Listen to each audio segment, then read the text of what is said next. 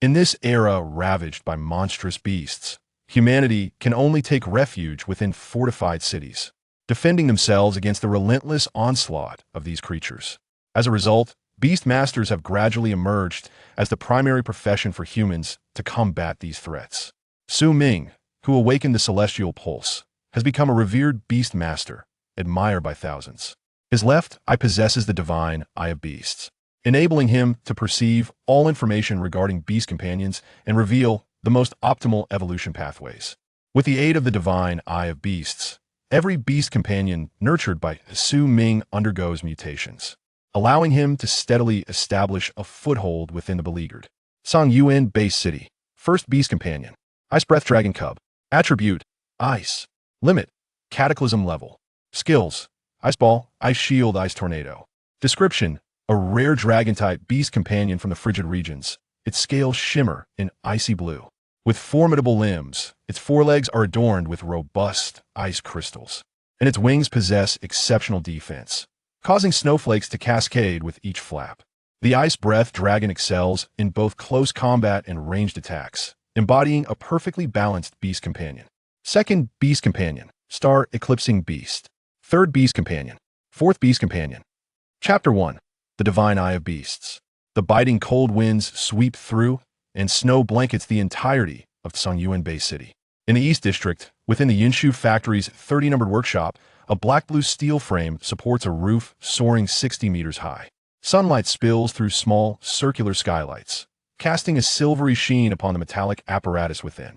At the heart of the workshop lies a massive metallic platform, upon which rests the lifeless body of a monstrous beast.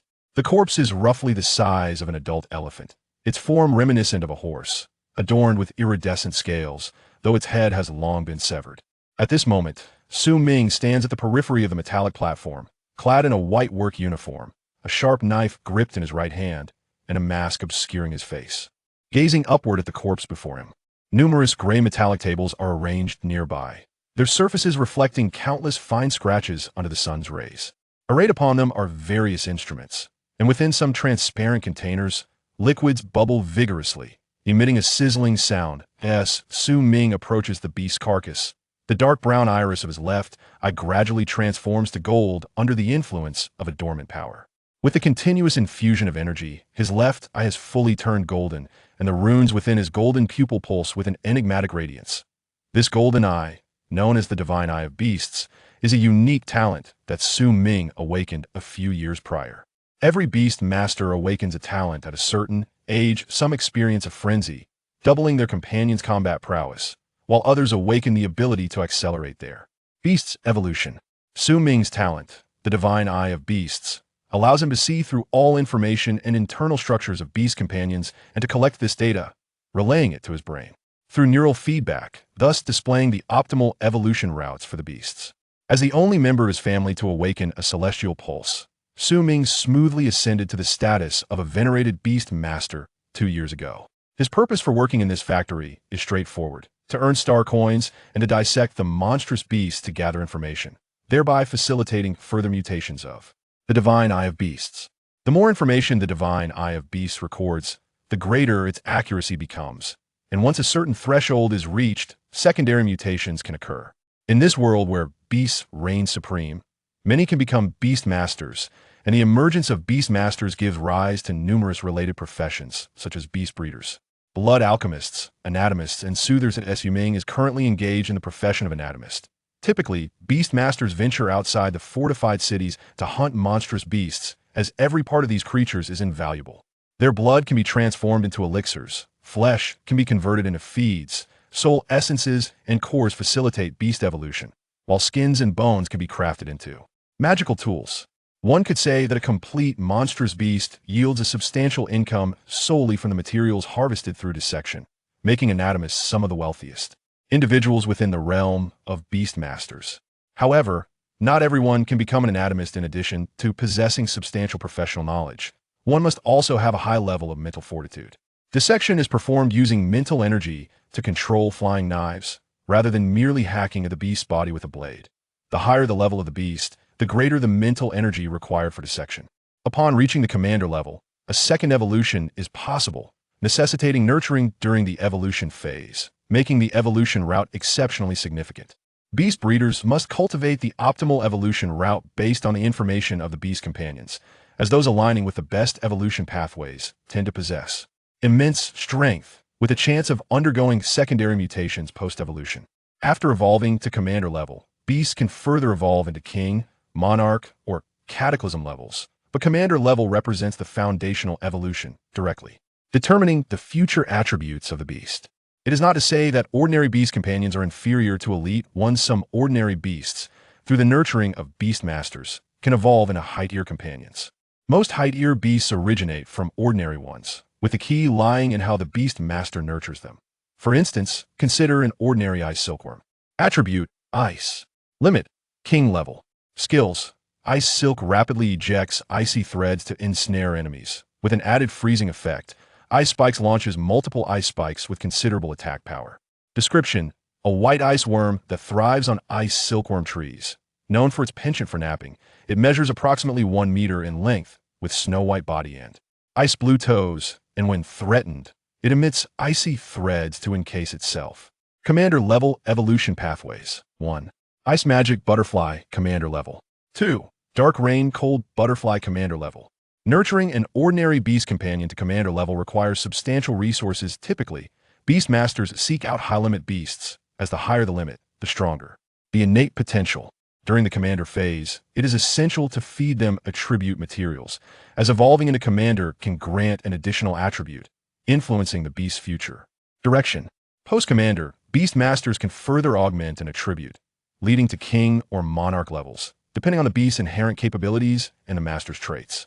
For Ming and other relatively ordinary beast masters, cultivating a high-quality beast companion poses a tremendous challenge. Most beast masters' first companions are of rather average quality. In the early stages, many beast masters struggle to nurture high-quality companions due to a lack of resource supply, while those supported by affluent families find it relatively easier to cultivate superior beasts. However, this situation is generally confined to the initial phase, specifically regarding the first beast companion. As time progresses, the avenues for resource acquisition for beast masters increase significantly, allowing them more opportunities to access higher-tier resources, thereby closing the gap in strength with their family-supported counterparts. Currently, Ming is merely a newly awakened beast master, barely qualifying as an apprentice to be considered a qualified apprentice. One must not only awaken the celestial pulse, but also form a contract with a beast companion. After years of accumulation, Ming had finally amassed enough star coins to procure a relatively ordinary beast pet cub for bonding. In fact, Ming had pre-ordered a sky fish beast cub several months prior, intending for it to be his inaugural beast companion. The sky fish beast, with a maximum potential reaching the king level, is favored by many ordinary beast tamers due to its formidable combat prowess and rapid evolution. It is a common choice among novice beast tamers to select a sky fish beast cub as their first companion, and Ming was no exception. However, just a few days ago, through an unforeseen turn of events, the Yinshu factory had somehow acquired the corpse of an ice-breathing dragon beast. As the most skilled anatomist in the factory, the task of dissection naturally fell to Ming. Initially, Ming felt a flicker of desire for such a beast with a remarkably high potential. After all, the ice-breathing dragon boasted an impressive ceiling and multiple evolutionary paths. Yet, considering it was merely a corpse, Ming did not dwell on it too much, feeling only a tinge of regret as he proceeded with the dissection, as was his routine. But as Ming began to dissect the abdomen, he was astonished to discover that it was a pregnant female dragon. Within its belly, Ming uncovered 3 dragon eggs of varying hues. What astonished him most was that one of the eggs exhibited a faint pulse of life. This revelation sent waves of exhilaration through Ming, for if he could successfully incubate the egg, he would directly acquire an extraordinarily high-potential beast as his first companion. At that moment, he felt nearly overwhelmed with gratitude, nearly kneeling to thank the heavens for such an opportunity. Fortunately, Ming retained his composure and promptly placed the egg, which exhibited signs of life, into a specialized nutrient solution for nurturing, hoping to successfully hatch the ice-breathing dragon cub.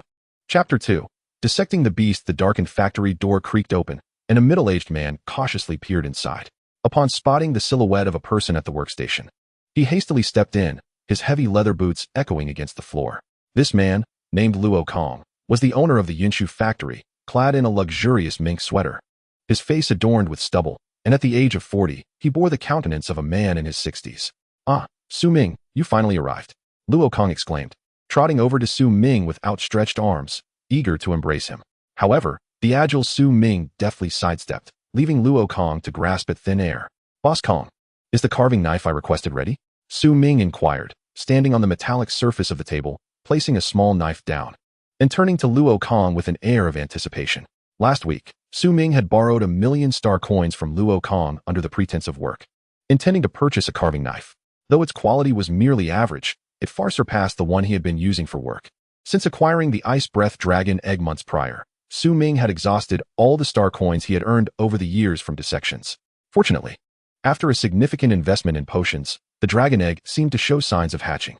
Thus, he dared not rest, returning to work as a dissectionist at the Yinshu factory, driven by the need to earn more star coins to nurture the soon-to-hatch Ice Breath Dragon offspring.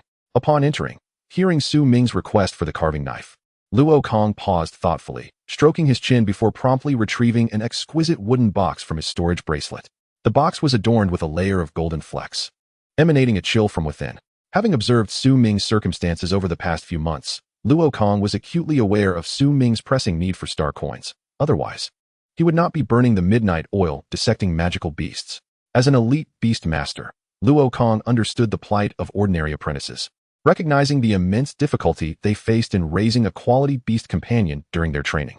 Therefore, when Su Ming expressed his desire to borrow funds for the carving knife, Luo Kong did not hesitate, diligently seeking out and acquiring a knife worth 1,000,000 star coins for him. As Luo Kong carefully lifted the lid of the box, a purple carving knife shrouded in white mist revealed itself before Su Ming. The mist swirled, and the purple blade gleamed brilliantly. Luo Kang's fingers, gripping the wooden box, turned a bluish hue as the icy aura permeated them, rendering his swollen fingers numb in an instant. The C-grade purple frost carving knife was considered a superior tool among C-grade knives. Su Ming summoned his mental energy to wield the knife, gesturing toward the carcass of the magical beast before him. As he activated the carving knife with his mental force, it erupted with a dazzling cold light, unleashing several blue energy blades that sliced through the beast's scales. The vibrant scales shattered under the impact, revealing a mass of crimson-purple flesh before Su Ming. It appeared that the tremendous force had disrupted a sealing formation within the corpse, leading to the rupture of a blood vessel and causing blue blood to gush forth. Alarmed, Su Ming swiftly retrieved a large vessel from nearby to catch the surging blue blood. "How do you like it, Su Ming? This knife was no easy acquisition for me," Luo Kong proclaimed, stepping closer to Su Ming, animatedly recounting the challenges he faced to procure the knife. Listening to Luo Kang's tale, Su Ming recognized the effort involved and expressed his gratitude. "Thank you, Boss Luo. I will repay you promptly and will never default." With a firm pat on his chest, Su Ming exuded confidence. For a dissectionist, earning star coins was not excessively challenging, especially for someone as gifted as Su Ming. What he lacked most now was time. Seeing Su Ming's resolute demeanor, Luo Kong laughed heartily, then clapped him on the shoulder, evidently affirming Su Ming's words. Luo Kong understood that with Su Ming's current dissection skills, he could stand shoulder to shoulder with some advanced dissectionists. Not only would Luo Kong acquire a C-grade knife for Su Ming, but if he desired, he would go to great lengths to procure a B-grade knife as well. Realizing Luo Kang's willingness to assist, Su Ming felt a sense of relief and decided to allow Luo Kong to witness his dissection of the magical beast lying before them. Before them lay a commander-level magical beast known as the Rainbow Beast. For most dissectionists, this would present a formidable challenge, but for Su Ming, it was a different story. His eye of all beasts could swiftly analyze the internal structure and organ distribution of the Rainbow Beast, coupled with his mental energy. Handling this commander-level creature was well within his capabilities, especially with the aid of the C-grade purple frost knife. With Su Ming's control, the purple frost knife glided toward the Rainbow Beast, first freezing its body to prevent blood from spilling, then methodically using the knife to peel away the colorful scales layer by layer. The removed scales would be categorized based on their quality. The finer ones would be crafted into armor, while the inferior ones would be ground into powder for various raw materials. After removing the scales, Su Ming would proceed to drain the blood, transforming the blue blood into a beast blood potion. The higher the potion's grade, the more beneficial it was for the beast, serving to enhance its physical capabilities. Some special potions could even awaken unique skills in beasts, making them exceedingly precious. Once the blood was drained, Su Ming meticulously sliced the flesh, as each part varied in value. For instance, The flesh from the belly and legs of the rainbow beast would fetch a high price, gracing the tables of beast masters due to its tender, delectable quality. The remaining meat would be processed into pet food, priced more affordably. The most challenging aspect of the dissection was extracting the beast core, which Su Ming would set aside with utmost care. Extracting the core was the most intricate task, as the surrounding blood vessels numbered in the millions. Unlike human blood vessels, these were as thin as a cicada's wing, yet harder than the beast's defensive scales. However, with the carving knife in hand and the beast master's mental energy guiding him, penetrating the vessels was feasible, though it required precise control and strength of will. Su Ming had purchased the knife specifically to navigate through the blood vessels and extract the core more effectively. A commander-level beast core could fetch anywhere from 1 million to 10 million star coins, and if the rainbow beast core remained undamaged, it could command an even higher price. Utilizing his mental energy, Su Ming diligently cut away the vessels encasing the crystal core, carefully removing each one to minimize any risk of damage. Most dissectionists approached the core with the utmost seriousness, concentrating their mental energy to ensure precision. As Su Ming continued to employ his remaining mental energy, he methodically sliced through the last of the blood vessels. After more than 4 hours of focused work, he finally unveiled a pristine rainbow beast core, its colorful surface shimmering in shades of pink and blue, glistening with an ethereal light. This, truly, you are the finest technician in my factory, achieving such exquisite results. Luo Kong exclaimed, his hands trembling in astonishment as he gazed at the core. Witnessing this dissection up close for the first time left Luo Kong utterly awestruck. For someone like him, an outsider to the craft, it was nothing short of a visual feast. With a look of profound amazement, Luo Kong surveyed the workstation, noting the absence of any mess, save for the faint traces of blood left by the carcass. The materials were meticulously categorized by Su Ming, with scales, bones, blood, flesh, and crystal cores all arranged in accordance with their respective specifications, even the prices clearly delineated. Chapter 3. The Ice Breath Dragon. After completing the dissection of the commanding level Cangyuan beast, Su Ming removed his work attire, wiped the sweat from his brow, and, feeling somewhat fatigued, remarked, "Boss Kong, my task for today is accomplished. I shall take my leave." No sooner had he spoken than Su Ming eagerly donned his cotton coat and exited the workshop. In contrast, Luo Kong was still lost in contemplation of Su Ming's dissection process, utterly oblivious to Su Ming's departure. Upon stepping outside the factory, snowflakes began to fall like down feathers from the sky, blanketing the roads and rooftops in a thick layer of white, rendering the surroundings a pristine, snowy expanse where visibility was reduced to mere meters. Su Ming brushed the snowflakes off his furry hat with a swish, donned it, and made his way towards Ihu Community in the Eastern District. Ihu Community was relatively dilapidated, offering affordable rents of approximately 3,000 star yuan per month. Su Ming planned to leave this place with his family once he gained admission to the Sacred Dragon Beast Master Academy, seeking a more suitable living environment. Having resided here for several decades, it was hard for Su Ming to believe they had no emotional ties to the place. In front of a 3-story building adorned with 2 red "Congratulations on Your Prosperity" banners, Su Ming halted, shook off the accumulated snow from his attire, stomped his feet to dislodge the frost, and retrieved a rusty key to unlock the door. Su Ming's family comprised 4 members: his father, Su Hai, and his mother, Ji Hong, who ran a high-end restaurant somewhere along Qingyang Avenue in the Eastern District. Had it not been for Su Ming's considerable expenditure on becoming a beast master, they might have long since purchased a house in the bustling Qingyang community. After shedding his outer garments, Su Ming turned on the heating and collapsed onto the worn sofa, feeling an immense wave of relaxation wash over him. So profound was his fatigue that he fell into a deep slumber just minutes after lying down. The dissection of the Cangyuan beast had nearly exhausted all of his mental energy, yet his long-term practice in dissecting magical beasts had significantly bolstered his mental strength. Suddenly, a series of cracking sounds startled Su Ming from his reverie on the sofa, abruptly pulling him from his dreams. Groggily, he blinked his eyes open and, after lying still for several more minutes, finally rose and made his way towards a nearby room. As soon as he entered, a bone-chilling cold enveloped him, instantly sharpening his senses and causing his legs to tremble. Slightly dazed, Su Ming hurriedly donned a thick cotton coat and stepped into the room, where a small blue-purple dragon hatchling, roughly the size of a soccer ball, was emerging from its eggshell.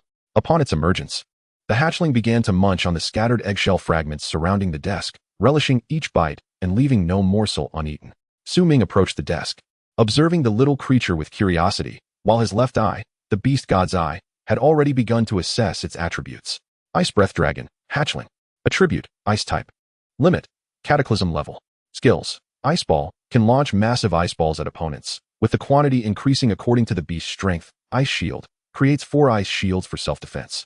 Ice Tornado uses its wings to spin rapidly in the air, generating a fierce icy tornado. Description: a rare dragon-type beast found in extremely cold regions. Its scales are a frosty blue, its limbs robust, with its forelimbs covered in highly defensive ice crystals, and its wings equally formidable, releasing snowflakes with each flap. The Ice Breath Dragon excels in both close and ranged combat, embodying a supremely balanced beast that can both attack and defend. Image for reference. Is this truly a high-limit beast? Ming mused, gently stroking the hatchling's head, marveling at its cataclysm-level potential. After finishing the eggshell fragments, the Ice Breath Dragon emitted a few affectionate sounds towards Ming, seemingly regarding him as its mother. It took tentative steps across the desk, occasionally flapping its wings in attempts to fly, though it could not lift off the ground, having grown accustomed to its body. The Ice Breath Dragon approached Ming's palm and affectionately rubbed its still smooth head against the back of his hand. Ming felt a refreshing chill emanating from the creature, pleasantly cool yet devoid of any biting coldness. Noticing the hatchling's fondness for him, Ming contemplated beginning the process of signing a beast contract. Typically, beast masters nurture their hatchlings for a period to build rapport before formalizing the contract, thus increasing the likelihood of success. If a beast harbors aversion towards its master, the contract process can become exceedingly difficult, with the potential for backlash that could lead to severe injury or even death. This is why many beast masters refrain from directly capturing magical beasts for contracts. Placing his hand atop the Ice Breath Dragon's head, Ming began to chant the incantation, summoning a magical circle beneath the hatchling's feet. Provided the Ice Breath Dragon did not resist, Ming merely needed to merge a fragment of his soul with its crystal core. This step of contracting a beast is fraught with peril should one encounter a malevolent beast. It may appear harmless, but could violently resist at the moment the beast master attempts to integrate their soul, resulting in catastrophic consequences. Fortunately, the Ice Breath Dragon exhibited no significant resistance and even willingly accepted Ming's soul fragment into its core. As the soul merged with the core, a psychic link swiftly formed between Ming and the Ice Breath Dragon. Haha, Ming, have officially become a beast master, he exclaimed joyously, embracing the hatchling and laughing within the confines of his room. Successfully acquiring his first beast granted him the status of an apprentice-level beast master. Beast masters are categorized into various tiers: apprentice, elite, master, extraordinary, domain lord, and celestial master. With each advancement, a beast master gains the ability to contract an additional beast. To ascend, both the beast's tier and the beast master's strength must be elevated accordingly. Upon becoming a beast master, a latent power known as Star Force awakens within them, enabling the mastery of beasts and the ability to combat foes. The higher the Star Force points, the stronger the beast master. Typically, apprentice-level beast masters possess around 1,000 Star Force points, while to attain elite status, one must reach 10,000 points, alongside evolving their beast to the commanding tier. Ming carefully placed the Ice Breath Dragon on his bed, scrutinizing it closely with his beast god's eye. To his astonishment, he discovered that the Ice Breath Dragon possessed 3 distinct evolutionary paths. Upon reaching the commanding tier, the Ice Breath Dragon can evolve along one of 3 routes. 1. Abyssal Demon Dragon, commanding level. 2. Cold Abyss Giant Dragon, commanding level. 3. Ice Radiance Holy Dragon, commanding level. With the aid of the beast god's eye, Ming could discern the optimal evolutionary path for the beast before him, determining that this Ice Breath Dragon was best suited for nurturing towards the Ice Radiance Holy Dragon. Ice Radiance Holy Dragon, commanding level. Attribute: Ice and Light types. Skills: Side Wing Light Slash, Extreme Cold Ray, Frost Claw, Radiant Dragon Strike, Dragon Roar. Ultimate skill: Radiant Judgment. Description: embodying both ice and light attributes, this dragon radiates a luminous aura, its wings effortlessly emitting beams of light intermingled with chilling air. As Ming contemplated the Ice Radiance Holy Dragon's suitability for evolution, he couldn't help but wonder about the cost of light-type materials. From the ordinary level of cultivation to the elite level, and then to the commander level, Ming must seek various light-based materials to nourish the Ice Breath Dragon. If he fails to gather enough time attribute materials by the time the elite evolves into the commander level, the resulting Ice Radiance Holy Dragon may suffer a significant reduction in strength, with a high likelihood of deformity, commonly referred to as developmental difficulties. However, if he were to feed it solely light-based materials without incorporating ice element materials, evolution into the commander level would be impossible. As the Ice Breath Dragon's primary element is ice, it is essential to maintain a balance between the 2 attributes within a certain range. Chapter 4. Good brother Yongkai. Beast pet cultivators are dedicated to assisting beast masters in establishing breeding pathways for their beast pets, thus determining the appropriate materials for cultivation, essentially a nutritional balance. Su Ming's all-beast divine eye allows him to discern precisely what materials this ice breath dragon cub currently requires. The materials identified by the all-beast divine eye include ice-type beast blood, ice crystal stones, light origin crystal stones, and cold light stones. These materials represent the most optimal options. Yet they remain beyond Su Ming's current reach, as a single cold light stone costs several 100,000 star coins, a price that would leave Su Ming utterly destitute. Oh. Woo. After a few cries, the ice breath dragon descended onto the tiled floor, sniffing the surrounding scents in search of food to satiate its hunger. However, Su Ming had not anticipated the dragon egg hatching so swiftly. The beast meat he had prepared was still unpurchased. Given the ice breath dragon's daily consumption, it would require an expenditure of tens of thousands of star coins. Naturally, if the beastmaster is in a tight spot financially, they might opt to feed less advanced materials, with beast pet feed being the optimal choice. Standard beast pet feed is composed of meat from magical beasts of various attributes. As a dissector, Su Ming's role includes selecting magical beast meats based on quality. Some of the more ordinary meats are processed into beast pet feed. Most beast masters prefer to use feed that aligns with their beast pet's elemental attributes as their main sustenance, except for the wealthy who provide high-tier materials directly to their beast pets. For his ice breath dragon, Su Ming planned to purchase mid-tier ice-type feed, which is formulated from ice attribute magical beast blood and flesh, infusing the feed with ice elemental essence, making it suitable for ice attribute beast pets. After placing the order, Su Ming cradled the ice breath dragon and ventured outside to familiarize himself with its skills. The Holy Dragon Beastmaster Academy was set to host a freshman competition, and any newcomer who stood out would surely capture the attention of the mentors. Adjacent to Ihu community, there were numerous arenas for beastmasters to engage in combat, each quite spacious, roughly the size of half a football field. However, once a beast reaches the commander level, competing in these arenas is no longer permitted, and they must instead utilize designated large-scale arenas or coliseums.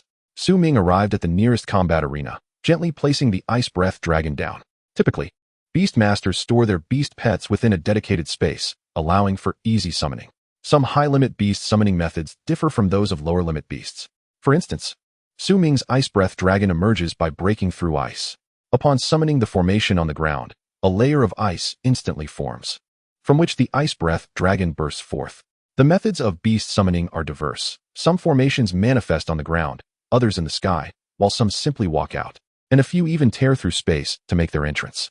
Due to a recent heavy snowfall, the large arena was covered in a thick layer of snow, providing an ideal environment for the ice-type ice breath dragon. As soon as it was placed down, the ice breath dragon burrowed into the snow pile, leaving only its head protruding as it gazed at Su Ming. Use the ice ball on that snow pile, Su Ming instructed, pointing toward a mound of snow. Bursting forth from the snow, the ice breath dragon prepared to unleash its ice ball at the indicated pile. An aura of coldness enveloped it as a small ice ball, roughly the size of a ping-pong ball, slowly coalesced before launching toward the snow, creating a significant hole upon impact. Observing the diminutive size of the ice ball, Su Ming encouraged it to concentrate further, yet it consistently produced ice balls of similar dimensions, only managing to conjure a single one. In light of this, Su Ming prompted it to engage in close combat. The ice breath dragon obediently scampered to the snow pile and began to paw at it.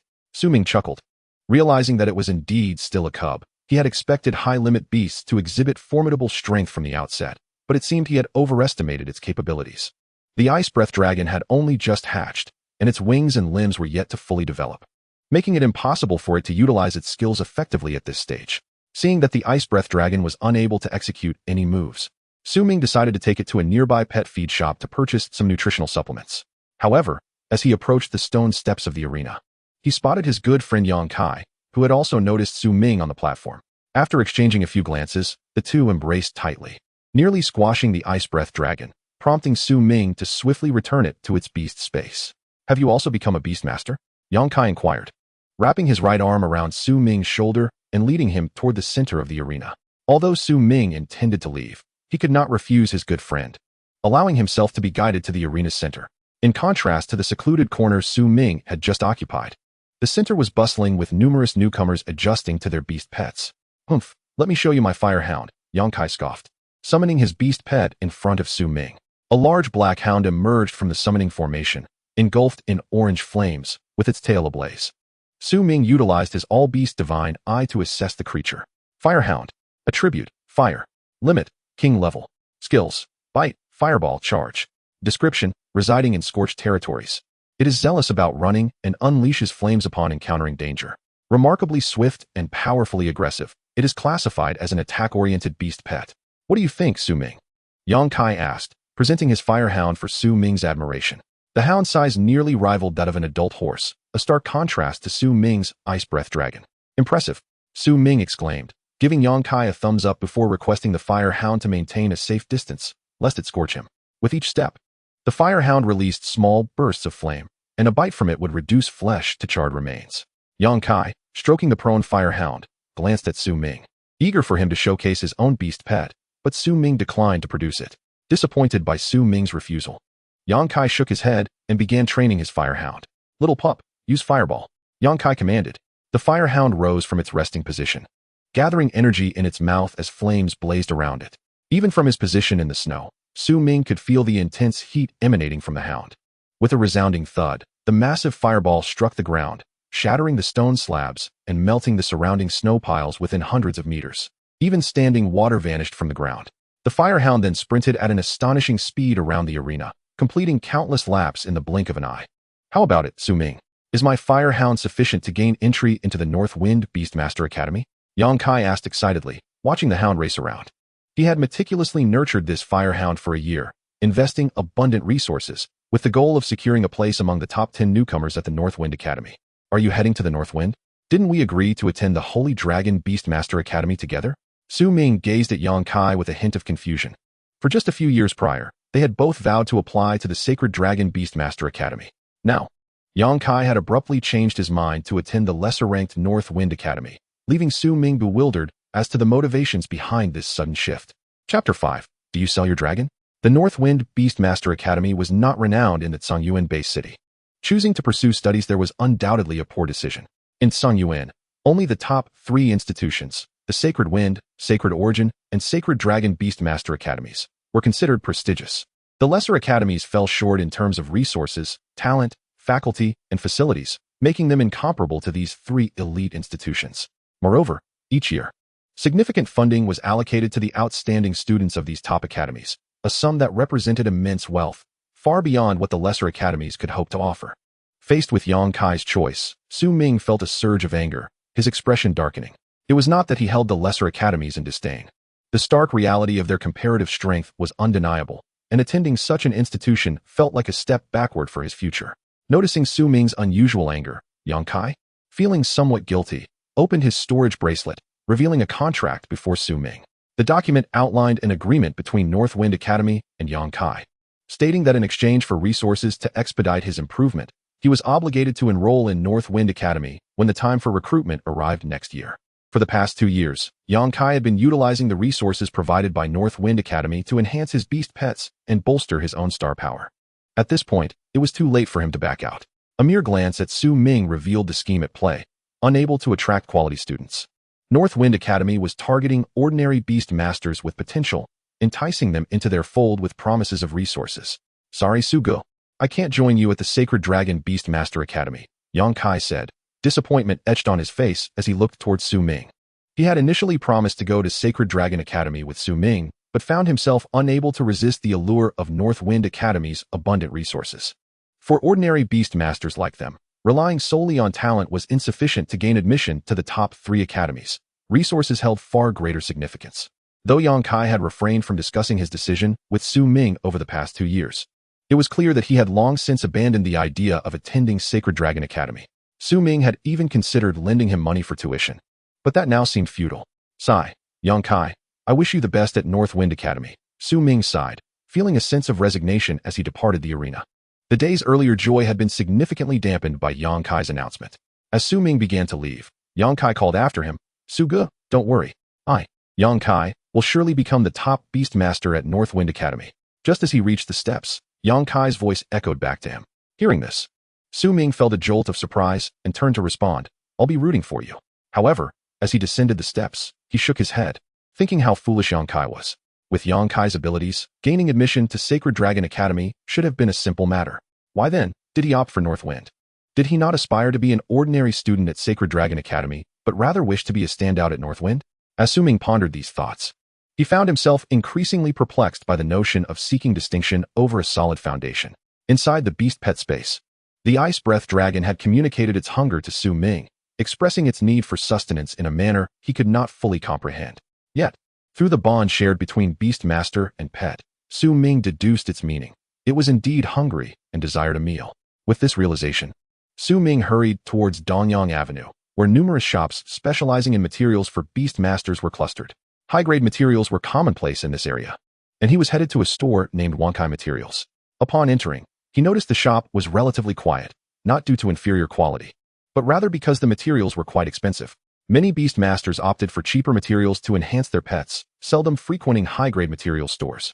This was only Su Ming's second visit. His previous trip had seen him purchase a vial of awakening liquid for a staggering 1 million star coins. The quality here was top-notch, and loyal customers seeking high-grade materials often returned. As Su Ming stepped inside, a delightful floral aroma enveloped him, instantly easing his tension. Approaching the counter, he hesitated momentarily before reluctantly placing his crystal card down, his voice tinged with reluctance. "Boss, I wish to purchase some materials for my beast pets."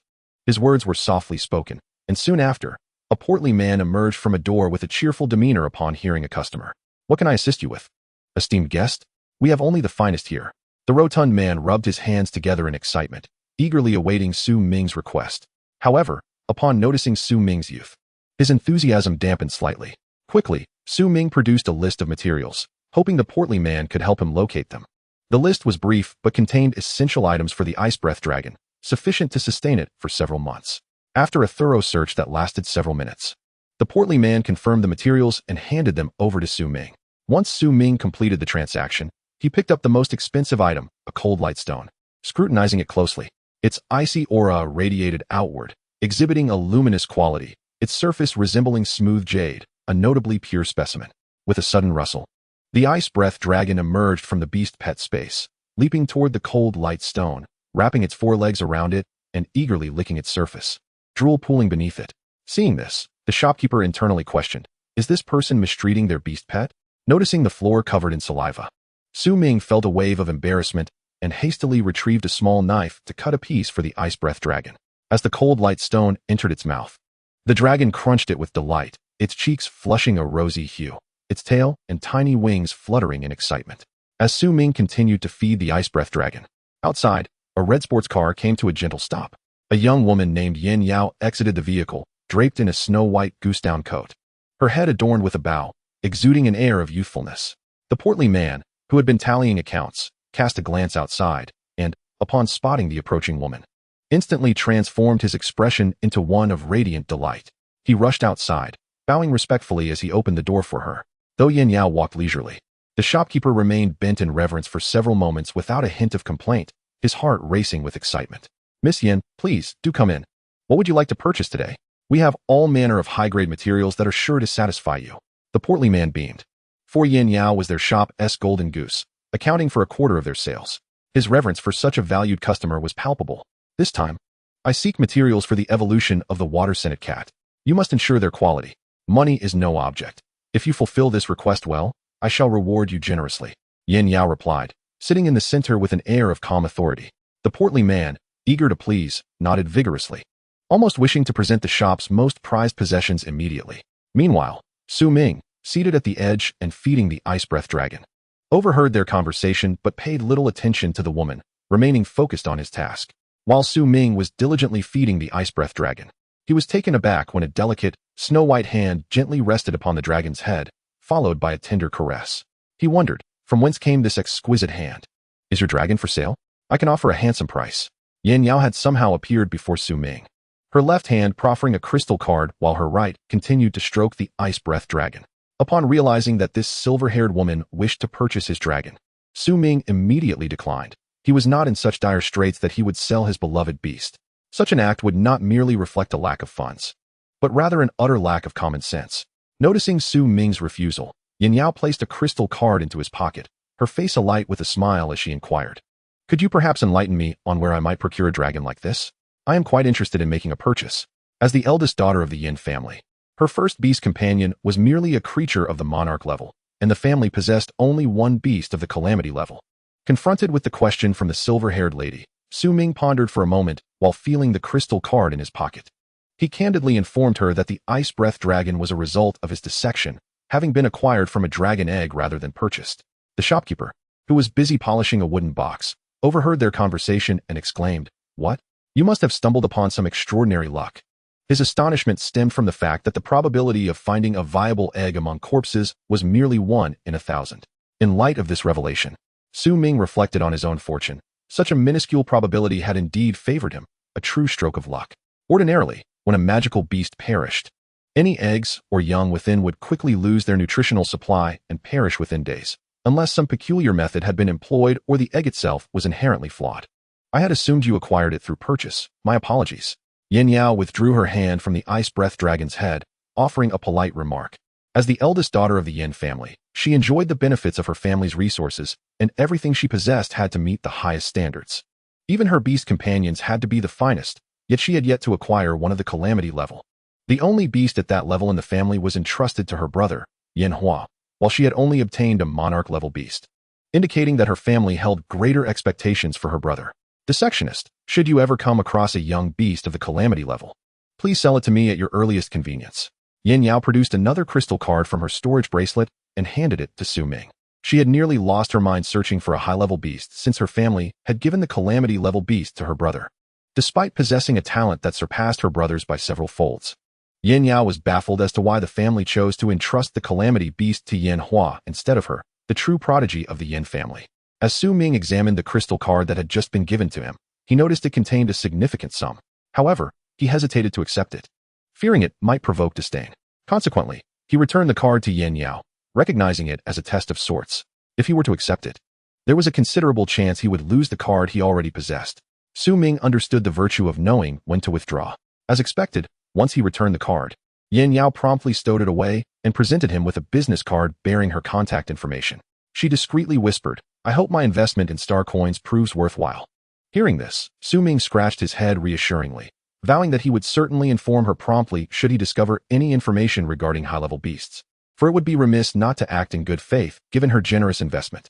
With Ming's affirmative reply, Yin Yao smiled radiantly at him, exchanged a few pleasantries, and then approached Wang Yu. "Little Fu, bring me 10 water spirit stones, 10 ice crystals, and 1 water-type magical beast heart." No sooner had she finished speaking than she summoned her first beast companion. As the summoning array completed, a small lake materialized, its waters a deep azure, and from its surface emerged a water-stench cat, standing as tall as a grown man. Seated nearby, Ming observed in awe as the upright, feline-like beast appeared. The all-beast divine eye revealed its details. Water-stench cat, elite level. Attributes, water type. Limit, monarch.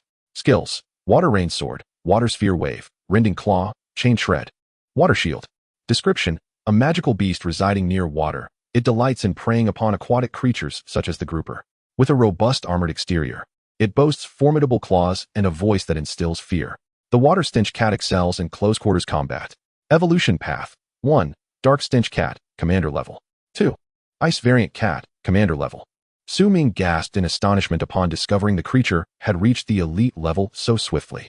If unleashed in the upcoming freshman competition, it would surely wreak havoc among the competitors.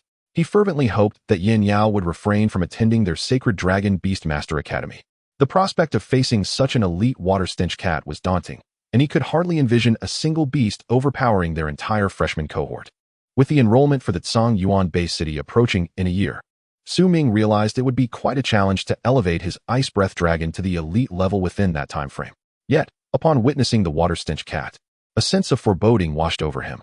If several elite beasts appeared in the freshman competition, it would render the endeavor of battling a boss trivial. As Yin Yao departed with her water stench cat, Ming hurried to the counter and placed a crystal card down, stating, "Boss, I would like 1 each of ice crystal, light element crystal, and cold light stone."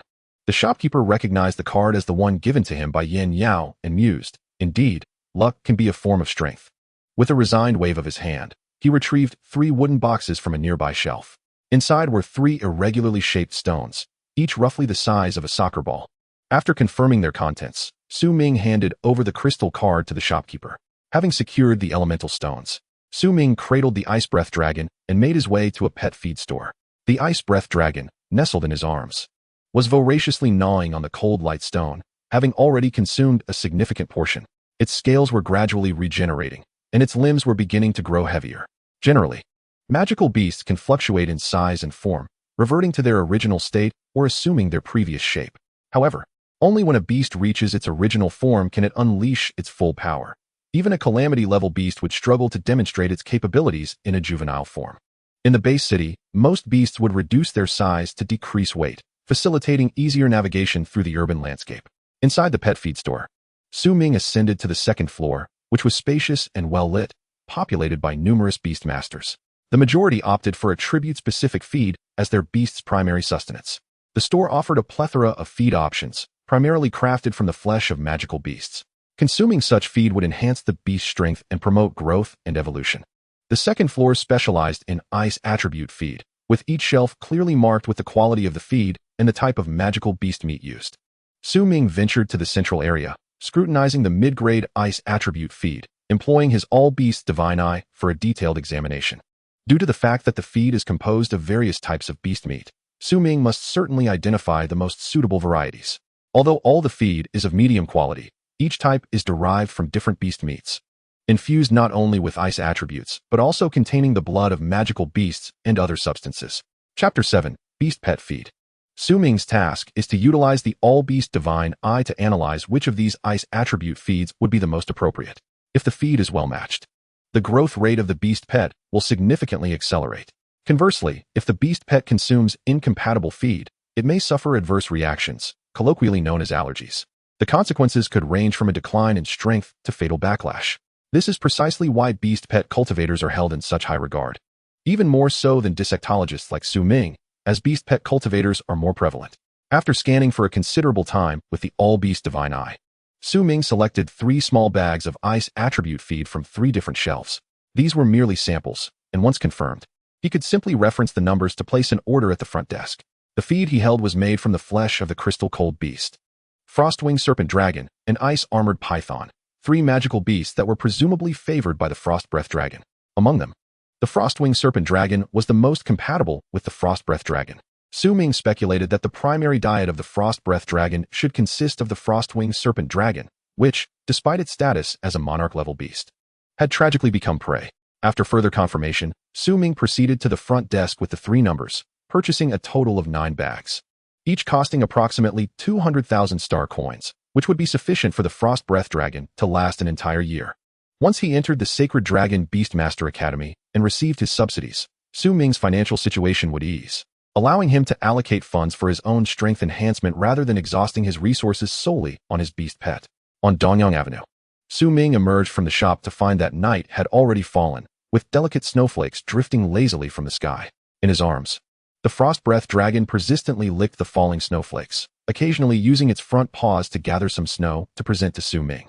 As Ming walked along the roadside, donning a plush hat while cradling the Frost Breath Dragon, he made his way to a nearby residential complex.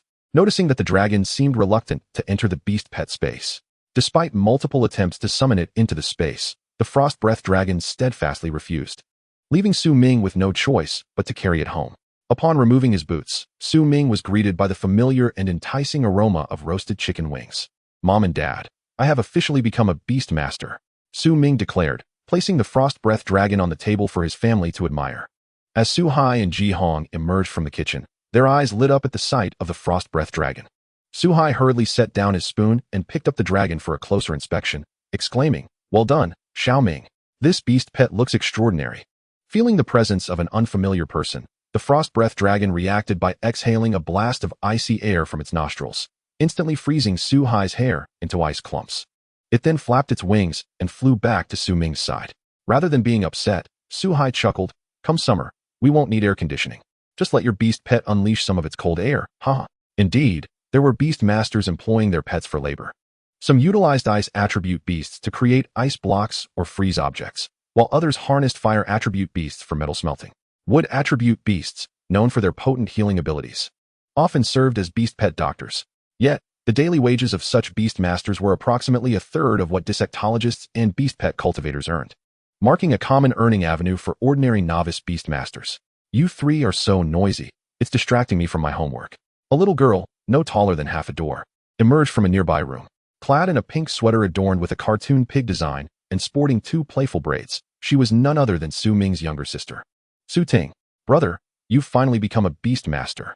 You should watch less TV and train your beast pet more, Su Ting said, placing her left hand on her hip while pointing her right finger at Su Ming's midsection. This comment stemmed from her frequent observations of Su Ming engrossed in television, the noise making it impossible for her to concentrate on her studies. Feeling slightly embarrassed, Su Ming quickly sat at the dining table and began feeding the frost breath dragon some cold light stones. Humph, Su Ting huffed, taking a seat beside him and fixating her gaze on the frost breath dragon. Just then, Ji Hong entered the living room, carrying 2 bowls of braised pork, followed closely by Su Hai, who placed several dishes on the dining table. In no time, the table was adorned with dozens of exquisite dishes, causing Su Ming to drool in anticipation. Su Hai raised a glass of juice and proclaimed, "Let us all congratulate Su Ming on becoming a beast master." Ji Hong and the others raised their glasses in a toast, while the frost breath dragon stealthily approached Su Ming's lap to sip some juice. With a few slurps, the dragon drained a cup of orange juice, prompting Su Ming to quickly check for any abnormalities using the all-beast divine eye. And only after confirming everything was normal did he breathe a sigh of relief. "By the way, Mom and Dad, have you found a house in the Dongyang district?" Su Ming inquired as he picked up a chicken wing. The two, who had been serving themselves dishes, exchanged glances before Su Hai finally spoke. "The apartment we viewed last time still needs 2 million star coins to secure the middle floor." Upon hearing that 2 million star coins were still needed, Su Ming resolved to assist them with the payment after he enrolled in the Sacred Dragon Beastmaster Academy. For now, he had to focus all his funds on his beast pet. Purchasing a house could wait a few years, given that they had lived there for so long already. "All right, I will help you with the remaining payment once I enroll in the Sacred Dragon Beastmaster Academy," Su Hai responded, sipping his juice. "Thank you, Xiaoming. Although Beastmasters earn well, expenses can be substantial too. You don't need to strain yourself." He understood that Beastmasters had a quicker income than ordinary people, which is why he had previously bought Su Ming a bottle of talent awakening liquid to help him awaken his abilities. This single bottle cost 100,000 star coins, an amount equivalent to 10 years' wages for an ordinary person. However, Su Ming did not disappoint them, awakening the extraordinary all-beast divine eye talent and acquiring a beast pet with a maximum level of catastrophe, promising a limitless future. Ding dong, ding dong. The black phone on the table began to vibrate, quickly capturing Su Ming's attention. Upon glancing at the caller ID, he was momentarily taken aback. Why was Luo Kong calling him so late? Without further thought, Su Ming grabbed his phone and stepped out onto the balcony. "Su Ming, I have good news," Luo Kong exclaimed excitedly as soon as the call connected. "What good news, old Kong? Come down to the lobby. A big order has come in tonight that could make you a fortune." Downstairs, a black sedan honked incessantly, creating a disturbance, yet Luo Kong paid it no mind. Realizing Luo Kong was waiting below and eager for the big order, Su Ming hurriedly stowed the frost breath dragon into the beast pet space. "Mom and Dad, I have an urgent matter tonight, so I'll be leaving," Su Ming called out as he hastily donned his coat, shutting the door behind him and sprinting downstairs. Chapter 8. The Corpse of the Earth Dragon Rock Beast. Su Ming dashed toward Luo Kang's car, barely settling into his seat before Luo Kong abruptly accelerated, the vehicle lurching forward. Confused by Luo Kang's urgency, Su Ming was left bewildered. "Have you seen the news regarding the breach caused by 2 royal-grade magical beasts that infiltrated the Cangyuan Base City, wreaking havoc?" While driving, Luo Kong observed the perplexity on Su Ming's face through the rearview mirror and managed to inquire. Indeed, Su Ming had heard about the incident. He only knew that several master-level beast tamers were dispatched to thwart the onslaught, and it appeared that an extraordinary beast tamer was eventually called upon. However, he was unaware of the aftermath. Noticing Su Ming's continued silence, Luo Kong elaborated on the events. The 2 royal-grade magical beasts had slain over a dozen master-level beast tamers, and it was only after the intervention of an extraordinary beast tamer that one of them was finally dispatched. Currently, the carcass of the remaining royal-grade beast is displayed at the Tiantianho factory. "Su Ming, our Yinshu factory has secured a slot to dissect that royal-grade magical beast at Tiantianho factory, and the reputation of our factory may hinge on your performance," Luo Kong declared, lighting a cigarette and casting a smile at Su Ming from the rear. Given Su Ming's unparalleled dissection skills, Luo Kong was brimming with confidence, as he was acutely aware of Su Ming's prowess. The previous dissection had profoundly impressed Luo Kong. Otherwise, he would have long abandoned this opportunity. For not every dissectionist possesses the capability to handle a royal-grade magical beast. At that moment, Su Ming pondered which part of the beast he would be assigned to dissect. Though his curiosity was piqued by the identity of the royal-grade magical beast itself, due to their colossal size, No one in Cangyuan Base City had managed to dissect an entire royal-grade magical beast. It required the collective effort of numerous dissectionists. Should Su Ming perform admirably, the wealth he could earn from a single dissection might surpass what an ordinary person could accumulate in several lifetimes. Several hours later, Luo Kong parked the vehicle in a lot brimming with cars, where numerous esteemed dissectionists from Cangyuan Base City were disembarking. Come on, Su Ming. Let us proceed to the Tiantianho factory, Luo Kong urged, excitement radiating from him as he led Su Ming towards the central stronghold. After half an hour of walking, they arrived at the entrance of the Tiantianho factory. Just as Su Ming's foot grazed a red line, a man swiftly approached them, halting their advance with a serious expression. Please present your invitation letter. The man, clad in black gloves, extended his hand towards Luo Kong, whose tension visibly escalated. This is the invitation letter. Please have a look. Luo Kong stammered, producing a gilded invitation letter. The man scanned the letter meticulously before returning it. Once it was in his possession, Luo Kong promptly handed it to Su Ming and pointed in a direction, instructing, Su Ming, it's your turn. Just take this and wait over there. As there was only one invitation, Luo Kong, after cautioning Su Ming about various matters, departed. Inside the protective walls, Su Ming felt as though he had stepped into daylight. The surroundings were illuminated by enormous luminous stones, and soldiers armed with rifles were stationed every few hundred meters, while several flying beast companions circled above. Following Luo Kang's directions, Su Ming arrived at a massive bronze door that exuded an overwhelming sense of weight. Just as he was about to touch the door, a shadow clothed in black suddenly appeared and called out to him. You are the dissectionist, correct? Please follow me. The newcomer was a woman, flanked by several other dissectionists, and her age made Su Ming appear remarkably youthful by comparison. As the group followed the black-clad woman through the bronze doors, they were met with the sight of two enormous beast feet. However, before Su Ming could take a closer look, an invisible pressure bore down upon them. The sudden force nearly brought Su Ming to his knees, causing turmoil within his blood energy. He attempted to channel his star power to stabilize himself, but the black-clad woman behind him intervened. This is a Xianyu pearl. It can mitigate the residual pressure from the magical beasts.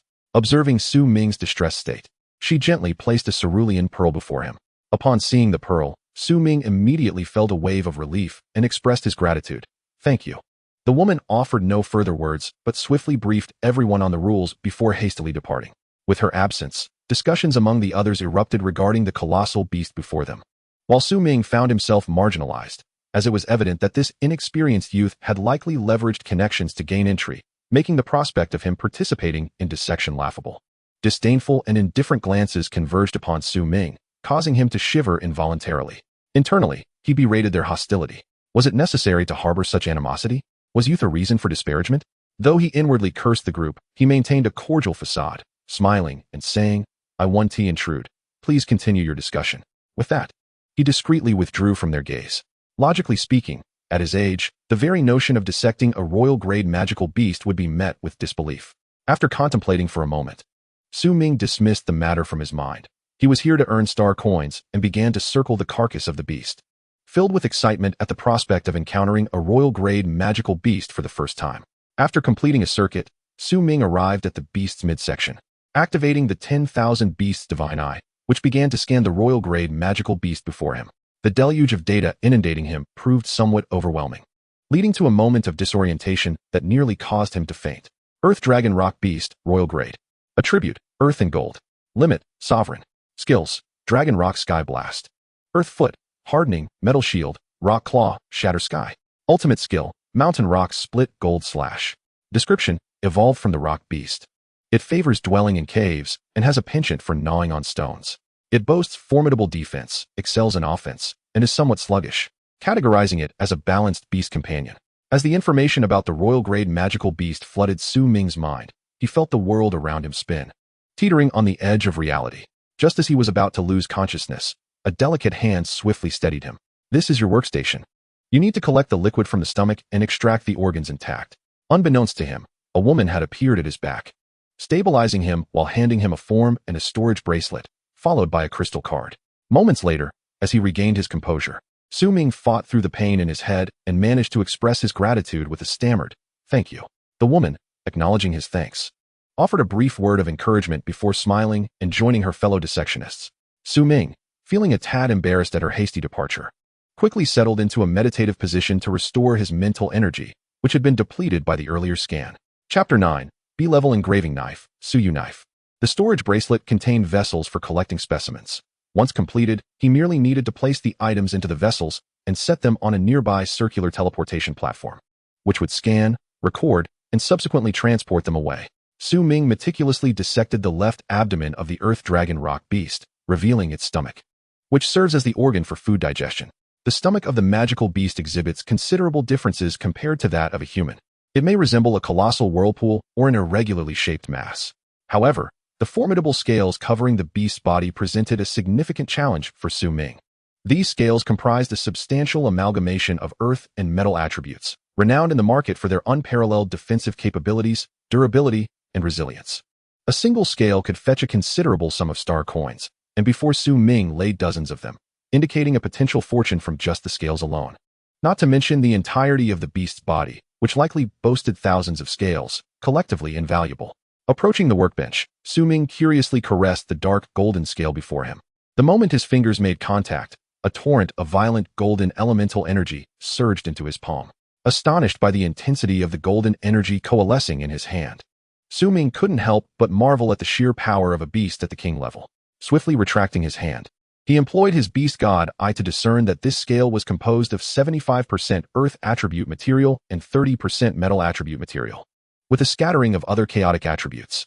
Upon confirming the analysis, Su Ming retrieved his purple cold engraving knife and began the arduous task of penetrating a scale. Due to the contraction of the scales post-mortem, he could not exploit the gaps. Thus, he had to shatter a scale to commence the dissection. The task sheet mandated a minimum of 30 complete scales, and with over 80 present in his vicinity, breaking one was a reasonable course of action. With a series of resounding thuds, the purple cold engraving knife struck several hundred times before finally creating an opening the size of a fist. He then deftly manipulated the knife to commence cutting around the opening. 3 hours later, he had meticulously cleared the scale, revealing a layer of soft white skin beneath. To his astonishment, this skin exhibited several times the defensive strength of the outer scales. With this layer as his focus, he set about peeling away the surrounding scales. The scales were remarkably thick, yet with Su Ming's current mental fortitude, he was able to support one.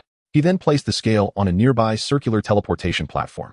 Each scale deposited would trigger a transfer, and once 5 scales were placed, the platform would confirm the task's completion. Additionally, fragments of the scales also needed to be included to prevent the anatomist from deliberately damaging them after meeting the required quantity.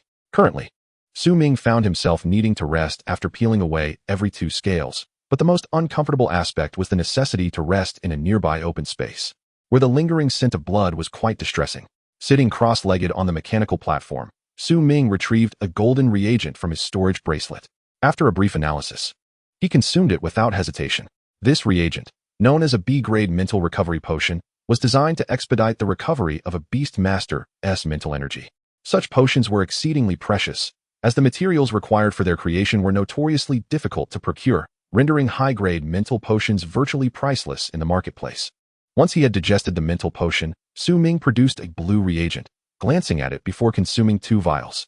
This blue potion, labeled as B-grade nutrient solution, was intended to replenish the essential nutrients needed by a beast master's body. A single vial could sustain one for at least 4 days without the need for food, maintaining vitality akin to daily nourishment.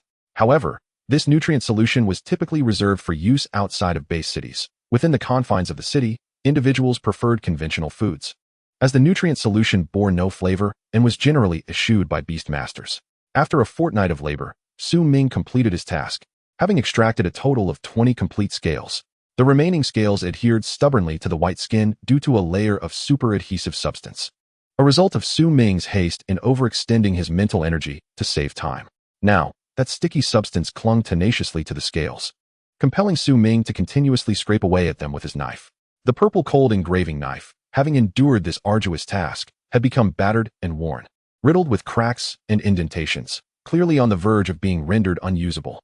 Ah, purple cold knife, I truly apologize. I didn't anticipate your deterioration would occur so swiftly. Su Ming lamented as he suspended the knife in midair, bowing several times before stowing it away. Even as scrap, it could still yield around 100,000 star coins, providing a fitting end for the knife. Mr. Su, here is your B-grade engraving knife, announced a woman in a black robe, presenting a wooden tray that cradled a jade-green engraving knife. This knife was among the finest in the B-grade category, possessing considerable value. However, Su Ming had procured it using frozen star coins from his card, a privilege earned through the extraction of 20 complete scales, generating significant profit that made this caliber of knife attainable. Equipped with the jade green engraving knife, Su Ming turned his attention back to the layer of white skin. With a swift stroke, he made a cut, followed by several more, laboring for an extended period before finally tearing open an incision. He promptly maneuvered the knife to clear the surrounding tissue, fortunate that the Earth Dragon Rock Beast's corpse had been drained of blood beforehand, allowing him to swiftly locate the stomach. The stomach presented itself as a square, colorful crystal adorned with crimson veins. Standing at the periphery, Su Ming could sense an aura of corrosiveness emanating from it. After thoroughly clearing the surrounding skin and tissue, only some skeletal remains remained, with the stomach being the final piece needed to complete his task. At this juncture, Su Ming consumed 2 more mental recovery potions and proceeded to excise the surrounding blood vessels with the aid of the B-grade knife, which made the task significantly easier.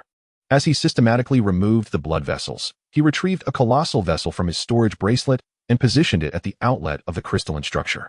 Once he severed the largest conduit, a torrent of bright green liquid gushed forth. Recognizing the liquid's potent corrosive properties, Su Ming quickly retreated several meters to avoid contact. After several moments, once the liquid had ceased flowing, he placed the vessel on the teleportation platform, then turned his attention back to the crystalline structure. The square proved easy to segment, and he divided it into 4 pieces. However, as the third cut descended, a glimmering, multicolored bracelet caught Su Ming's eye. What on earth? There's something in the stomach of a king-level beast that hasn't been corroded? Su Ming thought, astonished, as his mental energy locked onto the colorful bracelet nestled in the corner of the stomach. Given its resilience against the corrosive effects of the king-level beast's gastric juices, he surmised that this storage bracelet must possess extraordinary qualities. Noticing that no one was observing, Su Ming deftly utilized his mental energy to retrieve the spatial bracelet. Eureka! Another unexpected treasure. He chuckled to himself, reveling in his fortune before resuming the dissection of the crystalline structure. With the final crystal placed upon the teleportation platform, Su Ming's task reached completion. Once the platform executed its transfer, he stepped forward. Chapter 10. Dissection of the Crystal Core. As a blinding light enveloped him, Su Ming found himself transported to a spacious chamber, sparsely populated with only a few individuals milling about. He approached a counter at the forefront and declared, Dissector number 48. Su Ming has completed the task. Please verify. Handing over a crystalline card and a form to a woman, she perused the documents before accepting the card and the task sheet. Confirmation complete. During the dissection process, you purchased a jade carving knife. After deducting the cost from this crystal card, you are left with 490,000 star coins. Please keep it safe. The woman swiped the crystal card that Su Ming had just received, reducing its balance to 49, and returned it to him. Upon seeing the diminished number, Su Ming felt a pang in his heart and muttered to himself how expensive it was. However, just as he was about to reach the door, the phone next to the woman suddenly rang.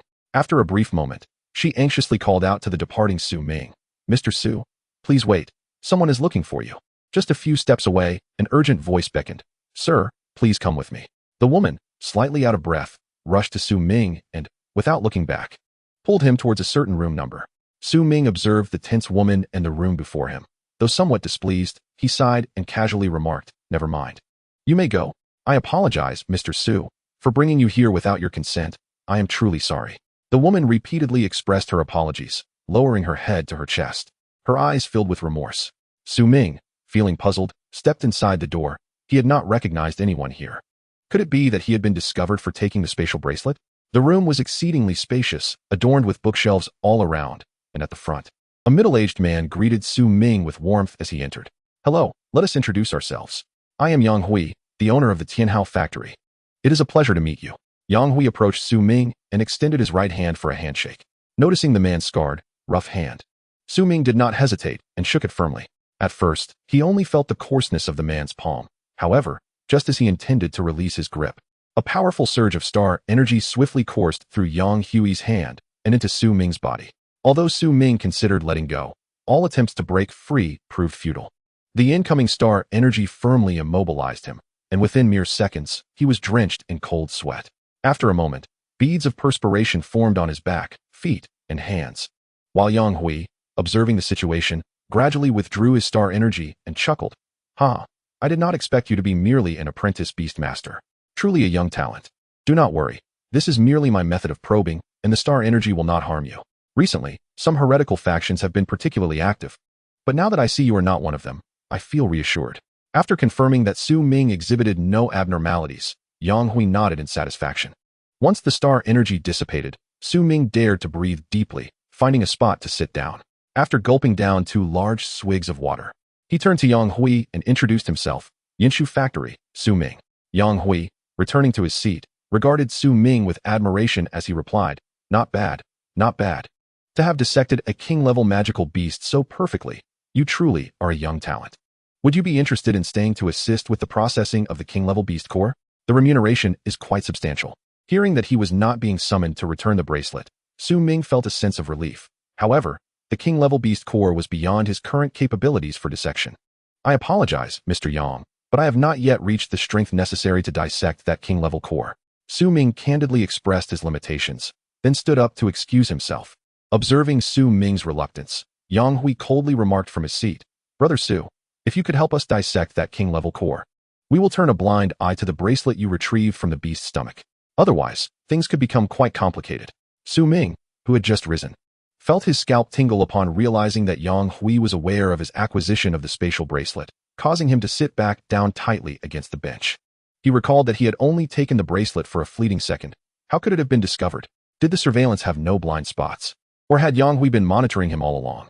With a sigh, Su Ming was reluctant to relinquish the spatial bracelet, as any bracelet capable of withstanding the gastric juices of a king-level beast undoubtedly contained valuable contents.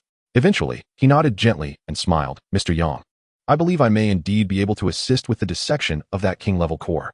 Upon receiving Su Ming's affirmative response, Yang Hui burst into hearty laughter, promptly leading Su Ming into the factory. Along the way, Yang Hui provided Su Ming with his contact information and a complete scale from the Earth Dragon Rock Beast. Holding the business card and the spatial bracelet, Su Ming felt that this trip had been exceedingly profitable. After leaving the factory, Su Ming intended to visit a forge to craft a set of armor from the Earth Dragon Rock Beast scales, which would be sufficient to withstand a full-force strike from a king-level beast, boasting top-tier defensive capabilities. The two teleported to a position on the left beneath the head of the Earth Dragon Rock Beast. By this time, the corpse had already been dissected by various anatomists, leaving only a skeleton and a small amount of flesh. The remaining flesh was where the king-level core resided, covered in a dense network of blood vessels, with glimpses of yellow crystals visible in the crevices, which encapsulated the core of the Earth Dragon Rock Beast. Upon seeing Yang Hui arrive, 10 surrounding anatomists approached and greeted him cheerily. "Good morning, Boss Yang." "Yes, let us begin." Yang Hui gestured toward the core several dozen meters ahead. While the 10 anatomists expressed some confusion over the presence of young Su Ming, they collectively moved toward the core to commence cutting the blood vessels upon Yang Hui's instruction. Seeing this, Su Ming also found a spot among the group to begin his dissection. However, the tools used by those around him were predominantly A-grade knives, while one individual next to him wielded an S-grade knife. In contrast, Su Ming's B-grade knife felt somewhat inadequate, as even the simple act of cutting the blood vessels proved noticeably laborious. While others could sever a blood vessel in 3 strokes, Su Ming required 6. After completing the 3rd blood vessel, a burly man with a scruffy beard and a small braid at the back teased Su Ming, "Little brother, your technique is commendable, but that knife is a tad lacking." Hearing this, Su Ming smiled. The man's observation was spot on, as his knife appeared somewhat inferior in comparison to those wielded by the others. Yet, the efficacy of dissection was not solely reliant on the knife. Mental acuity and an understanding of the surrounding blood vessels were equally vital. "Hey, little brother, what is your name?" "I'm Cangyuan. Would you be interested in joining my Saint Dragon Beastmaster Academy?" Cangyuan, noticing Su Ming's unique understanding of dissection despite his mediocre knife, was intrigued. While others cut the vessels horizontally and then snapped them, Su Ming approached each incision at a 45-degree angle, arranging the vessels from smallest to largest to achieve a more efficient dissection. As he continued, Cangyuan realized that Su Ming's speed was only a third slower than his own, which piqued his interest immensely. With his mental prowess surpassing Su Ming's by leaps and bounds, and armed with an S-grade knife, it was astonishing that he was only a third faster than Su Ming. "Hey, little brother, are you listening to me?" Cangyuan persistently communicated with Su Ming as he continued cutting the vessels. Initially, Su Ming did not wish to engage with the man, but Cangyuan's mental power far exceeded his own, allowing him to converse while performing the intricate task of dissection, which proved quite vexing for Su Ming, who could not replicate such multitasking. "My name is Su Ming. Could we please talk later?"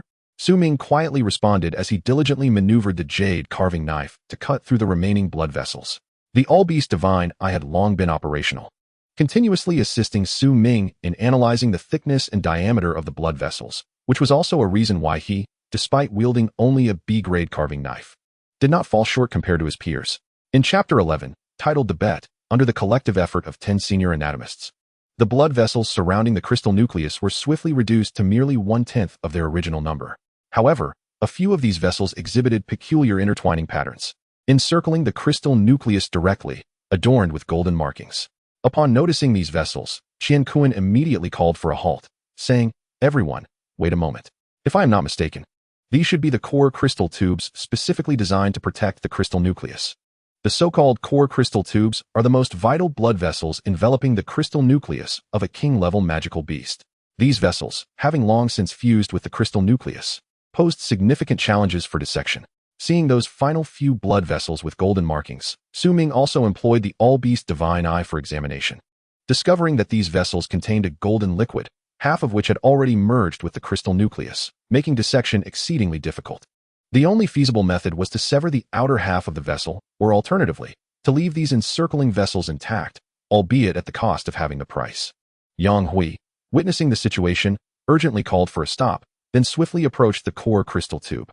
After a few exploratory touches, he expressed disappointment. The core crystal tube had already integrated with the nucleus, rendering extraction a formidable challenge. At this juncture, Cangyuan stepped forward to Yang Hui and assured him, "Rest easy. I possess a specialized secret method that will make extraction quite manageable." Upon hearing about this unique secret method, Su Ming was immensely curious. Focusing all his mental energy on Cangyuan, eager to discern what this method entailed. However, Cangyuan had no intention of revealing it. Instead, he produced a vial of colorless liquid and sprinkled it meticulously over the blood vessels. Once the liquid fused with the vessels, it enabled the group to identify the most vulnerable point of the core crystal tube for incision. Not having gleaned any special method, Su Ming approached the core crystal tubes, utilizing the all-beast divine eye to scan for the weakest point of the crystal tubes. However, another individual soon identified what appeared to be an exceedingly frail blood vessel. The slender man, named Zhao Feng, one of the 4 prominent anatomists in the Cangyuan Base City, gazed at the vessel with excitement and exclaimed, "Everyone, this should be it."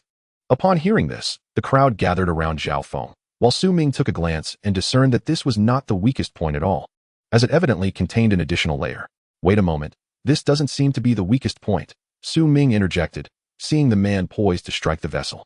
Zhao Feng, dismissive of the youth barely in his 20s, scoffed internally, "Humph, how dare you compete for credit with me? You are simply ridiculous," and proceeded to command his carving knife towards the blood vessel. Just then, a green-hued carving knife collided with Zhao Feng's blade with a sharp clang. "What on earth are you doing? Do you even know what you're doing?" Zhao Feng expressed his dissatisfaction at the sudden clash, particularly since it came from Su Ming, a youth. It was one thing not to seek their guidance as masters, but to audaciously question their judgment was indeed a slight against them. Cangyuan, observing the blood vessel, believed that it was indeed the most vulnerable spot of the core crystal tube. Should they pierce this weak point, the other tubes would shatter completely without harming the crystal nucleus. However, he hesitated to act, uncertain if this was truly the weakest point, as a mistake could jeopardize the crystal nucleus, a risk Cangyuan was unwilling to bear. "Everyone, listen to me. Get out of here. This is not your place to speak," Zhao Feng interrupted, shoving Su Ming aside, then summoned his carving knife to strike at the blood vessel once more. But Su Ming, having regained his footing, thwarted him again. Frustrated and unable to tolerate this any longer, Zhao Feng was prepared to teach Su Ming a lesson. Seeing this, Cangyuan quickly positioned himself in front of Su Ming, blocking Zhao Feng's advance. "Wait, let this young brother explain first." The others, witnessing Cangyuan's intervention, retreated to observe the unfolding drama. If one were to assess strength, Cangyuan was the most seasoned anatomist among them, and his words held considerable weight. Zhao Feng, though seething with anger at Cangyuan's intervention, begrudgingly conceded to give him face. "Humph, if he cannot provide a valid reason, I shall ensure he pays for this later," he thought, stepping aside while casting a resentful glance at the young lad. Cangyuan continued to reassure Su Ming, advising him not to take offense at the earlier incident, as everyone present was seasoned professionals, and naturally, no one would take the words of such a youthful individual seriously. He also urged Su Ming to present substantial evidence. Standing at the back, Su Ming crossed his arms, thinking that were it not for the fear of this fool damaging the crystal nucleus, he would have little interest in this trivial matter. After taking a few deep breaths, Su Ming began to scan again with the all-beast divine eye. After a full half-hour of careful examination, Su Ming soon located the most vulnerable spot of the core crystal tube on the left side. When the others gathered at this spot, they found nothing extraordinary. It seemed even less credible than the location previously identified by the other man. Are you sure it's here? What evidence do you have to substantiate this? Zhao Feng glared at Su Ming, convinced that this young lad was merely seeking attention. This area is clearly ordinary. How could it possibly be the weakest point of the core crystal tube? Do you think we are fools? The area was densely populated with golden liquid, which Su Ming asserted was indicative of the weakest point. He had deduced that this location was indeed exceptionally fragile, with the liquid striving to break free. Hearing this explanation, the crowd remained skeptical. It seemed somewhat plausible, yet they wondered how he discerned the accumulation of liquid. Do you possess X-ray vision or something? Zhao Feng mocked, directing his disdainful gaze at Su Ming, convinced that this place was as mundane as it could be, certainly not the weakest point. Upon hearing this, Su Ming readily agreed. But I will need additional compensation, as I cannot suffer a loss. After negotiating terms, the two engaged in a wager, leaving Yang Hui nearby, exclaiming in disbelief at the audacity of using such a precious crystal nucleus as a wager. He certainly could not afford such a loss. Approaching the two, Yang Hui insisted they sign an agreement, for a king-level crystal nucleus was a loss he could not sustain. Upon receiving the presented agreement, Su Ming eagerly signed without hesitation. Observing Su Ming's decisiveness, Zhao Feng cautiously added his signature as well. Following this, Su Ming summoned his Suyu carving knife and struck the vessel, only for the knife to ricochet off, prompting laughter from the onlookers, with Zhao Feng unabashedly taunting him. Could I trouble Brother Qiankuan to assist with the incision? Su Ming approached Qiankuan respectfully. At that moment, Qiankuan, in front of everyone, produced an S-grade carving knife and struck the blood vessel. After a few attempts, a resounding crack echoed as the vessel shattered instantaneously. Subsequently, all surrounding blood vessels began to fracture in succession, leaving only a network of clear vessel markings on the crystal nucleus, while the golden liquid flowed into a container below. This spectacle left everyone present in utter disbelief, while the previously smug Zhao Feng felt a wave of unease wash over him, muttering, "This is impossible, this is wrong." Chapter 12, Judgment of the Cracking Wave. Su Ming stood before the crowd, observing the liquid seeping from the transistor, and remarked with a smile, "I have not disgraced my mission." After thoroughly confirming that the crystal core was indeed undamaged, the onlookers eagerly expressed their goodwill towards Su Ming, each promptly presenting him with their business cards. "You truly possess some skill. I sensed that this place was the most vulnerable point," Qiankuan exclaimed, draping an arm around Su Ming's shoulder and laughing heartily. The crowd gazed at the shattered crystal core tube with palpable excitement, their eyes filled with admiration for Su Ming. However, nearby, Zhao Feng, upon witnessing Su Ming's discovery of this vulnerable spot, was not preoccupied with the latter's innate talents. Rather, he was convinced that Su Ming must possess some extraordinary treasure that allowed him to dissect alongside them. Just as he intended to observe Su Ming further, he was abruptly roused by an urging voice, none other than Qiankuan's.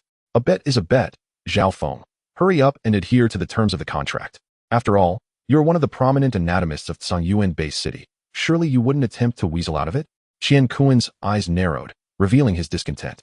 Upon hearing Qiankuan mention this matter, Zhao Feng contemplated leveraging his status as a master to solicit leniency from those around him. Yet, after glancing at their expectant gazes, he felt an overwhelming sense of dread. He realized that all eyes were fixated on him, with whispers urging him to comply swiftly. "Curse you and your good fortune," Zhao Feng internally lamented. Though reluctantly succumbing to the collective pressure, he approached Su Ming and bowed his head in apology.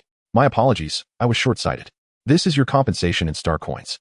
A crystalline card soon appeared before Su Ming, containing a considerable sum, sufficient to sustain the Ice Breath Dragon for several months.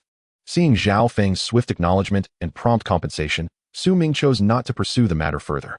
After all, as a master, Zhao Feng lacked the power to contest him. So Su Ming accepted the crystalline card. "Brother Su, you have accomplished a significant feat this time. Would you be interested in joining my Sacred Dragon Beast Academy?" Qiankuan rubbed his hands together, embracing Su Ming's shoulder like a true brother before proposing that Su Ming enroll in their academy. Just from observing the star power within Su Ming, Qiankuan recognized him as a novice beastmaster, and he was certain that Su Ming would apply to the academy the following year. However, after receiving the crystalline card, Su Ming refrained from divulging his intentions to attend the Sacred Dragon Beast Academy, instead offering vague responses. "Everyone has worked hard. Here is your extra reward." Yang Hui produced several spatial bracelets, distributing them among the crowd, each filled with materials harvested from the Earth Dragon Lava Beast. To Su Ming's surprise, he received yet another storage bracelet, which genuinely astonished him, for Yang Hui had already presented him with a reward on the way. For Su Ming, having these two rewards constituted a considerable fortune. With them, elevating the Ice Breath Dragon to elite difficulty would not pose much of a challenge. Farewell, he said, clutching the storage bracelet as he swiftly departed the factory. Although Yang Hui had planned an evening gathering, Su Ming politely declined his kind offer. Feeling the prickling gaze of Zhao Feng upon him, with his heightened perception, Su Ming was certain that Zhao Feng harbored ulterior motives, leading him to opt for a hasty exit. Noticing Su Ming's rapid retreat, Cangyuan hastily bid farewell to the others and pursued him. Outside the factory, Su Ming examined the storage bracelet, discovering it contained blood and several unknown organs. He planned to sell the organs, as they did not align with his beast companion's attributes and would prove ineffective if consumed. As for the blood of the king-level magical beast, Su Ming intended to freeze it, as it would undoubtedly serve him well when he became a blood alchemist. Hey, wait a moment, Brother Su, Cangyuan called out, having caught up from behind and grasping Su Ming's arm. Upon recognizing him, Su Ming responded courteously, Is there anything else, Brother Cangyuan? Here is an introduction and benefits of our Sacred Dragon Beast Academy. If you are interested, do consider joining us. Cangyuan handed Su Ming a piece of paper. He genuinely wished for Su Ming to enroll, as evidenced by his repeated invitations. It was a significant gesture for a master-level beastmaster to extend such an offer. Su Ming accepted the paper, tucking it away, but sensing Cangyuan's persistence, he divulged his intentions to visit the academy, finally managing to extricate himself from Cangyuan's grasp. Along the way, Su Ming found himself unable to resist the urge to open the storage bracelet obtained from the Earth Dragon Lava Beast. Unlike ordinary storage bracelets, which were blue, this one was vibrantly colored.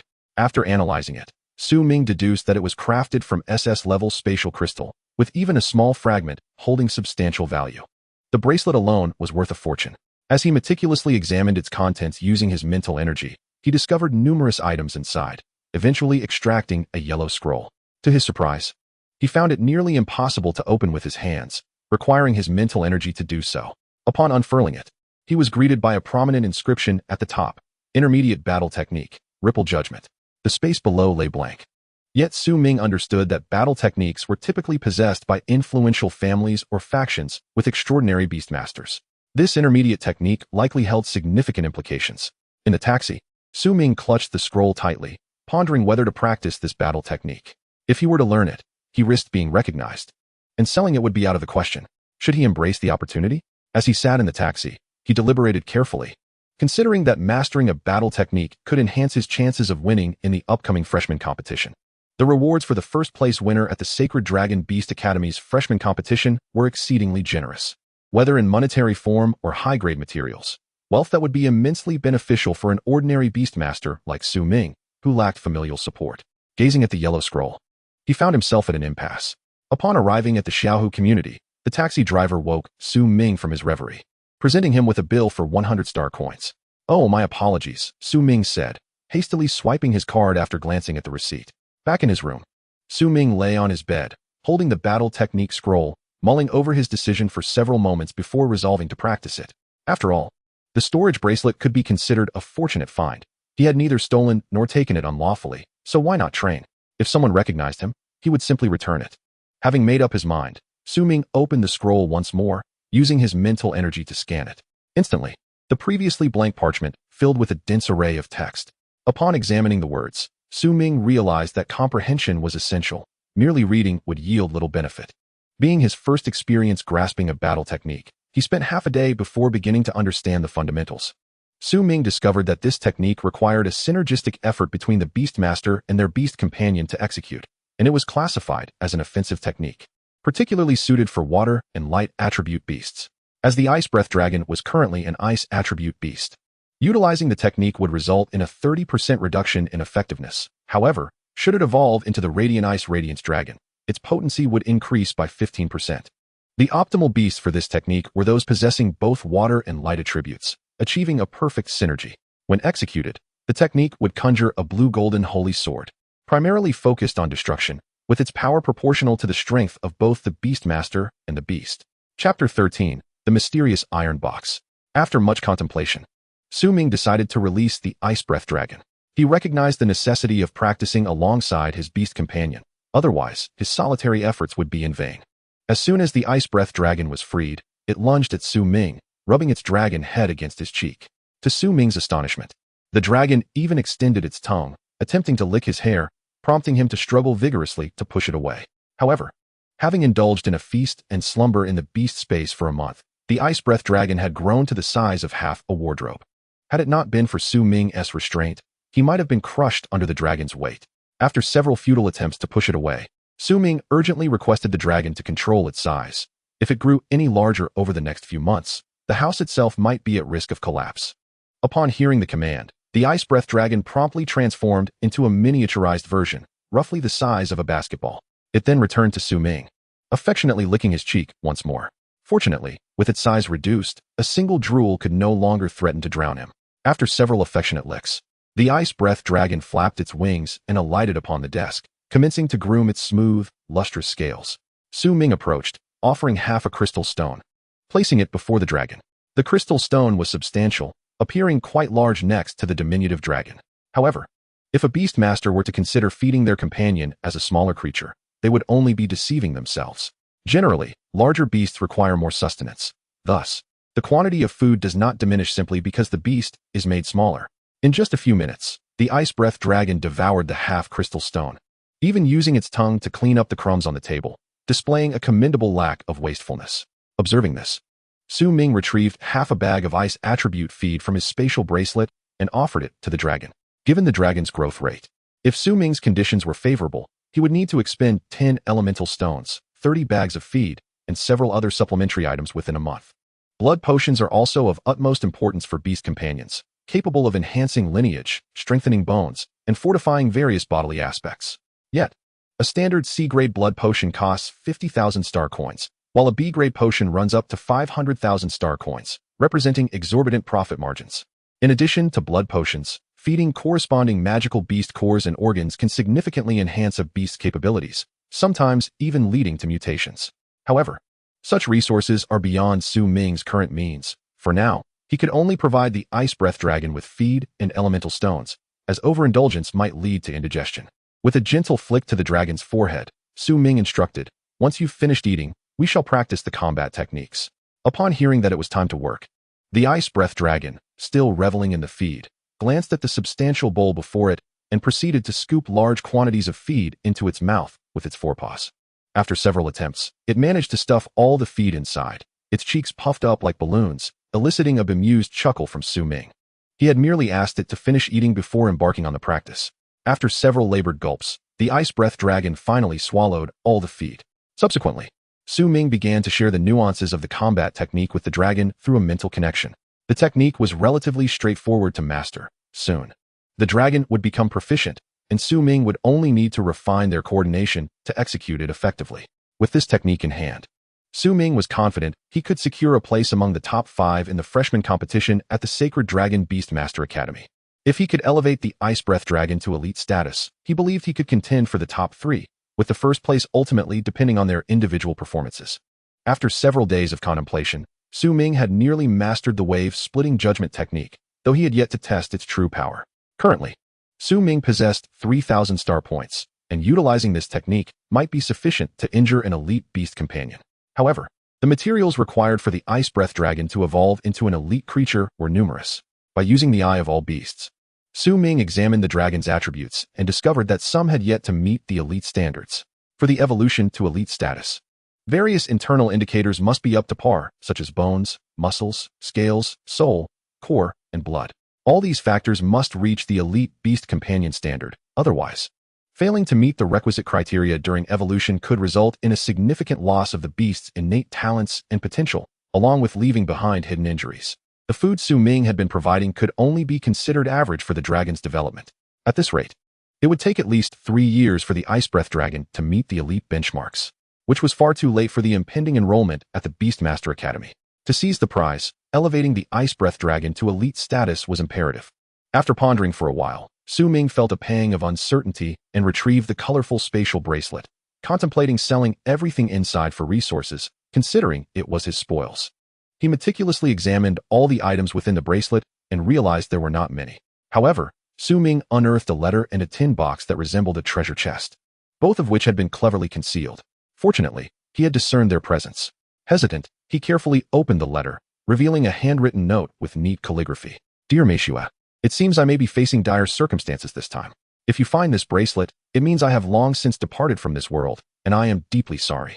After a prolonged moment, Ming finished reading the letter, realizing it was a farewell missive. He quickly tucked it away. The author of the letter appeared to be a beast master who had participated in the recent expulsion of 2 king-level magical beasts. Ming surmised that this beast master had likely been consumed by the earth dragon, which accounted for the spatial ring appearing in the corner of its stomach. Fortunately, the bracelet was of high quality, otherwise it would have been dissolved to nothingness. After carefully securing the letter, Ming resolved to return it to its owner the next time an opportunity arose, regarding the treasures inside as mere expenses. After securing the envelope, Ming retrieved the iron box nestled within the ice-breath dragon's embrace. After moistening his hands, he again attempted to use his mental power to open the box. But despite dozens of attempts, it remained sealed. He then tried using star power and a carving knife for some time without success. Handing the box to the ice-breath dragon to gnaw at, he discovered the surface of the box bore no marks, igniting a spark of excitement in his eyes. A treasure, undoubtedly a treasure. If such attacks had no effect, the contents within must be worth a fortune. It seemed he would need to consult someone knowledgeable to ascertain its value. Ming murmured to himself while gripping the iron box. He also planned to take some time to visit an auction house or appraisal shop for evaluation. If it truly was a treasure, it could lead to a significant fortune. At this moment, Ming removed all the items from the bracelet and placed them into another one. After placing the letter into the colorful bracelet, he stored it away. With the items from the bracelet in hand, Ming and the Ice-Breath Dragon made their way to the most renowned appraisal shop in the East District, the Rainfish Appraisal Shop. This establishment is among the finest in the Cangyuan Base City, with exorbitant fees for each appraisal. Upon arrival, Ming approached an exquisitely decorated counter, swiped his crystal card, and handed over the spatial bracelet to a woman behind the counter. Nearby, several other counters were present, but Ming discerned that this one, being the most lavishly adorned, likely housed the most esteemed appraiser. The amount he had just spent was higher than at the surrounding counters, truly exorbitant. Chapter 14, The Rainfish Appraisal Shop. The woman seated within the confines of the room possessed an exquisite visage, adorned in a form-fitting work uniform, her hand graced by a mesmerizing emerald ring. Ming, standing outside, was taken aback by the dazzling green gem, his jaw nearly dropping in disbelief. He recognized that the verdant jewel held in the woman's grasp was none other than the micro-jadeite, worth a staggering 100 million star coins. Clutching a storage bracelet, the woman meticulously scanned the items within using her mental acuity and a recording device, each item undergoing an exceedingly detailed appraisal, with prices inscribed according to the highest market values. After an exhaustive wait of 3 hours, she finally concluded the meticulous evaluation of all the contents within the storage bracelet. Wiping her hands with a silk cloth, she smiled and addressed him. "Sir, the appraisal is complete. Would you like to exchange all of it?" The Rainfish Treasure Shop specialized not only in appraisals, but also in the collection of high-grade materials and the sale of rare artifacts. Ming, momentarily stunned, quickly nodded in affirmation to proceed with the exchange. With these star coins, he could finally amass the materials required for the evolution of his Ice-Breath Dragon. As a beast tamer ascended in rank, their fixation on star coins diminished, often opting for bartering instead. Only low-tier materials and commonly utilized items would be procured with star coins. As each item was teleported away, Ming's crystal card balance surged exponentially. "Sir, please take care of your crystal card." The woman reverently presented it to him. Upon receiving the card, Ming felt its weight, an embodiment of wealth. After inhaling its scent multiple times, he carefully stowed it away, then produced a tin treasure box, handing it to the woman with a request. "Could you assist me in identifying this item?" With merely a glance, the woman sought a hefty identification fee, astonishingly demanding 1 million star coins. "Are you serious? Didn't you just collect 500,000 star coins from me?" Ming exclaimed, his frustration evident as he glared at her. Perhaps due to the substantial amount stored in his crystal card, his tone was particularly commanding. Realizing the injustice of her demand, he adamantly refused to be taken advantage of. 1 million star coins was no trifling sum. Despite his newfound wealth, he was not one to squander carelessly. The woman, noting the fire in his eyes, quickly attempted to placate him. "Sir, please remain calm. This tin box pertains to an ancient secret realm. Acquiring this information for 1 million star coins is indeed worthwhile." At this juncture, Ming was somewhat skeptical, having never before encountered talk of such an ancient secret realm. As he pondered, the woman removed her glasses and retrieved an analysis panel, her fingerprint unlocking a deluge of information before her. Upon locating the relevant details about the ancient secret realm, she promptly extracted it to a data panel and informed Ming, "Here is the secret realm information. should you be interested. An additional payment of 500,000 is required. What? More payment? Are you robbing me? Su Ming's eyes nearly bulged from their sockets at the prospect of further fees, his thoughts racing. Surely, she must be trying to swindle me. The woman, maintaining a smile, responded, Sir, do not be alarmed. This secret realm is known as the Vast Sea Secret Realm, and the tin box contains a treasure from within. Can it be opened? He inquired. The information I just provided is valued at 1 million. Now, purchasing this panel will grant you access to all details regarding the secret realm. The two remained at an impasse for several hours, neither willing to concede, both intent on avoiding loss. After a prolonged standoff, Su Ming sighed and slowly produced his crystal card, swiping it through the machine. Congratulations, sir. You have acquired the complete information on the Vast Sea Secret Realm map, the woman announced, standing respectfully as she handed the panel to Su Ming. Seated beside the electronic screen, Su Ming commenced his review, determined to seek any valuable information, as he would certainly demand a refund if none was found. A cascade of text and images materialized on the panel, revealing the Vast Sea Secret Realm as a relic from ancient times. Some claimed it was established by a domain-level beast tamer after their demise, while others spoke of it as a unique realm born from battles between beast tamers and magical beasts in antiquity. After perusing several pages, he finally unearthed relevant details about the tin treasure box, which was identified as the Blood Cloud treasure box, with foreknown to exist within the Vast Sea Secret Realm. Currently, only 2 had been discovered, making Su Ming's acquisition the third. Based on the contents retrieved from the previous 2 boxes, it was likely to contain a carving knife or combat techniques. The only means of opening the box was with a proprietary key, which Su Ming had yet to uncover. After another thorough examination, he decided to store the information away. Without a key, it was futile to pursue opening it, and the prospect of searching for one was a considerable hassle. As Su Ming approached the door, the woman smiled and said, Sir, please take care and do visit us often. Humph, he replied curtly. At Dongyang Avenue, at the Wankai Material Shop, Su Ming arrived with the intent of purchasing materials to enhance the Ice Breath Dragon's physical strength, aiming for a swift breakthrough to elite status. Upon seeing Su Ming, the rotund shopkeeper, Fu Wang, approached with enthusiasm, exclaiming, What can I assist you with today? I have the finest materials in the entire Eastern District. Su Ming cradled the Ice Breath Dragon in his arms, assessing its condition as the All-Beasts Divine Eye scanned the creature thoroughly, conducting several comprehensive scans. Ice Breath Dragon, ordinary level. Bone and flesh development, 40. Bloodline density, 35. Crystal nucleus growth, 40. Beast soul strength, 45. Others, moderate. After this evaluation, Su Ming realized that they were still over half away from reaching 100%, indicating progress was indeed slow. Only when all indices reached full capacity could the Ice Breath Dragon evolve to the elite level. Oh dear, you truly are a money-devouring beast, Su Ming lamented, tears welling as he gazed at the various indices of his Ice Breath Dragon, using it as a makeshift handkerchief. At this point, Fu Wang, rubbing his hands together, inquired, Customer, what would you like to purchase? After a lengthy lament, Su Ming set the Ice Breath Dragon on a chair and approached the counter.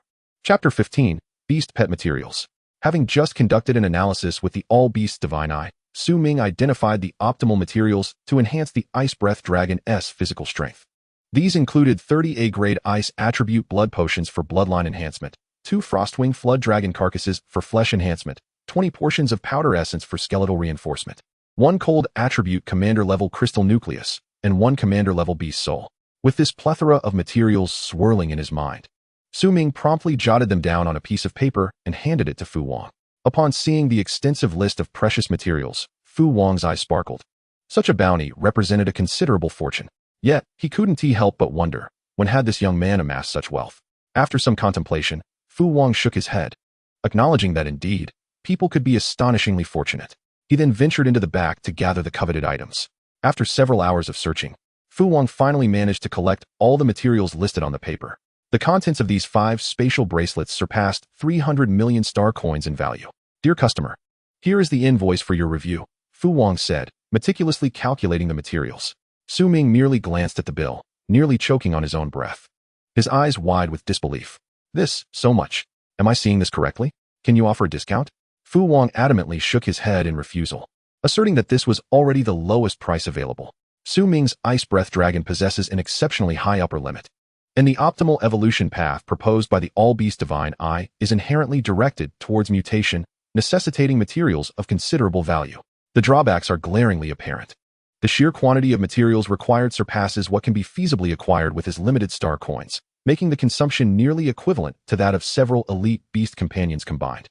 The expenditure for a single creature is staggering, leaving Su Ming to ponder the terrifying costs associated with 6 beast companions. Upon witnessing Su Ming's partial payment, Fu Wang, momentarily relieved, had initially believed that this young man possessed a fortune. If that were indeed the case, Fu Wang would feel as though he had squandered his life. After receiving the crystal card, Fu Wang coughed several times, then extracted a portion of the materials to present to Su Ming. Su Ming only requested the blood serum and powdered essence, as he could not afford the rest. You certainly have an abundance of wealth. Not everyone can produce such a sum of star coins, Fu Wang remarked with a smile, perceiving the amount as a small fortune for novice beast tamers like themselves. At this moment, Su Ming sat in his seat, seemingly lost in thought, having spent such a significant sum in a mere few hours. The ice breath dragon, resting on his hand, attempted to access the 2 storage bracelets, but Su Ming promptly intervened to prevent it from extracting everything at once. If it were to consume all at once, the current strength of the ice breath dragon would be insufficient. Thus, Su Ming could only proceed gradually, feeding it bit by bit. Once all metrics are maximized, Su Ming would be able to assist the ice breath dragon in evolving to the elite level, potentially allowing for further mutations and enhancements. Fu Wang, now seated beside Su Ming, inquired, "What line of work are you engaged in that allows you to possess such wealth?" His curiosity stemmed from Su Ming's sudden display of star coins, a sum that was anything but insignificant. However, Su Ming could not divulge the truth to Fu Wang, that this fortune was merely a stroke of luck. If Fu Wang were to discover that the coins were found, he might very well be driven to despair. "I have other matters to attend to. I will return for those materials once I have gathered enough star coins." Su Ming replied quickly, taking the ice breath dragon and making his way toward the exit, fabricating several excuses about the origins of his star coins. To better synchronize with the ice breath dragon, Su Ming sought out a dedicated training ground, specifically designed for beast tamers and their companions. Most tamers frequented such places to hone their skills and foster cooperation with their beasts. Upon paying the venue fee at the Black Iron Level Training Ground in the East District, Su Ming entered with his ice breath dragon. The area was expansive, with the ground laid with blue steel rock, permitting the summoning of commander-level beasts. Su Ming commanded the ice breath dragon to transform into its maximum form to assess its growth over the past 6 months. With a resounding roar, the diminutive creature began to swell at an astonishing pace, soon reaching the size of a truck. As it gently stepped forward, an icy gust surged towards Su Ming. Though it was merely a playful jest from the ice breath dragon, Su Ming felt the chill, which, if taken seriously, could freeze him solid. At this moment, the ice breath dragon weighed 3 tons, its scales shimmering in shades of purple and blue, its limbs adorned with glistening ice-blue crystals, and a pointed crystal atop its tail. "Very well, ice breath dragon, consume this blood serum and powdered essence," Su Ming instructed, tossing the small containers to the creature. The massive dragon snapped up the 2 diminutive vials with a single bite, swallowing them with a satisfying gulp. Although the quantities were small, the effects were remarkable. As Su Ming observed through the all-beast divine eye that both metrics had improved significantly, he subsequently fed it 2 more doses. But the results were not as pronounced as the first, with growth occurring at a relatively slow pace.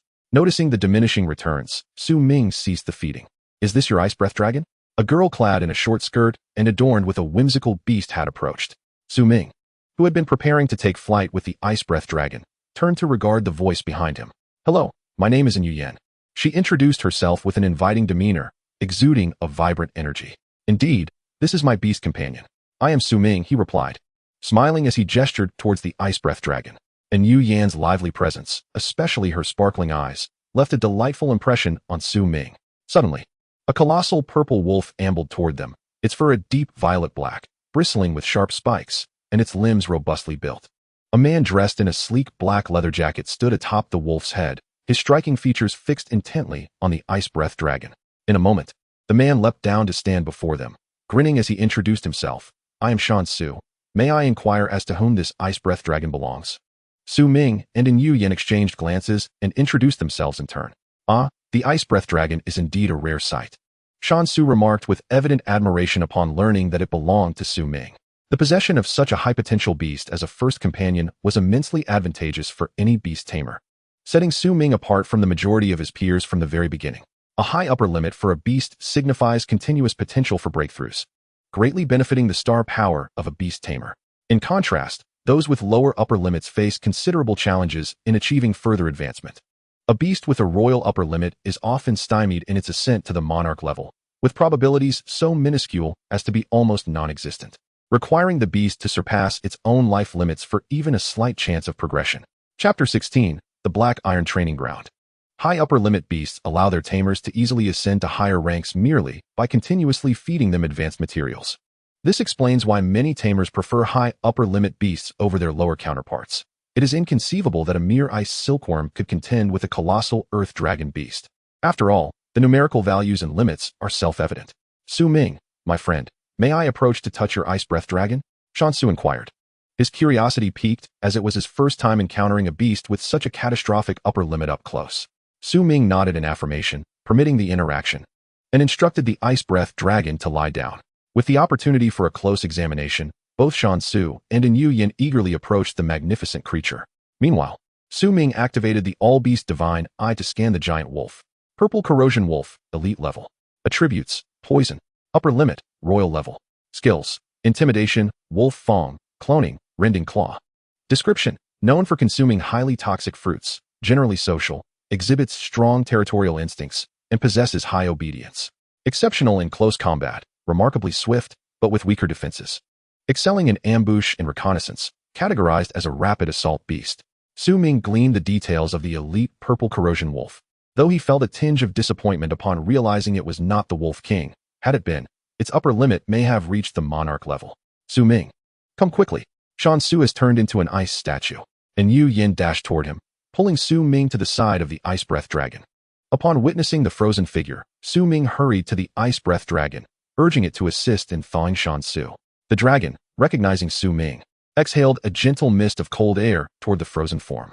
The moment the chill met the ice, it began to melt rapidly, and within mere seconds, the ice encasing Shansu dissolved completely. At this moment, Shansu was trembling from the cold, his body still damp and shivering uncontrollably. Observing the situation, Yin swiftly summoned her beast companion, conjuring a massive summoning array beside her, which immediately manifested into a colossal vortex of flames. Subsequently, a fiery beast emerged, resembling a lion yet distinctly different, its entire form enveloped in orange flames, with three tail-like appendages resembling ropes trailing behind it. Su Ming, intrigued, activated his 10,000 Beast Divine Eye for further inspection. The creature was identified as the flame-roaring lion beast, common level. Attributes, fire. Limit, monarch. Skills, fireball, flame pillar. Inferno blast, tail spike. Description, a magical beast residing in magma and intensely heated regions, known for its preference for devouring fire source fruit and its solitary nature. It possesses exceptional attack and burst capabilities, proficient in both ranged and melee combat, classifying it as a siege-type beast companion. Xiaoyan, help him dry off. And Yin instructed, gesturing towards the shivering Shansu. The flame-roaring lion beast merely stood nearby, radiating enough heat to dry Shansu's garments instantly. Grateful, Shansu expressed his thanks, acknowledging that while beast tamers could resist using star power, the frigid temperatures were exceedingly low, rendering his meager star power inadequate. Brother Su, I believe your ice breath dragon is still at the common level. Do you want to? Shansu glanced at Su Ming, his body already brimming with eagerness. Duels among beast tamers can involve either the beasts or the tamers themselves, though the former is more prevalent, with the latter occurring only in rare instances. Being Su Ming's first visit to the Black Iron Training Ground, he was still unfamiliar with the rules. To him, the Black Iron Training Ground seemed solely dedicated to training beasts, while duels should take place at a designated arena. He worried about damaging the flooring and incurring heavy costs. Is this your first time here? And Yin, noticing Su Ming's hesitance, inferred that he was a novice completely oblivious to the surroundings and proceeded to elucidate the intricacies of the Black Iron Training Ground. They were situated in the northern training area, while the Black Iron Training Ground comprised 4 sections, north, south, east, and west, encircled by a central black iron arena, which was expansive, encompassing the total area of all 4 training grounds. Beast tamers could issue challenges upon spotting suitable opponents in the training grounds, leading to duels in the Black Iron Arena. These 4 training areas were not solely for training beasts. They also served as venues for tamers to seek out fitting adversaries for practice. Upon hearing Yan's explanation, Su Ming felt somewhat embarrassed, having initially thought he had arrived solely to duel, only to discover that the training ground was just one of several. Su Ming, do you wish to join? Yin inquired once more. However, Su Ming was still perusing the detailed information about the Black Iron Training Ground, and he had yet to decide on engaging in a duel with them. He had recently become a beast tamer, and his ice breath dragon was just maturing. Previously, he had focused on the dissection of magical beasts, leaving him utterly ignorant about the intricacies of beast tamer combat. His battle experience was virtually non-existent. He was unfamiliar with the skills of the ice breath dragon, and even if his beast had a higher limit, it would be futile to engage in a duel immediately. Perhaps it would be best to refrain from dueling. Let's consider it practice, Su Ming suggested with a smile directed towards the two. And Yu Yin nodded in agreement. Yet Shan Su, after exchanging brief pleasantries with them, led his purple erosion wolf away to another area, having come in search of suitable opponents to gain experience, only to find himself facing a novice. Witnessing Shan Su's departure, Su Ming scratched his head, then followed in Yu Yin towards the central black iron arena. Along the way, he observed various beasts familiarizing themselves with their skills, some of which were colossal, causing the ground to tremble with each step they took. By the way, knowing full well I am a novice, why did you still assist me in familiarizing myself with beast companions? Su Ming quietly asked, trailing behind in Yu Yin. As a newcomer, he believed he should first acclimate to the skills before seeking out other novices for practice. His eagerness to engage in a duel from the outset seemed rather hasty.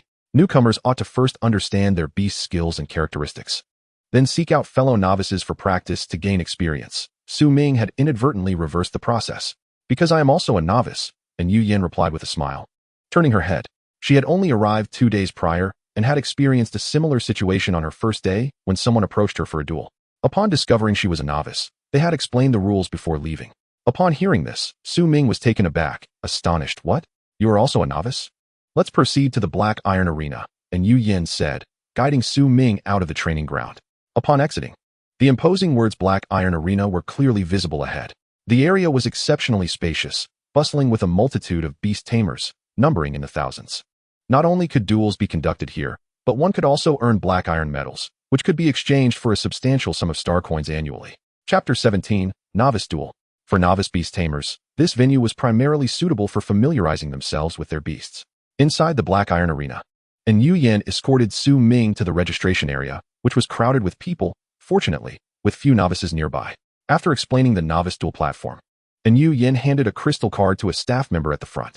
This venue allowed for the application of special training grounds, or duel platforms, with fees amounting to hundreds of thousands of star coins per session, an exorbitant cost for novices, who typically preferred to allocate funds towards enhancing their beasts.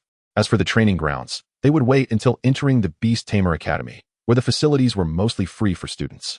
Once Yu Yin received the venue number, she led Su Ming to the transportation platform.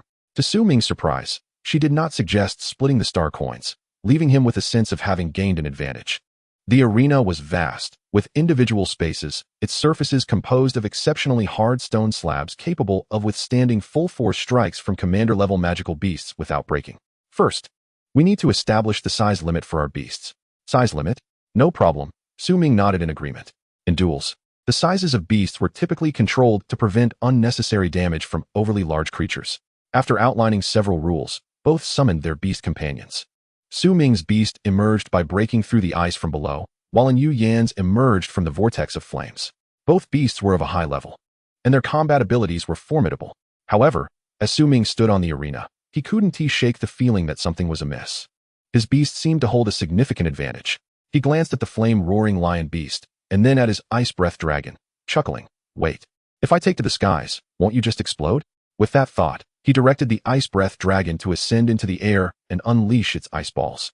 With a roar, the ice breath dragon flapped its colossal wings and soared upwards, reaching 600 meters before unleashing a barrage of massive ice balls towards the flame-roaring lion beast below. Seeing this, Yu Yin promptly commanded her beast to use Fireball, barely managing to fend off the aerial assault. Xiao Yin, use Inferno Blast to knock them down. The flame-roaring lion beast quickly gathered flames and expelled several gigantic magma fireballs towards the airborne ice breath dragon. The fireballs launched with remarkable speed, radiating intense heat as they soared towards the ice breath dragon, which adeptly dodged the incoming projectiles. However, the fireballs detonated around it, creating a chaotic explosion. Little Ice, use the ice shield. The ice breath dragon swiftly summoned 4 shields, resolutely blocking the torrents of lava that surged from all directions. Seizing this opportunity, Su Ming executed the Ice Dragon Twister and launched ice balls. In the air, the ice breath dragon rapidly flapped its wings and then spun violently, conjuring an immense tornado that barreled towards the Inferno lion beast below, while simultaneously unleashing several ice balls from behind. Meanwhile, the Inferno lion beast was not idle. With a powerful swipe of its massive forepaw, it struck the ground, unleashing a torrent of searing lava that erupted in an instant. Little Flame quickly used the flame pillar. At Yin Yuyen's command, the long-prepared Little Flame harnessed its power and stomped onto the lava, sending towering columns of molten rock shooting skyward towards the Ice Dragon Twister. The collision between the two forces instantaneously generated a copious amount of steam, and Ming seized this moment to order the Ice Breath Dragon to engage the Inferno Lion Beast in close combat. As the Inferno Lion Beast struggled to disperse the steam, a powerful claw suddenly struck its rear. With another swipe, a massive claw mark appeared on its other flank. The Inferno Lion Beast seized the moment to attempt to bite the Ice Breath Dragon, but its vision was obstructed, making it impossible to catch the airborne Ice Breath Dragon. With a series of swipes, the Inferno Lion Beast sustained considerable injuries. Observing the wails of the Inferno Lion Beast from the sidelines, Yin Yuyen immediately activated a sapphire necklace in her hand. In an instant, the necklace began to glow with blue light, and Yin Yuyen tossed it into the air, swiftly forming hand seals. The misty storm erupted as the sapphire necklace radiated with brilliant blue light, conjuring a tempest at its core. The blue storm surged towards the steam, and in moments, the arena was left clear of the mist. Ming, witnessing this, exclaimed in disbelief, "What nonsense is this? Using a magical tool in a beast battle? Little Flame, unleash a fierce fire blast to bring it down." And Yuyen, seeing Little Flame covered in claw marks, stamped her foot in frustration. The Inferno Lion Beast gathered fireballs in its mouth and hurled them towards the Ice Breath Dragon. Yet, the Ice Breath Dragon reacted swiftly. Drawing on its previous experience with the lava fireballs that exploded nearby, it flapped its wings to gain distance and launched several massive ice balls. Little Breath charged in for close combat, determined to subdue the beast. Hearing this, the Ice Breath Dragon dove from the sky, crashing down with a thunderous roar right before the Inferno Lion Beast. The two beasts quickly engaged in a fierce battle. As a siege-type beast, the Inferno Lion Beast's close combat capabilities were not inferior to those of the Ice Breath Dragon, which was more balanced in nature. However, the Ice Breath Dragon's scales provided formidable defense, rendering the Inferno Lion Beast's fiery attacks ineffective. Even as its claws raked towards the Ice Breath Dragon, the scales absorbed most of the damage. Conversely, the Ice Breath Dragon's claws were razor-sharp, each strike tearing into the flesh of the Inferno Lion Beast. While the outer flames failed to harm the Ice Breath Dragon's claws, despite the thick fur of the Inferno Lion Beast, it was no match for the Ice Breath Dragon's shredding ability. In mere moments, the Inferno Lion Beast was left with numerous wounds, blood flowing freely. And even when it attempted to use its skills, the Ice Breath Dragon interrupted it instantly. It was a rookie Beast Master's common mistake to attempt using skills while engaged in melee combat. Seasoned Beast Masters would never afford their beasts such opportunities, especially against those with powerful close combat abilities, as battles could be decided in an instant. "I can't do this anymore. Stop," and Yuyen cried, her heart aching as she watched Little Flame on the arena, tears streaming down her face in distress. The tendency for Beast Masters to cry when their pets were injured was a rookie trait, often more prevalent among female Beast Masters. A male doing the same would likely only invite ridicule. At this moment, both beasts were covered in injuries, particularly the Inferno Lion Beast, which succumbed to unconsciousness from excessive blood loss. Noticing this, Ming quickly ordered the Ice Breath Dragon to cease its assault, and the two rushed to the arena to assess the situation. "Could you be gentler? Little Flame is unconscious from your dragon's attack," and Yuyen complained, gazing at the fallen Inferno Lion Beast. "Oh, come on, it's not dead. My dragon is hurt too," Ming replied, glancing at the Ice Breath Dragon, which, despite its numerous wounds, remained lively, occasionally exhaling icy breaths. Chapter 18. Healing the Beast. Seeing the Ice Breath Dragon still full of vitality, Ming swiftly recalled it to the beast's space, despite the dragon's reluctance. After Yin Yuyen checked the unconscious Inferno Lion Beast, she too stored it away in the beast's space. "Let us head to the beast medical room at the Black Iron Training Center," and Yuyen said, her frustration palpable as she glared at Ming. Noticing her anger, Ming awkwardly cleared his throat and nodded. "All right, a visit for treatment sounds good." Once they left the arena, and Yuyen made her way to the third medical room of the Black Iron Training Center, following closely behind.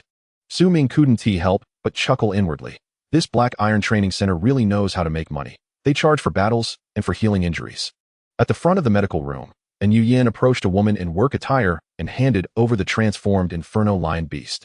Upon seeing the unconscious beast, the woman summoned her own creature, which was a peculiar sight, a yellowish-gray beast adorned with green vines and sporting a pair of long, emerald horns, resembling a human yet distinctly different.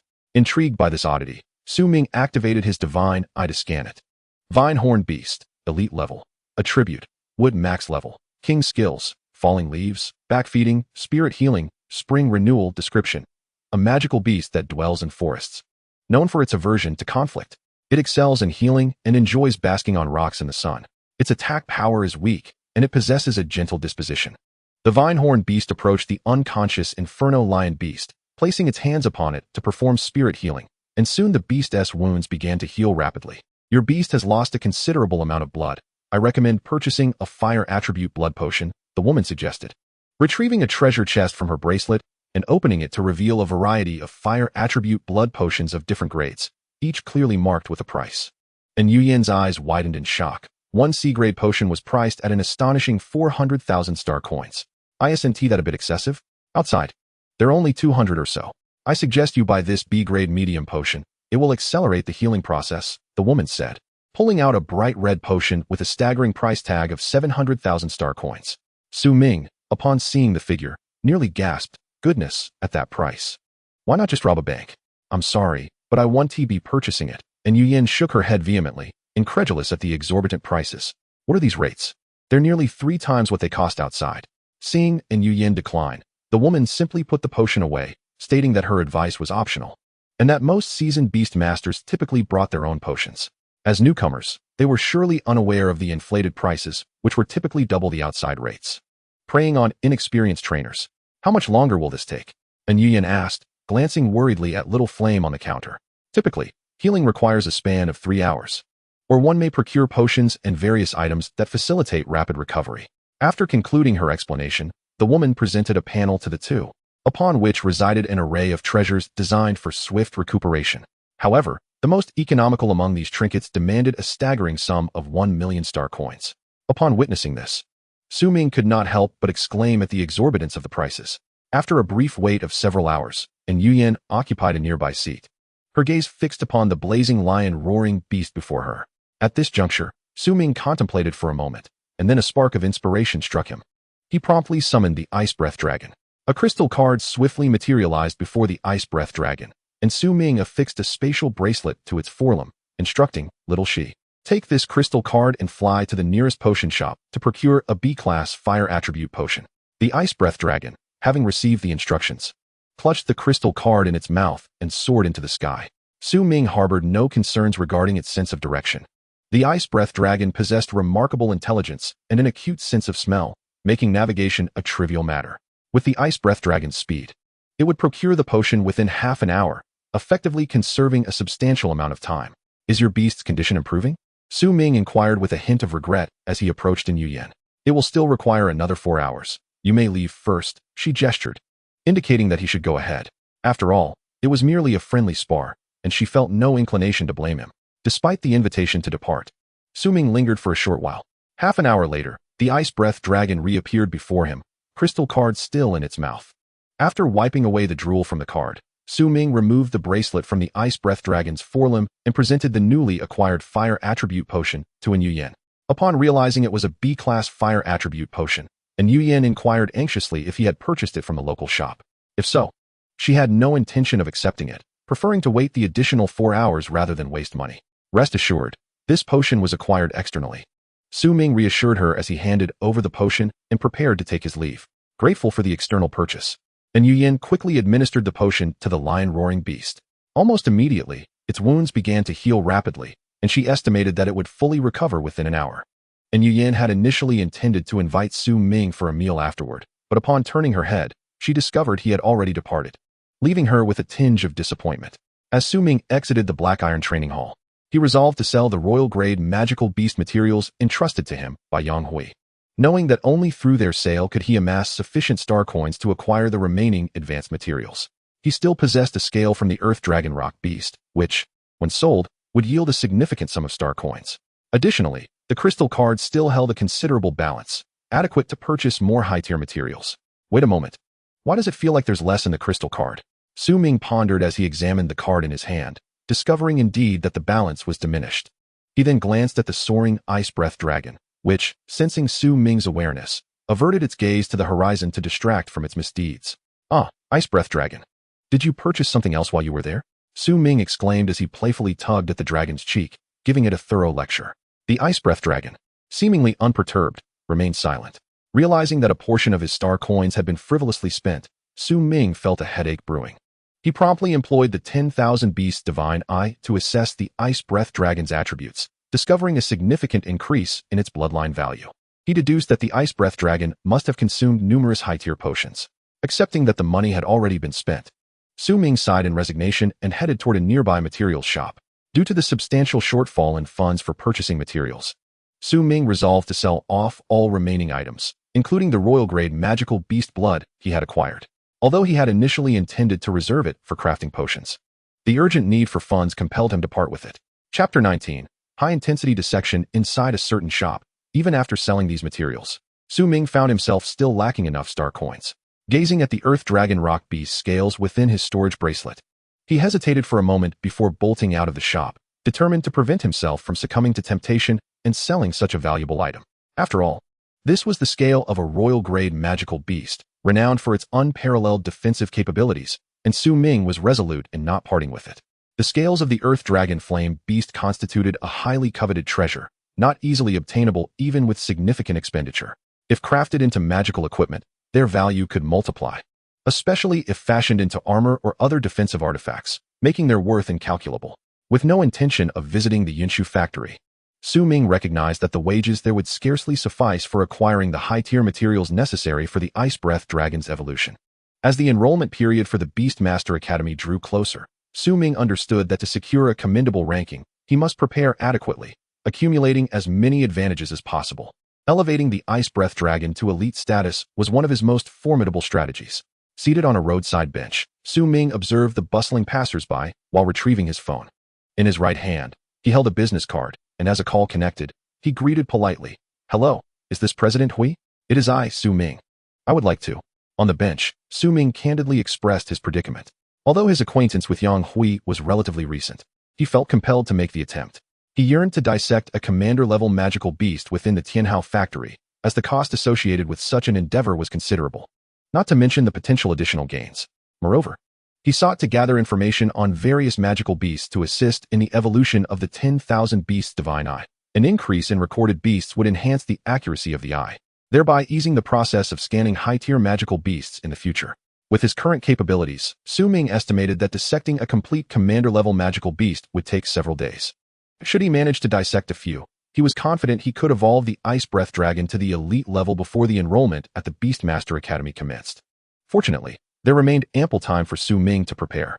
Upon returning to Tianhao Factory, Su Ming felt honored to be accepted as a temporary employee, as entry into such a facility typically required decades of dissection experience.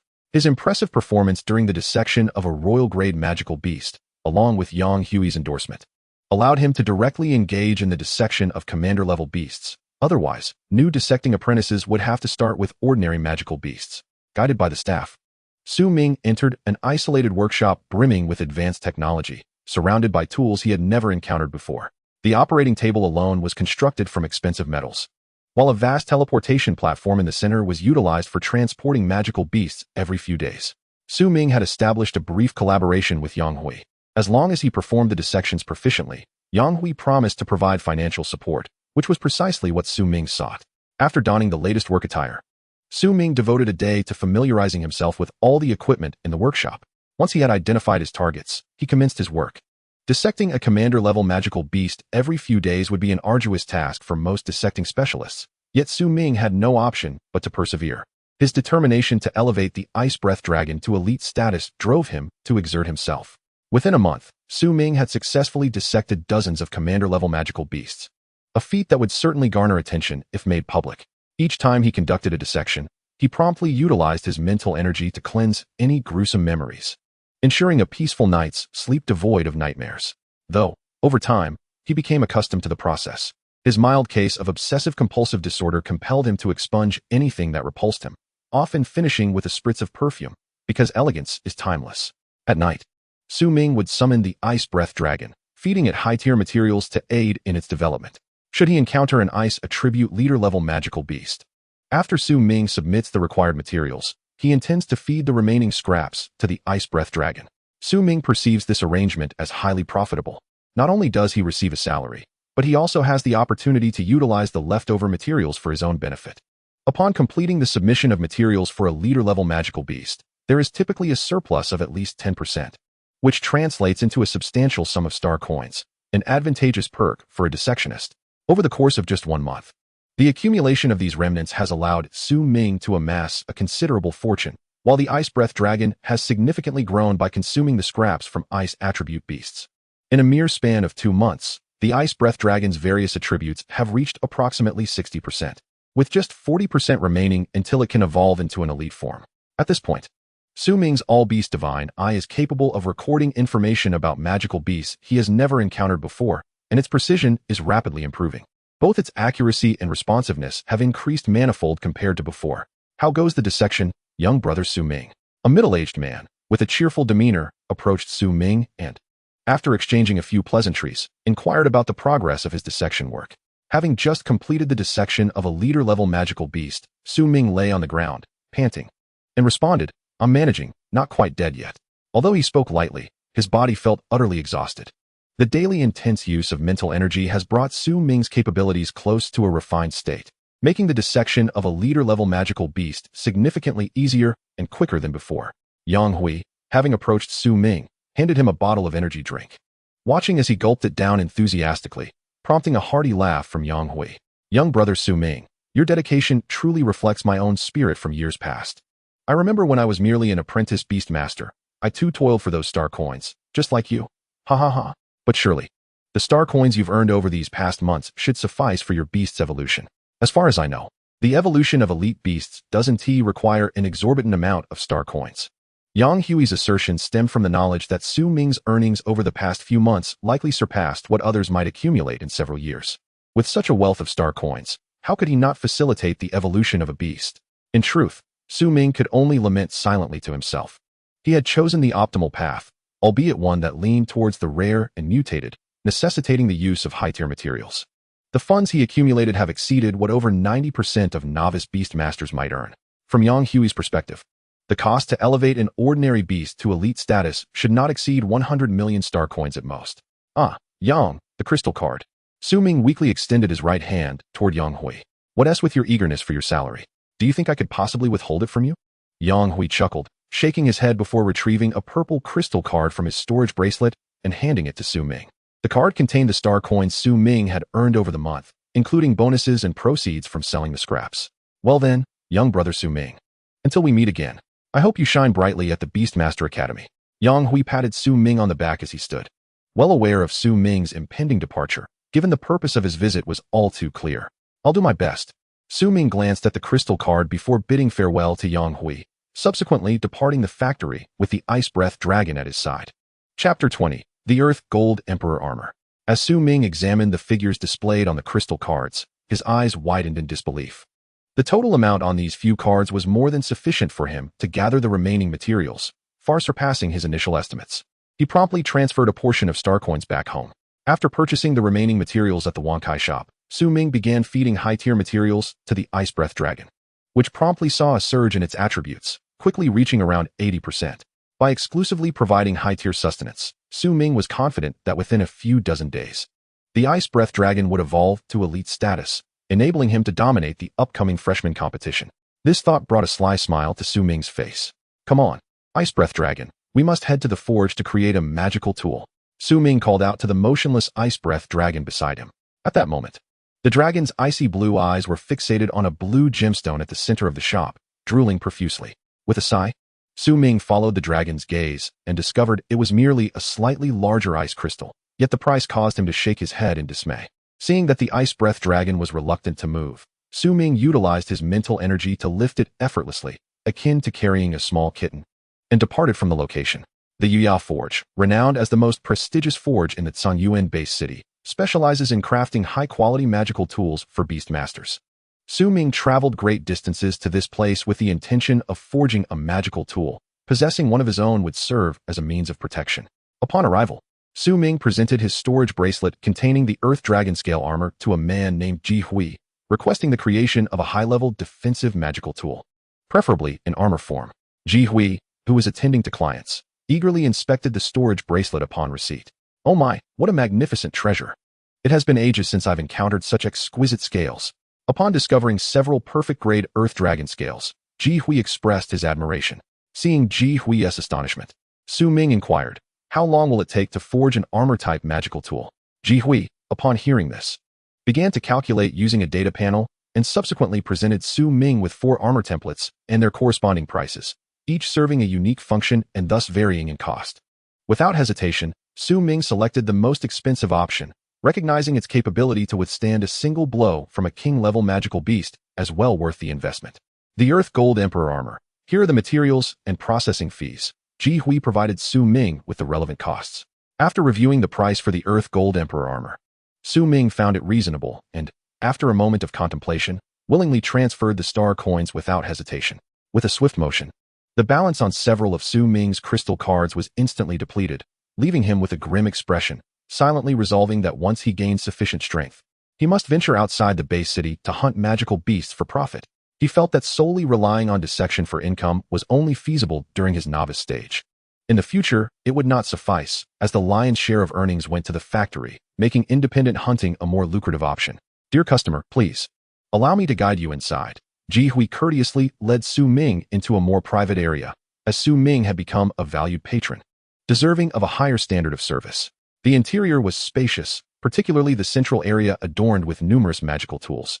However, upon hearing that this was merely the first level, Su Ming's mind was somewhat overwhelmed. The immense depth of resources was a testament to the forge's esteemed reputation, justifying his arduous journey from the east to the south. Esteemed guest, you are welcome to explore the second level at your leisure. Should you require assistance, do not hesitate to ask.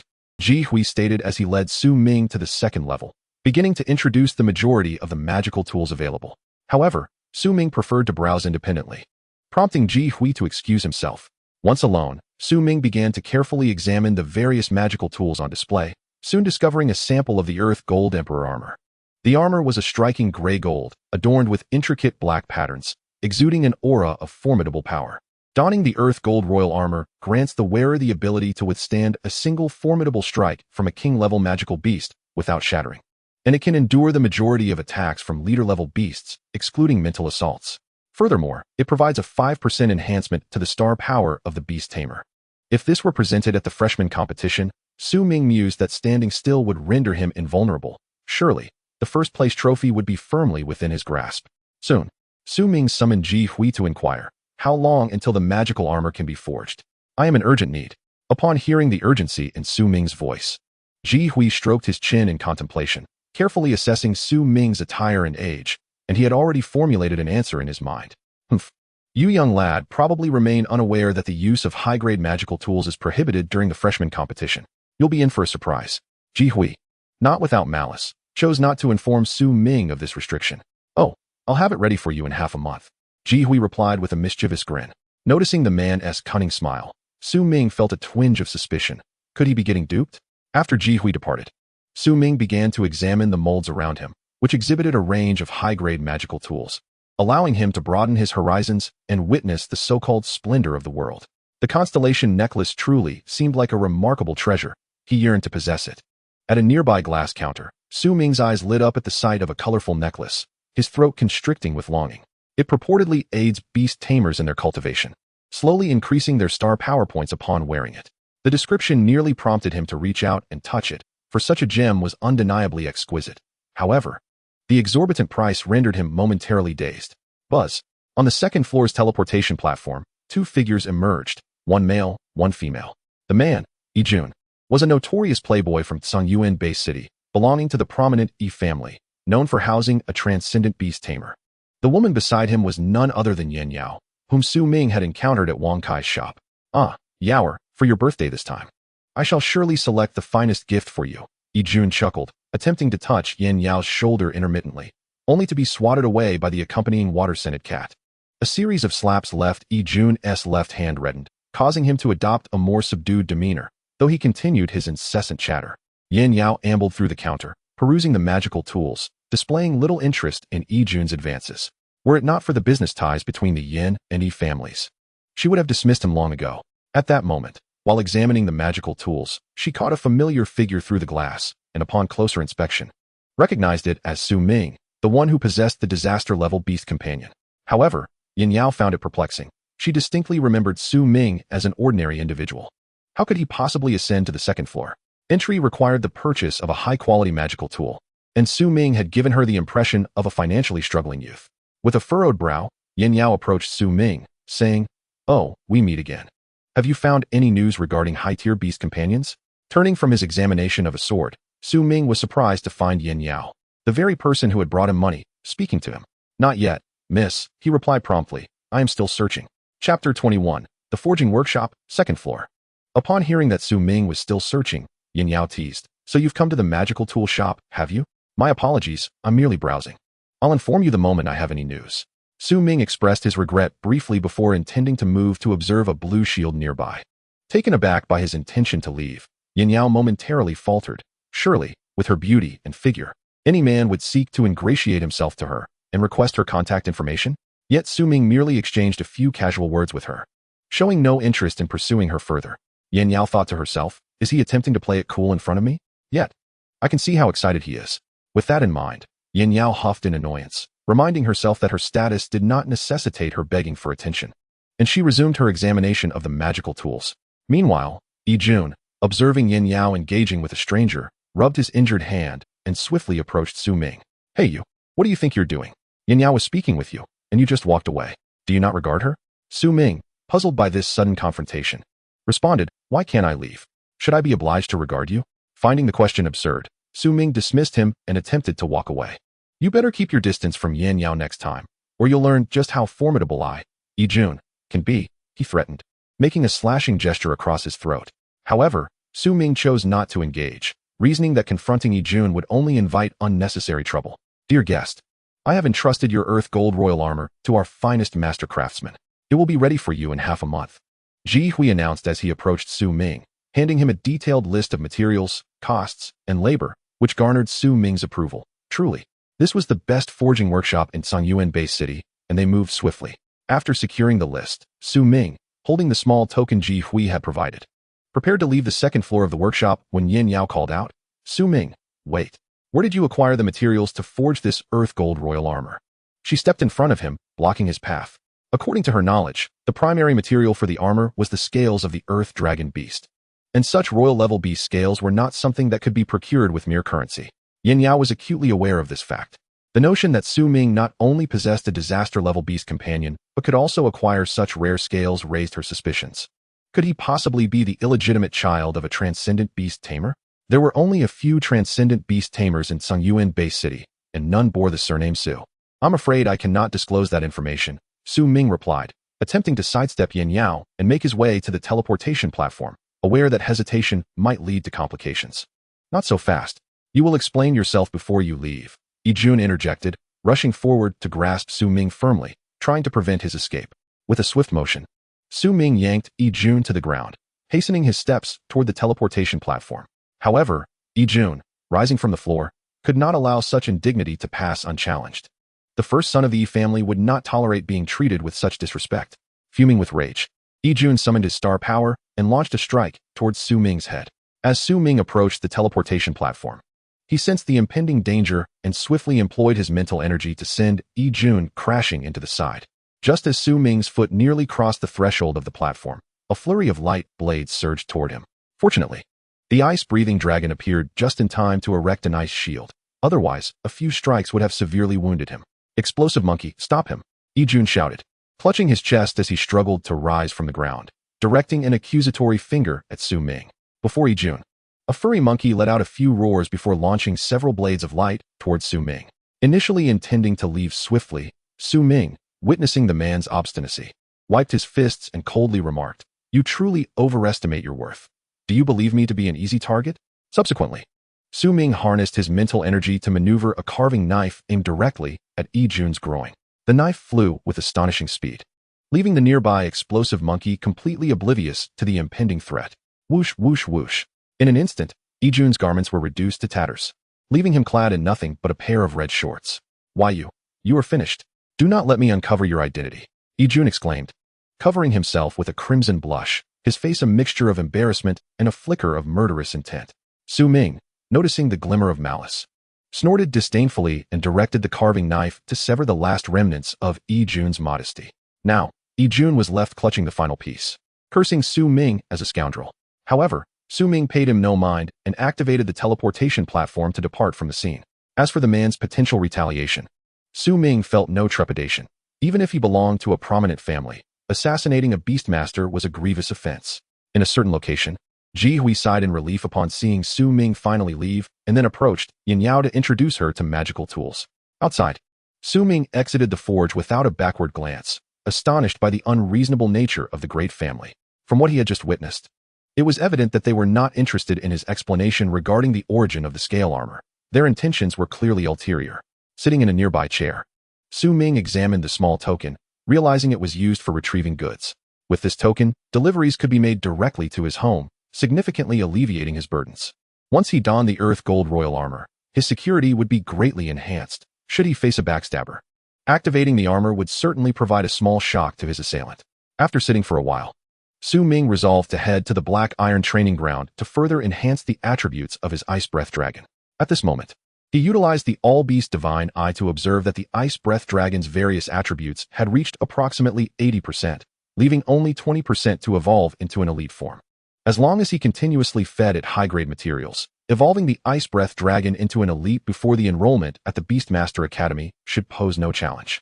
The time required for a beast to evolve from the ordinary level to elite is not particularly lengthy. With sufficient high-grade food or a high-potential beast, the upgrade speed accelerates. However, once reaching the commander level, the higher the potential, the slower the evolution, necessitating more resources. Typically, beastmasters with high-potential beasts at the commander level will reduce their investment in the beasts, reallocating resources to their own strength, thus avoiding the scenario where the beast's power greatly exceeds that of the beastmaster. For the past few months, Su Ming had dedicated all his funds to enhancing the Ice Breath Dragon, causing his own star power to lag behind its growth, making him a considerable disadvantage in battles. Chapter 22. The Inspector. Particularly outside, magical beasts do not solely target pets. Generally, magical beasts at the commander level possess developed intelligence and will directly choose to attack the Beastmaster. If the Beastmaster were to perish, all their pets would die alongside them. However, should a pet be slain, the Beastmaster would merely suffer severe injury but not death, which explains the exorbitant cost of magical tools. Within the Black Iron Training Ground, Su Ming fed the Ice Breath Dragon an assortment of ice attribute blood potions and materials from commander-level ice beasts. Standing below, he gazed up at its claws, which towered over him by several dozen meters, shaking his head in apprehension, fearing that the Ice Breath Dragon might inadvertently crush him as if he were an ant. To mitigate the risk of being trampled by large beasts, beastmasters typically opt to stand atop their pets, significantly reducing the likelihood of accidental harm. Once a pet reaches the king level, the Beastmaster can command the beast via its core and, if necessary, fight alongside it, with their combined strength increasing by at least 30%. Little Ziz, lower your head and let me soar through the skies. Su Ming communicated telepathically to the Ice Breath Dragon before him. Proudly, the Ice Breath Dragon responded by lowering its massive head, releasing gusts of cold air from its nostrils. After a few jumps, Su Ming finally reached its head, grasping tightly onto a scale to prevent himself from falling. However, worrying about falling is a concern only for apprentice-level beastmasters. With practice, one need not fear, as the beast will create a remarkably stable environment for their masters. Even at high speeds, falling off is exceedingly unlikely.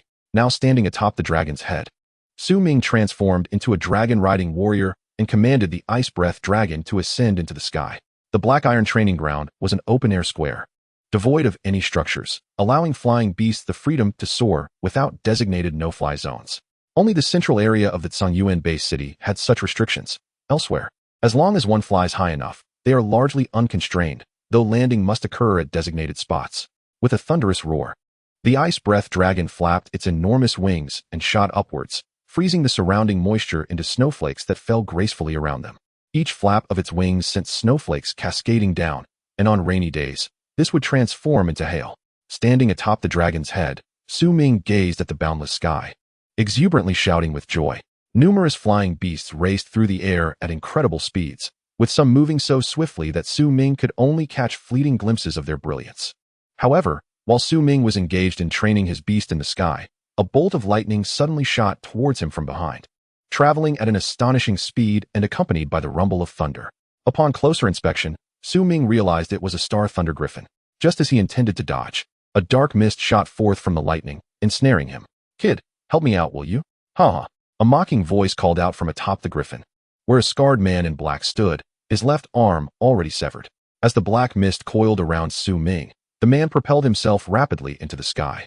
Su Ming, noticing the mist corroding his star power, felt a surge of anxiety and hastily attempted to dispel it. Just as he managed to rid himself of the dark mist, several shadows appeared behind him. Sensing the black mist on Su Ming, two figures advanced towards him, wordlessly tossing a rope magical tool in an attempt to bind him. The ice breath dragon, witnessing this, retaliated with a powerful swipe of its tail, sending the rope flying hundreds of meters away, then unleashed an ice dragon tornado at the two assailants. Reacting swiftly, they commanded their pets to defend, and fortunately, both possessed commander-level beasts, rendering the ice dragon tornado ineffective against them. "We are the inspectors from the Cangyuan Base City Beastmaster Association. We kindly request your cooperation in our investigation," one of the men warned Su Ming. Seeing this, Su Ming quickly interjected, "Wait. There seems to be a misunderstanding. It was that man who transmitted the dark mist to me. I was merely training my beast in the sky. How could such coincidence occur?" Nevertheless, the two men had no intention of letting Su Ming go. They produced a token for him to examine, stating, "This is our Beastmaster Association token. We implore your cooperation in the investigation." Standing atop the ice breath dragon, Su Ming utilized his mental energy to scrutinize the token, exhaling a sigh of resignation. The two men promptly ensnared him with a rope, and one of them hastily sped off towards their previous path. "Let us proceed to the association for your investigation." In the heavens above, a man observed Su Ming, urging him to hasten toward the Beastmaster Guild. Bound and restrained, Su Ming lay despondently atop the head of an icy dragon, bewildered by his inexplicable capture at the hands of these inspectors. Upon arriving at the guild, he was swiftly escorted away by a man clad in military attire, his previous bindings replaced with golden handcuffs. Nearby, several others were also brought in, and Su Ming noted that many of them bore traces of dark energy, which offered him a modicum of relief. It would be far more challenging to explain his situation were he alone. Upon entering the grand hall on the first floor, Su Ming was immediately confronted by a screen displaying the faces of 7 wanted criminals. Though their identities were obscured, he quickly recognized one of them by his severed arm. "Hurry up," urged a middle-aged man in the guild's robes, pressing Su Ming to follow. After a brief survey of the information, Su Ming rushed to join the others at a nearby teleportation platform. Alongside him were dozens of other captured beastmasters, some of whom were merely apprentices like himself. "Friend, you were also apprehended due to the Dark Abyss Society affair, weren't you?" A golden-haired man named Hyang whispered, gently rubbing Su Ming's back. Turning to glance at the speaker, Su Ming discerned that he too was an apprentice beastmaster, and he replied quietly, "Indeed, what on earth is happening?" However, before they could delve deeper into conversation, the group was swiftly transported to an interrogation room, spacious and populated by hundreds of others, all adorned with golden bracelets. The expressions of the captives spoke volumes of their unjust predicament, undoubtedly ensnared because of the dark energy surrounding them. After receiving their identification numbers, the two friends found seats, and Hyang, settling down, lamented, "It's all that Dark Abyss Society's fault. Otherwise, how could I have ended up here?" Upon hearing the name, Su Ming recalled that the Dark Abyss Society was an organization notorious for instigating conflicts between magical beasts and humans, often exacerbating invasions of high-tier magical beasts in major cities. Yet, he had almost forgotten about their existence, as their activities had become rare. Haven't they been lurking in the shadows all along? Why are they so brazenly appearing now? Su Ming questioned, puzzled, glancing at Hyang. Leaning in closer, Hyang whispered, "According to what I overheard from a powerful member of the He family, the last incident involving 2 king-tier magical beasts in Cangyuan Base City was orchestrated by the Dark Abyss Society." "What? They were responsible for drawing them here?" Su Ming was nearly taken aback, his astonishment almost escaping as a gasp, but Hyang quickly covered his mouth to silence him. Su Ming had thought the 2 king-tier beasts had entered Cangyuan Base City by mere chance, unaware that the Dark Abyss Society had been the true puppeteers behind the chaos. With dozens of master-level beastmasters perishing, it was no wonder the guild was conducting such extensive searches for the society's members. "Do you think we, the wrongfully accused, will be in trouble?" Su Ming felt a wave of anxiety wash over him. If they mishandled this, he could easily be mistaken for a member of the Dark Abyss Society, which would spell disaster. Hyang assured him not to worry. He simply needed to recount the origins of his dark energy. As long as he wasn't affiliated with the society, he should be fine. Next, boomed a formidable voice from behind an iron door. Seeing that his number was 98, Su Ming rose and walked inside. The interrogation room was sparsely furnished, with only a muscular man seated before an ancient wooden table upon which rested a lie detection stone stained with traces of blood. The muscular man gestured for Su Ming to place his hands on the lie detection stone.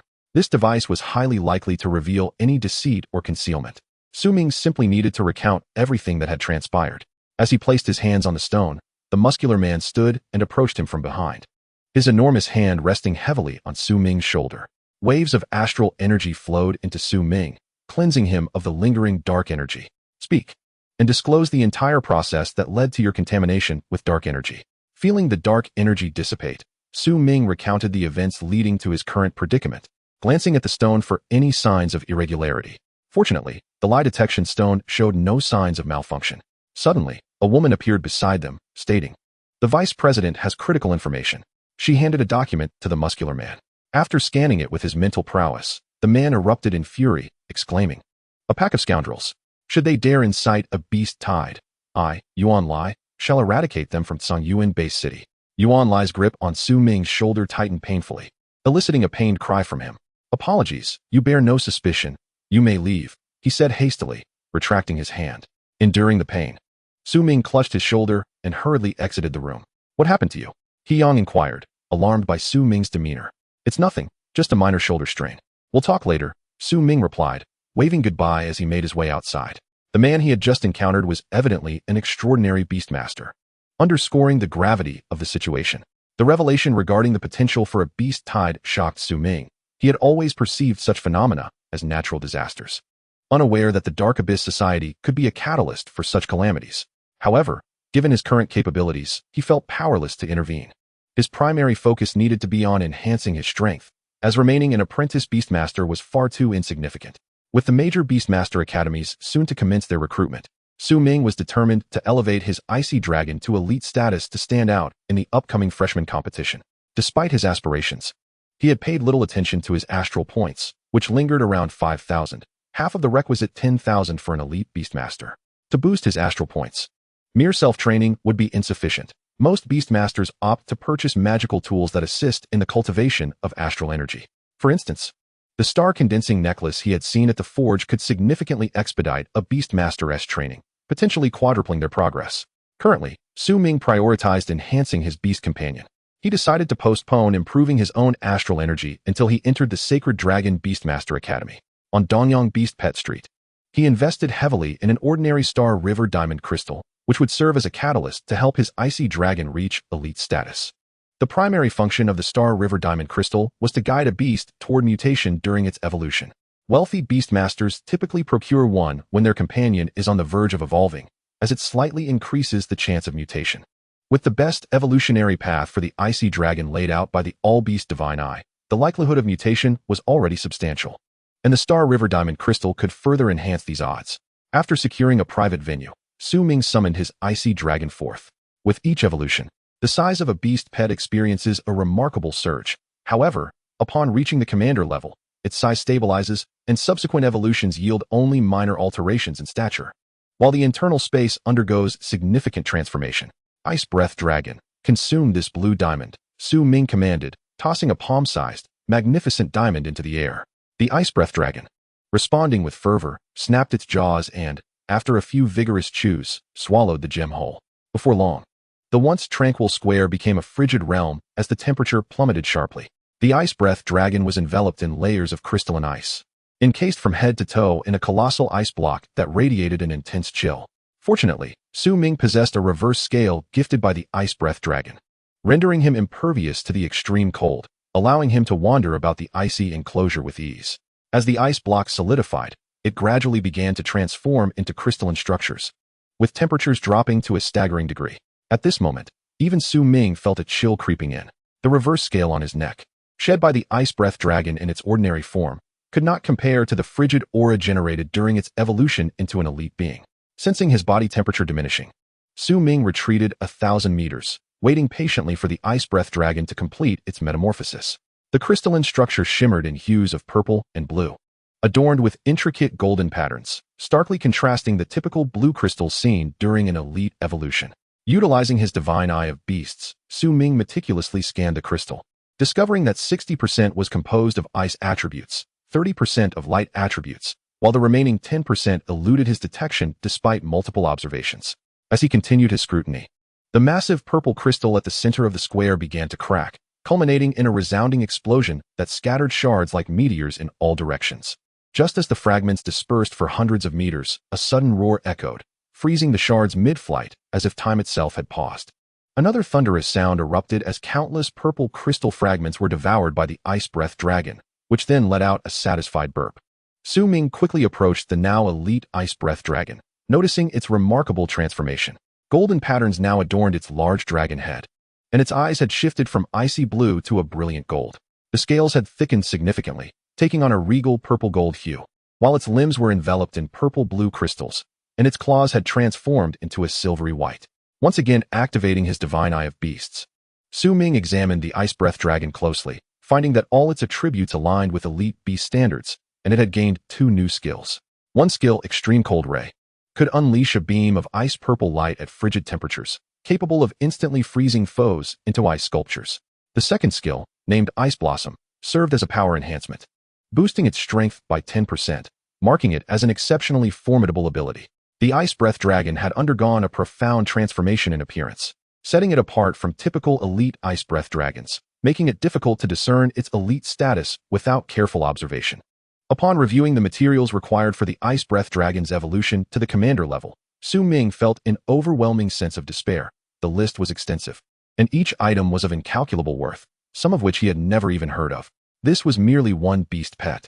The thought of acquiring a second once he ascended to elite beast master status left him daunted at the prospect of the financial burden it would entail. As the newly evolved ice-breath dragon shrank in size and approached Ming, it opened its mouth, signaling its need for sustenance. With its elevation to elite status, Ming realized the urgency of addressing its dietary needs. The food suitable for its previous form was now insufficient, as elite-level nourishment required tenfold the amount. Consequently, Ming resolved to endure until he entered the academy, where meals would be provided. And the Holy Dragon Beastmaster Academy offered monthly subsidies that increased with the level of the beast pet. With his resources nearly depleted after several expenditures, he eagerly anticipated the academy's enrollment day, where he would no longer fret over the creature's rations. After providing the ice-breath dragon with 2 cold light stones, Ming departed the area, mindful of the substantial venue fees he had incurred, which were rapidly dwindling. Upon arriving at his new home in the Dongyang community, he collapsed onto the sofa and opened a small box that contained magical equipment he had commissioned from the distant forging workshop. Gratefully, it had been delivered to his designated location, sparing him another trip to the workshop. Inside the box lay a spatial jade stone, crafted from a high-quality spatial material. With a simple retrieval method, placing a small token within it. In a swift motion, a dark golden armor appeared in Ming's hands, the Earth Gold Royal Armor, capable of withstanding attacks from king-level magical beasts, making it a rare find that would undoubtedly cause a stir if sold. After dripping a drop of blood onto the armor, Ming donned it. Upon wearing, he felt the armor's lightness and a surge in his star power, realizing that, should he be attacked by a magical beast, this armor would serve as a vital lifeline. The Earth Gold Royal Armor could be summoned at will by the Beastmaster, adhering closely to the skin in moments of safety, indistinguishable from flesh. In times of peril, it could be summoned to confront adversaries. Little Ice, give it a bite to test the defense, Ming instructed, inviting the ice-breath dragon, which was busy gnawing on a cold light stone, to take a bite of the armor. The ice-breath dragon complied, abandoning its half-eaten stone to leap onto Ming's right hand and chomp down. No dents marred the armor, assuring Ming of its durability. With a sigh of relief, he carefully stored the Earth Gold Royal Armor and sank back onto the sofa, utilizing his divine eye of beasts to investigate what materials would best nourish the ice-breath dragon as it evolved into the commander-level Ice Radiance Sacred Dragon. He noted a range of options: radiant stones, ice crystals, cold origin fruits, and high-grade ice and light attribute elixirs. After a moment of contemplation, he discovered a plethora of choices, which brought him good news. He could initially feed it radiant stones or beast pet feed. As his star currency increased, he could then seek out higher-tier materials. Ming resolved to prioritize radiant stones, cold light stones, and high-grade beast pet feed for the ice-breath dragon's primary sustenance, ensuring it would not starve while maintaining its internal attribute balance. Typically, if an ice-type beast pet ingested poison or food of differing attributes, it would lead to an excess of properties within, hindering future evolution. Even the resultant beast pet's strength would be significantly compromised. Thus, beast masters would select materials containing only 1 or 2 attributes to avoid excessive mixed properties, promoting successful evolution. Once Ming reached the commander level, he would be able to unleash ultimate techniques, and upon his beast pet attaining the king level, he would gain the ability to merge with the beast pet's core, commanding it in battle. Integrating the crystal core significantly mitigates the risk of being struck down by beasts in a single blow. Outside the base city, the intelligence of these beasts is exceedingly high, and their cunning rivals that of humans. In the hands of the elite-level Su Ming, the only trump card he possesses is the battle skill Riptide Judgment. However, the Ice Breath Dragon, as a super-balanced beast companion, exhibits a remarkable equilibrium across all its attributes. Whether in terms of attack, defense, speed, or explosiveness, its stats are relatively balanced, which helps to circumvent potential weaknesses. Once Su Ming's Ice Breath Dragon evolves into the Ice Radiant Sacred Dragon, it will lean more towards strength and attack, presenting both advantages and disadvantages. Strength-type beast companions possess formidable offensive capabilities, but tend to be lacking in defense and speed. They excel in close combat, while struggling in ranged attacks. Nevertheless, Su Ming's Ice Breath Dragon has followed the optimal evolution path, with each evolution carrying a high probability of mutation. Upon reaching the commander level and evolving into the Ice Radiant Sacred Dragon, it may address its defensive and speed shortcomings, resulting in a super multi-strong beast companion. This means that all its attributes would be top tier, with one reaching an extraordinary pinnacle, thus classified as a Y-type beast. This is precisely why many beast tamers aspire for their companions to mutate, in hopes of achieving this super multi-strong classification. Chapter 25, The Attributes of Beast Companions. Both super-balanced and strength-type beast companions possess their respective strengths, which ultimately depends on the tamer's application. This scenario tests the tamer's understanding and experience with their beast companions. Experienced tamers can harness their companions' inherent traits to unleash power that far surpasses their base capabilities. Over the past few days, Su Ming has diligently studied the characteristics of his Ice Breath Dragon, discovering that its attributes post-mutation are several times higher than those of a standard Ice Breath Dragon, especially in terms of attack power. With several more mutations, he may be able to maximize all attributes, ultimately achieving a Y-type beast companion. However, to fully enhance all attributes, at least 3 mutations are necessary, meaning he must first reach the Lord level to form such a beast. Currently, Su Ming's companion is merely a super strong balanced beast, still far from maximizing its attributes. He then proceeded to scan the attributes of his Ice Breath Dragon. Ice Breath Dragon, elite level. Strength 80, defense 30, speed 30, stamina 30, explosiveness 30. Ordinary beast companions have an attribute total of 100 points.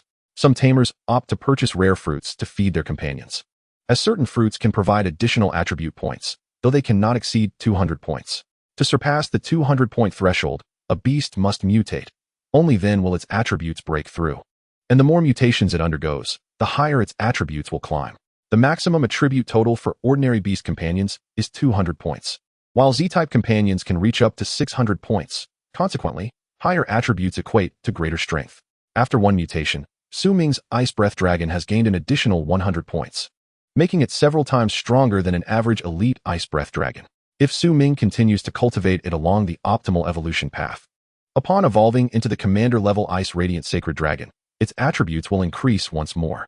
Presently, the maximum attribute total for Su Ming's Ice Breath Dragon could reach 300 points, but it currently stands at 200 points. The remaining 100 points require Su Ming to feed it special fruits that enhance its attributes. Su Ming, you finally returned. Su Hai and Ji Hong, just back from work, spotted Su Ming lounging on the sofa. Yes, but tomorrow I must head to the Sacred Dragon Beast Tamer Academy for enrollment. Then you better give it your all. It's a gathering of talents from our Cangyuan Base City. Upon hearing the word talent, Su Ming chuckled, eager to meet these so-called prodigies and witness how his elite Ice Breath Dragon would fare against this year's newcomers. If the entrants of the Sacred Dragon Beast Tamer Academy are indeed all prodigies, then Su Ming must be the prodigy among prodigies, a veritable genius. Don't worry, Mom and Dad, I am also a genius. Su Ming stood up, teasingly. Su Hai and Ji Hong exchanged glances and burst into laughter, then set down their vegetables, preparing to cook. Noticing this, Su Ming dashed into the kitchen, eager to showcase his culinary skills. All right then, let us see how talented chef Su Ming really is. They retreated to the living room to relax on the sofa. In the kitchen, Su Ming opened the bag of ingredients, revealing an assortment of fresh vegetables and some meat. A quick glance confirmed that the meat was from the leg of an ordinary-level beast known as the pig beast. Su Ming recalled that his first dissection had indeed been of this ordinary-level pig beast, whose internal structure was relatively simple and whose meat was considered quite palatable among beasts. The leg meat, particularly, was sweet and fragrant, making it one of the better quality meats among low-level beasts. Employing his mental energy, Su Ming meticulously washed each vegetable, then wielded his Su Jade carving knife with precision.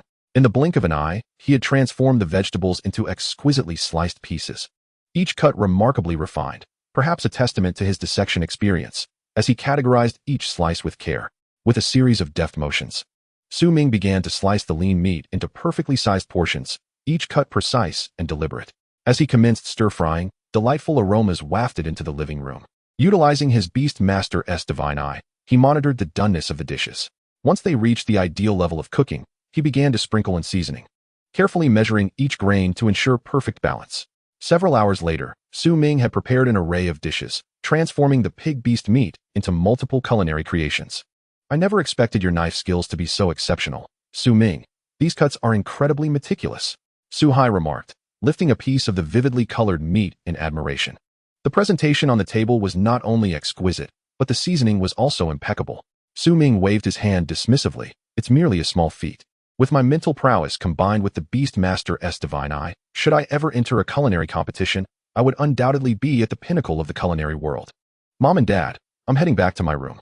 After setting down the dishes, Su Ming took his ice breath dragon and retreated to his room. Compared to before, his room now felt significantly spacious. Approaching his desk, he began to research the total number of new enrollees at the Sacred Dragon Beast Tamer Academy for the following day. Just the sight of over 5,000 applicants sent shivers down his spine. This was an increase of more than 1,000 compared to the last time.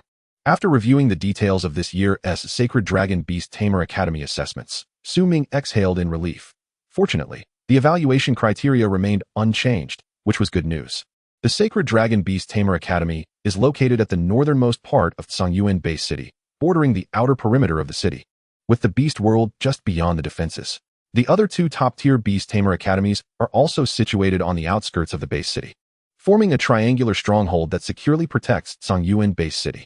Surrounding it are several other base cities, though the distances between them are great, making support challenging. Only exceptionally powerful base cities, commanded by domain-level beast tamers, can establish special spatial passages to traverse between various base cities. The spatial passage is relatively secure. As long as one avoids encounters with spatially attribute magical beasts, it is unlikely to collapse. This passage serves as the primary route for exchanges between the major base cities. The Cangyuan Base City boasts 3 spatial passages, all situated within the 3 prestigious Beastmaster Academies. Each passage connects to base cities overseen by domain lord-level beastmasters, which generally ensures a higher level of safety. Attaining domain lord status enables one to command 5 magical pets, each typically at or above the king level, representing the pinnacle of human combat prowess. Among the 3 passages, the one connecting to the Feiyu Base City is managed by the Shanglong Beastmaster Academy. This passage leads to Feiyu Base City, which is fortified by 2 domain lord-level beastmasters, rendering its overall strength exponentially greater than that of Cangyuan Base City. In contrast, Cangyuan is considered the weaker entity, with its most formidable inhabitant being merely an extraordinary beastmaster, lacking in both size and population compared to Feiyu Base City. Chapter 26, Shanglong Beastmaster Academy. The following day, Su Ming meticulously packed his belongings and made his way to the northernmost part of Cangyuan Base City. Here, the vibrancy rivaled that of the city center, perhaps even surpassing it. Enclosing the area is the Shanglong Beastmaster Academy, with a protective barrier designed to prevent magical beasts from breaching the defenses of Cangyuan Base City. Should any magical beast attempt to cross this barrier, the 3 eminent Beastmaster Academies stationed at the periphery would swiftly intervene. Between Cangyuan Base City and the defensive line lies a vast expanse of land, some of which has been allocated for cultivation purposes. Certain plots have been developed into breeding grounds for magical pets, allowing for convenient capture of magical beasts in the vicinity. Thus, aside from the 3 prestigious Beastmaster Academies, numerous breeding bases also thrive here, with the magical pets of the Beastmasters originating from these establishments. The juncture between Shanglong Beastmaster Academy and Cangyuan Base City has been transformed into a bustling town known as Shanglong City, where magical pets bred in the surrounding facilities are sold. Academy students can also engage in work or trade here, with most Beastmasters selling the magical beasts they have hunted beyond the defensive line or the treasures they have discovered. Each of the 3 esteemed academies, Shengfeng, Xingyuan, and Shanglong, features a similar town, each more vibrant than the center of Cangyuan Base City.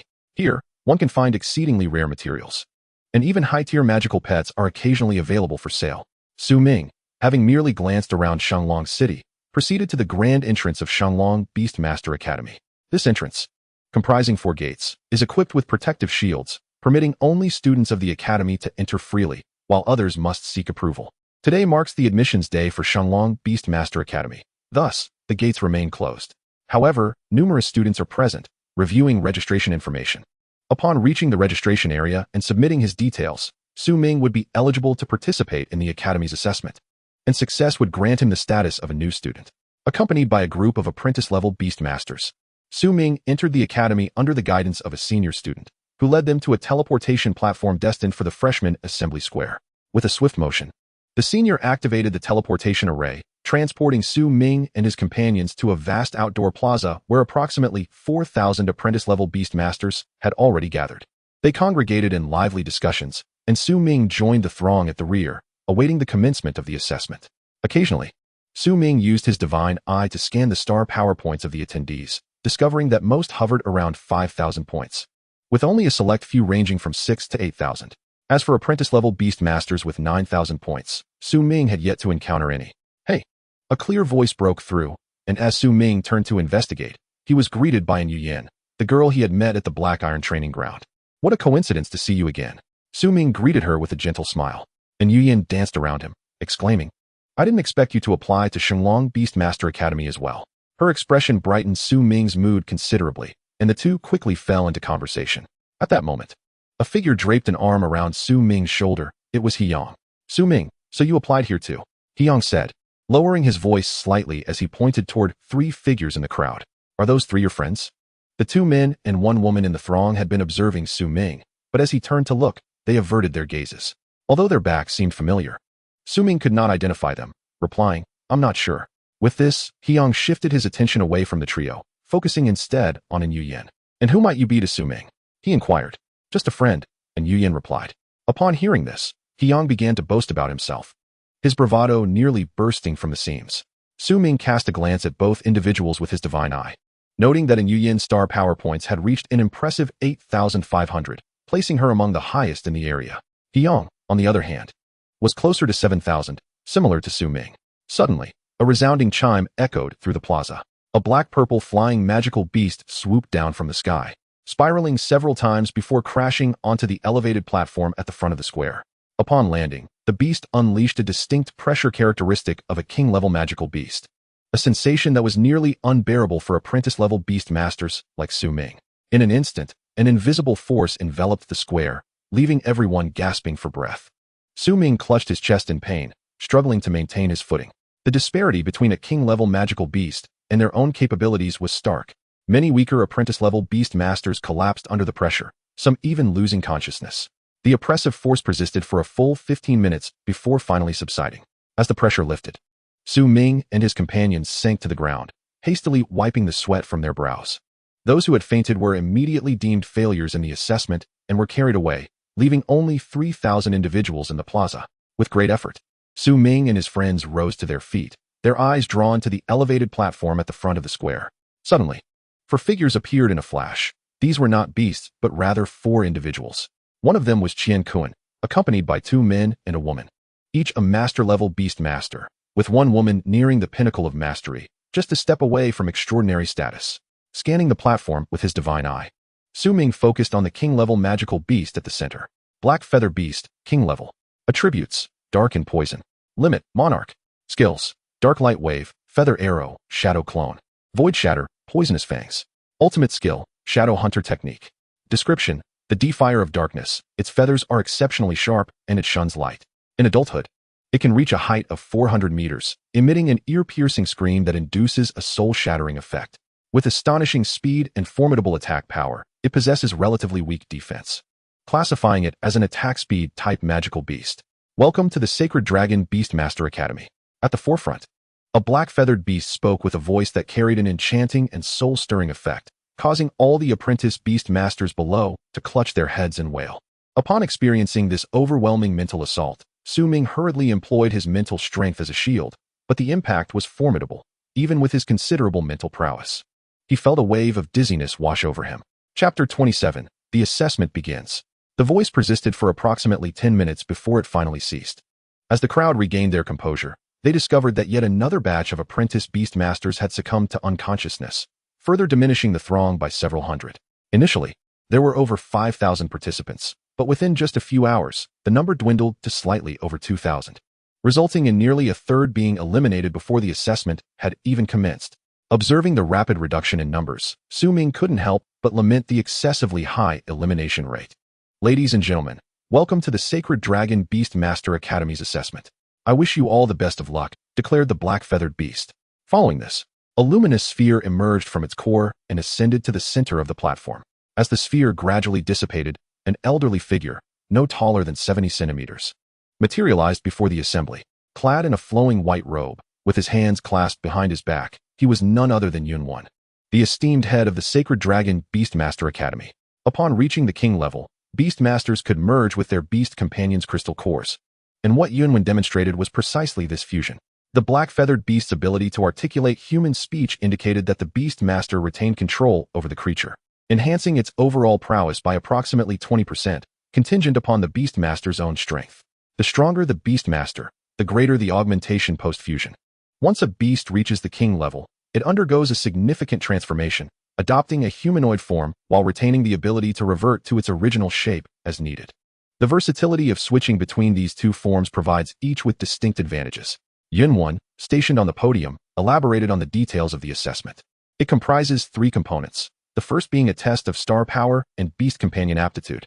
Only those whose star power reaches 5,000 points, and whose beast companions possess an evolution percentage of 50% or more will pass. This initial criterion serves as a stringent benchmark, capable of filtering out the majority of apprentice beast masters. Yet it seems that the remaining participants in the square are likely to meet this standard. The second component entails venturing into the Sacred Dragon Tower to slay 50 ordinary magical beasts and 1 elite magical beast. The Sacred Dragon Tower functions as a trial domain. Devoid of life-threatening dangers, even if one encounters insurmountable odds, they can be instantly teleported away, making it an ideal scenario for apprentice beast masters. The third component requires enduring for 1 hour under the onslaught of a commander-level magical beast to be deemed successful. Generally, a protective token is provided during this phase to prevent casualties. This segment also takes place within the Sacred Dragon Tower, and those who navigate all 3 components successfully will officially become students of the Sacred Dragon Beastmaster Academy. Upon completing his explanation, Yunwan nodded toward a woman beside him before departing atop the black-feathered beast.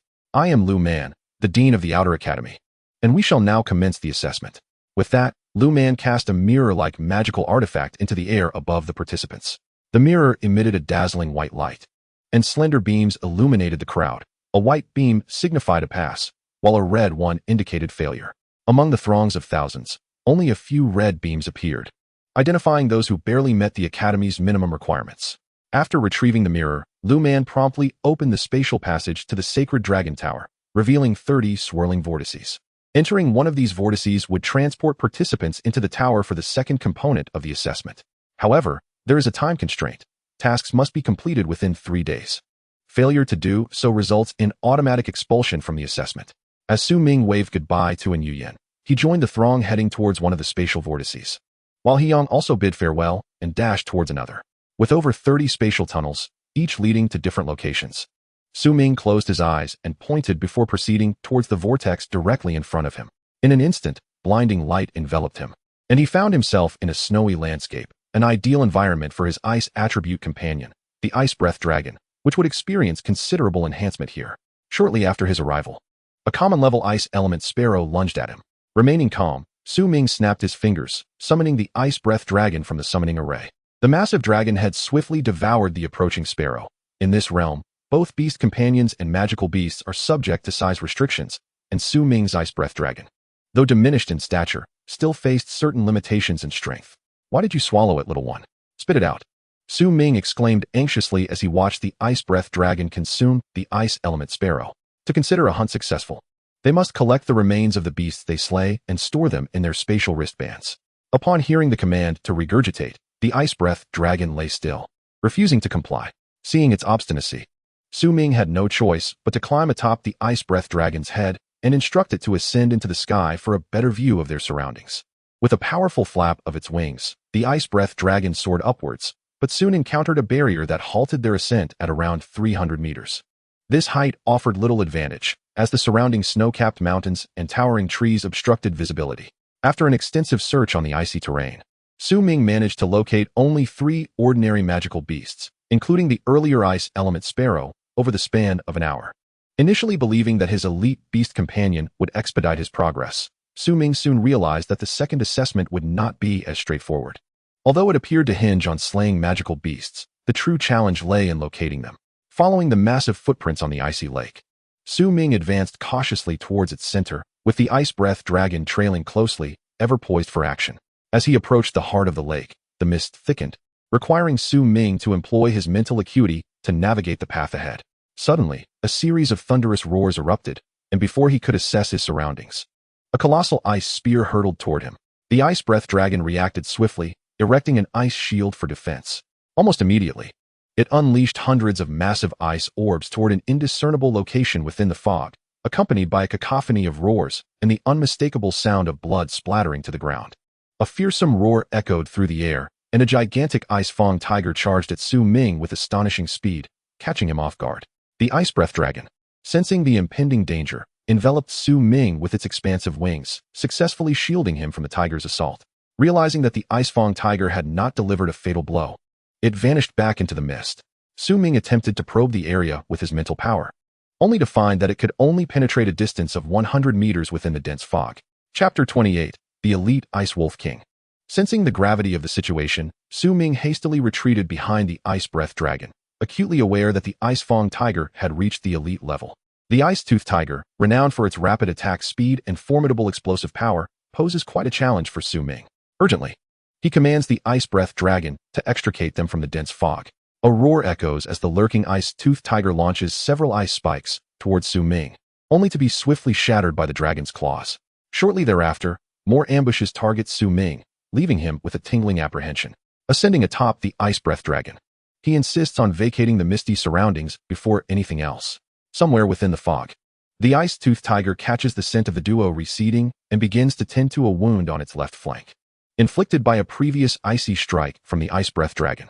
Had it not been for the fog concealing its form, capturing this elite ice-tooth tiger would merely have been a matter of time for Ming.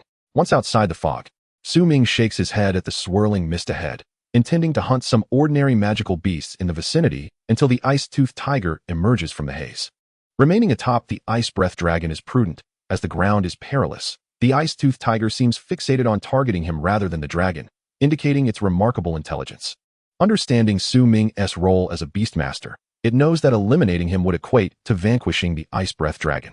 In the snowy expanse, the ice breath dragon glides low, diligently searching for traces of magical beasts. After several hours, Ming encounters a pack of approximately 40 wolves, among which stands an elite wolf king. Ahead, a dozen sheepball beasts are frantically fleeing. Although the sheepballs are swift, the ice wolves have already devised a strategy, with several wolves at the forefront driving the prey towards the sides, where their companions lie in wait. The sheepball beasts find themselves retreating, only to be confronted by the ice wolf king, who swiftly employs a shadow technique and chilling claws, resulting in the swift demise of the sheepballs. Witnessing this, Ming commands the ice breath dragon to unleash an ice tornado. The dragon flaps its wings, quickly conjuring a massive ice vortex aimed at the feasting ice wolves. Sensing the imminent threat, the ice wolf king swallows a mouthful of flesh and issues a fierce call to rally all ice wolves. Heeding their leader, they converge, and the ice wolf king summons a colossal ice shield, while the others conjure smaller shields. The combined fortifications of 40 ice shields and 1 grand shield successfully thwart the ice tornado. Ming had anticipated this, and, as the tornado is blocked, commands the ice breath dragon to release its extreme cold beam. With a swift flash, the beam shatters the ice shields, instantly freezing 20 of the ice wolves into statues, while the rest suffer significant injuries. Realizing the overwhelming power of the dragon, the ice wolf king decisively orders a retreat towards the nearby forest. Ming collects the remains of the 20 ice wolves and hastily instructs the ice breath dragon to pursue, determined to eliminate the entire pack and fulfill his second assessment task. As the dragon soars into the wooded terrain, the dense foliage poses no challenge to Ming's formidable mental acuity. The ice wolves cannot escape. Within half an hour, he eradicates all the ice wolves, leaving only the elite ice wolf king to confront. Despite the agony coursing through its body, the ice wolf king continues to flee through the snow, with Ming relentlessly pursuing, casting spells upon it. As he deftly dodges several ice balls, the Wolf King is struck by one, sending it hurtling back. Blood gushing from multiple wounds, melting the snow beneath it. Just as Su Ming prepares to deliver a fatal blow, a barrage of ice swords interrupts his attack. Initially suspecting the Ice Wolf King's allies, he soon realizes they are apprentice beastmasters, similarly summoned to this realm. Look, that's the elite Ice Wolf King. A group of men exclaims excitedly upon seeing the fallen beast. Among them is a strikingly handsome figure clad in black leather, accompanied by an elite beast companion. This is Yin Jia, a prodigy of the Yin family and the elder brother of Yin Yao. Observing the Ice Wolf King and the colossal dragon in the distance, he surmises that it is the spoils of the one before him. Finding an elite magical beast is no easy feat, and this opportunity is too valuable to squander. Su Ming, however, remains cautious, first assessing Yin Jia's strength before making a move against the Ice Wolf King. From atop the Ice Breath Dragon, he swiftly employs his divine vision to gauge the opponent's beast. Deep Abyss Dragon, elite level. Attributes: Water. Limit: Catastrophe. Skills: Water Rain Sword, Water Ball, Water Shield, Tide Strike. Vortex Break. Description: a dragon from the abyss, thriving in high-pressure environments, often burrowing into sand or soil while resting. It possesses formidable defense and endurance, with balanced speed and attack, classifying it as a defensive beast. Realizing he faces a high-limit elite beast, Su Ming cautiously approaches the Ice Wolf King, testing Yin Jia's reaction. Yin Jia promptly commands his beast to unleash the Water Rain Sword at Su Ming, seizing the moment to strike. As the rain of swords descends, the Ice Breath Dragon spreads its wings to shield against the attack. Recognizing the dragon's formidable stature, Yin Jia concludes that it too is an elite beast, though he struggles to identify its exact nature, sensing similarities to his own, but with distinct coloration and form. You too, go and slay that Ice Wolf King. I'll keep this person occupied, Yin Jia orders, and his companions swiftly summon their beasts to charge at the Ice Wolf King. Though their beasts are of the ordinary level, they are on the cusp of becoming elite. Seeing their audacity to claim his quarry, Su Ming commands the Ice Breath Dragon to confront the two. Yin Jia, undeterred, positions the Deep Abyss Dragon before Su Ming, blocking his path. Isn't it rather impolite to steal another's prey? Su Ming coldly addresses the man from atop his dragon. With arms crossed, Yin Jia stands confidently upon the Deep Abyss Dragon. A smirk on his face as he retorts, "Now it belongs to me. Ha ha ha." Chapter 29, Confrontation with the Leader Beast. Upon hearing this, Su Ming realizes that words hold little weight in this conflict. He must demonstrate the consequences of attempting to seize his possessions. The temperature in the air plummets once more as he gestures commanding the Ice Breath Dragon to engage. A volley of ice balls hurtles towards Yin Jia, followed by Su Ming and the dragon retreating several hundred meters to gain distance. Deep Abyss Dragon, use Water Ball, Yin Jia commands, leaping from the dragon's back and pointing towards Su Ming. The Deep Abyss Dragon conjures a multitude of water balls targeting Su Ming, yet he is not easily subdued. As he leaps from the Ice Breath Dragon, he commands it to unleash its own ice balls. Subsequently, as the chilling rays converge to strike the two beast companions poised to slay the Ice Wolf King, they were caught off guard by a sudden purple beam, inflicting grievous injuries upon them. Fortunately, the two were not atop their beasts. Otherwise, they would have been expelled from this secret realm in an instant. Witnessing his two underlings suffer such devastation right before his eyes, Yin Jia clenched his fists tightly and commanded the Abyssal Dragon to unleash its Vortex Rift charge. The Abyssal Dragon roared in fury, its scales radiating a brilliant blue light as a torrent of blue energy rapidly coalesced in its throat. In an instant, a deep blue vortex column surged towards Su Ming. Observing the man's intent to eliminate him, Su Ming merely scoffed. He promptly leaped onto the Ice Breath Dragon's head and began to utilize its aerial superiority to evade the water column. The Ice Breath Dragon soared swiftly through the sky, rendering the Vortex Rift charge ineffective against Su Ming. Meanwhile, the Ice Breath Dragon exploited its remarkable maneuverability to wear down the Abyssal Dragon's stamina. Realizing he could not land a hit, Yin Jia ordered a cessation of the assault to avoid further depletion. Noticing that the man was not falling for his tactics, Su Ming began to unleash ice balls to vex Yin Jia. Given the Abyssal Dragon's lack of agility, it was easily struck, and after half an hour of relentless attrition, it was left battered by Su Ming's Ice Breath Dragon. Sensing impending defeat, Yin Jia hastily fled to the head of the Abyssal Dragon, propelling himself away at breakneck speed. Su Ming, however, had no desire to pursue him, as this was merely an assessment, and a lesson was all that was required. Unfortunately, Yin Jia's two underlings were not so fortunate. A single breath from the Ice Breath Dragon activated their teleportation tokens, and in the blink of an eye, they were eliminated. In this second stage of the assessment, your adversary may not only be magical beasts, but also fellow apprentice beast tamers who entered alongside you. Upon arriving before the motionless Ice Wolf King lying in the snow, Ming was taken aback to discover that the creature was gathering power for a lethal strike. Fortunately, the Ice Breath Dragon intervened just in time. Otherwise, Ming would have been caught off guard and eliminated. With a swift motion, the Ice Breath Dragon seized the oncoming Ice Wolf King, instantly piercing its crystalline core, resulting in its demise. After securing the elite Ice Wolf King's corpse within a specialized bracelet issued by the Sacred Dragon Beast Taming Academy, Ming was transported to an icy arena. In the arena stood a commanding magical beast nearly 300 meters tall, positioned at the center of the battleground. With a colossal hourglass atop a stone pillar in the foreground, Ming stood atop the pillar, surveying the imposing creature before him, the Ice Jade Blood Tiger, commander level. Attributes: Ice. Limit: Monarch. Skills: Shadow Clone, Frost Fang, Ice Claw, Shatter Roar, Ice Body. Ultimate move: Cold Abyss Purgatory. Description: Residing in frigid environments, its claws are exceedingly sharp, its senses remarkably acute, and it possesses an affinity for collecting ice-related treasures. It excels in explosive power and melee combat, categorizing it as an offensive beast companion. After comprehending the formidable magical beast before him, Ming summoned his Ice Breath Dragon.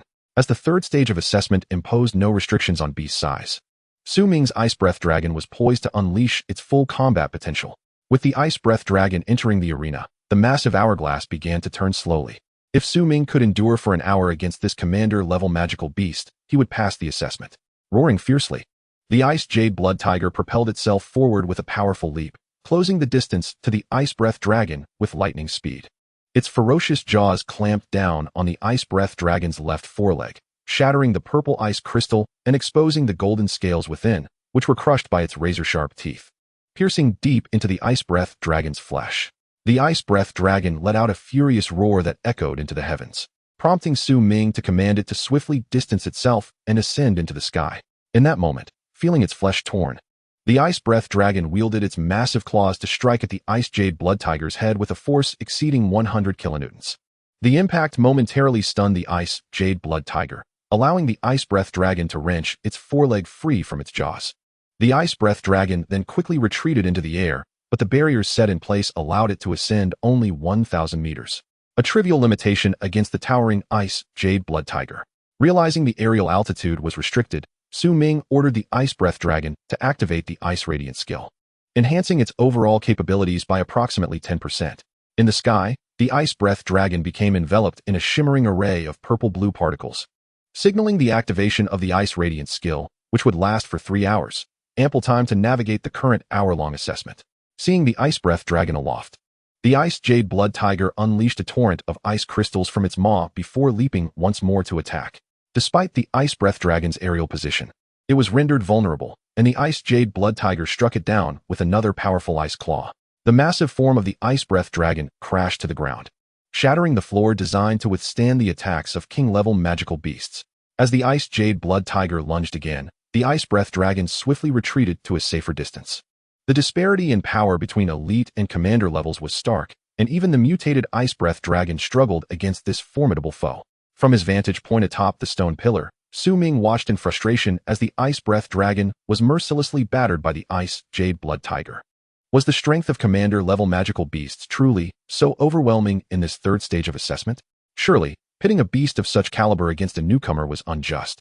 Meanwhile, in a nearby chamber, Lu Man observed Ming's battle through a spatial folding mirror, chuckling to herself. The mutated Ice Breath Dragon certainly possesses strength. This high-tier commander magical beast had been specially arranged by Lu Man for Ming, as lower-tier commander beasts posed no threat to the mutated Ice Breath Dragon. Lu Man's intent was to assess the capabilities of several exceptionally talented newcomers, ensuring they faced high-tier commander magical beasts in order to gauge their true potential. Placing the high-tier Ice Jade Blood Tiger in this assessment was also to ascertain Ming's prowess. For one who could cultivate a mutated Ice Breath Dragon was undoubtedly extraordinary. As the Dean of the Outer Academy, Lu Man had the responsibility to identify and nurture super talents, the more prodigies that emerged from the Sacred Dragon Beast Taming Academy, the stronger the institution would become. Chapter 30, Assessment Success. Standing atop the stone pillar, Ming felt a surge of indignation as he witnessed the Ice Breath Dragon being subdued and trampled by the Ice Jade Blood Tiger. Ice. Retreat and target its lower left abdomen. Su Ming commanded, employing the beast god's eye to conduct a comprehensive scan of the ice jade blood tiger, uncovering numerous hidden injuries on its body. He then instructed the ice breath dragon to strike at a yet-to-heal wound on the ice jade blood tiger. With renewed vigor, the ice breath dragon unleashed a frigid beam toward the designated location, catching the ice jade blood tiger off guard and striking its left abdomen where the concealed injury lay. The beast howled in agony, its eyes turning blood red as the pain surged through it, exacerbating the wound and causing it to spread rapidly. Despite the torment, the ice jade blood tiger pressed on, forcing itself to suppress the agony in its abdomen as it charged once more at the ice breath dragon. Su Ming continued to monitor the beast's condition through the beast god's eye. Under his guidance, the ice breath dragon swiftly targeted multiple hidden injuries on the ice jade blood tiger, forcing it to retreat under the relentless assault. Observing from her chamber, Lu Man was astounded by Su Ming's ability to accurately identify the ice jade blood tiger's vulnerabilities and counterattack effectively, prompting her to elevate his status from 7th to 3rd among the super talents. The list comprises 10 names, all meticulously chosen from the ranks of newly minted beast tamers, superlative prodigies poised for intensive cultivation. The higher their rank, the greater the resources and privileges they shall command. Those fortunate enough to place within the top 10 are undeniably the cream of the crop, and Su Ming's position at 3rd, alongside Lu Man, has been reached after careful consideration. At this moment, Su Ming stands upon a stone pillar, observing as the hourglass nears its end, prompting the ice breath dragon to retreat, wary of a potential counterattack from the ice jade demonic tiger. Given the current prowess of the ice breath dragon, slaying a high-tier commander is an impossibility. It can only bide its time to inflict wounds when the opportunity arises. The ice jade demonic tiger, stationed at the edge of the arena, licks its own wounds, having ceased its assault. After all, this is the very essence of its existence. The beast can detect every hidden injury on its opponent, concluding that this magical creature is formidable in its own right. With time nearly spent, the ice jade demonic tiger lays down to rest on the fighting stage. Witnessing this, Su Ming is momentarily bewildered, deducing that this magical beast is likely not a wild creature, but rather one nurtured by the academy specifically to assess the strength of its students. As the ice jade demonic tiger shows no desire to continue the fight, Su Ming remains vigilant atop the stone pillar, observing its every movement to guard against sudden attacks. Meanwhile, the ice breath dragon bears numerous wounds, its left foreleg exposing stark white bone, having lost a considerable amount of flesh to the ice jade demonic tiger's ferocity. Blood pools upon the ground, rising in steamy tendrils. Even with the enhancement of its ice blossom skill, the ice breath dragon struggles to withstand the high-level commander. As the ice jade demonic tiger ceases its onslaught, the ice breath dragon collapses, employing its freezing technique to staunch the bleeding from its myriad wounds. For the left foreleg, nearly stripped of flesh, the ice breath dragon encases the entire limb in ice. Gradually, the ice breath dragon's condition improves, yet it remains severely injured. A full recovery will require at least a month. With the final grain of sand having fallen, Su Ming and the ice breath dragon are swiftly transported away, arriving instantaneously at the freshman registration building of the Sacred Dragon Beast Tamer Academy. As soon as Su Ming steps off the teleportation platform, a man calls out to him. "Congratulations, Junior, on your official admission to the Sacred Dragon Beast Tamer Academy."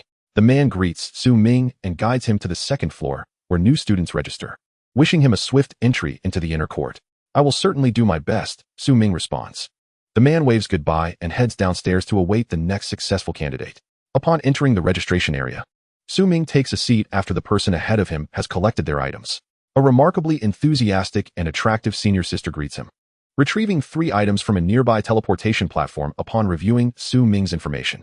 The first is a student badge from the Sacred Dragon Beast Tamer Academy, which grants unfettered access to the institution alongside various privileges such as a 10% discount on materials.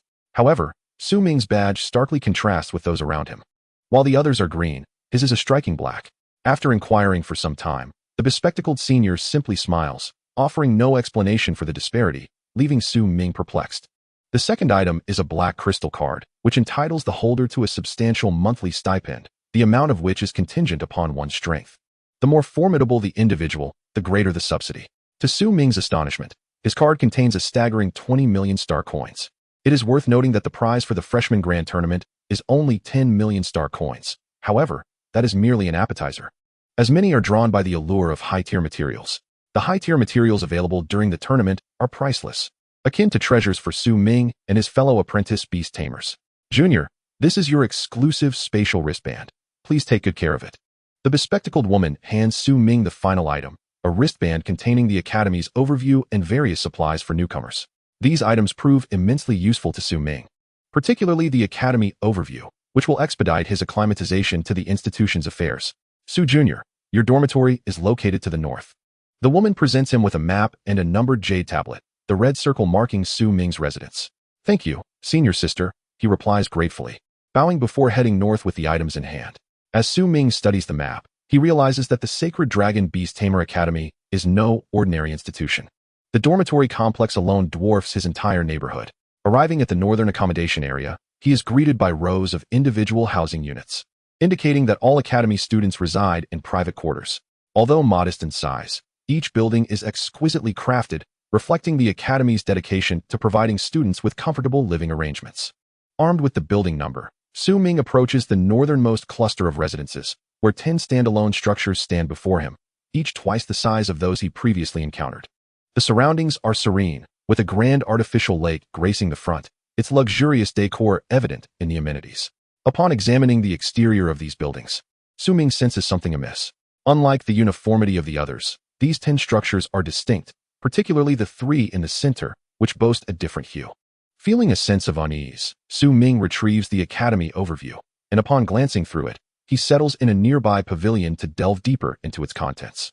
Leaning against a pillar, he employs his mental prowess to swiftly peruse the information within. The overview spans several hundred pages, and it takes him several hours to fully comprehend it. To his astonishment, he learns that he resides in the quarters designated for the Academy's most formidable newcomers, implying that, unbeknownst to him, he has been ranked among the elite few. Chapter 31. Secrets to Earning Star Coins.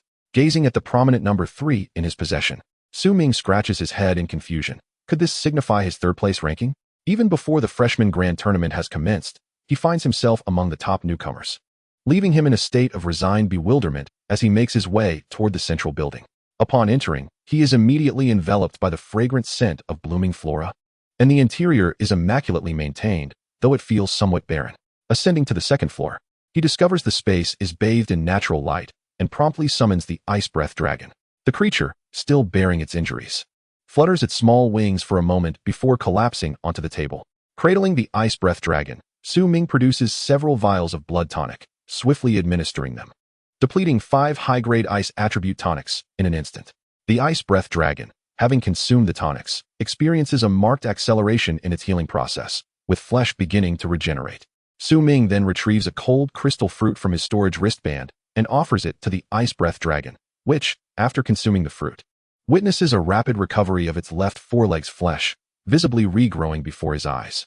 Sensing its injuries mending, the ice breath dragon springs back to life, soaring through the air, exuding a chilling mist. Seated on the sofa, Su Ming checks an electronic screen, noting that the freshman grand tournament is but a month away. He reclines on the adjacent couch, seeking rest. Gathering the remaining balances from his other cards, he consolidates them into the black crystal card, resulting in a significant sum. After the conclusion of the freshman competition, Su Ming was compelled to begin accumulating star coins once more. Otherwise, he would be unable to sustain his cherished beast companion. The cost of evolving an ice breath dragon to the elite level had already drained an exorbitant amount of star coins from Su Ming's reserves. To put it into perspective, the evolution of an ordinary level creature to elite status typically requires no more than several million star coins as a baseline. While Su Ming's expenses were akin to a bottomless pit, it was evident that the optimal evolution route was not something an ordinary individual could afford. The subsidies provided by the Holy Dragon Beast Taming Academy were merely sufficient to satiate the ice breath dragon's hunger, yet to elevate it to the commander level, Su Ming would need to seek materials on his own. Currently, Su Ming's star power points had soared to over 7,000. Leaving him merely 2,000 points shy of becoming an elite beast tamer.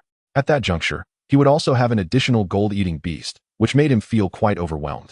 Contemplating this, Su Ming sprang from the sofa, landing on his feet before promptly taking a seat at the table, where he retrieved an electronic panel to peruse the money-making secrets left behind by senior students.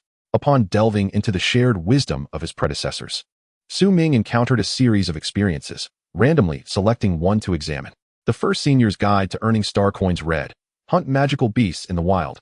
Ordinary level yields 100,000, elite level 1 million, and commander level 10 million. During my time at the academy, I would hunt 100 ordinary level and 10 elite level magical beasts daily. Su Ming was taken aback to discover that the senior relied on hunting magical beasts for income, yet he swiftly scrolled past, recognizing the apparent risks that were conveniently omitted. The second senior's guide proclaimed, craft and resell high-grade blood potions. A C-grade potion sells for 100,000, a B-grade for 300,000, and an A-grade for 1 million. I achieved financial independence through the sale of blood potions. Juniors are welcome to take inspiration. Su Ming dismissed this as well, thinking, if you wish to inspire me, at least share some crafting expertise. I'm well aware of the profitability of blood potions. This is merely empty rhetoric.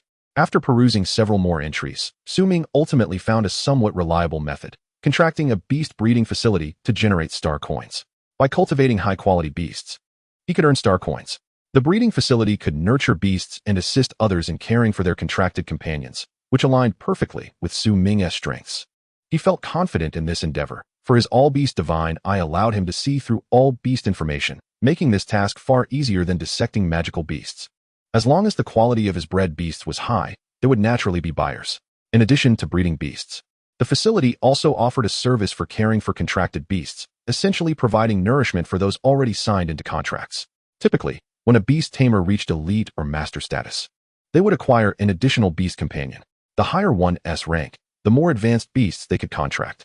For instance, apprentice-level tamers, constrained by their few thousand star power points, could only contract ordinary-level beasts, while elite tamers could handle elite-level creatures, and masters could contract commander-level companions. However, high-level magical beasts were unlikely to enter into contracts with beast tamers due to their feral nature. Most would rather perish than submit.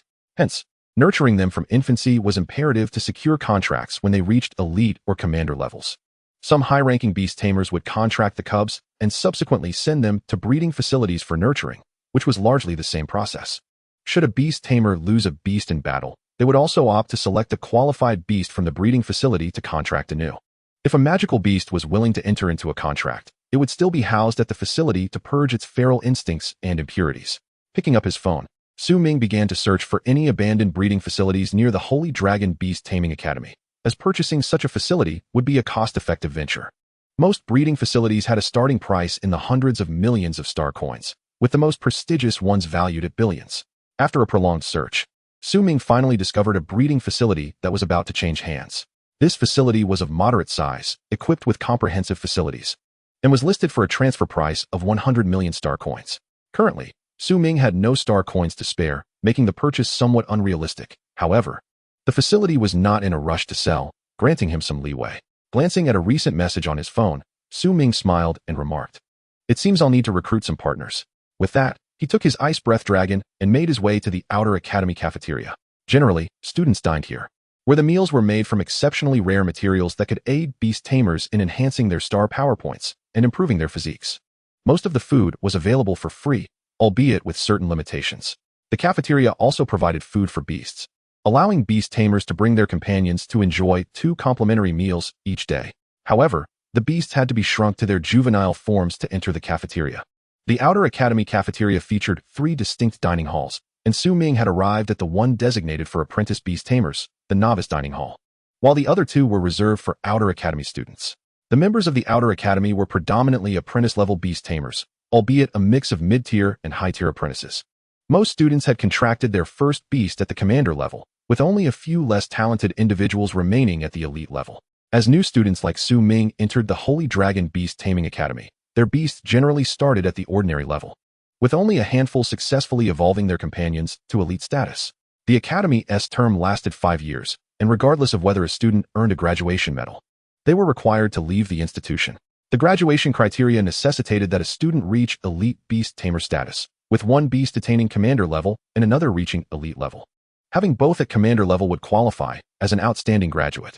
However, some astute individuals would opt to send their second beast to a breeding facility for nurturing, a practice the Academy would overlook, as students were also required to hunt 50 commander level and 1,000 elite level magical beasts during their time at the Academy.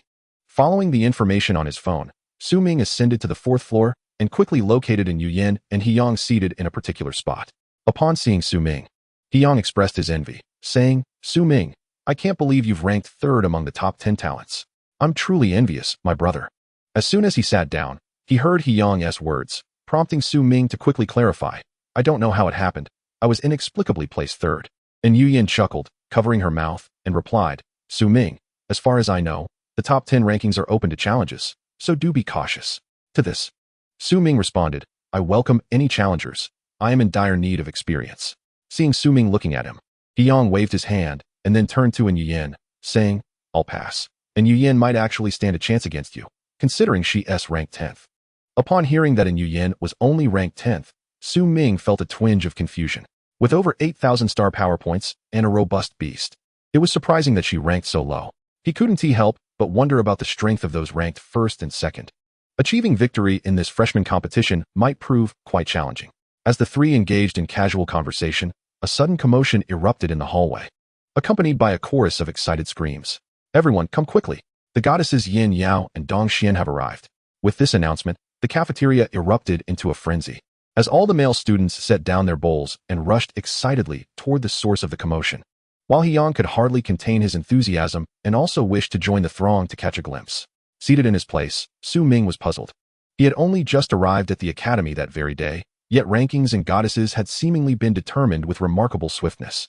Who, he wondered, was responsible for such rapid selections? Hurry up, Su Ming. Don't you want to catch a glimpse of the goddess's beauty? Urged Yang, who had risen to hasten Su Ming along. Beside them, and Yu smirked and expressed her discontent. Su Ming hasn't even had a meal yet. If you want to leave, go alone. With that, she stood and kicked Yang away. Climbing up from a nearby spot, Yang rubbed his backside, bewilderedly glancing at Yu and Su Ming. Upon witnessing Yu's expression, he slowly returned to his seat. The cafeteria's food is quite good. I believe eating more will help enhance my star power. Yang remarked with a grin as he picked up his chopsticks. Humph, indeed, and Yu replied, summoning her flame-roaring lion beast. As soon as it appeared, the flame-roaring lion beast spotted Su Ming's ice-breath dragon and became irate, its mane alight with flames. Sparks flying as the two beasts swiftly engaged in a fierce tussle. Both creatures had reached the elite level, but Su Ming's ice-breath dragon had undergone a mutation, swiftly sending the flame-roaring lion beast flying with just a few strikes. Seeing his beast tumble away, Yang exclaimed in disbelief and nervously summoned his own beast.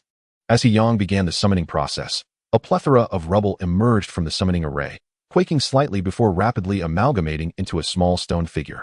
This stone figure was clad in a multitude of sturdy armor, every inch enveloped in rock, producing a clattering sound as it ambled about. Noticing this creature, Su Ming activated his beast god eye to scan the small stone figure before him. Granite Guardian, common level, attribute, earth limit, monarch skills, mudrock ball, iron fist, earthquake smash. Hardening description.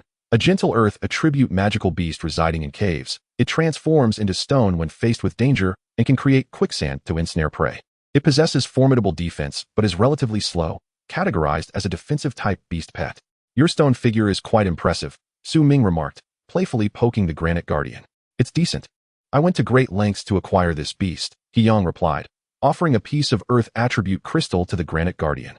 Upon seeing the earth crystal, the Granite Guardian promptly shoved Su Ming aside with its rough, rocky hand and eagerly lunged toward the crystal to feast.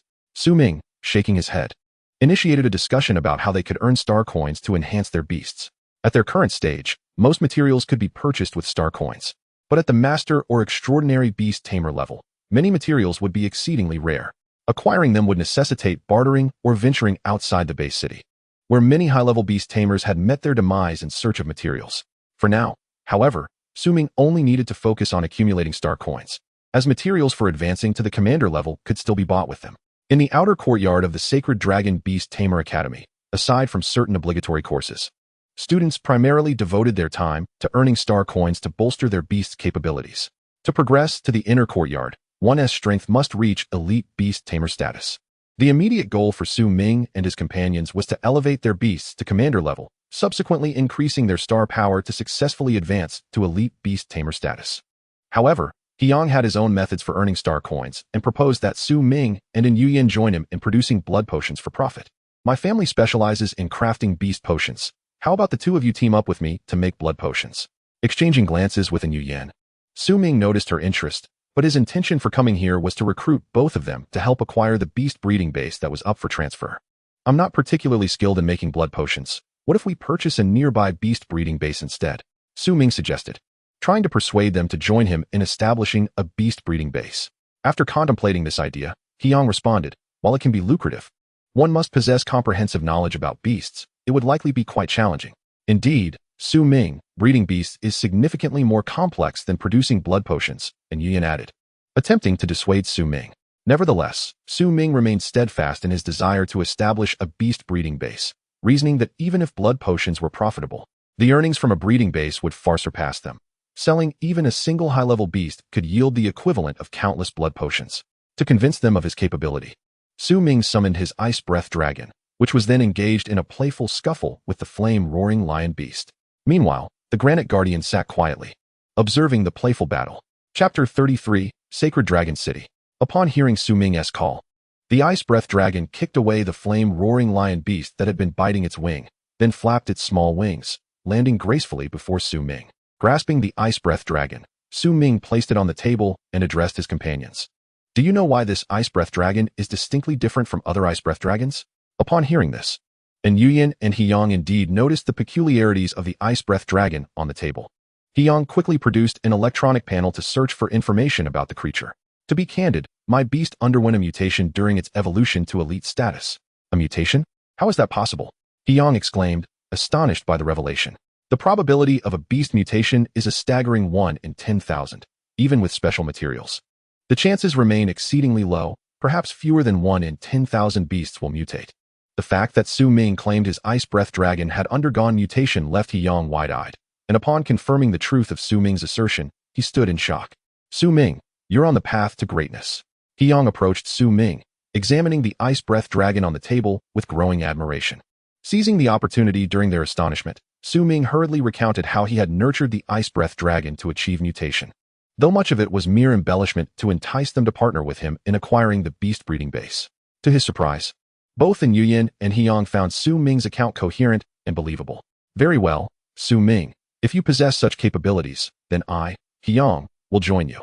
And Yuyan nodded in agreement, convinced that if Su Ming could indeed breed high-quality beasts, establishing a breeding base would pose no issues. Seeing their agreement, Su Ming presented the transfer information for the beast breeding base for their perusal. Upon noticing the price of 300 million star coins, both Hiyang and Yuyan faltered. They had already depleted most of their star coins on materials, leaving them unable to muster even 100 million coins. Fortunately, realizing that the breeding base was not in immediate demand for transfer eased their concerns. The trio deliberated over the breeding base for nearly 4 hours, ultimately deciding to inspect the facility after the upcoming freshman competition. Their primary focus now was to achieve commendable standings in the competition, as the resources allocated would correspondingly increase with their rankings. If Su Ming and Yuyan could achieve remarkable results once more in the freshman competition, their rankings might ascend further, consequently granting them greater resources and privileges. Do you both wish to know the rewards for the top 3 positions in this competition? Hiyang inquired with a mysterious smile, holding an electronic panel towards the two. Upon hearing this, Yuyan expressed her confusion. Isn't it said that we can only know this information at the start of the event? I spent 1 million star coins to acquire this insider information. Hiyang revealed, sharing all the details with Su Ming and Yuyan. Su Ming glanced at the champion's reward for this competition, a star soul magical tool, a high-tier commander-level beast core, 10 high-tier blood potions, a vial of spirit dust, and 10 million star coins. The first-place reward left Su Ming drooling. If these materials were used to nourish the ice breath dragon, it would undoubtedly elevate its various attributes by at least 20%. Moreover, if Su Ming were to obtain that star soul magical tool, he could cultivate his stellar energy with it, thereby doubling the speed of his enhancement. If it weren't for Su Ming currently holding the 3rd position, he might have thought all these rewards were prepared exclusively for him. I feel a throbbing pain in my head. Perhaps you could assist me back to the dormitory? Hiyang suddenly complained, clutching his head in discomfort as he looked towards the two. Hearing Hiyang's sudden ailment, Su Ming glanced at Yuyan, who nodded in agreement. She then led the blazing lion-roared beast away from the dining hall. Approaching Hiyang's side, Su Ming promptly supported him, following the direction indicated by Hiyang. Thus, Su Ming assisted the ailing Hiyang to a nearby lake, where hundreds of apprentice beast masters had gathered, all eyes fixed on the center of the lake.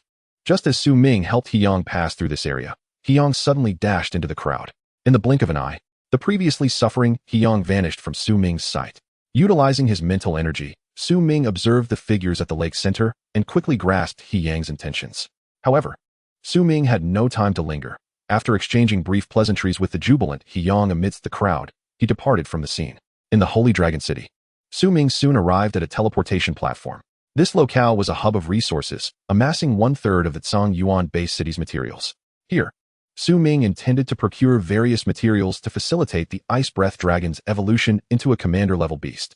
Should the Ice Breath Dragon evolve into the Ice Radiance Sacred Dragon, its strength would multiply exponentially, enabling Su Ming to seek out higher-tier beasts. In the Cangyuan Base City, beasts of disaster-level rarity were virtually non-existent for sale, with the highest available typically being at the Monarch level. Even these were scarce and often had no fixed price. To acquire higher-tier beasts, one must venture outside in search of them, preferably while they are still cubs, which contributes to the extreme scarcity of such beasts. Su Ming anticipated that in approximately 2 years, he would ascend to the rank of Elite Beast Master, at which point he would seek to contract another beast. To enhance the success of such a contract, Beastmasters often live with the beast for several years to cultivate foundational bonds, thereby increasing the likelihood of success. Upon entering a large beast material shop, Su Ming ascended to the second floor in search of quality ice and light attribute materials. The quantity purchased would depend on the elemental composition within the beast. The Ice Breath Dragon possessed 50% ice attributes and 40% light attributes, while the remaining 10% remained indeterminate, even beyond the analysis of the myriad beast eye. Fortunately, this unknown attribute did not disrupt the elemental balance within the Ice Breath Dragon. Each beast can accommodate a maximum of 3 attributes, with the Ice Breath Dragon's primary attribute being ice. Su Ming aimed to evolve it towards the Ice Radiant Sacred Dragon, thus necessitating a careful balance of the 2 attributes at a ratio of 5:4. Once the evolution to the Ice Radiant Sacred Dragon was achieved, Su Ming could introduce a 3rd attribute. However, he was particularly concerned whether this unknown attribute would hinder his ability to incorporate a 3rd one. If the attribute remained stable, he could attempt to nourish the Ice Radiant Sacred Dragon with the 3rd attribute. Should a rejection occur during this process, he would accept that attribute as the 3rd. Currently, Su Ming's objective was to feed the Ice Breath Dragon with ice and light attribute materials to guide its evolution towards the Ice Radiance Sacred Dragon. Chapter 34. Purchasing Intelligence. The second floor was replete with a myriad of materials, varying widely in quality, with many containing mixed attributes. Such impure materials did not warrant a glance from Su Ming. After a thorough inspection, he finally identified some suitable materials for the Ice Breath Dragon, a core from an ice and light attribute magical beast, and a heart from a similar beast. However, both items were quite large, necessitating storage in a spatial bracelet. With these 2 items in hand, Su Ming proceeded to the first floor to settle the payment. Fortunately, as a student of the Holy Dragon Beast Master Academy and ranked 3rd on the Freshman Genius list, he enjoyed a substantial discount of 30% from the shopkeeper. Observing the generous discount, Su Ming feigned sympathy for the proprietor, inwardly reveling at the unexpected fortune. This discount nearly broke the owner's bank. Surprised by the discount, Su Ming mused that if he could improve his ranking further, he might even achieve a 50% discount. As a token of appreciation, I shall gift you a radiant stone. Remember to visit the shop next door. Their materials are of the highest quality. A middle-aged man seated nearby gestured toward the left. Su Ming coughed lightly, responding, "Yes, I shall certainly patronize their establishment next time." After receiving the radiant stone, Su Ming quickly exited the shop. However, the black crystal card had a spending limit. Exceeding a certain amount would result in restrictions, a measure to prevent students from exploiting the system. Within the Holy Dragon City, Su Ming procured several attribute stones before making his way to a building known as the Thousand-Li Pavilion. The decor was rather antiquated, adorned with high-grade materials. Here, Su Ming occasionally spotted fellow students from the Holy Dragon Beast Master Academy, purchasing intelligence. The Thousand-Li Pavilion specialized in the trade of information, boasting an extensive network throughout the Cangyuan Base City. Even distant base cities had their own branches of the Thousand-Li Pavilion. Su Ming's purpose for visiting was to acquire intelligence regarding high-tier beasts. Once his beast evolved into the commander-level Ice Radiance Sacred Dragon, he could then seek out a second beast. However, news regarding such high-tier beasts was relatively rare at the Thousand-Li Pavilion, and the intelligence provided was sometimes unreliable. On occasion, beast masters venturing to specific areas might find nothing at all. Despite the potential inaccuracies, many beast masters were willing to pay a hefty price for this information, as news of a high-tier beast was simply too valuable to overlook. Upon reaching the 3rd floor of the Thousand-Li Pavilion, dedicated to selling beast-related intelligence, Su Ming noted numerous beast masters inquiring about high-tier beasts. Approaching a counter, he asked about the whereabouts of disaster-level beast cubs. The man seated there shook his head, stating, "There are none. We only have information on cubs with a maximum level of monarch." Indeed, Su Ming had long anticipated such a situation. and subsequently acquired 4 pieces of information concerning the offspring of beasts capped at the monarch level, in comparison to those limited to the disaster level. The number of monarch-level beast cubs was relatively abundant. Su Ming surmised that information regarding disaster-level beast cubs undoubtedly existed. However, acquiring star coins posed a significant challenge, likely necessitating the exchange of equally valuable treasures. With 4 scrolls in hand, Su Ming rapped lightly on the wooden table before him, turning to the man ahead and inquiring, "Might I ask if there truly is no information regarding disaster-level beast cubs?" The man scrutinized Su Ming for a moment before noticing the black crystal card he held, prompting him to retrieve another scroll from somewhere. This particular scroll contained not intelligence, but a price list for obtaining information on disaster-level beast companions, revealing some details about disaster-level beast cubs, albeit requiring certain rare treasures in exchange. Finding a seat by the window on the 2nd floor, Su Ming examined the scroll, pondering the treasures listed, none of which he had ever encountered. After perusing the scroll for nearly half an hour, he finally identified an attainable task: to assist an individual in nurturing a mutated beast companion.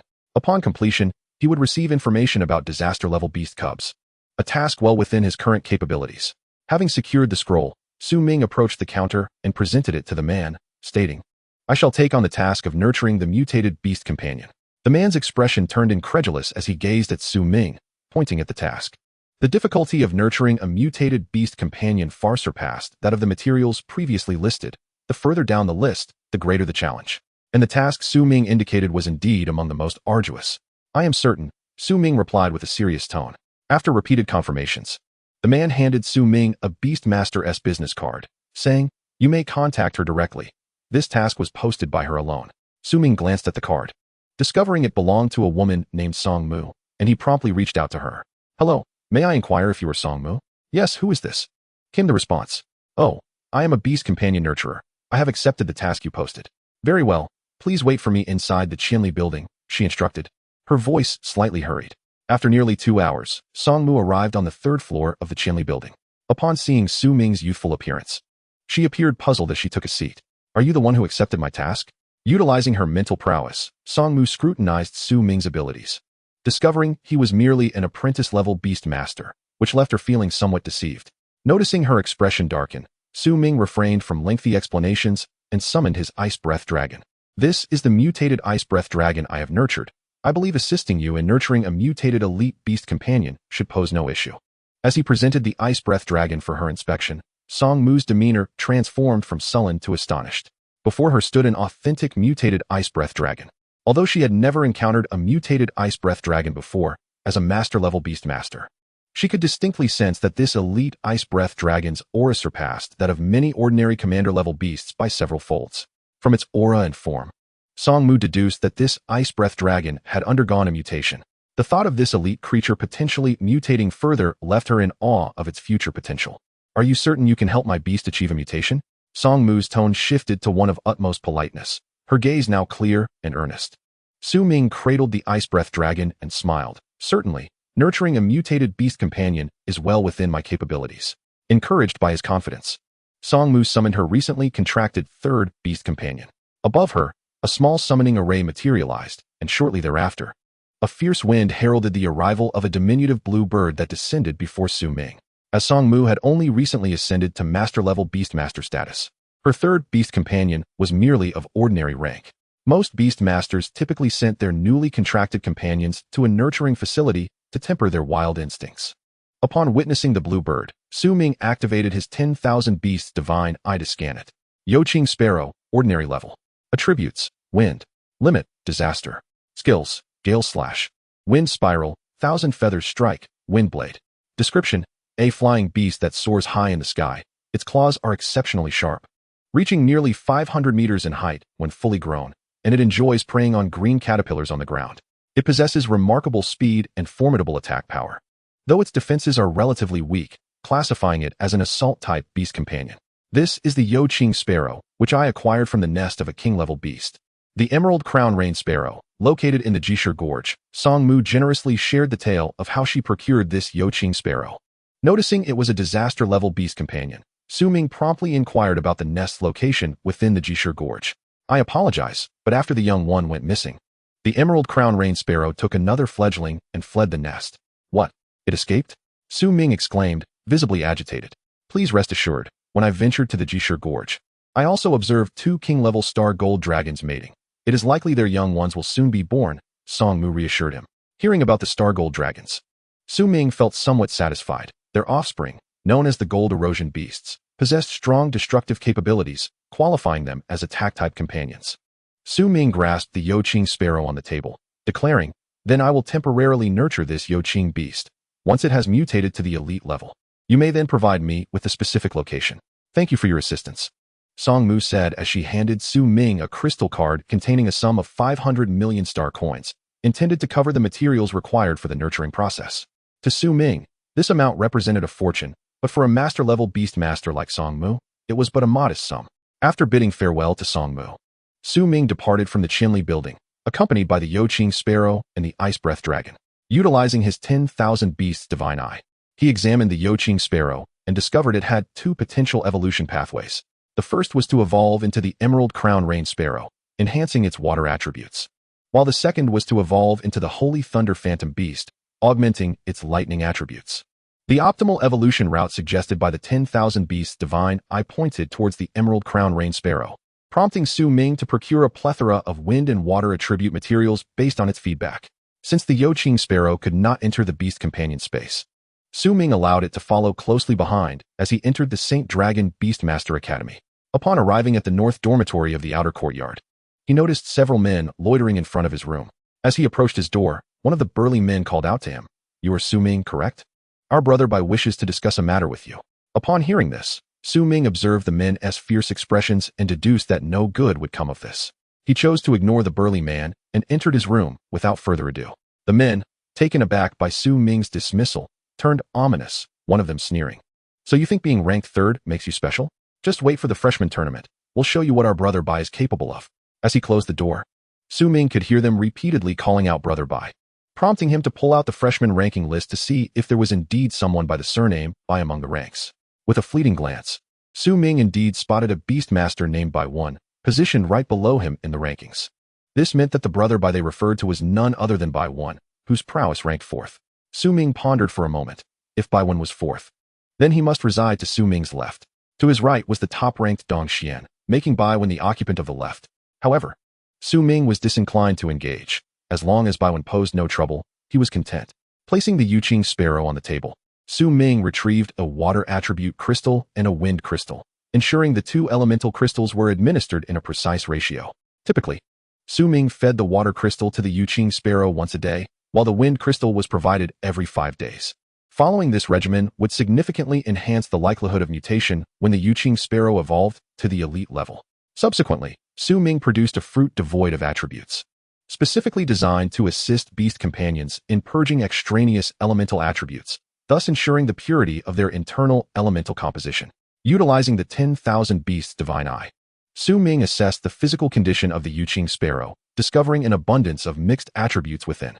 To completely eradicate these, a minimum of half a month's worth of the attribute-free fruit would be required.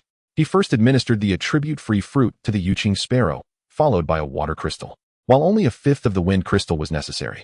Once the internal elemental attributes of the Yo-Ching sparrow were reduced to 2 types, Su Ming would commence feeding higher-grade evolution materials to expedite its evolution. Using the 10,000 beasts divine eye, Su Ming examined the evolution percentages of the Yo-Ching sparrow, bone and flesh development rate, 13. Bloodline concentration, 11. Core's growth rate, 7. Beast soul strength, 15.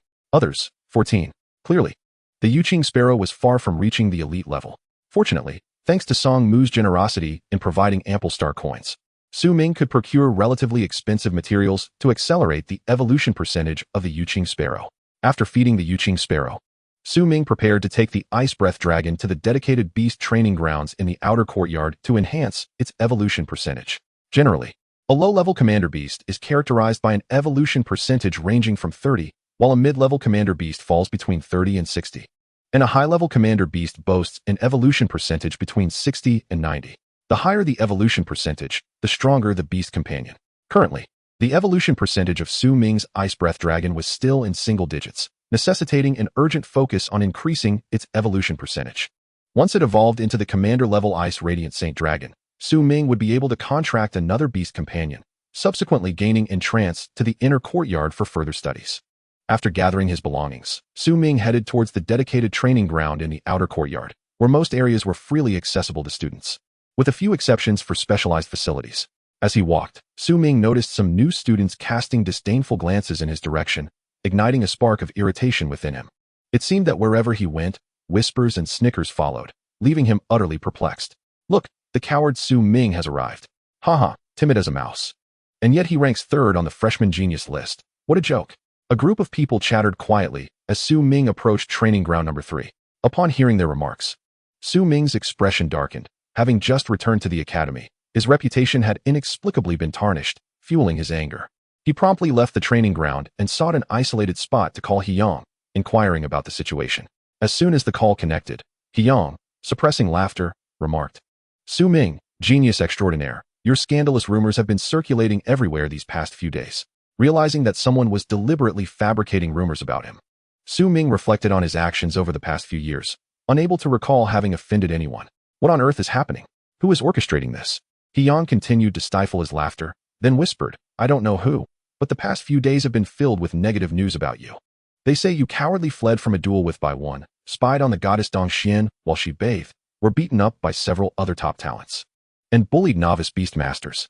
Hyang enumerated over 100 negative stories about Ming, leaving him speechless.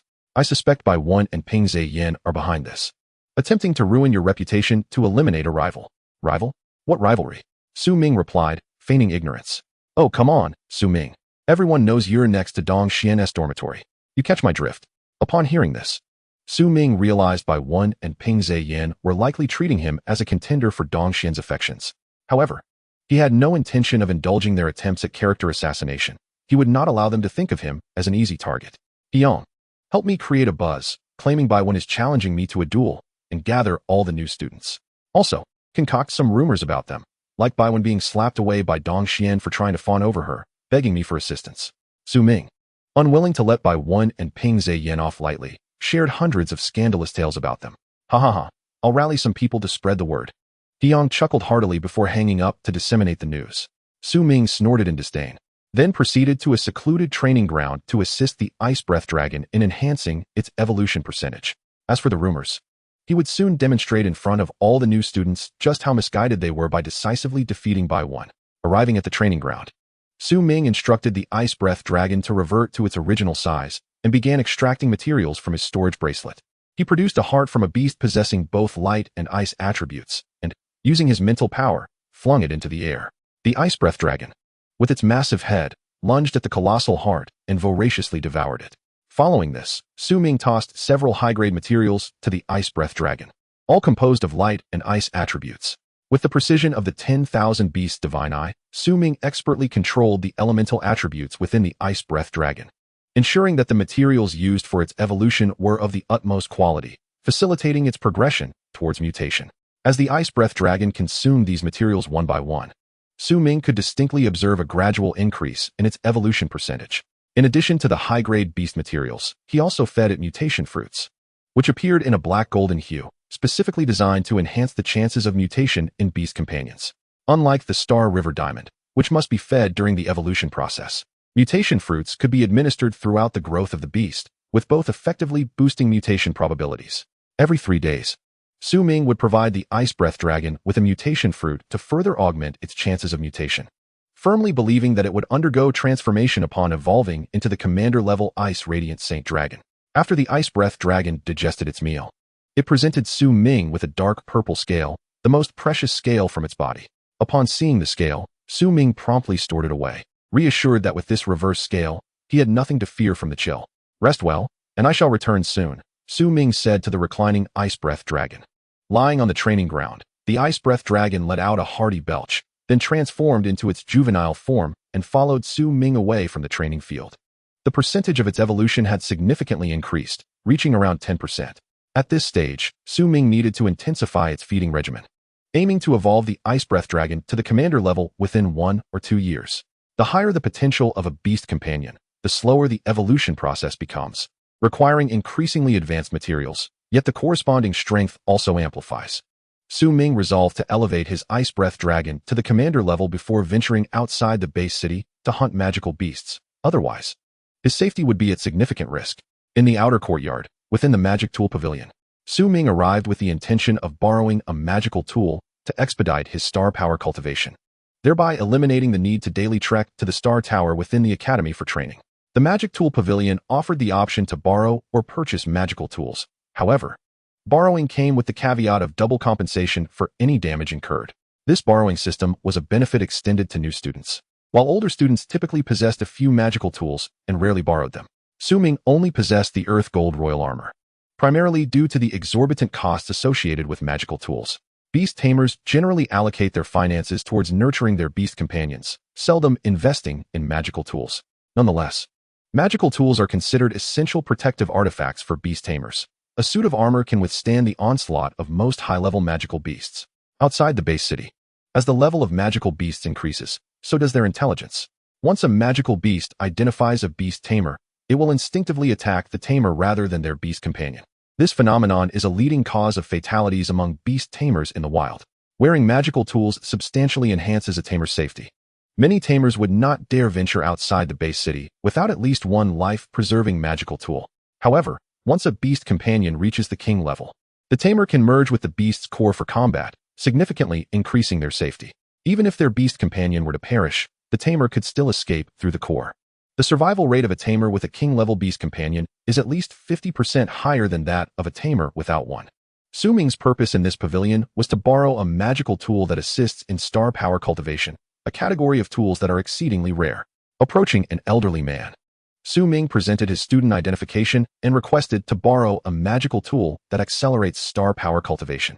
Upon seeing Su Ming's identification, the old man rose from his seat, stretched, and retrieved a necklace from somewhere. Here, the Starshine Necklace, which can enhance the star power cultivation speed of a beast tamer. The old man proceeded to explain the necklace's utility, exhibiting a commendable demeanor. After taking the necklace from the old man, Su Ming promptly donned it around his neck and activated his star power, discovering a noticeable increase in speed.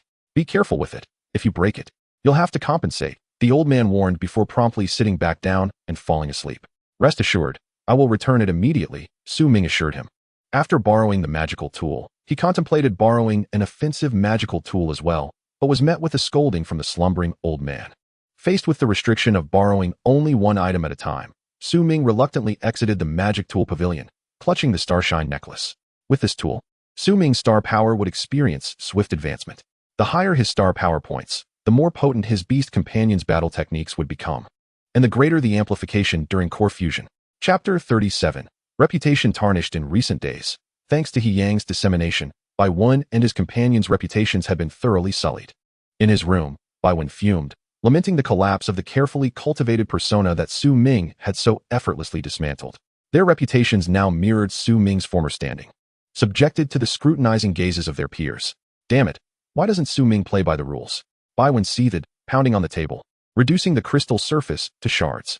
He had initially planned to tarnish Su Ming's reputation, provoking an enraged confrontation that would allow him to challenge Su Ming, ultimately defeating him in a display of righteousness to garner the admiration of all new students, particularly Winter Xian. Each move was meticulously designed, and he was certain Su Ming would fall into his trap. To his dismay, it was his own reputation that had been sullied, making him the target of disdainful glances at every turn.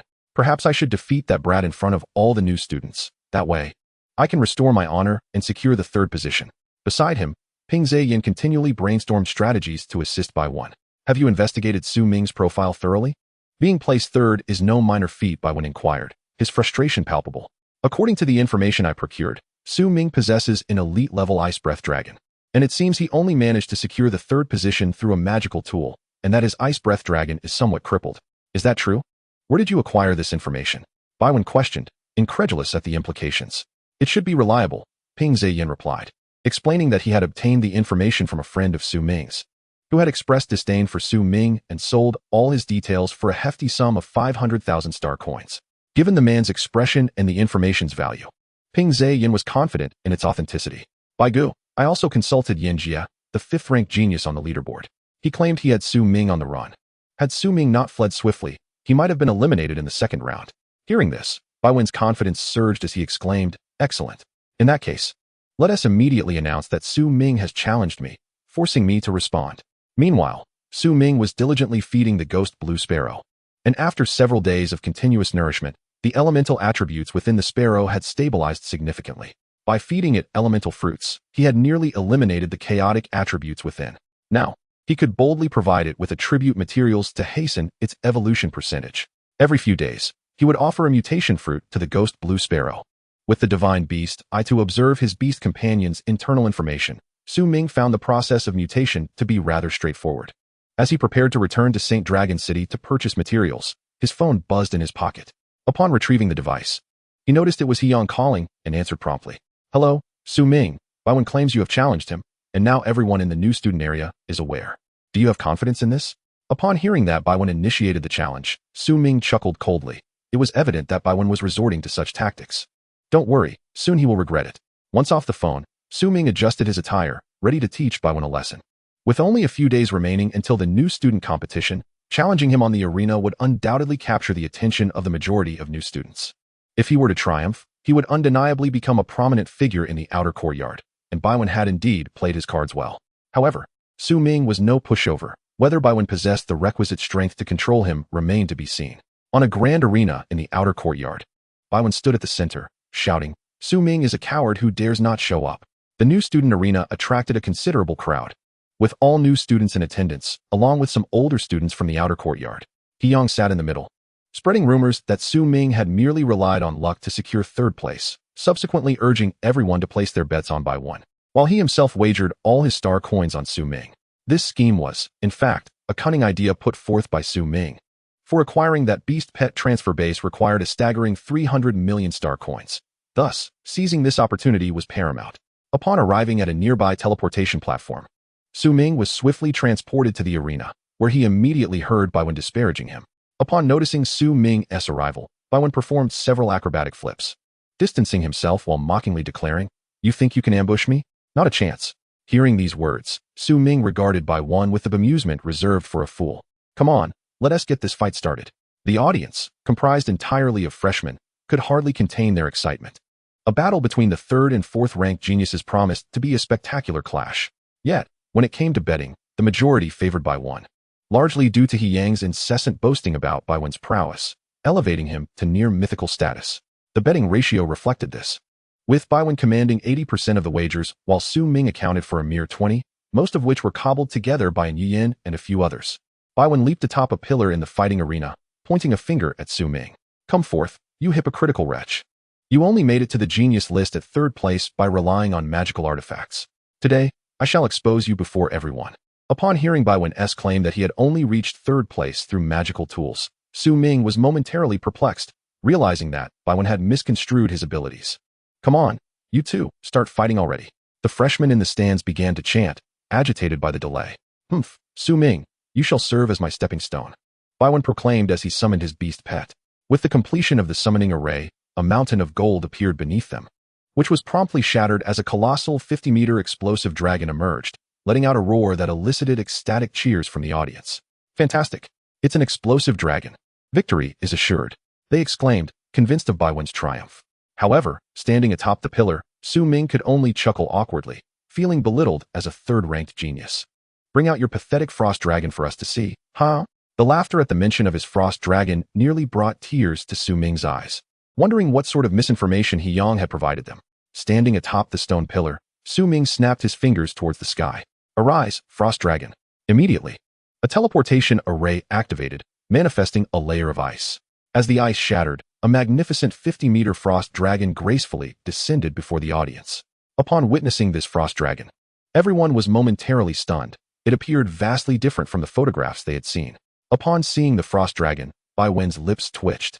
This was no mere disabled frost dragon, but rather a mutated version. Seizing the moment of Baiwen's shock, Su Ming quickly inspected the information on Baiwen's beast pet. Explosive dragon, elite level. Attributes, gold, limit, catastrophe, skills, gold shield, rending claw, iron tail.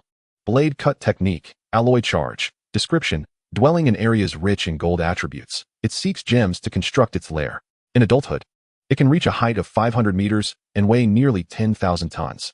It possesses formidable attack and defense capabilities, but is relatively slow, classifying it as a defensive beast pet. Having quickly perused the information, Ming commanded his frost dragon to ascend and unleash a barrage of ice balls. The airborne frost dragon gathered a multitude of ice spheres, launching them toward the explosive dragon below, creating a spectacle of hundreds of massive ice balls descending upon it. Baiwen reacted swiftly, instructing his explosive dragon to activate its gold shield. The explosive dragon's golden scales shone brilliantly, successfully blocking the incoming ice balls, which merely grazed its surface. Use Rending Claw, Baiwen shouted, as the explosive dragon began to gather energy in its massive claws. Once charged, it swung its paws towards the frost dragon in the sky, sending forth claws infused with rending power. The frost dragon deftly dodged in the air, but was still struck on its left wing by one of the golden claws. Witnessing this injury, Baiwen commanded the explosive dragon to unleash another series of rending claws. The frost dragon retaliated with ice balls and a protective ice shield. As the giant claws descended once more, the frost dragon hurled several ice balls at them, but they were shattered into icy fragments. Fortunately, the ice shield held firm against the assault. "Humph, Ming, you're nothing special," Baiwen scoffed, commanding the explosive dragon to employ the blade cut technique to constrict the frost dragon's maneuvering space, causing the surroundings to be sliced and diced, significantly reducing the frost dragon's operational area. "I was merely testing the waters. When I get serious, I doubt you can withstand more than a few rounds," Ming retorted, commanding the frost dragon to use Ice Blossom followed by Ice Twister. As Ice Blossom activated, the frost dragon became enveloped in azure particles, its aura surging once again. It began to spin rapidly in the air, conjuring a massive ice twister formed from frigid energy.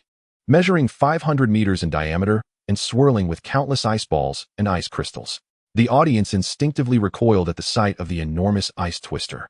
Feeling the temperature plummet to sub-zero levels, the airborne frost dragon directed the ice twister towards the explosive dragon below, unleashing its chilling power.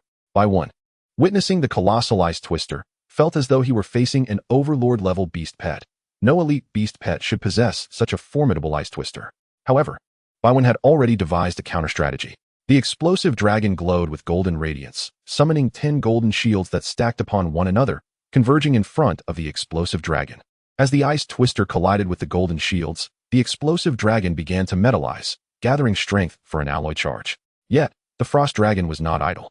It concentrated a beam of extreme cold energy, aimed directly at the explosive dragon's abdomen.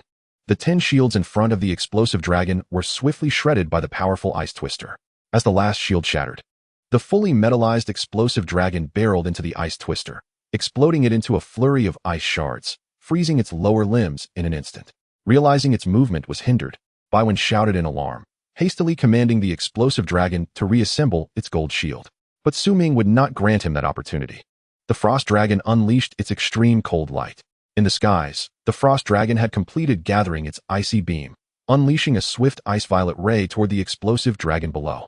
Just as the explosive dragon finished erecting a gold shield, it sensed the chilling force approaching, but before it could react, the extreme cold ray struck its abdomen. The explosive dragon felt its alloy armor rapidly tearing apart and instinctively raised its claws to intercept the beam, only for its metallic armor to disintegrate upon contact. Boom! The frigid beam of light pierced through the armor, striking the scales beneath, which were soon penetrated as well. A considerable section of the explosive dragon's abdomen was breached, resulting in severe internal damage. As the explosive dragon braced itself against this chilling assault, it attempted to retaliate, but an acute pain surged through its abdomen. As a wave of icy power rapidly spread through the area. Observing this, Baiwen swiftly tossed a small crimson vial, emanating a scorching aura from its opening. Recognizing it was a magical artifact, Ming, perched atop a stone pillar, remarked, "Why resort to magical tools?" Baiwen, who was diligently working to dispel the icy force from within the explosive dragon, initially cursed Ming as a cunning scoundrel before retorting, "Umph. I possess plenty of magical artifacts. I shall use them as I please, and your opinion is of no concern to me." Ming chuckled in response, "Truly, Bai Xiao, your capriciousness knows no bounds." However, before the explosive dragon could rid itself of the frost, the ice-breathing dragon dove from the sky, delivering a fierce claw strike to the explosive dragon's head, sending it hurtling several hundred meters away, crashing heavily to the ground. As it struggled to rise, the ice-breathing dragon unleashed another frigid beam of light, followed by a furious charge, clawing at the explosive dragon. The explosive dragon quickly conjured its metallic armor, engaging in a fierce battle with the ice-breathing dragon. The massive claws struck hard against the ice-breathing dragon's scales, inflicting substantial damage. Yet, The ice-breathing dragon relentlessly targeted the explosive dragon's abdomen, denying it any opportunity to unleash its skills. Within a heartbeat, the ice-breathing dragon unleashed a flurry of claw strikes, accompanied by its tail's brutal sweeps, compelling the explosive dragon to defend incessantly. With a powerful bite, the ice-breathing dragon tore into the explosive dragon, shredding a significant portion of flesh. Despite the explosive dragon's attempt to retaliate, it was sent sprawling by another claw strike. Even though the explosive dragon was a formidable defender, the intensity of the assault left it utterly overwhelmed. After several exchanges, the explosive dragon bore countless wounds. Its metallic armor was reduced to shambles, and the sound of cracking bones echoed as it struggled to stand, clearly suffering severe internal injuries. "Buy one, do you concede?" Ming called out with a smile from his vantage point. Witnessing the dire state of his explosive dragon and the stunned silence of the onlooking freshman, Baiwen had no choice but to admit defeat. Continuing the battle would likely lead to the explosive dragon's demise. The audience, witnessing the spectacle, erupted into despair, for their financial hopes rested entirely on Baiwen, now dissipated in defeat. As the cries of dismay filled the air, Ming proclaimed from his perch, "Let it be known, anyone wishing to challenge me in the arena, I, Ming, shall welcome you." The freshman trembled at the bravado of his declaration. If Baiwen's explosive dragon was so thoroughly defeated, their own beasts would likely falter in mere moments. After securing the ice-breathing dragon, Ming issued a warning to Baiwen. "Should you dare to tarnish my reputation again, I shall ensure you face the consequences." He then departed the arena swiftly. Baiwen, upon reaching the stage, gazed at his nearly lifeless explosive dragon, which let out a furious roar. The creature had suffered severe internal damage, with nearly 60% of its bones shattered, rendering it unlikely to participate in the upcoming freshman competition. Not only had he failed to establish his reputation, but he had also been publicly humiliated by Ming. After leaving the arena, Ming hurried towards the Beast medical facility within the outer courtyard, concerned for the ice-breathing dragon, which had also sustained significant injuries. However, timely treatment could still enable its participation in the freshman competition. In room number 3 of the medical facility, Ming rushed in with the ice-breathing dragon in his arms. "Please, help me treat it. My beast has sustained injuries," he implored, handing the creature over to a woman named Shanfeng. Upon seeing the bloodied ice-breathing dragon, Shanfeng promptly took it, first cleaning the bloodstains before examining its condition. Utilizing her star energy to scan, Shanfeng discovered extensive internal damage and that a third of its bones were fractured. "Your dragon is gravely injured," she remarked, before summoning a spirit healing deer. Upon seeing a commander-level spirit healing deer, Ming sighed in relief and found a seat. The spirit healing deer approached the ice-breathing dragon and employed the sacred healing wave. Under its care, the ice-breathing dragon's injuries began to mend. "Feed it some healing powder. It should expedite its recovery," Shanfeng advised. Hearing this, Ming assessed the ice-breathing dragon's injuries with the all-beast divine eye and produced 2 vials of healing powder from his storage bracelet. Shanfeng swiftly seized the healing powder from his grasp and administered it to the ice-breathing dragon. With the healing powder, the shattered bones of the ice-breathing dragon began to restore significantly. "How long until it fully recovers?" Ming inquired, eager to ensure it was fit for the freshman competition. Shanfeng, without hesitation, indicated the number 7 with her slender fingers. "What? 7 days for recovery?" Ming lamented, reclining in his chair with a look of despair. Had he known, he would have avoided the match with Baiwen. Noticing Ming was a newcomer, Shanfeng realized the freshman competition was merely days away. Glancing at the student ID he had handed her, she surmised he was likely among the top 3 on the talent list. Approaching the spirit healing deer, she suggested, "I can utilize my beast's auxiliary skill to help your dragon recover more swiftly." Upon hearing swift recovery, Ming rushed to her side with a grin. "You're truly kind, sister." Shanfeng smiled back, gesturing, "But it will cost 10 million star coins for one use." "How much? Please repeat that." 10 million star coins. Ming repeated the figure incredulously, contemplating the exorbitant price. Seeing his hesitation, Shanfeng revealed her advanced beast healer ID. "What skill costs 10 million to use?" Ming questioned, puzzled by the steep fees for a beast skill. "The spirit healing deer's healing skill, Heavenly Healing Light, can only be used once every 3 days. But it will certainly expedite your beast's recovery. Does that apply to others as well?" Ming inquired again. "Rest assured, Junior, the price is the same for everyone. I won't cheat you." Reassured by her words, Ming retrieved a crystal card from his storage bracelet and handed it to Shanfeng. As long as the price remained consistent, he accepted the steep cost, acknowledging the effectiveness of high-tier healing skills. After processing the payment, Shanfeng initiated the healing skill. Heavenly Healing Light. The greenish light enveloped the ice-breathing dragon, and its wounds began to visibly mend. Ming, observing the vibrant healing light, utilized his all-beast divine eye to ensure its potency, feeling relieved once confirmed.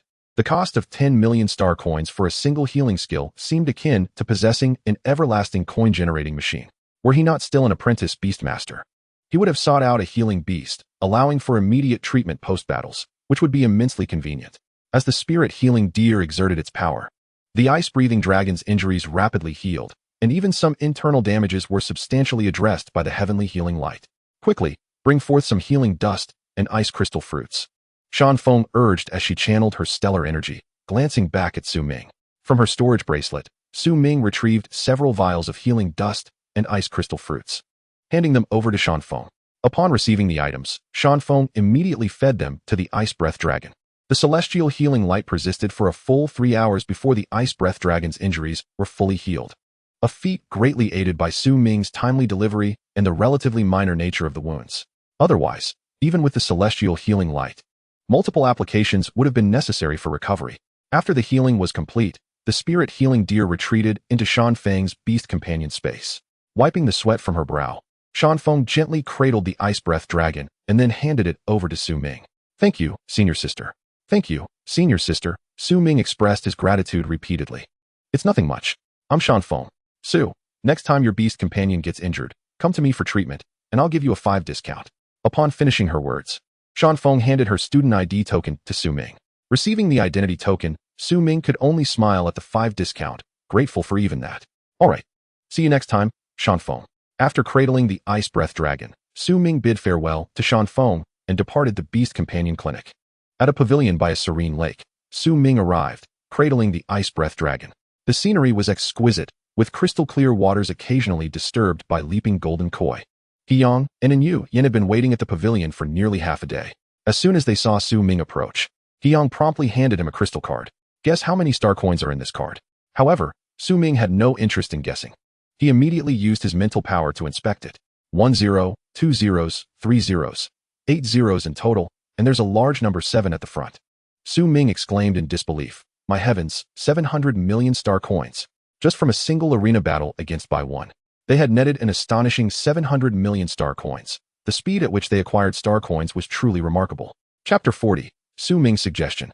Among the participants in this arena battle, the most unfortunate was undoubtedly the new students who had bet on by one to win. After Hiyang's maneuvers, most of the new students ended up betting on by one, losing everything down to their last undergarments. Ming, doesn't this mean we can finally fund the Beast Companion cultivation base?" Hiyang looked at the crystal card with a sly grin directed at Ming. With their bets alone netting nearly 700 million star coins, this was undoubtedly their most profitable venture since enrolling. "Be sure to keep that crystal card safe," Ming said as he settled onto a stone bench. "I'll hold on to this money for now. It will be used to establish the Beast Companion cultivation base." The two nodded in agreement, recognizing that with this sum, establishing a cultivation base was entirely feasible. Seeing Ming secure the crystal card, and Yin presented him with a list of contenders for the new student competition championship.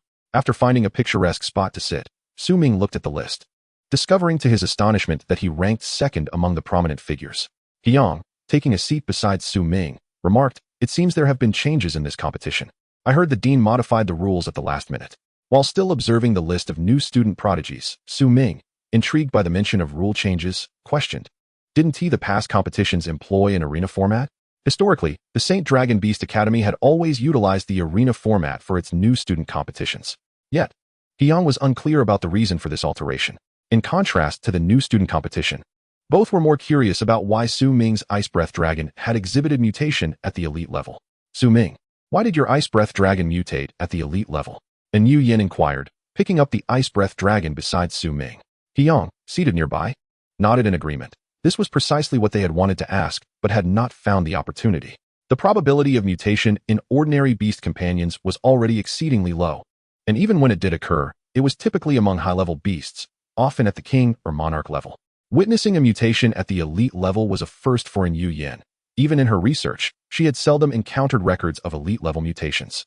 Ming fed the Ice Breath Dragon a frost stone, and then addressed Yin and Hiyang, "I possess a unique method that can enhance the likelihood of mutation." Upon hearing of this special method, Hiyang leaned in, curiosity evident in his expression. With both of them eagerly at his sides, Hyang asked, "What exactly is this unique method? If possible, could you assist in causing our beast companions to mutate as well?" Hyang grinned, rubbing his hands together in anticipation as he looked at Su Ming. After contemplating for a while, Su Ming responded slowly, "That is feasible. First, summon your respective beast companions so I can examine them." As soon as he finished speaking, both promptly summoned their beasts.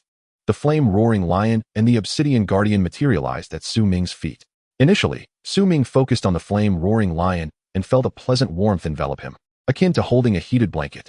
This was primarily due to the flame-roaring lion controlling its body temperature. Otherwise, Su Ming's hands would have surely been scorched to a crisp. Utilizing the all-beast divine eye, Su Ming conducted a comprehensive scan of the flame-roaring lion. Its optimal evolutionary path pointed towards the black flame golden lion. However, the black flame golden lion was fire and gold attribute, while Yu Yin had fed the flame-roaring lion fire and earth attribute materials. Su Ming deduced that Yu Yin likely intended for the flame-roaring lion to evolve into the lion-cracking beast. Yu Yin, I recommend that your beast companion evolve towards the black flame golden lion. This particular flame-roaring lion is quite compatible with the gold attribute. Su Ming offered this suggestion based on his meticulous analysis from the all-beast divine eye. Changing attributes at the elite level wasn't too late. One could utilize the unity fruit to eliminate the earth attribute elements within. Following this, by feeding it gold attribute materials, one could maintain both attributes within a suitable range, ensuring that when it evolved to the commander level, it would develop into the black flame golden lion rather than the lion-cracking beast. Despite Su Ming's well-reasoned suggestion, Yu Yin found it hard to believe, as she had previously consulted Master Li, the foremost beast companion cultivator in Cangyuan Base City, who had advised her that feeding earth attribute materials would significantly increase the chances of mutation for her flame-roaring lion. Now, with Su Ming suggesting a different evolutionary path towards the black flame golden lion, Yu Yin found herself in a quandary. Do you still doubt Su Ming's capabilities? He achieved a mutation at the elite level. Who in Cangyuan Base City could cultivate such a beast? Hyang, fully confident in Su Ming's abilities, directly placed the obsidian guardian into Su Ming's hands. With a quick scan using the all-beast divine eye, Su Ming discovered that Hyang's obsidian guardian was on the path to evolve into the Blackwood Dawn beast, just as the all-beast divine eye had indicated.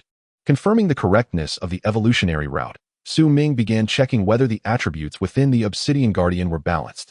Upon inspection, Su Ming quickly realized that the obsidian guardian's inner attributes were highly chaotic, with an alarming presence of 5 different attributes.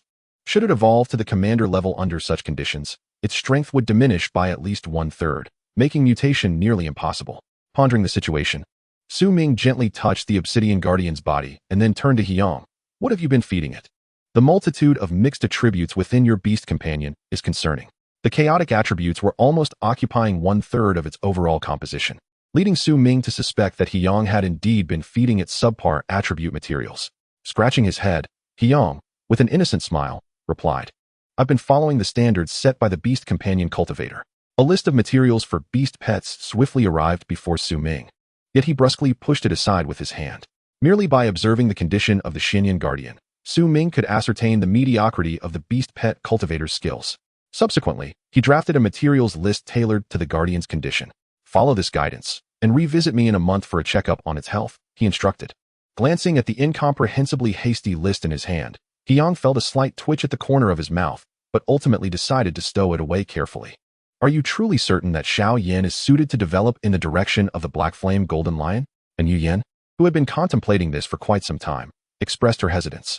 Noticing her uncertainty, Su Ming encouraged her by repeatedly showcasing the ice breath dragon beside him.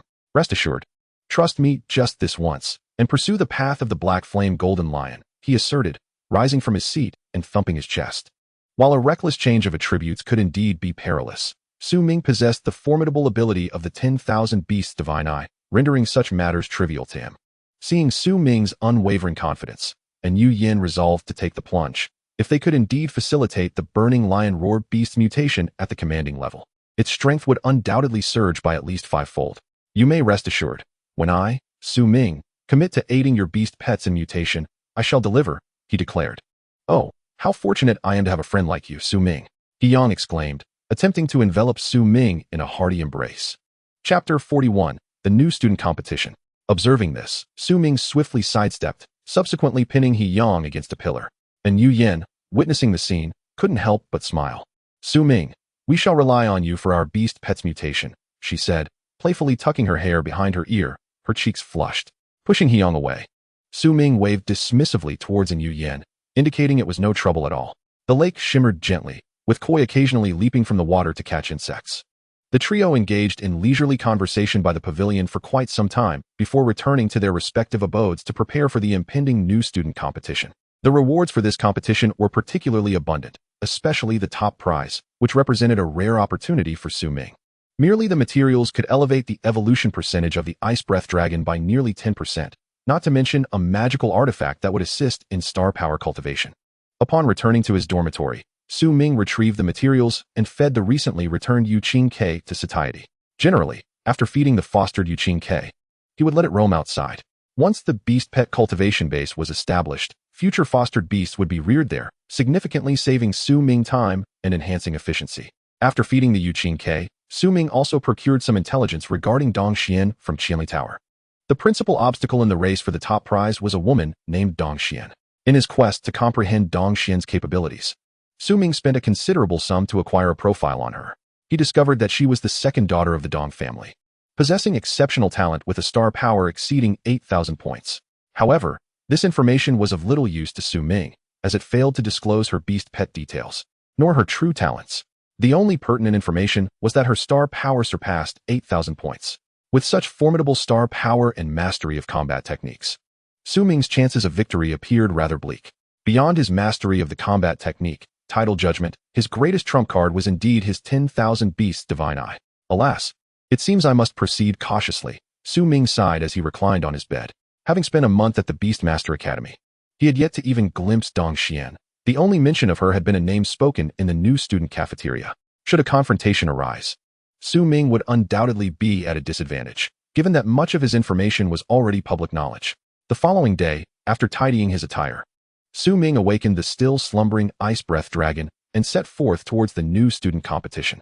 Outside the St. Dragon Beastmaster Academy's Blackhorn Arena stood a vast open platform, capable of accommodating a staggering 10,000 spectators. The arena was remarkably spacious, yet it boasted only a single competition stage. In this Blackhorn Arena, beast pets could expand up to 300 meters in size. This year's new student competition was also hosted at the Blackhorn Arena. Upon arrival, Su Ming gazed at the colossal stage below, pondering. How curious. How can a single stage suffice for the new student competition? Historically, the St. Dragon Beastmaster Academy had utilized numerous platforms for their competitions, yet this year, there was but one. With over 1,000 new students participating, it seemed rather insufficient to have only a single stage. Positioning himself on the northern side, Su Ming quickly found a seat among his fellow new students, while the southern side was occupied by returning students. Typically, a majority of the older students would attend to witness the new students' prowess.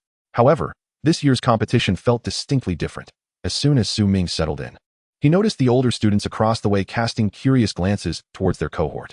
Hey, Su Ming, a golden-haired youth greeted before plopping down beside him. It was none other than Hyung, who had notably styled his hair for the occasion. It seems an unusually large number of older students have shown up for this new student competition. It feels like everyone is here, Hyung whispered to Su Ming, glancing towards the throng of nearly 2,000 older students assembled on the opposite side. Good morning, Su Ming. And Yu Yan soon spotted the two and jogged over to join them. I must admit, I feel a bit excited, Hyung remarked, his hand trembling slightly as he gazed at the crowd of older students. Under the scrutiny of thousands of eyes, it was indeed an uncomfortable sensation. Everyone look.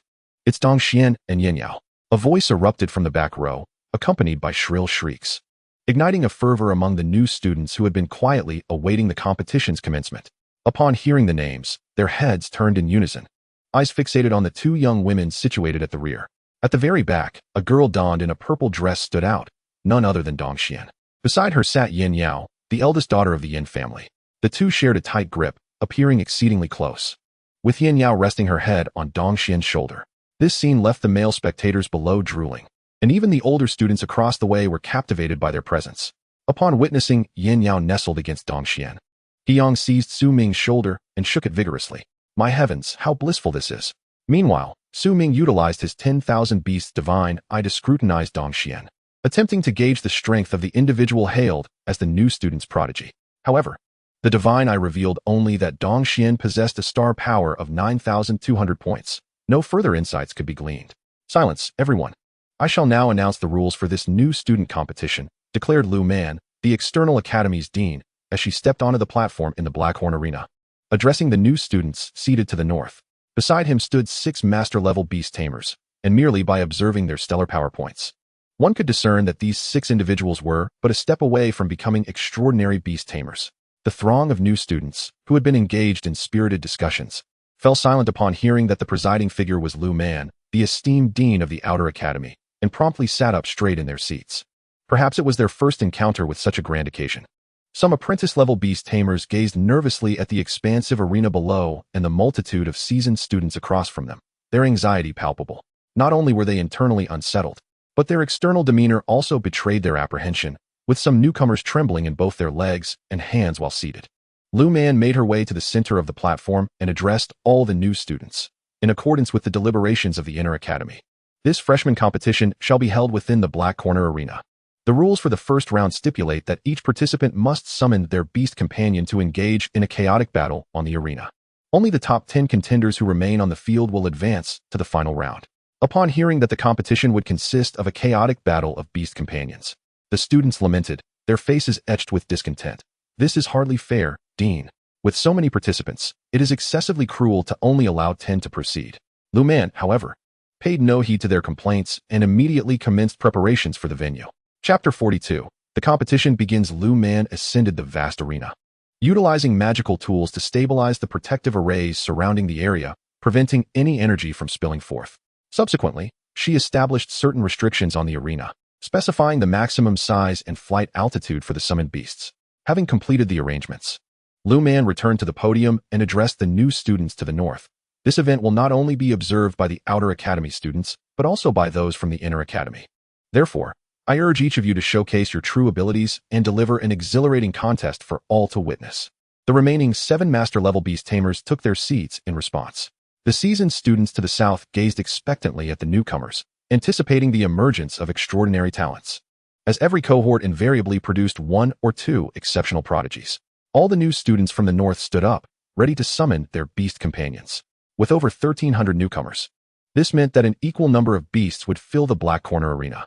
The maximum size of the beasts summoned could not exceed 100 meters, nor could they fly higher than 1,000 meters. This ensured that the arena could comfortably accommodate all the beasts without overcrowding. Su Ming and Yu Yan and their companion had decided to summon their beasts in the corner of the arena. The greatest disadvantage of a chaotic battle is the propensity for one to be overwhelmed by many, leading to the elimination of skilled participants. Thus, the trio chose to summon their beasts in the corner to avoid being besieged. The Black Corner Arena was filled with beasts, all towering at 100 meters, of various types. Su Ming had no time to individually inspect each one with the eyes of the 10,000 beasts. However, his attention remained fixated on Dong Xian, who, along with Yin Yao, had yet to summon her beast companion. The conditions for the commencement of the competition stated that all beasts must be present on the arena for the battles to begin. As the number of summoned beasts gradually increased, Dong Xian and Yin Yao slowly rose to summon their companions. Su Ming was already familiar with Yin Yao's beast, an elite-level water cat. As the water cat landed in the center of the arena, a towering purple qilin, also 100 meters tall, descended gracefully onto the stage. Upon witnessing Dong Xian summon her beast, Su Ming immediately sent out his mental energy towards the central purple qilin. There, in the heart of the arena, stood the colossal purple qilin, its body shimmering with dark purple scales, each scale pulsating with arcs of lightning. Its limbs were robust, and with each step it took, the ground reverberated with a thunderous roar, causing all surrounding beasts to instinctively retreat 1,000 meters in fear. Due to the considerable distance, Su Ming's eyes of the 10,000 beasts could not glean any information about this beast, leaving him only with its imposing silhouette. Once the final beast had settled, all the newcomers gathered around their companions, preparing for the imminent melee. Su Ming and his companions also took their positions beside their beasts. All right, everyone, if you're ready, let the battles commence. Shattering your jade tablet or being rendered incapable of combat will count as elimination, Lu Man proclaimed, rising slowly to address all the apprentice-level beast tamers below. Upon hearing the signal to begin, Su Ming was the first to ascend into the air. Although he could only fly 1,000 meters high, it was sufficient for his elite ice breath dragon. In the Black Corner Arena, most beast tamers had ordinary-level beasts, with only a select few possessing elite-level companions. As Su Ming took to the skies, he soon spotted dozens of flying beasts rushing towards him. Everyone, Let us unite our strength and eliminate these elite beasts first, shouted a bald man riding a radiant eagle, his face alight with fierce intent. Surrounding him were 11 ordinary-level flying beasts, creating a formidable force. Seeing the 12 beasts closing in, Ming swiftly commanded his ice breath dragon to create distance. Little She, unleash the ice dragon tornado, he instructed. As he distanced himself by several hundred meters, Ming directed the ice breath dragon to conjure a frigid tornado. A tempest of icy winds swiftly converged above, surging towards the multitude of beasts. The bald man reacted with remarkable speed, commanding his radiant eagle to deploy its eagle light shield. The surrounding beast tamers hastily ordered their companions to activate defensive skills, resulting in a flurry of protective barriers appearing. However, some beast tamers, slower to react, failed to shield their beasts in time and were swept away by the enormous ice tornado. Seeing that the ice tornado had been thwarted, the bald man commanded his radiant eagle to execute the eagle claw skill along with its golden feathers. The other beast tamers followed suit, directing their beasts to unleash offensive skills upon Ming's ice breath dragon. In the air, Ming utilized high-speed maneuvers to evade the aerial assaults. Even when some skills struck the ice breath dragon, they only caused superficial damage. However, the downside of high-speed movement was that it made him traverse the arena repeatedly, easily attracting the attention of other beast tamers. Not surprisingly, those engaged in aerial combat soon turned their attention towards the elite ice breath dragon, each intent on eliminating it first. In no time, over 30 flying beasts began to pursue Ming. Glancing back to see the sudden influx of more than 20 flying beasts, he promptly altered his course, navigating through the north and south regions of the arena. The closer he got to the center, the stronger the beasts appeared to be. It seemed prudent to eliminate all the beasts in the northern and southern areas before strategizing further. Meanwhile, Yuyan and Hyang also roamed the southern and northern regions of the Black Corner Arena, understanding that clearing their surroundings was essential for advancing to the second round. Indeed, most beast tamers in the Black Corner Arena remained confined to specific areas. Even Dong Xian and Yin Yao, two prodigious talents, limited their movements to the central zone of the arena, which significantly reduced the risk of being overwhelmed.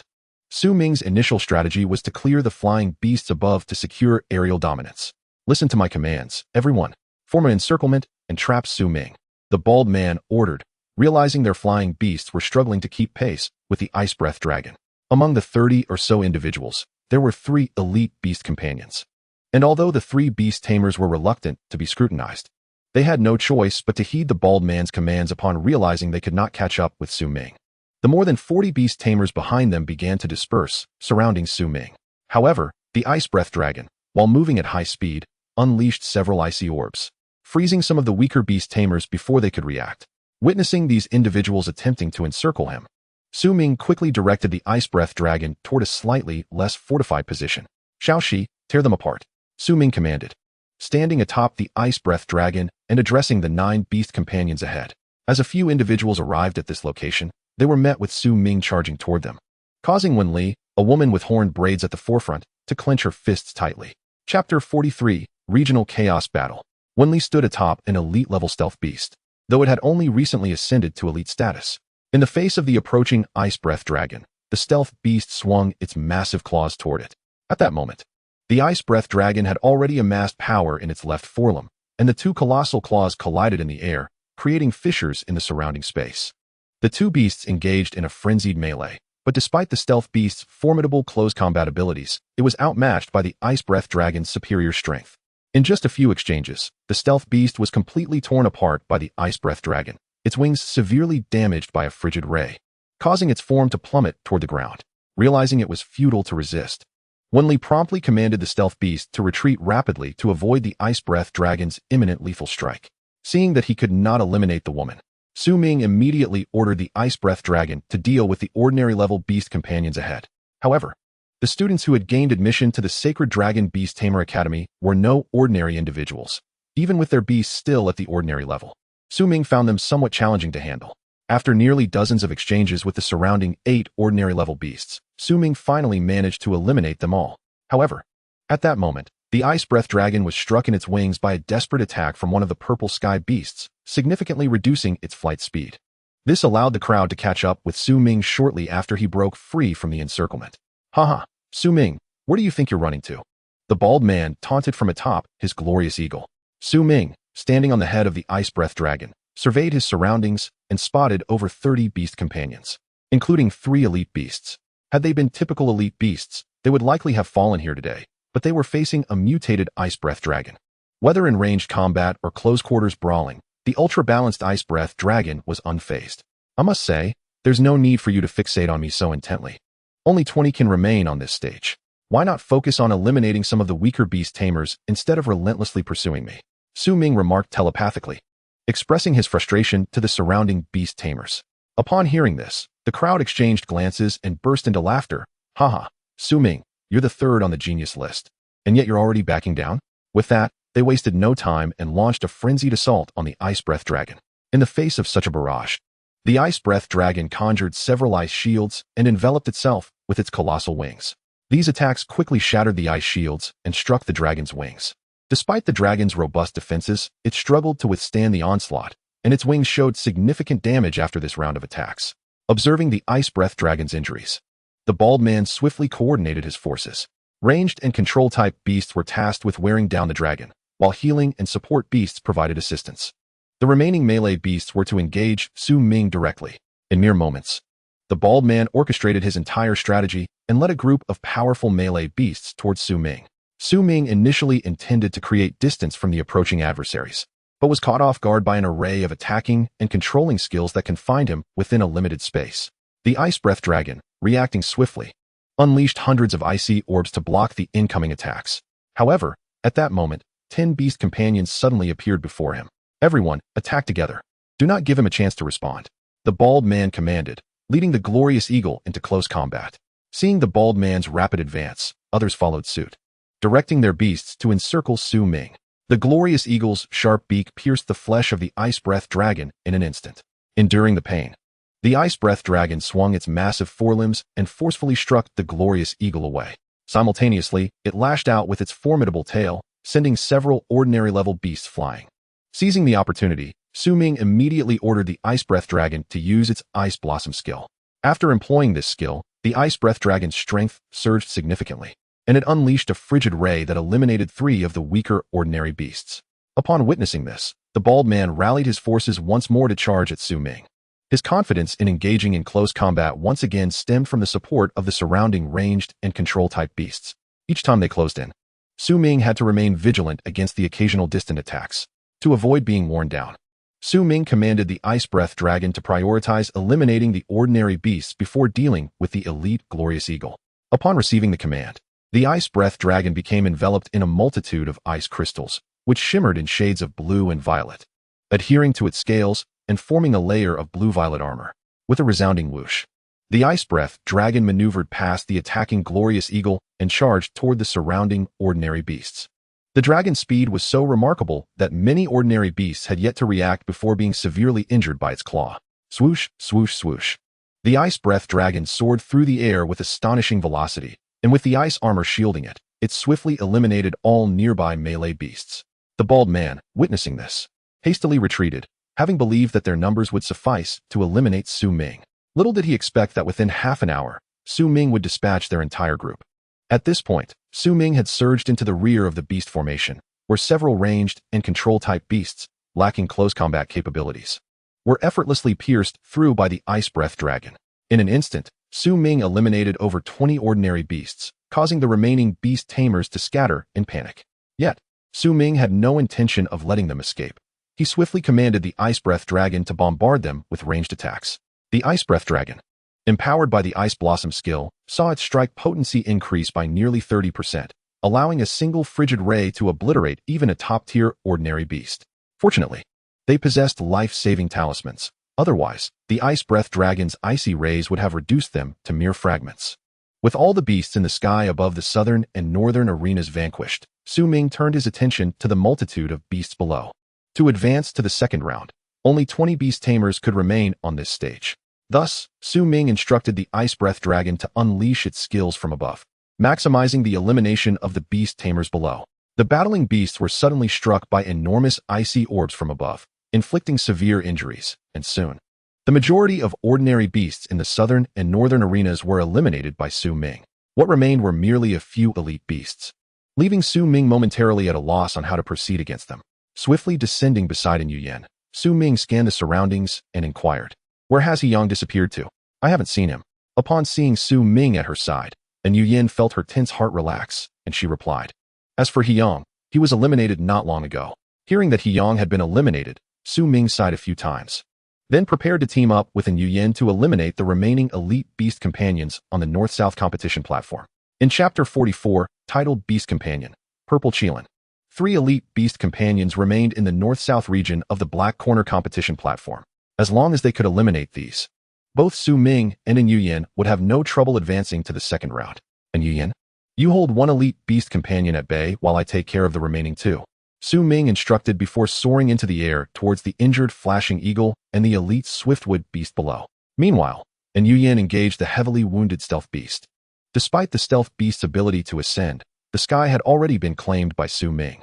Should the stealth beast dare to rise, it would be besieged by the ice breath dragon, which Wen Li understood well, opting instead to engage in close combat with the flaming lion roar beast. The 2 beasts soon clashed fiercely on the platform. Both had sustained considerable injuries, resulting in a stalemate. The ice breath dragon and the 2 elite beasts unleashed their full strength to attack.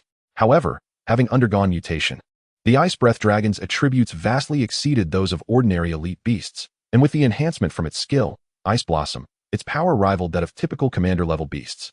After 20 rounds, the flashing eagle and swiftwood beast were clearly at a disadvantage, with the former's left wing obliterated by the ice breath dragon, likely requiring months to recover before it could fly again. The man atop the swiftwood beast, witnessing their inability to contend with the ice breath dragon, resolved to unleash a powerful strike.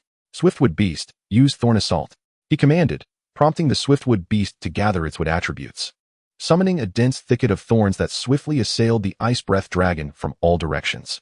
In response to the overwhelming number of thorns, the ice breath dragon quickly enveloped itself with its wings, forming a massive oval shield.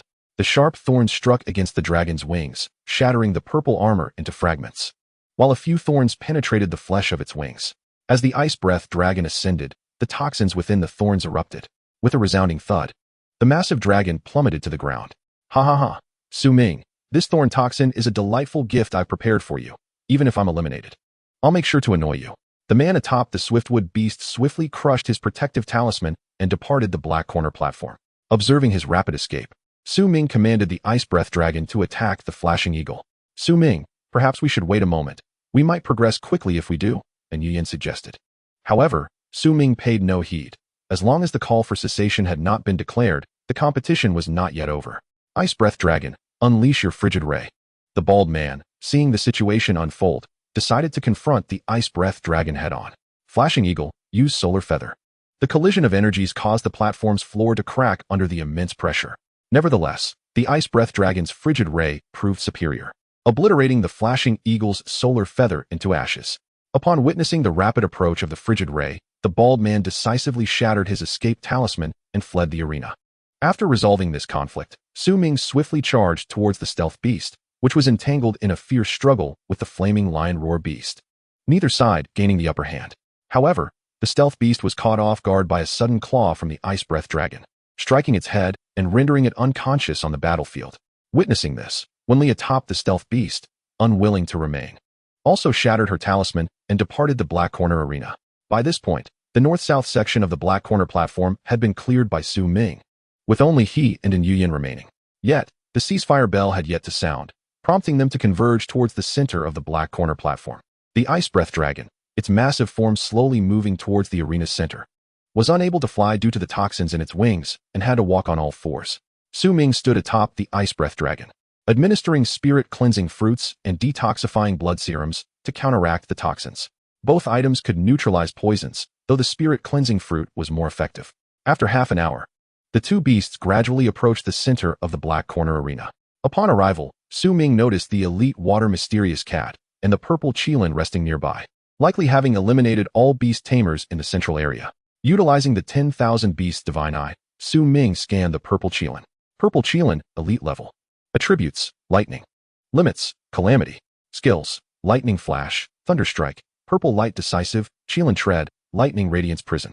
Description, a rare Qilin residing in the thunder prison, fond of devouring the purple thunderstones within, capable of growing up to 400 meters tall in adulthood.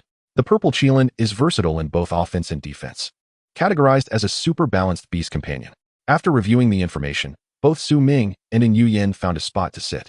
Although Dongxian, leaning against the abdomen of the purple Qilin, since their arrival, she did not take action. Both beasts were severely injured, making it unrealistic for them to eliminate Su Ming and In Yen at this point. One by one, beast tamers began to arrive from all directions, all of whom were formidable individuals from their respective regions, undeniably elite beast companions. Upon witnessing the assembly of so many elite beasts, Su Ming reflected on his past naivety, believing that possessing just one elite beast could dominate the entire arena. As time passed, 13 elite beasts congregated at the center of the Black Corner platform, with nearly all beast tamers from various regions gathering there. Ladies and gentlemen, there are 3 more individuals in the arena. I wonder which of you will be eliminated. Wenbai, standing atop the explosive dragon, remarked, glancing at the assembled beast tamers. Upon hearing this, the beast tamers cast swift glances around, eager to identify the weakest among them for elimination. Yet, upon surveying their surroundings, they realized that none were easy targets. However, only when the number of participants on the Black Corner platform reached 10 could they all advance smoothly. Tensions escalated as all beast tamers prepared for potential conflict.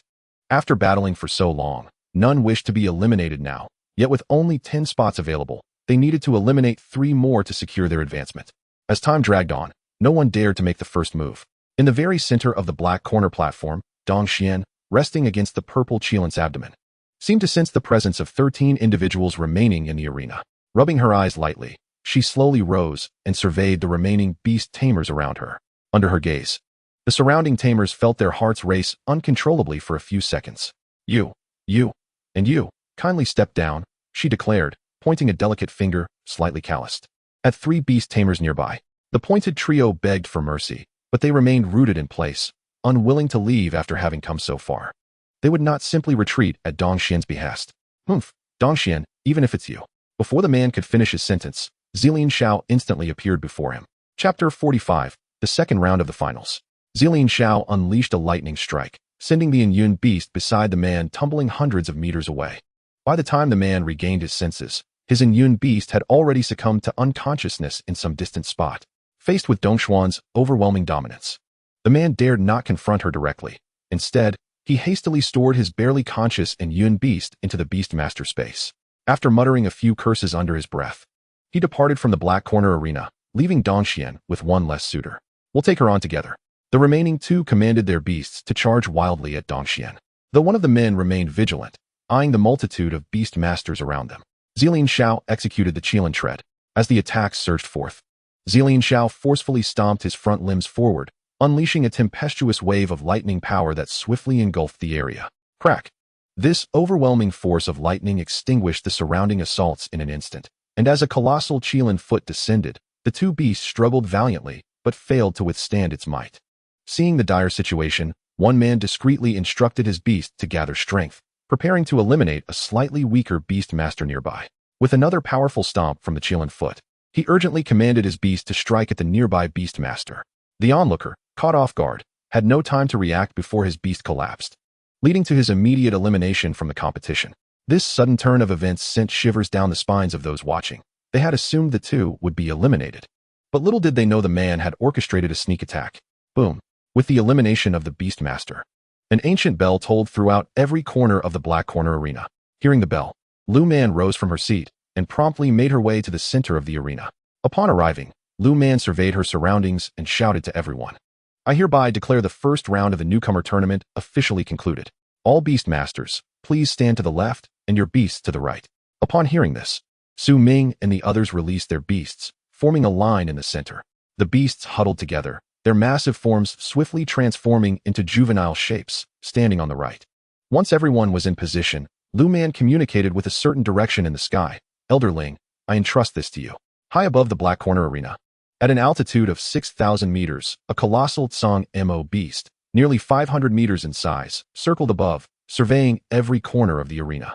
Its body was enveloped in dark green scales, each glimmering with a faint cold light.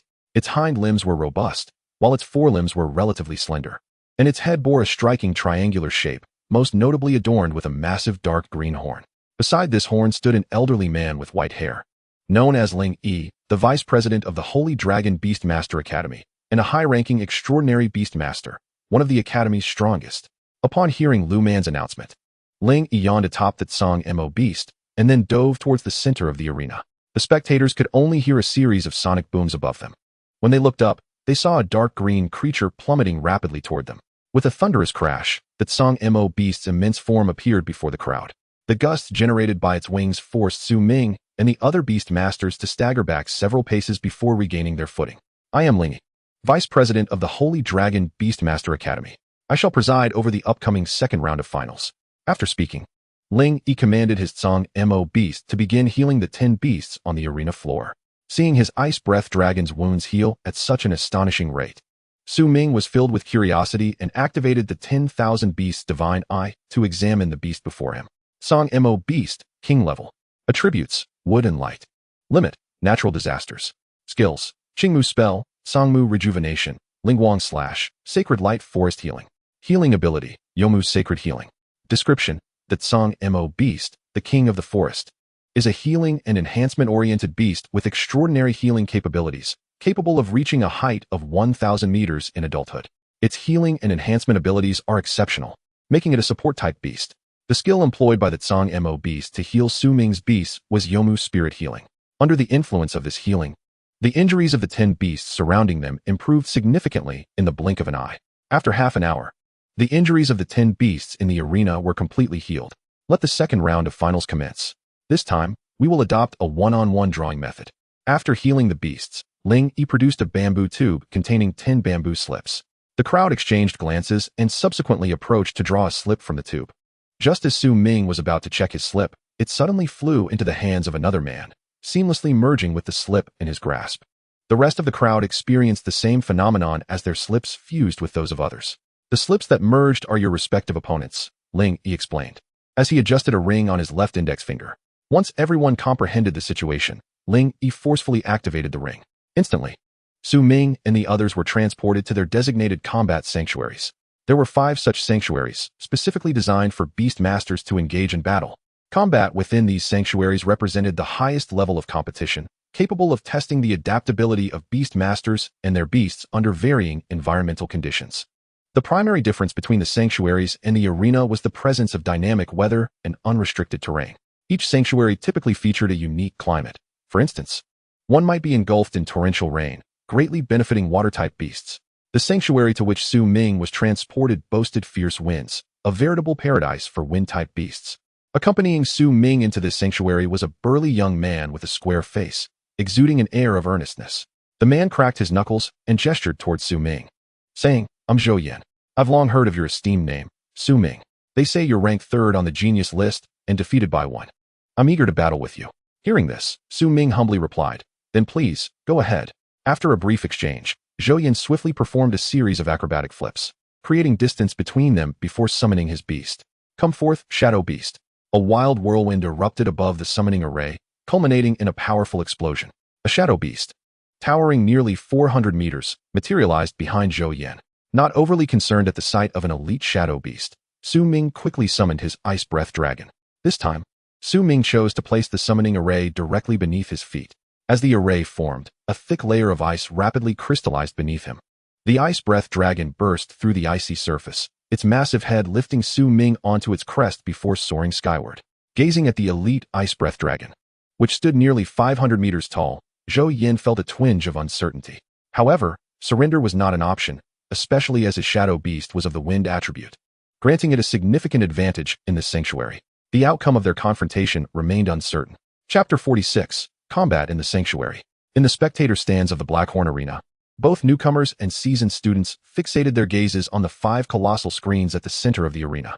The first round of the chaotic brawl lacked any technical finesse, leading many of the older students to recline in their seats and succumb to slumber. However, the second round, the decisive battle, was the true spectacle, rigorously testing the combined prowess of beast tamers and their cherished pets. Consequently, during this second round, the attention of both newcomers and veterans alike was intensely concentrated. The viewership of Su Ming's screen hovered around an impressive 20%, yet the highest viewership belonged to the screen showcasing Dong Xian, boasting a staggering 40%. This indicated that among the more than 3,000 spectators, over 600 were captivated by Su Ming's confrontation. Within the confines of the petite secret realm, the ice breath dragon soared through the skies, unleashing icy orbs upon the earthbound shadow beast below. In midair, the icy orbs, influenced by gravity, were amplified in their potency by at least 30%. However, the shadow beast, leveraging its natural advantage of the terrain, adeptly maneuvered through the mountainous landscape, rendering the ice dragon's icy projectiles difficult to land. Observing the shadow beast evading the icy orbs with the aid of the surrounding wind currents, Ming commanded the ice breath dragon to descend and engage in close combat. The immense form of the dragon swiftly materialized before the shadow beast, and with the enhancement skill Ice Bloom, it barely matched the shadow beast's speed. Seeing Ming's intent for a melee confrontation, Zhou Yan promptly instructed the shadow beast to employ wind blade to hinder the ice breath dragon's velocity. In a rapid flurry, hundreds of white wind blades coalesced around the shadow beast, bolstered by the surrounding tempest, rendering the wind blade quite formidable. Nevertheless, these assaults posed little threat to the ice breath dragon, as it effortlessly shielded itself with several ice barriers it conjured. Quickly, utilize shadow light technique.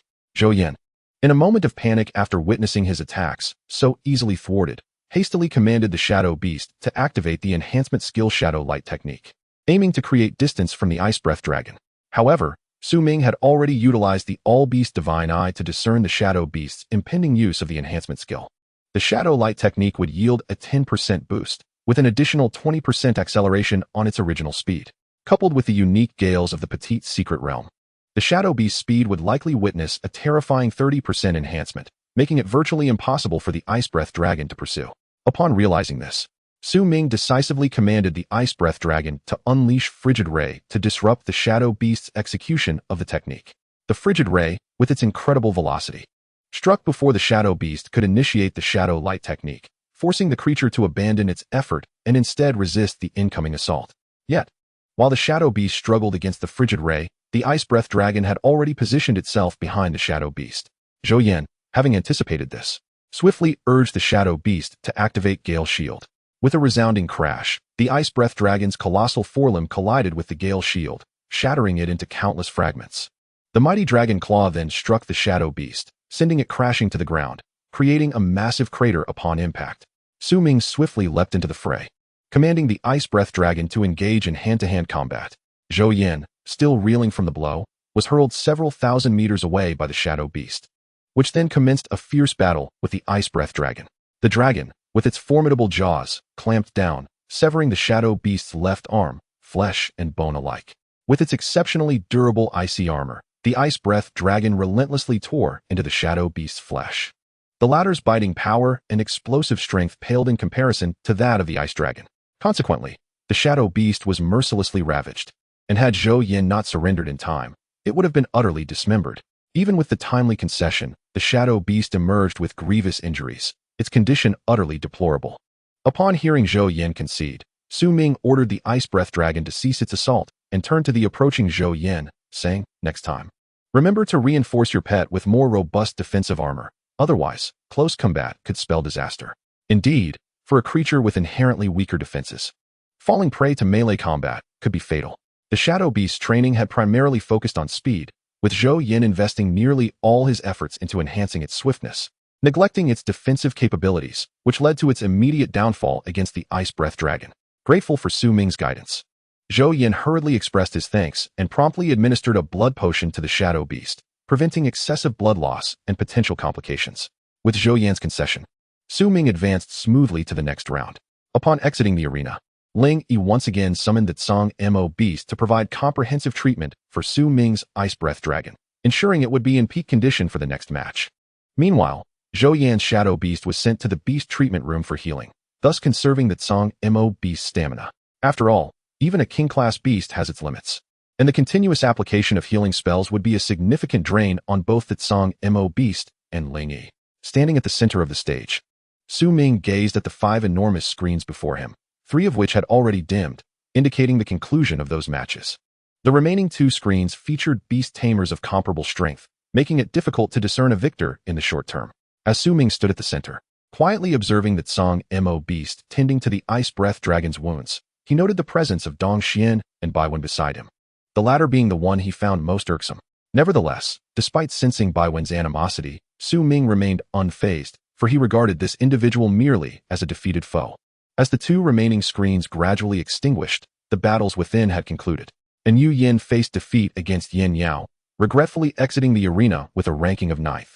Yin Yao, on the other hand, advanced smoothly into the top 5, standing alongside a man who was none other than Yin Jia. Observing Yin Jia's panting demeanor, it was evident he had endured a fierce battle.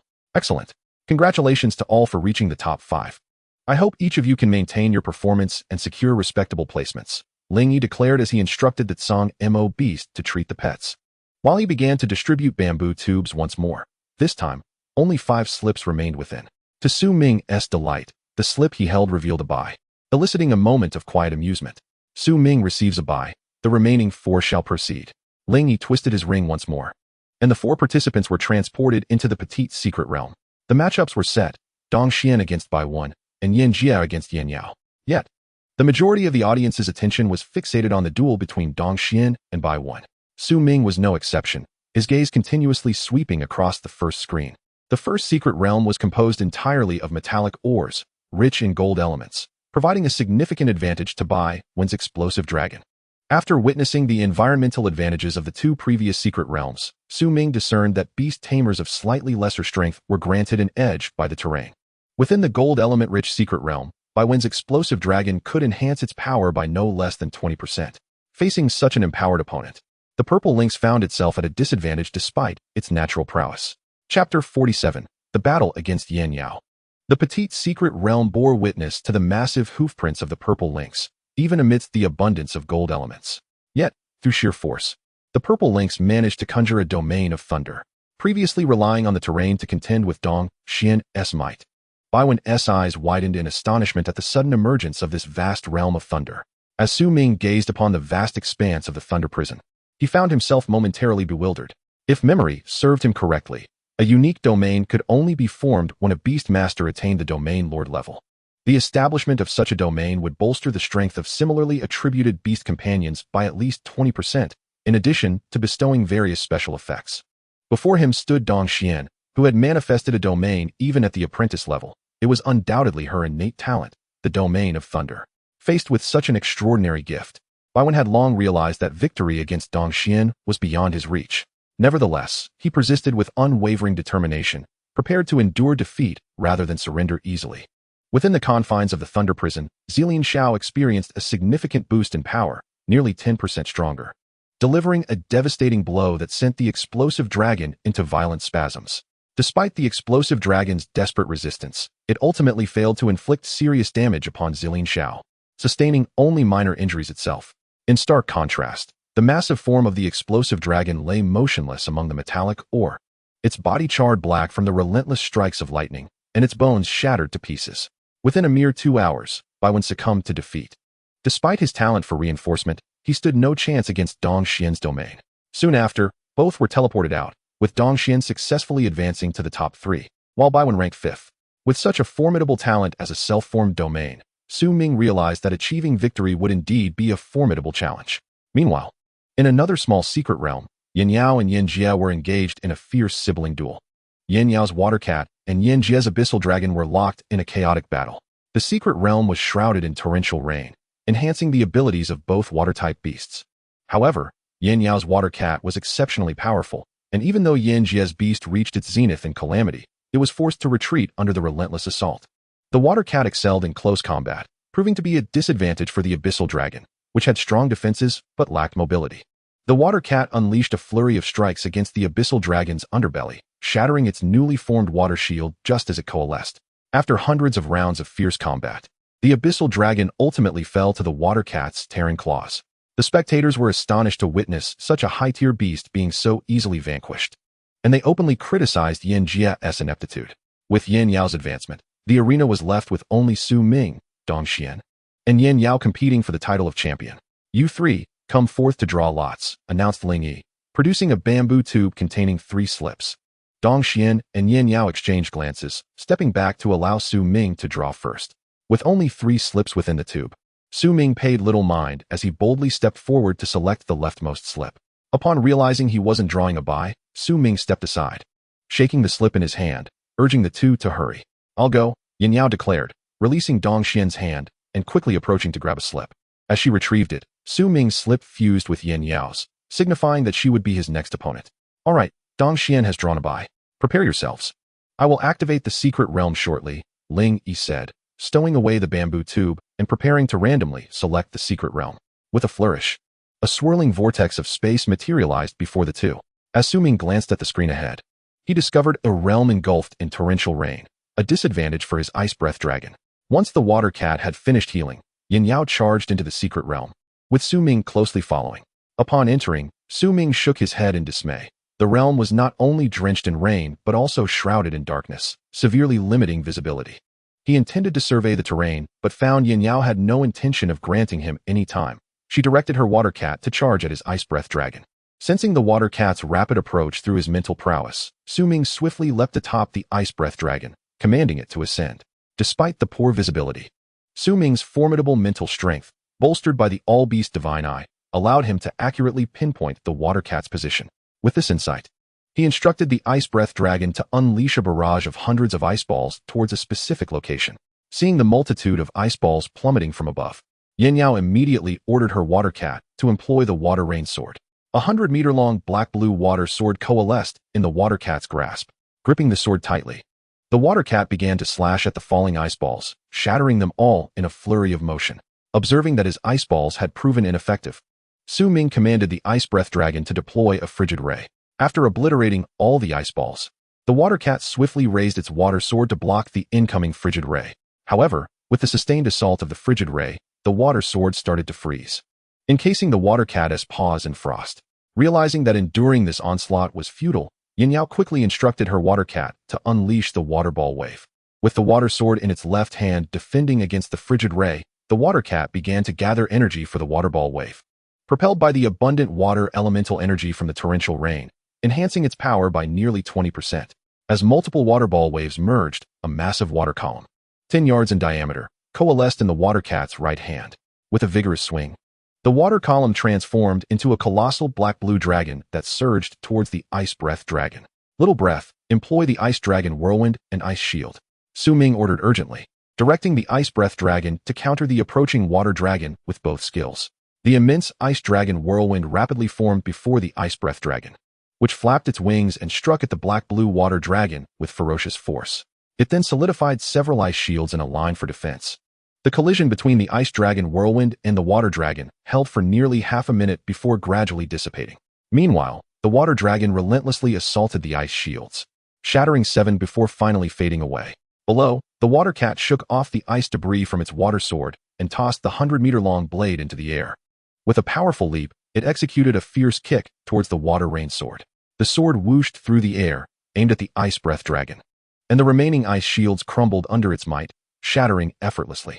In the blink of an eye, the water rain sword reached the ice breath dragon, which had no time to evade and could only grasp the sword with its forelimbs. The force was tremendous, propelling the ice breath dragon several thousand meters back before it stabilized midair. At that moment, the ice crystals and scales on the forelimbs of the ice breath dragon were severely battered, and the water rain sword detonated in the air. Faced with the sudden explosion, Su Ming could only curse Yin Yao's lack of sportsmanship. The ice breath dragon quickly exhaled a frosty mist over its injured forelimbs, mitigating the damage caused by the blast. Chapter 48, The Gift of Shape Mastery. Su Ming, standing atop the ice breath dragon, pondered for a long moment before commanding it to unleash frigid rays into the sky. Within a 9,000-meter radius, the ice breath dragon's frigid rays transformed the relentless rain into hail. The temperature plummeted, causing lakes below to begin freezing. Yin Yao sensed the significant depletion of water elemental energy. Without these enhancements, her situation became exceedingly precarious. Quick, water cat, move out of the hail's range, she instructed urgently, prompting the water cat to swiftly transition into a crawling stance and dash forward. The speed of the aquatic cat in its transformed state will experience a significant enhancement, concurrently granting it over 20% damage mitigation. With the ability to freely shift forms at the elite level, this is largely attributed to Yin Yao's innate talent, shape control. Utilizing shape control allows for the transformation of beast companions while also amplifying certain attributes. In this instance, Yin Yao chose to augment damage mitigation, enabling her companion to avoid potentially fatal blows while simultaneously increasing its speed. Soaring above, Su Ming had already anticipated Yin Yao's intention to flee, prompting him to have the ice breath dragon prepare its extreme cold beam in advance, before the aquatic cat could escape even 1,000 meters. A chilling blue ray materialized behind it. Despite the aquatic cat's remarkable speed and its previous evasions of the extreme cold beam, it was ultimately struck by one of the Ice Breath Dragon's potent beams. Enhanced by the amplification skill, Ice Blossom, the beam's power surged dramatically, instantaneously encasing the aquatic cat in ice. Realizing that the frozen state would only last for a few moments, Ming commanded the Ice Breath Dragon to fly low. The Ice Breath Dragon swiftly descended to a mere 300 meters above ground, and then charged toward the aquatic cat, which was on the verge of breaking free from its icy prison. With a resounding crash, as the aquatic cat shattered the ice, a powerful dragon claw struck its forehead, sending it hurtling hundreds of meters away. Dazed, the aquatic cat struggled to rise. But the Ice Breath Dragon followed up with a fierce tail strike aimed at the cat's head. Seeing this, Yin Yao, who had taken refuge on a nearby ice shard, urgently warned the aquatic cat to cover its head. The beast, instinctively curling into a ball, tightly clutched its head to avoid a second bout of disorientation from the Ice Breath Dragon's attack. The dragon's tail collided with the curled form of the aquatic cat, shattering its robust armor and rupturing flesh in the process. The ground beneath them sank dramatically, while the aquatic cat suffered internal injuries from the sheer force of the blow. As the Ice Breath Dragon prepared to strike again, the aquatic cat swiftly reverted to its bipedal form, using its massive hands to catch the dragon's claw mid-attack. The two beasts engaged in a fierce contest of strength, with the Ice Breath Dragon frantically flapping its wings to enhance the power of its claw, while the aquatic cat dug its feet into the ground, bracing itself against the impending force. However, as the Ice Breath Dragon exerted its strength, it also began to channel the extreme cold beam within its maw, unleashing a torrent of icy energy toward the aquatic cat's head. Caught off guard by the sudden onslaught, the aquatic cat was unable to react in time and was once again encased in ice. Subsequently, it was struck and sent flying 1,000 meters by the Ice Breath Dragon's tail. The dragon then ascended into the sky, preparing to unleash its Ice Dragon Tornado upon the aquatic cat. The relentless barrage left the aquatic cat incapacitated on the ground. Observing the scene, Yin Yao stomped her feet in frustration. Were it not for the 20% damage mitigation combined with its sturdy armor, a typical elite beast would have been eliminated by such a ferocious attack long ago. Little X, deliver the finishing blow, do not grant it a chance. Ming commanded from atop the Ice Breath Dragon, urging it to pursue the downed aquatic cat. At this moment, the aquatic cat, aware of the imminent threat, struggled to rise, hastily conjuring multiple water shields for protection. The Ice Breath Dragon first used its claws to shatter the water shields before employing the extreme cold beam to immobilize the aquatic cat. Just as the Ice Breath Dragon was about to deliver a fatal strike, Yin Yao, from a distance, rapidly gathered her astral energy and shouted, "Waterblade Carnage." The frozen aquatic cat unleashed an enraged roar, summoning nearly 10,000 black-blue water blades around itself. Ming, recognizing the low-tier combat technique, cursed under his breath and quickly directed the Ice Breath Dragon to veer away from the impending attack's range. Yet Yin Yao was determined not to squander this opportunity and immediately joined forces with the aquatic cat to launch the Waterblade Carnage. The onslaught of nearly 10,000 water blades, shimmering like meteors, hurtled toward the Ice Breath Dragon. As the dragon attempted to escape the rapidly approaching projectiles by relying on its speed, it was soon overtaken by the relentless barrage. In a matter of moments, the water blades were upon it. Faced with this overwhelming assault, the Ice Breath Dragon summoned 30 ice shields for defense, enveloping itself with its wings and activating its ice armor. The thunderous impacts echoed as the outermost layer of shields shattered under the relentless barrage of water blades, followed swiftly by cracks appearing in the second layer of ice armor. Within mere seconds, the armor succumbed to the damage and burst apart, leaving the dragon's wings to fend off the torrent of blades. While each individual water blade inflicted minimal damage, the sheer volume of nearly 10,000 proved insurmountable. Even with its exceptional defensive capabilities, the Ice Breath Dragon's wings could not withstand the onslaught. After managing to block around 6,000 water blades, the dragon's wings were ultimately pierced, and the remaining projectiles obliterated them into fragments. More than 3,000 water blades struck the Ice Breath Dragon, inflicting considerable injuries. With its wings shattered, the dragon was forced to make an emergency landing. As it touched down, the aquatic cat gathered its strength to conjure a massive water rain sword stretching over 200 meters in length. This strike represented the aquatic cat's full power, depleting its energy reserves entirely. Should Ming fail to intercept it, Yin Yao's victory would be assured. The colossal water rain sword, accompanied by a deafening rush, surged toward the Ice Breath Dragon, which, unable to take flight, prepared to endure the impending blow. Ming swiftly leaped off the Ice Breath Dragon, creating a distance of 1,000 meters to minimize the risk of collateral damage to the Beastmaster. The Ice Breath Dragon concentrated its strength into its forelimbs, with its claws now boasting defensive capabilities comparable to mid-tier commanding beasts. With a thunderous roar, it swung its massive claws to seize the sword's tip. The tremendous impact sent the Ice Breath Dragon, weighing several tons and standing over 400 meters tall, careening backward, crushing the ground beneath it with each step. Even as it sank into the earth, the Ice Breath Dragon continued to slide for nearly 1,000 meters before finally coming to a halt, all the while unleashing extreme cold beams to counter the water rain sword. By the time the sword came to rest, it had transformed into an icy blue pillar, a precautionary measure to prevent the aquatic cat from detonating it unexpectedly. Having learned from past encounters, the Ice Breath Dragon took no chances and encased the water rain sword in ice to avert an explosion. Chapter 49, Domain of Thunder, Shattering the Violet Realm. From a distance, witnessing the failed attempts to counter both the water blade carnage and the water rain sword, Yan Yao wisely chose to withdraw with the aquatic cat from the secret realm. With her concession, Su Ming's ranking swiftly ascended to the top 2. Emerging from the secret realm, Su Ming cradled the weakened Ice Breath Dragon and approached Vice Dean Ling Yi, saying, "I implore you, Vice Dean, my beast is gravely injured." Ling Yi gently patted the Ice Breath Dragon nestled in Su Ming's arms before promptly summoning the distant Song Mo Beast. Responding to the call, the Song Mo Beast flapped its wings and swiftly approached Ling Yi. Pointing at the Ice Breath Dragon, Ling Yi instructed, "Administer Holy Light Regeneration to it." Upon receiving the command, the Song Mo Beast promptly enacted the Holy Light Regeneration, emanating vibrant green light from its horns, lifting the Ice Breath Dragon into the air. Enveloped by the verdant glow, the Ice Breath Dragon experienced a notable recovery. Its intricately carved wings visibly regenerated flesh and sinew. After the passage of half an hour, the wings of the Ice Breath Dragon were restored to their original state, and several of its injuries had been healed. Ling Yi, observing the completion of the dragon's wing restoration, turned to the Song Mo Beast and commanded, "Utilize the healing technique, Sacred Healing of the Spirit Wood." As the Song Mo Beast activated its healing skill, the hidden injuries of the Ice Breath Dragon were systematically mended. Such a healing technique capable of addressing concealed wounds is exceedingly rare among healing-type beast companions. The foremost concern of a beast master lies in the hidden injuries of their companions. If left unresolved, these could stagnate the beast's strength or, in severe cases, pose a grave threat to its life. The decision to have the Vice Dean Ling Yi preside over the competition primarily stemmed from the Song Mo Beast's ability to heal concealed injuries, which emboldened many newcomers to fight with fervor. After 3 hours of continuous healing, the Ice Breath Dragon was once again lively and vigorous. It then flapped its wings and soared to stand before Su Ming, promptly extending its tongue to affectionately lick Su Ming's cheek.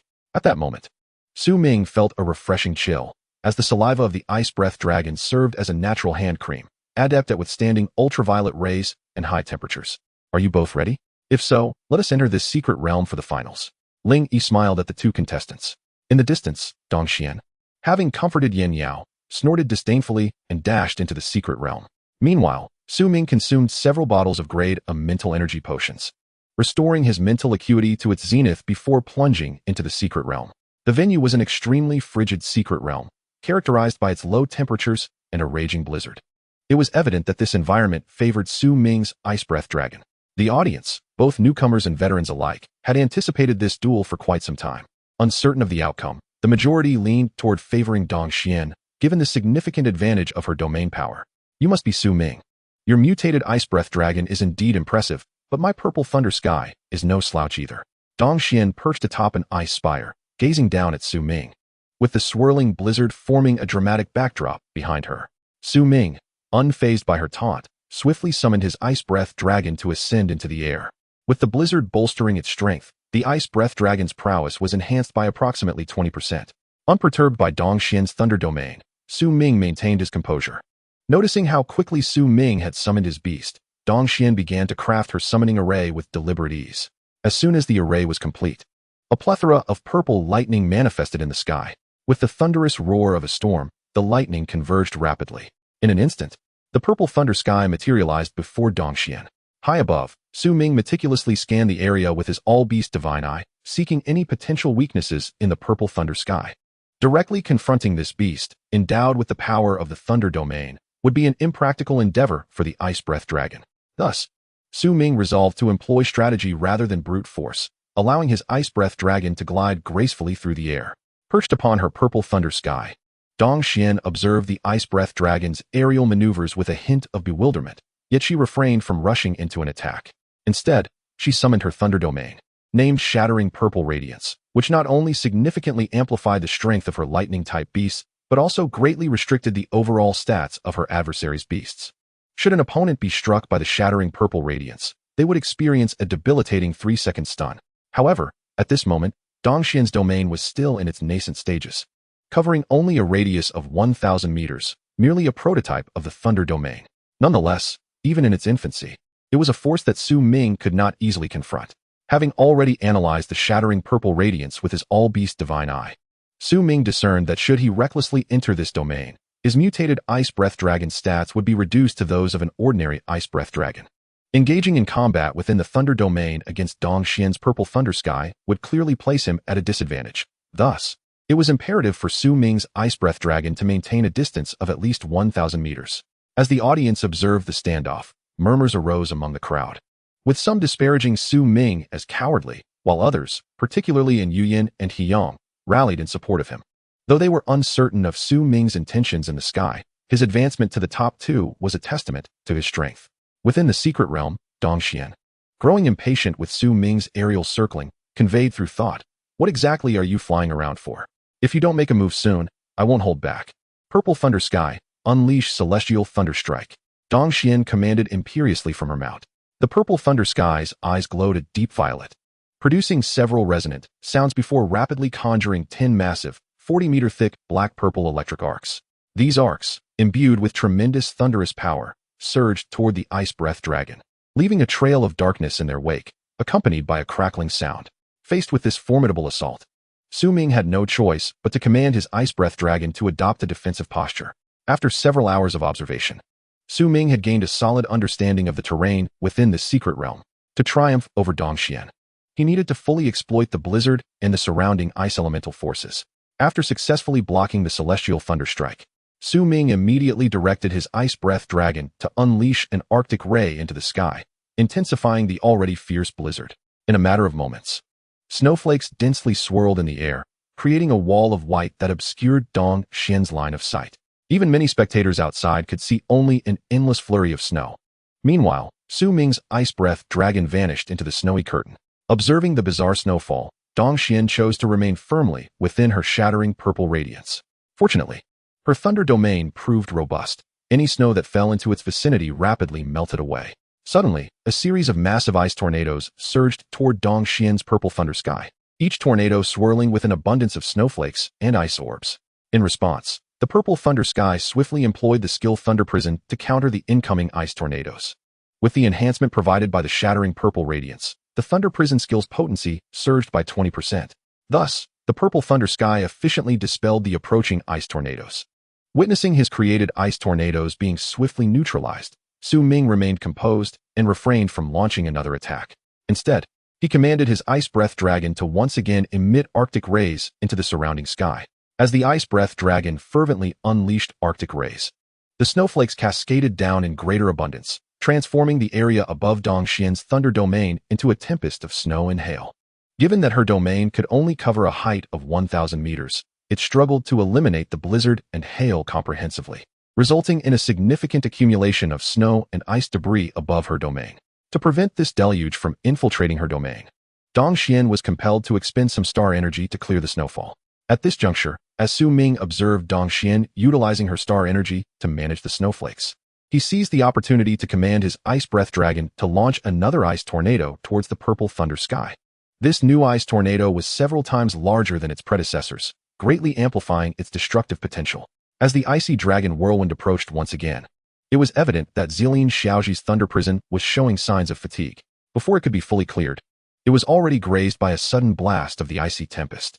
Although Dongxian was aware that Ming intended to leverage the terrain to counter her realm of thunder, her own thunder domain was still in its nascent stage. Unable to withstand the relentless snowfall, Ming, having recognized the rudimentary state of her thunder domain, sought to exploit the blizzard to deplete its energy. This strategy would undoubtedly yield greater efficiency in the ensuing battle. So what if you perceive my domain as merely a prototype? Dongxian scoffed. determined to prompt Zilin Xiaoji into a proactive strike to preserve her violet shattered realm. Without the Thunder Domain, overcoming Su Ming, who had the advantage of the terrain, would prove to be a formidable challenge. Aware of this, Dongxian swiftly commanded Zilin Xiaoji to unleash the Violet Light technique, an augmentation skill designed to bolster Zilin Xiaoji's offensive capabilities. This technique could enhance Zilin Xiaoji's attack power by approximately 35%. However, it was a singular enhancement compared to the comprehensive boosts offered by the Icy Breath Dragon. With the combination of the Violet Light technique and the Thunder Domain, Zilin Xiaoji's abilities surged, nearly rivaling those of a high-tier commander. Zilin Xiaoji executed the Celestial Thunder Strike. Responding to the command, Zilin Xiaoji emitted a series of piercing cries, thrusting its forelimbs forward. In an instant, a tempest of lightning coalesced, manifesting 40 arcs of dark purple electricity before it. With a crackling sound, these arcs surged forth from the Thunder Domain, racing towards the Icy Breath Dragon high above. Anticipating the attack, the Icy Breath Dragon swiftly conjured over 30 ice shields, augmenting itself with the raging blizzard. Despite Dongxian's Thunder Domain, Su Ming retained the advantage of the terrain. Both sides had comparable enhancements. Yet the Icy Breath Dragon's amplification technique was more holistic. Ultimately, the confrontation would hinge on the mastery of the beast masters involved. The 30-plus ice shields shattered under the assault of the Celestial Thunder Strike, a scenario Su Ming had foreseen, having prepared a countermeasure in advance. The Icy Breath Dragon's pupils glimmered with a frosty azure light as it unfurled its wings, spinning rapidly in midair. The swirling mass of snowflakes above transformed into a tempestuous whirlwind, towering nearly 3,000 meters, bearing apocalyptic power as it surged towards Zilin Xiaoji. The approaching Celestial Thunder Strike was obliterated in an instant by the might of the whirlwind. Witnessing such a colossal force, Dongxian instinctively swallowed hard. As the stormy cyclone collided with her violet shattered realm, it drastically weakened her Thunder Domain. With the tempest now within 500 meters, Dongxian commanded Zilin Xiaoji to activate the Thunder Prison while she herself gathered stellar energy. Even then, the Thunder Prison only retained 60% of its original potency against the onslaught of the whirlwind. Radiant Spirit, Dongxian shouted, rapidly coalescing her stellar energy to combine with Zilin Xiaoji's combat technique. So soon to employ a combat technique, Su Ming thought, observing from the air as Dongxian executed her skill. This rapid deployment would leave her with little advantage thereafter. Zilin Xiaoji roared skyward, and countless orbs of light descended from the heavens, each radiating pure illumination. Before Su Ming could ascertain the nature of the combat technique, these orbs dispersed in every direction, blanketing an expanse of 10,000 miles. Explode, Dongxian urged, synchronizing the star power with Zilin Xiaoji to detonate the orbs. A blinding flash illuminated the surroundings, causing the blizzard to abruptly cease. The once tempestuous weather transformed into a clear, azure sky, and even the whirlwind diminished in size, ultimately condensing to a mere 100 meters before Zilin Xiaoji, which it swiftly obliterated with a single stomp. Su Ming, witnessing his carefully constructed blizzard vanish in an instant, quickly deduced that Dongxian's technique was akin to a group suppression skill. Such skills would suppress the effectiveness of surrounding fields, rendering both Su Ming's blizzard and Dongxian's thunder domain equally neutralized. However, the primary beneficiary remained Dongxian, as this technique typically served to equilibrate surrounding elemental attributes, achieving a state of balance between both ice and thunder elements. The absence of the blizzard's enhancements meant that Su Ming's Icy Breath Dragon landed firmly on the ground. Positioned 1,000 meters apart, Su Ming's dragon appeared slightly more imposing and regal. Dongxian, your combat technique truly took me by surprise. The once confident Su Ming, who aimed to exploit the natural terrain advantage, found himself momentarily flustered by Dongxian's tactical maneuver. Realizing his predicament, Su Ming proposed telepathically, "How about we settle this with a close-quarters brawl?" Hearing Su Ming's challenge, Dongxian telepathically replied, "Bring it on. Let us see whose beast excels in melee combat." With that, Dongxian retreated over 500 meters, while Su Ming instructed his Icy Breath Dragon to unleash its Ice Blossom technique before also withdrawing. The two beasts released thunderous roars, charging towards each other, ready to engage in a ferocious melee. Yet, Su Ming possessed the technique titled Judgment, and should the need arise, he would not hesitate to deliver a lethal blow to Zilin Xiaoji. Though it was a close-range battle, the opportunity to utilize skills still lingered. The Icy Breath Dragon, reaching Zilin Xiaoji first, unleashed a formidable claw strike aimed at its head, which Zilin Xiaoji countered with a sweeping motion of its forelimbs. As their energies collided, the surrounding ice and snow were instantly reduced to powder.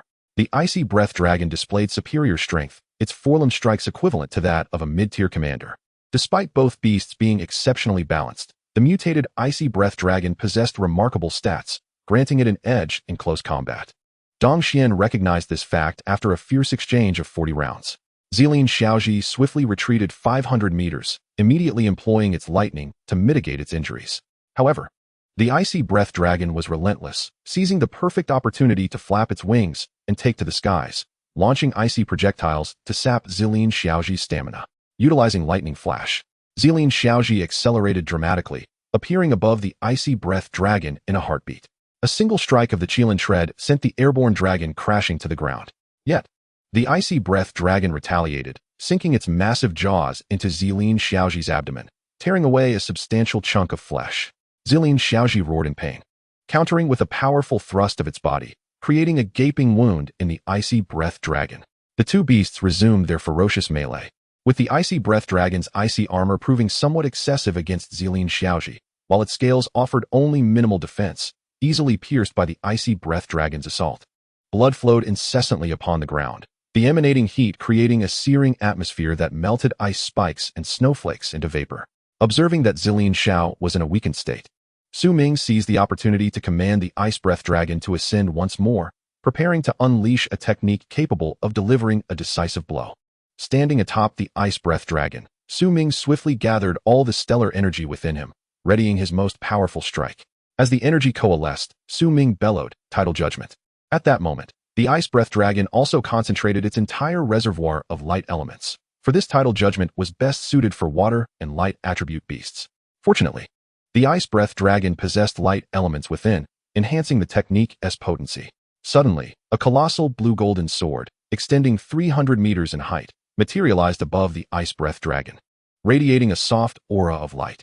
Winter Xian, taken aback that Su Ming had his own combat technique, gritted her teeth and commanded Zilin Xiao to swiftly deploy the Thunder Prison as a defensive measure.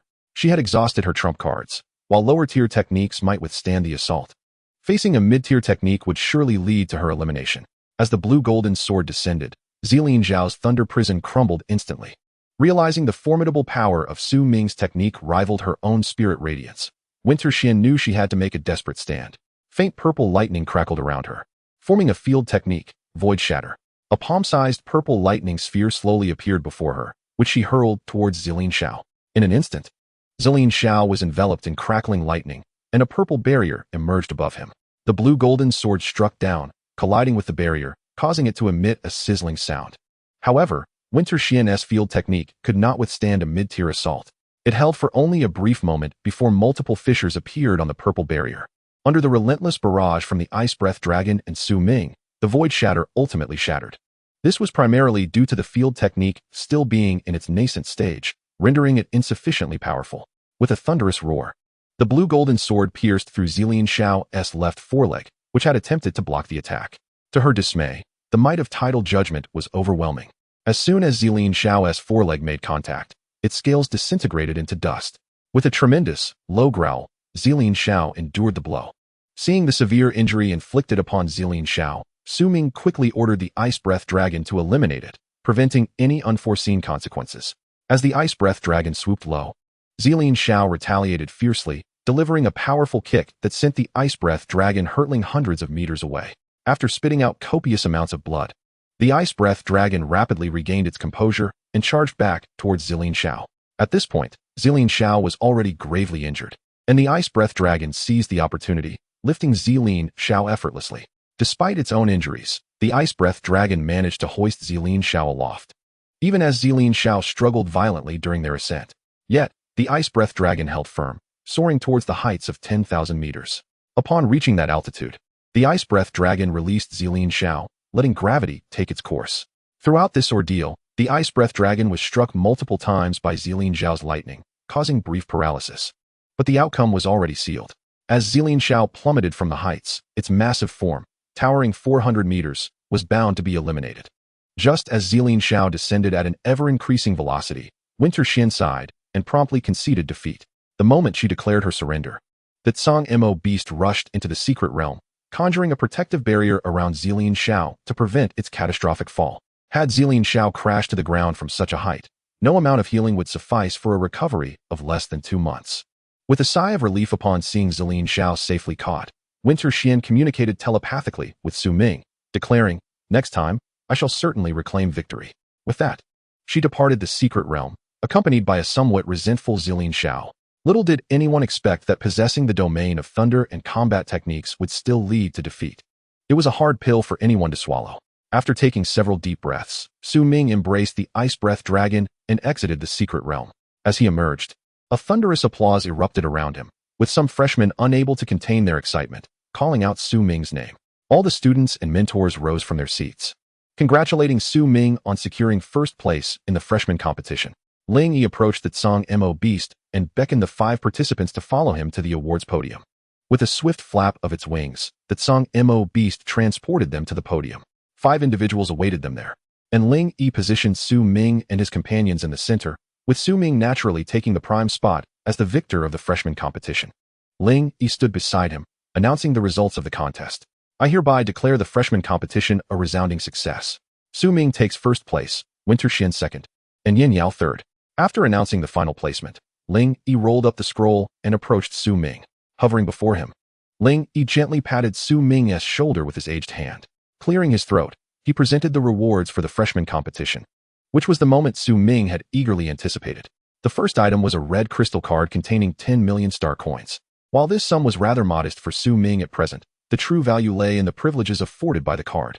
With this red card in hand, Su Ming could purchase items in St. Dragon City at a discount of 70 to 80%, with significantly increased purchase limits. Henceforth, acquiring materials would be nearly at cost price. After securing the red crystal card, Ling Yi handed Su Ming a spatial bracelet, crafted from the same precious spatial stones as the one Su Ming had obtained from the belly of the Earth Dragon Rock Beast. Peering inside, Su Ming noted an assortment of high-tier materials, predominantly at the commander level. Among them lay a king-tier magical beast heart, deemed the most valuable item from the freshman competition.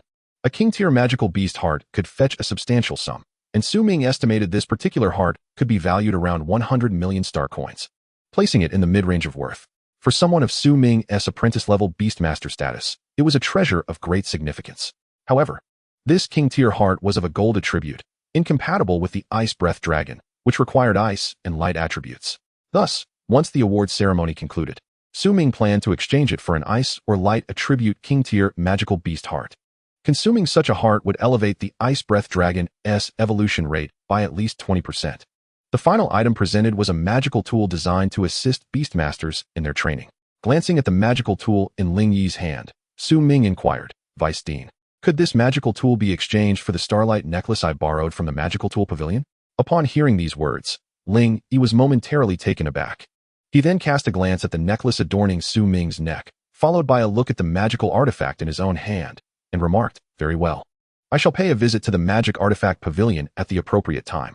With that, Ling Yi stowed away the magical item he was holding, acknowledging that Su Ming's artifact was evidently of superior quality. It was a minor advantage for Su Ming, yet being the champion of the grand tournament, Ling Yi regarded this matter as a mere formality. After bestowing rewards upon Su Ming, Ling Yi approached Dong Xian. Although he held a favorable view of her, he could not ignore the reality of the situation. He then produced a black crystal card, a spatial bracelet, and a magical artifact.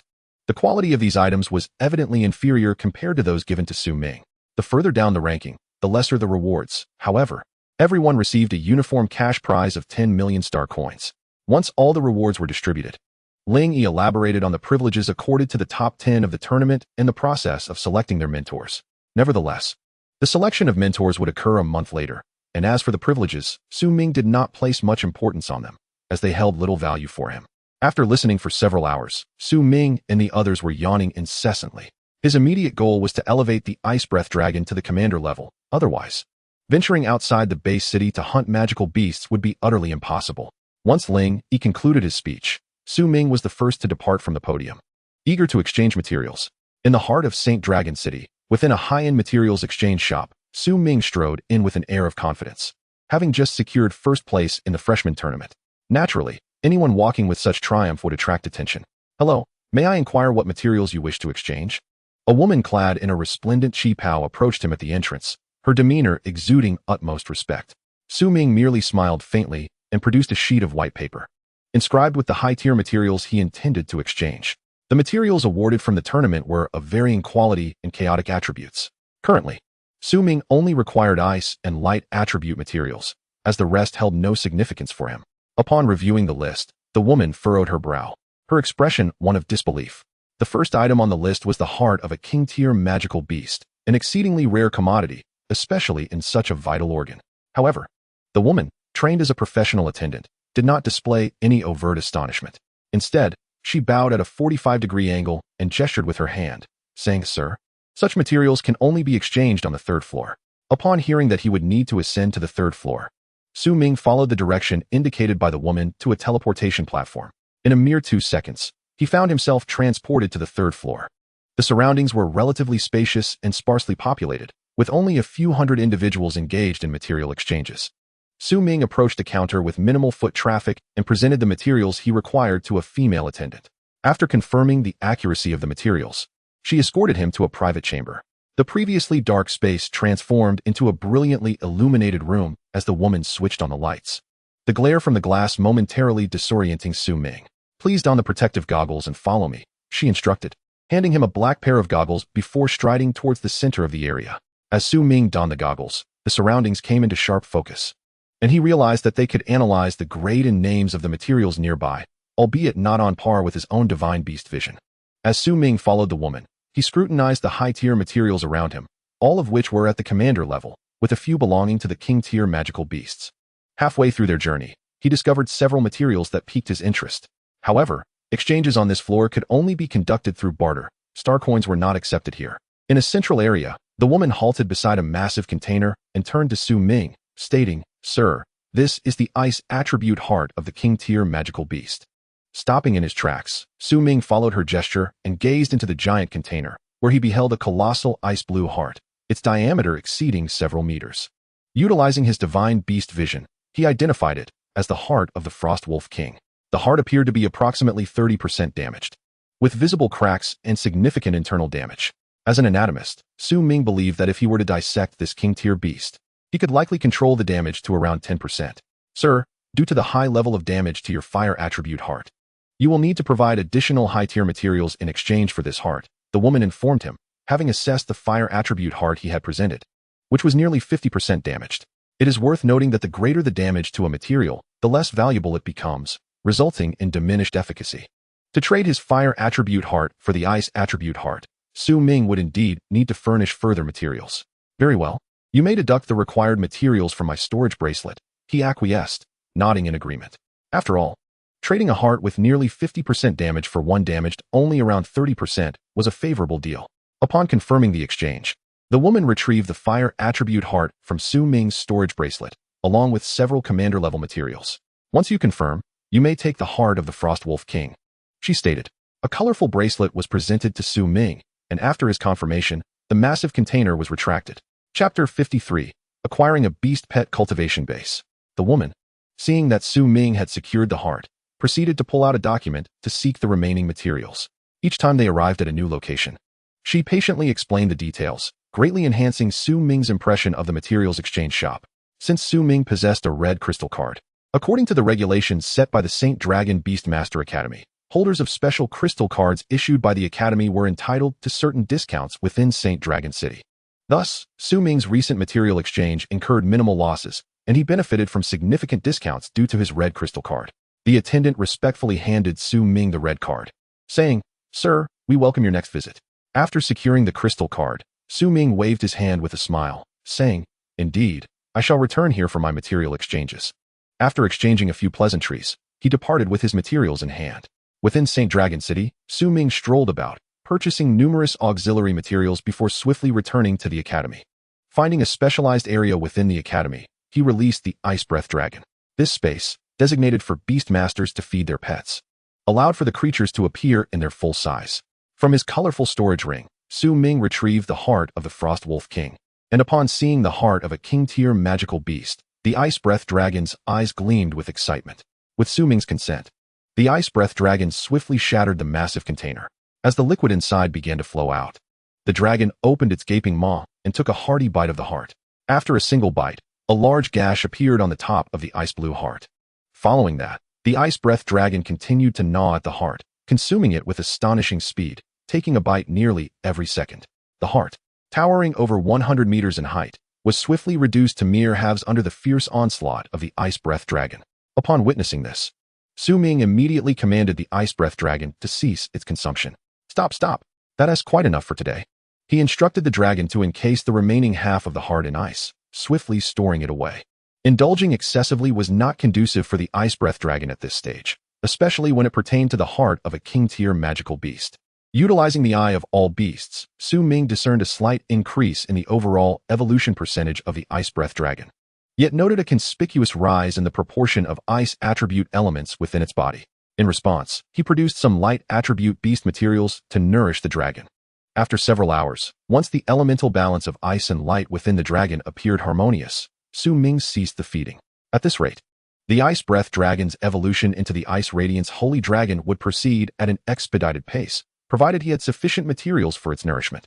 After consuming several mutated fruits, the Ice Breath Dragon transformed into its juvenile form, presenting itself before Ming. Its belly was round and taut, occasionally emitting burps of satisfaction.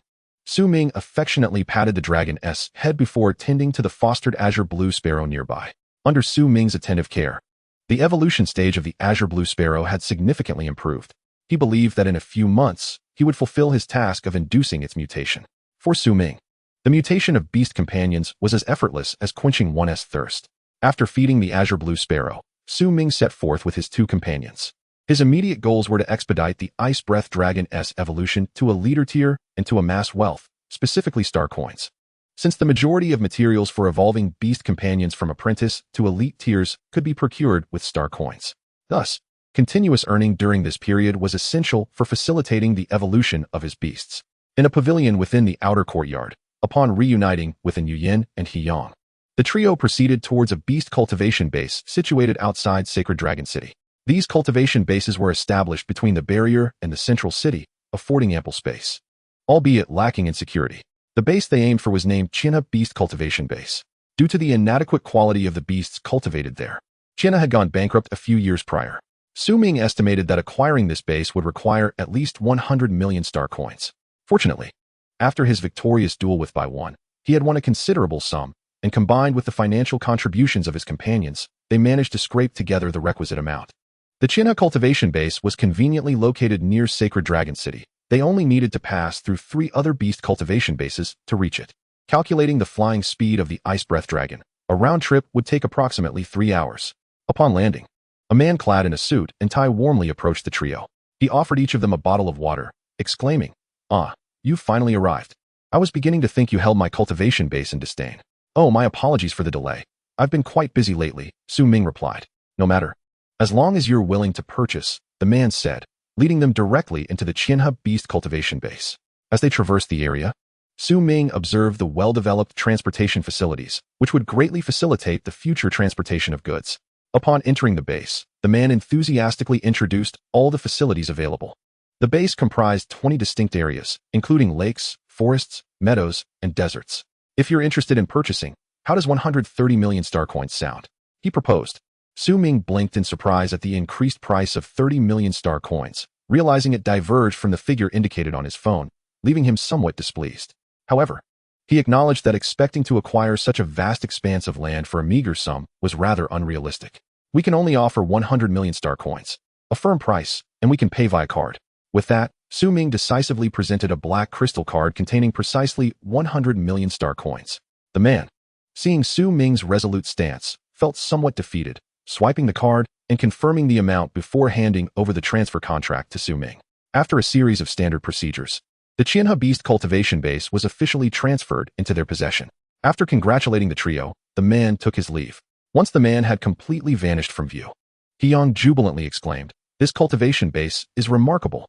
After surveying the surroundings, both companions nodded in agreement.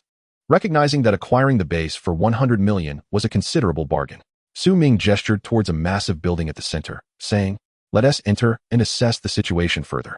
Before them stood an enormous structure, which Ming understood to be the control center. Inside, the space felt rather desolate, with most items removed, leaving only basic facilities, monitors, temperature controllers, and rainwater humidity controllers. Ming perused the surrounding equipment, taking several minutes to absorb the details. Most of the facilities were user-friendly, and for the few that were not, Su Ming planned to hire personnel for operation. Chapter 54, Settling the Beast Companions. After wandering through the building, Su Ming grasped the general layout. The structure boasted 3 levels. The first served as the control hall, dedicated to managing the fundamental facilities. The second was for assessing the quality of beasts, though the instruments were all absent, leaving the rooms empty. The third level was designated for accommodation, featuring extensive lodging facilities, allowing Su Ming to avoid returning to the academy constantly. What type of beast should we cultivate first for maximum profit? And Yu Yin inquired as she approached Su Ming. Fear not. I recently acquired a multitude of beast cubs from the mercenary guild, he reassured them. You only need to assist with publicity and procurement of materials. Upon learning that the cultivation of beasts would not require their direct involvement, both companions sighed in relief. Hyang confidently declared, leave the materials and publicity to us. I'll recruit some additional help shortly. With proper cultivation, I assure you will achieve excellent publicity. Su Ming applauded this enthusiasm, stating, then let us split up and take action. The trio exited the building in succession, with Su Ming heading to a mercenary guild stationed in Sacred Dragon City. Just days prior, he had purchased numerous beast cubs from them, and had been awaiting their delivery until plans shifted. At the Red Phoenix Mercenary Guild, Su Ming was escorted into a room by a burly man sporting a red beard. Inside were the very beast cubs he had requested, numerous in quantity, but singular in variety. The inventory comprised 100 thunder beasts, 200 flame lions, 500 bamboo sheep beasts, and 3 inferno ya beasts. The latter, being the most expensive, were all at the monarch tier, acquired at considerable expense. The remaining beasts were all capped at the king tier, but with proper cultivation. They could fetch a high price as well. After settling the final payment, Su Ming instructed the members of the Hongfeng Mercenary Corps to assist in transferring the cubs onto the back of his Ice Breath Dragon. Due to the prohibition of flying within the Holy Dragon City, Su Ming's Ice Breath Dragon was stationed at a designated area outside the city. The transportation of these several hundred beast pets required the use of 10 large trucks. The primary challenge arose from the fact that these beast pets had not yet undergone domestication, rendering them unable to comprehend human language. Otherwise, Su Ming would have certainly requested for them to be even smaller. Upon arriving at the designated location, the members of the Hongfeng Mercenary Corps swiftly loaded the cages onto the back of the Ice Breath Dragon. It took a full 3 hours to complete the loading of these beast pets. A burly man with a red beard turned to Su Ming and said, little brother, we've finished loading. Remember to come to the Hongfeng Mercenary Corps for cubs next time.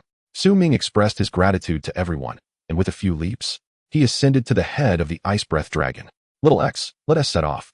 Upon hearing this, the Ice Breath Dragon, which had been lying down, slowly opened its eyes, rose to its feet, and swiftly flapped its wings towards the sky. This time, Su Ming merely needed to nurture these beast pets. Earning star coins would be a straightforward endeavor. A high-quality thunder beast could be sold for 1 million, while a fire lion, being more expensive, could fetch around 3 million for a high-quality specimen. Regarding the 3 flame yat beasts, Su Ming decided to cultivate them to the elite level before inducing a mutation, which would significantly increase their market value. Such high-potential beast pets were typically sold to master beast tamers. Many high-level beast tamers often faced casualties among their pets while out in the field, necessitating the search for replacements. Therefore, Su Ming's high-potential mutated beast pets would undoubtedly be in high demand among elite beast tamers. Upon arriving at a landing platform at the Qianhe Beast Pet Cultivation Base, the Ice Breath Dragon skillfully controlled its descent and landed smoothly. Upon noticing Su Ming's arrival, Hyang, accompanied by a group of individuals, rushed over. So many beast pets. How much did this cost? Let us not worry about that for now. Come help unload these beast pets, Su Ming instructed, pointing at the cages on the Ice Breath Dragon's back. Hearing this, Hyang immediately directed the over 300 people behind him to begin unloading the cargo. As for where to place the young beast pets, Su Ming had already devised a thorough plan. He instructed that the thunder beasts and fire lions be placed in locations 1 and 2, respectively, while the gentle yet combat-inept Yangzhu beasts were to be housed in the largest area, number 10. As for the 3 flame yet beasts, Su Ming intended to keep them in the prime location, number 0, where he would personally attend to their care. Once all the beast pets were settled, Su Ming proceeded to the building to compile a materials list. These materials were specifically tailored for the thunder beasts and other lower-capacity pets, to be fed by the hired staff. If the feeding ratios outlined by Su Ming were adhered to, the quality of these lower-capacity pets would significantly improve, resulting in better selling prices. However, aside from the Yangzhu beasts, the 500 Yangzhu beasts he acquired held tremendous potential, known for their gentle nature and weak combat ability. Yangzhu beasts are rarely chosen by beast tamers as their companions due to their lack of offensive power. Su Ming's intention behind purchasing 500 Yangzhu beasts was that they were treasures in their own right and could be mass-produced. Their fur was the most valuable asset. With extensive applications, such as in the creation of high-end cotton clothing, premium ice silk magical tools, or even the refinement into pure elemental attributes. Su Ming explored thousands of magical beasts before finally settling on the fur of the Yangzhu beast. Unlike other magical beasts, Yangzhu beasts exhibit a variety of attributes, with most possessing only one. Remarkably, the fur of the Yangzhu beast can be refined to yield pure elemental attributes. For instance, refining fur extracted from an ice attribute Yangzhu beast would produce a small crystal composed entirely of ice attributes. This crystal contains exceptionally pure ice elemental energy, far surpassing the purity found in lower-quality ice attribute stones. Each crystal could rival that of a top-tier attribute stone.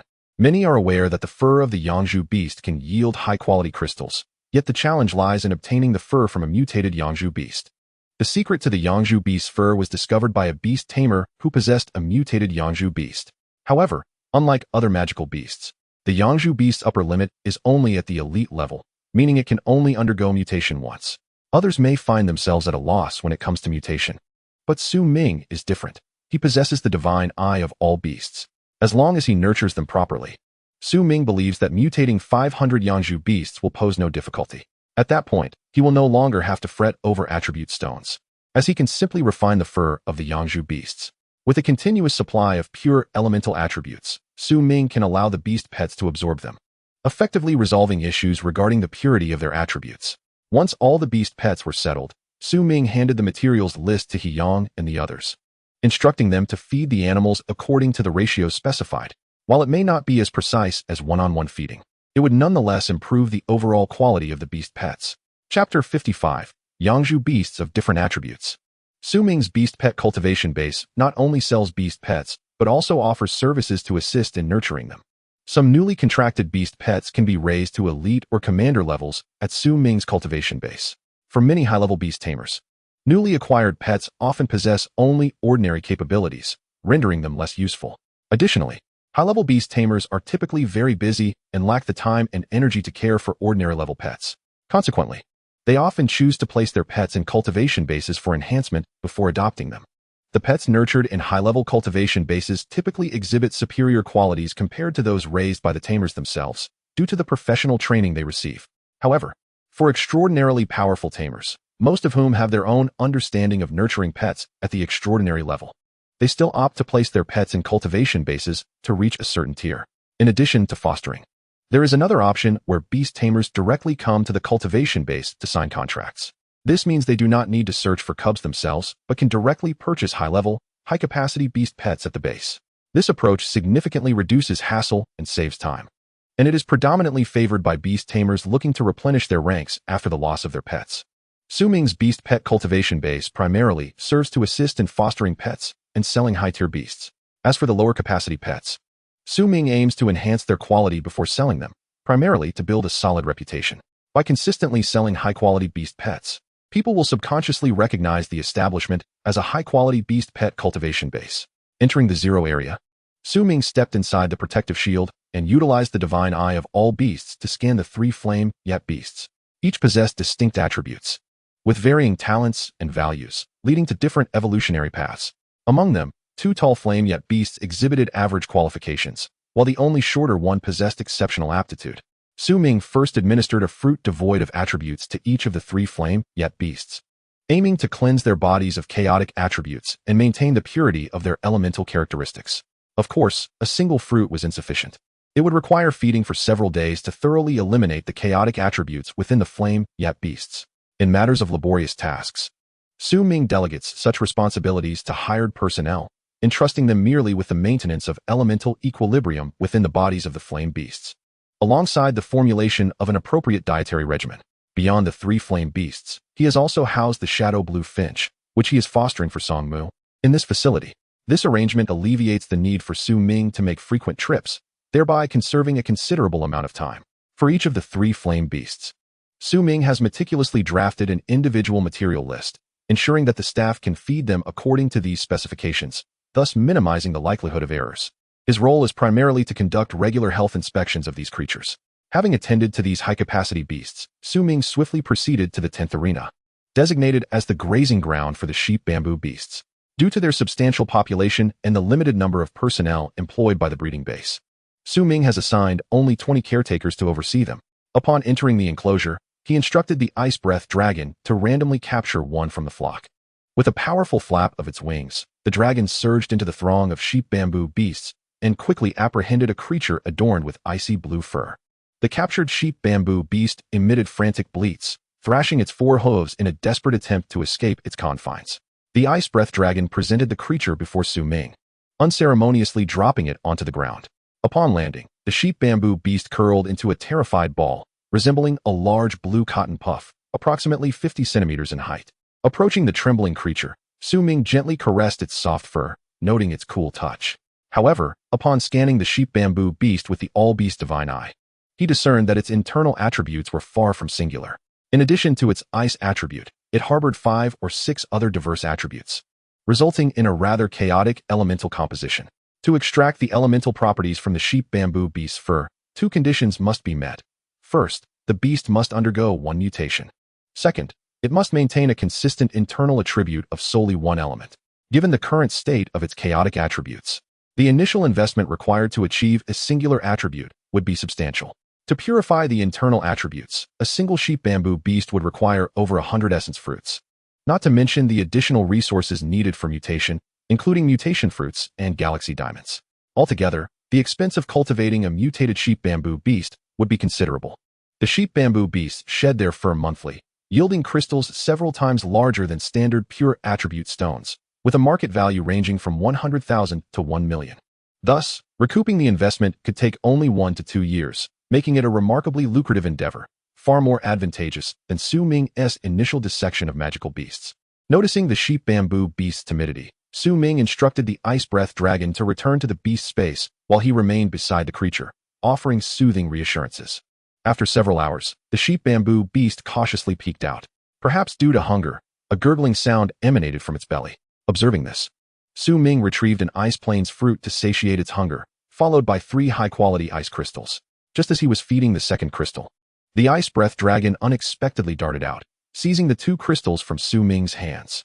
"Oh, I forgot these are your rations," Ming said, slightly embarrassed, before extracting some ordinary ice crystals from his storage bracelet.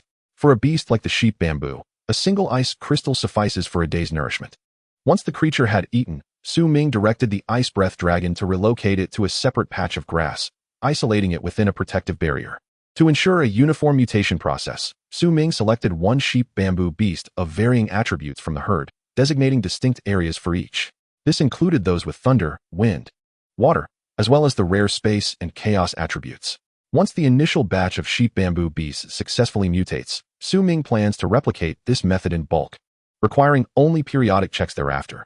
While the mutation of these beasts necessitates his personal involvement, the preliminary feeding tasks can be delegated to the staff. Utilizing the all-beast divine eye, Ming meticulously analyzed each sheep bamboo beast of differing attributes, arranging appropriate food proportions for each, including some special fruits. Following their mutation, he would proceed to shear their fur for crystal refinement. To mutate all 500 sheep bamboo beasts, Ming estimated a time frame of 1 to 2 years, primarily due to the frequent necessity of the all-beast divine eye during the mutation process to avoid batch mutations.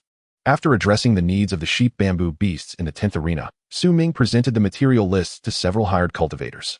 The documents contained comprehensive details regarding the daily feeding quantities, representing a proprietary formula exclusive to the 1,000 crane beast cultivation base, which is strictly confidential. However, these formulas were tailored specifically for each creature, rendering replication impossible for others. Handing over the numerous sheets of written instructions to the cultivators, Ming stated, "This is the material ratio. Please prepare the food accordingly each day." The 4 cultivators, who had been lured from other breeding bases at great expense by Hua, felt an indescribable relief upon seeing the clarity of the feeding instructions. The most labor-intensive aspect of their role typically involves formulating diets based on the creature's constitutions, which often requires immense effort. With Ming providing them the answers directly, they felt an immense burden lift. "Rest assured, we will ensure completion," they replied in unison, glancing at the materials with newfound assurance.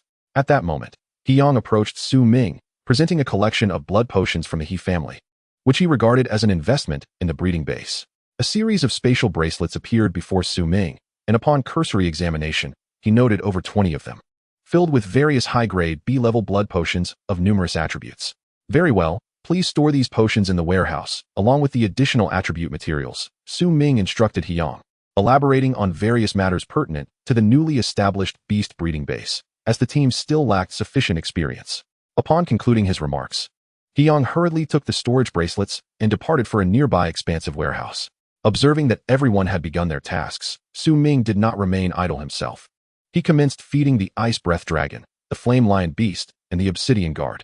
The latter two entrusted to him by Yin and her companion for the purpose of facilitating their mutation. The ice breath dragon's overall evolution percentage stood at over 40, categorizing it as a mid-tier elite. This was primarily due to the consumption of a royal-level magical beast's heart, which had elevated its evolution percentage significantly. In contrast, the flame lion beast and the obsidian guard had percentages around 30 and in the 20s, respectively.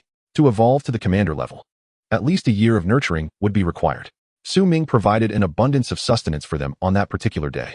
3 high-quality attribute stones, approximately 10 assorted functional fruits, 3 packages of high-grade beast pet feed, half a corpse of a commanding-level magical beast, and 10 high-grade blood potions. Indeed, this was the standard diet for the 3 beast pets. As for financial concerns, Su Ming was not overly troubled. Securing first place in the new student competition guaranteed him a substantial monthly subsidy. It can be said that Su Ming's audacious extravagance was primarily due to this remarkably generous allowance, which far surpassed the meager subsidies afforded to ordinary beast taming academies. However, what truly vexed Su Ming was the necessity to monitor the internal conditions of his beast pets in order to induce mutations. His ice breath dragon maintained a consistent 2-to-1 attribute balance, while the other two exhibited a degree of chaos in their ratios. The disparity between the attribute ratios and the feedback from the all-beast divine eye was considerable.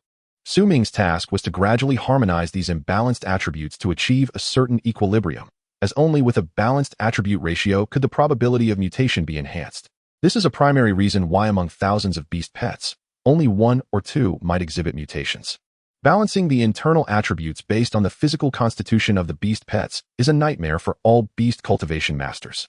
Fortunately, with the aid of the all-beast divine eye, this task was rendered manageable for Su Ming. After preparing the food, Su Ming placed it on the table for the 3 beast pets to consume, with the ice breath dragon receiving the largest portion, double that of the other 2 combined. Once the pets had finished their meal, Su Ming would devise training plans to enhance their physical capabilities. Typically, he would take them to a training ground at the Qianhe cultivation base, where the training proved to be exceptionally effective. The training content would be tailored to the characteristics and overall strength of each beast pet, reflecting a highly instinctual approach. As the 3 beast pets completed their meal, Su Ming promptly summoned staff members to escort them away. He had already prepared the training schedule. A staff member soon arrived to carry off the ice breath dragon and the other 2 pets. After their departure, Su Ming stretched lazily and settled down to cultivate his star power. His star power had significantly increased due to several recent competitions, now exceeding 8,000 points. With just over 2,000 points remaining before he could ascend to the rank of elite beast tamer. To achieve this elevation, a beast tamer must possess at least 10,000 points of star power and have a commanding level beast pet. Both criteria are non-negotiable. Fortunately, Su Ming possessed a starshine necklace, which would expedite his increase in star power. It would not be long before he surpassed the 10,000 points threshold, meeting the first of the requirements. In the expansive hall of the 3-story building, Su Ming sat cross-legged, continually utilizing auxiliary magical tools to cultivate his star power. Approximately 5 hours later, a sudden and urgent knock at the door interrupted him. He retracted his star power, slowly opened his eyes, and then the door. Upon seeing that the visitor was Yin, he found a seat in the hall. I have nearly completed the promotional efforts. And Yin began as she settled into a chair, methodically outlining the unique features of the Qianhe Beast Pet cultivation base. The promotional material was largely based on the plan Su Ming had provided, but she felt a twinge of uncertainty. After all, to claim that their cultivation base offered high-quality beast pets seemed somewhat exaggerated. Rest assured, within a month, our cultivation base will undoubtedly produce exceptional beast pets. Su Ming reassured her, signaling that she should focus on promoting the base while he would handle the rest. Is it true? Can we really produce high-quality beast pets so swiftly? And Yin expressed her skepticism. Typically, cultivating a batch of high-quality beast pets took half a year. So Su Ming's assertion of a 1-month timeline seemed overly ambitious. Noticing her doubt, Su Ming patted his chest and smiled confidently. You can trust me. We will have them in a month. Very well, I will begin contacting buyers, and Yu Yin replied, pulling out her phone to reach out to potential clients. This time, they were selling the Thunder Beast and the Flame Lion. Once the cultivation base gained notoriety, Su Ming planned to introduce additional popular species from the market. By the way, Su Ming, the time to select mentors is approaching. Which mentor do you intend to choose? After contacting the buyers, and Yu Yin turned her gaze back to Su Ming. Regarding the choice of mentor, Su Ming remained uncertain. The mentors from the external academy were generally of master level, each possessing at least 3 high-tier commanding beast pets. He felt indifferent about which mentor to choose, as their role was primarily to provide guidance. Ultimately, one had to rely on oneself in critical moments. Hence, he resolved to select the strongest mentor available. The most formidable mentor in the external academy was none other than the academy's dean, Lu Man. It would not be an exaggeration to refer to Lu Man as a transcendent beast tamer, as her strength was rapidly approaching that level. I will choose Lu Man as my mentor, Su Ming stated casually, resting his head in his hands. What did you say? You want to choose Lu Man as your mentor? Are you not aware of her notorious strictness in the external academy? And Yu Yin quickly informed Su Ming about Lu Man's demanding standards for her students. She often placed her students in extremely perilous situations for practical training, which was exceptionally rigorous. However, Su Ming waved his hand dismissively, unconcerned. That's trivial. Can selecting a mentor really be life-threatening? Seeing his nonchalance, and Yu Yin felt a shiver run down her spine. Suit yourself. I plan to choose Cangyuan as my mentor. Upon hearing the name Cangyuan, Su Ming recalled the man he had dissected the Earth Dragon Rock Beast with. By the way, how is my Flame Lion Roar Beast progressing? And Yu Yin seemed to recall something and inquired. They're currently training at a specialized training ground. Would you like to take a look? Su Ming replied. Yes. Let's go see how my beast pet is faring under your care, and Yu Yin exclaimed, eager to check on her beast.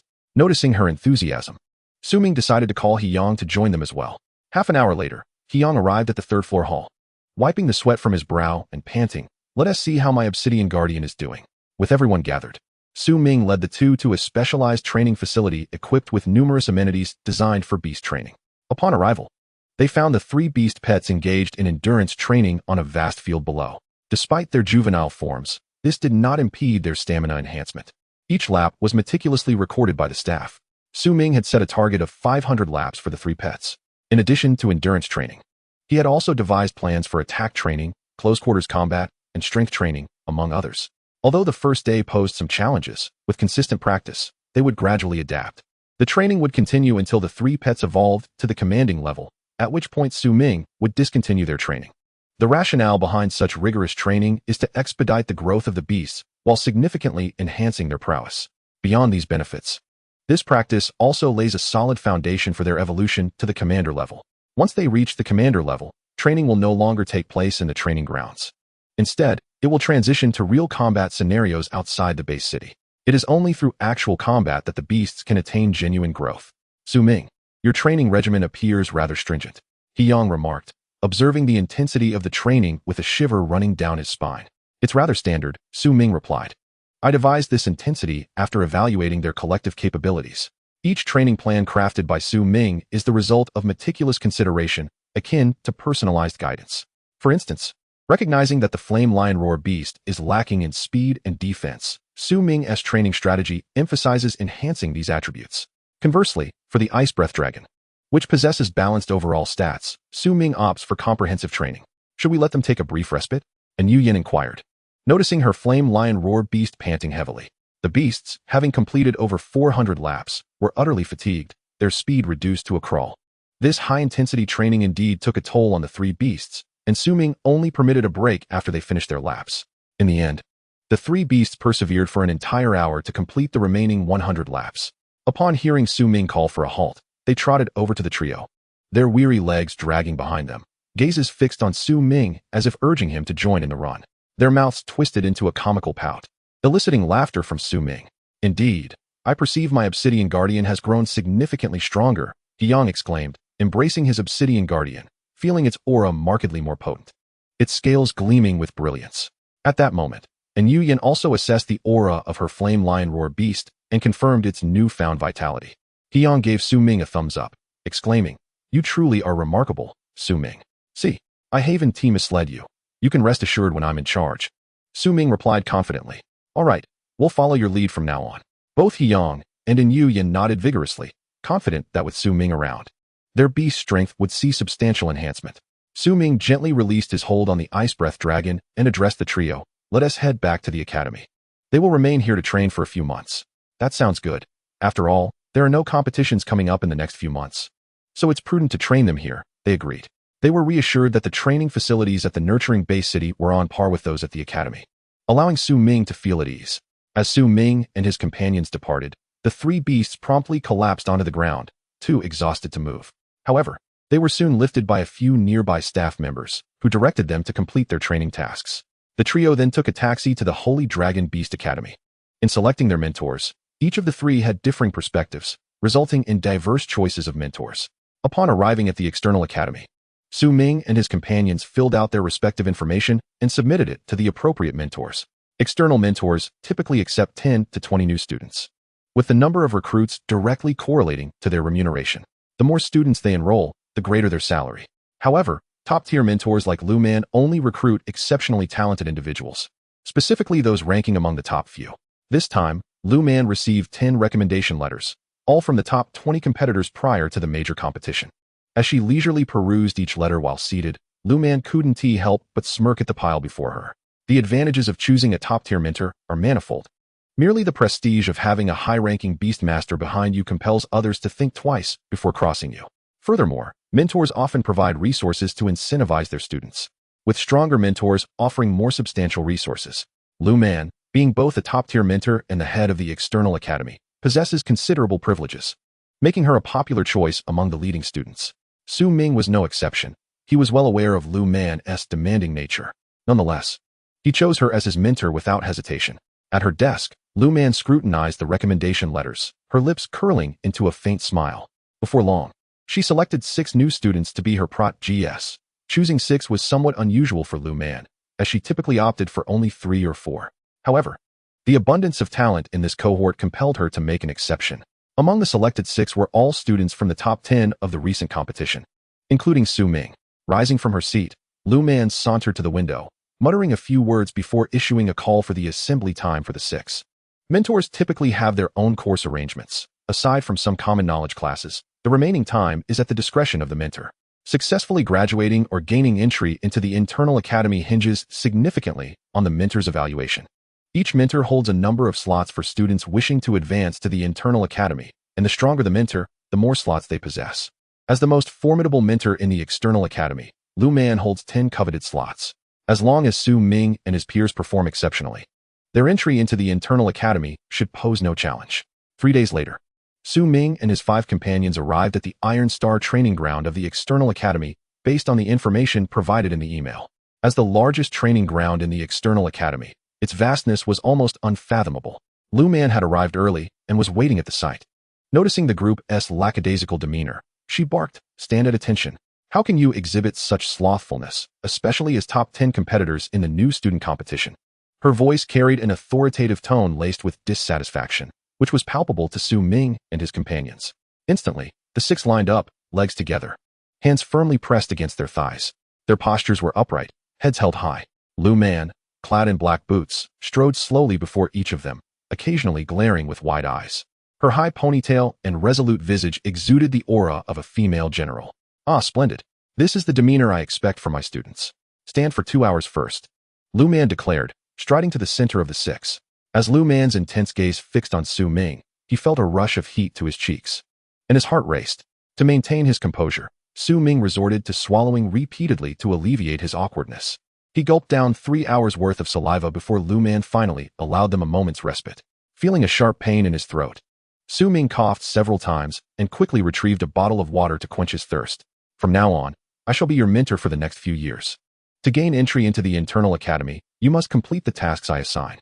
No sooner had she finished speaking than a surge of star power enveloped her, and a colossal summoning array materialized beside her. As the array shimmered with radiant light, a beast nearly 10 meters in size gradually came into view before Su Ming and his companions. Instinctively, the 6 took a few steps back upon seeing the beast. Although its size had been reduced to 10 meters, the overwhelming pressure it emanated was unmistakable to them.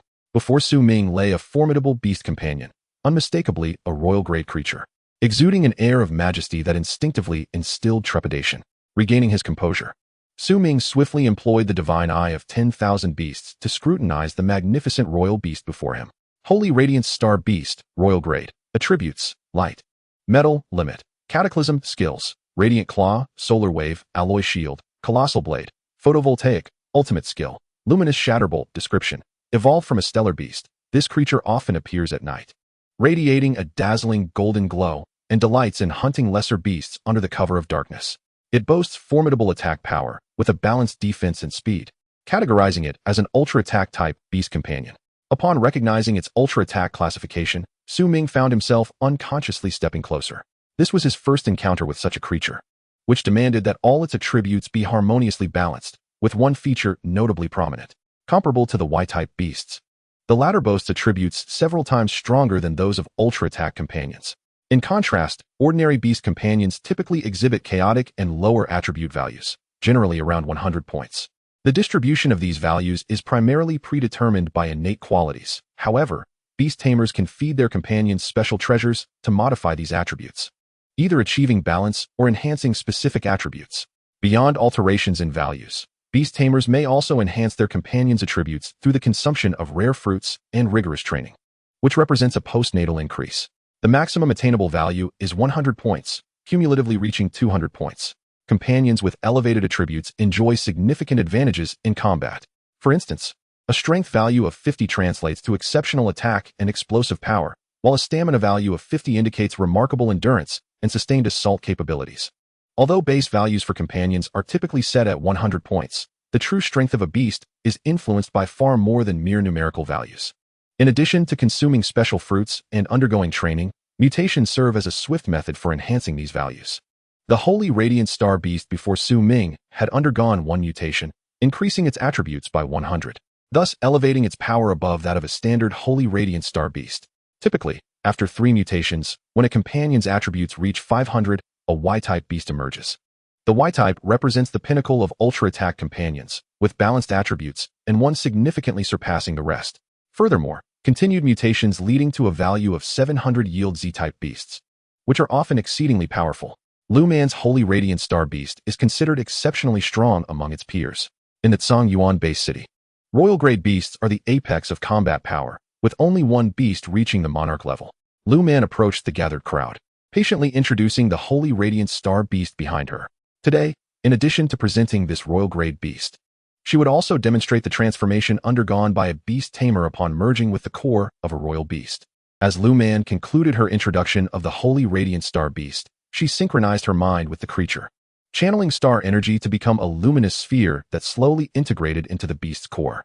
After a thunderous roar, the Holy Radiant Star Beast uttered. This is the first transformation brought about by merging with the core.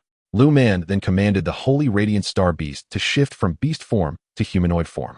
Although the beast's posture changed to an upright stance, its appearance remained distinctly beast-like. Once you possess a royal-grade companion, you too can perform a core merge like I have. A merged companion's strength can increase by 20% from its original base. Should you also employ domain or amplification skills, the potential power could reach a staggering 100%.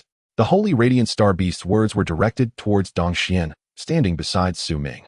Indeed, with the addition of domain amplification and certain enhancement skills, a merged beast's power could be fully realized, making it capable of confronting challenges far beyond its class.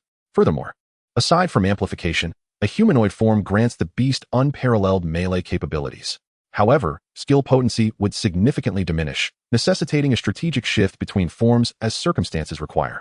Chapter 59. Borrowing beast materials from the mentor. Lu Man meticulously elucidated these key points to Su Ming and the others, occasionally conducting live demonstrations. The distinction between beast form and humanoid form held no inherent superiority. It merely depended on the situation at hand. After 4 hours of instruction, Lu Man withdrew from the Holy Radiance Star Beast's core. Storing the beast away, she turned to the 6 individuals. Aside from this introduction, summon forth your beasts. The reason for this is to conduct a thorough examination of their conditions. Her objective was to expedite their companion's evolution to the commander level, as only then could she assign the group outdoor tasks, which must be completed outside the base city. As for the dangers that lurked beyond the city limits, Su Ming had only heard of their perilous nature. He had never ventured outside the base city himself. One by one, the group summoned their beasts. But except for Su Ming, whose companion remained in a training facility, the others had their beasts ready for examination. Su Ming, Where is your beast? Is it injured? If so, I have a commander-level illusionary feather beast that could assist in its healing. Lu Man, as a mentor, found it a trivial matter to aid her students' companions. Treatment in an external medical facility would typically cost several million star coins. Thank you, mentor. My beast is currently undergoing specialized training. Hence it wasn't summoned into the beast space, Su Ming explained promptly. Upon hearing this, Lu Man refrained from further inquiries, preparing to arrange specialized training for the 6 beasts to facilitate their swift evolution to commander level. With Su Ming's beast already in training, Lu Man bypassed him and approached Dong Xian. The purple Lin Xiao, having recently recovered from injuries sustained during its battle with Su Ming, was still in the process of recuperation. The ethereal Sangma beast, having overexerted itself during the competition, was unable to tend to the Lin Xiao promptly, resulting in a delayed recovery. Lu Man cradled the juvenile Lin Xiao, channeling star energy into it to assess its current condition. You have nurtured this Lin Xiao remarkably well. It must have received guidance from top breeders within the base city. After her examination, Lu Man expressed satisfaction with the Lin Xiao's physical state. She then shifted her attention to Yan Yao, inspecting the water-scented cat beside her. Meanwhile, Su Ming stood by, utilizing the divine eye of 10,000 beasts to scrutinize the true conditions of the other 5 beasts. He felt that the Lin Xiao's attributes still had room for improvement, though this assessment was subjective, as Lu Man provided detailed explanations regarding the internal conditions of each beast. She also addressed certain issues, correcting the breeding paths of Bai Wen and a male companion named Yunwen. To this outcome, Su Ming was rather surprised. He never expected Lu Man to be such an adept cultivator, able to discern at a glance that the evolution routes of their beast companions were incompatible. Well, I have done what I needed to do. Now, you have 1 year to evolve your beasts to the commander level. Lu Man declared firmly to the 6 individuals before her. Isn't this a bit too hasty, mentor?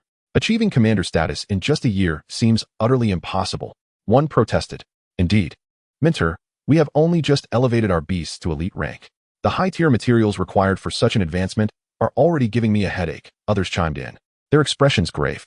Even though they were geniuses, they understood that elevating their beasts to commander level necessitated ample resources. Yun Wen, clutching his stone rock bowl, gazed at Lu Man with a look of despair. Mentor Lu, we lack even the high-tier materials. How can we elevate our beasts? Do not fret. You may procure evolution materials from me, and you can return them later, Lu Man replied. Having anticipated the difficulty they would face in achieving such a goal within a year, she decided to grant the 6 access to all high-tier materials, leaving the possibility of reaching commander status within a year as merely an objective. If any of them managed to accomplish it, so much the better. Among the group, Su Ming was undoubtedly the most elated to learn that he could borrow high-tier materials from their mentor. At present, he was in dire need of such resources, particularly materials for beast evolution, like the corpses of high-level beasts, high-tier blood potions, fruits, and so forth. Lu Man's decision was akin to a timely blessing for him. Thank you, mentor. The group expressed their gratitude in unison. Observing their forlorn expressions, Lu Man produced several spatial bracelets, containing a significant portion of her own resources. As a peak master, she did not regard the high-tier materials from commander-level magical beasts with much concern. The bracelets floated gently before the group, and at first, they hesitated.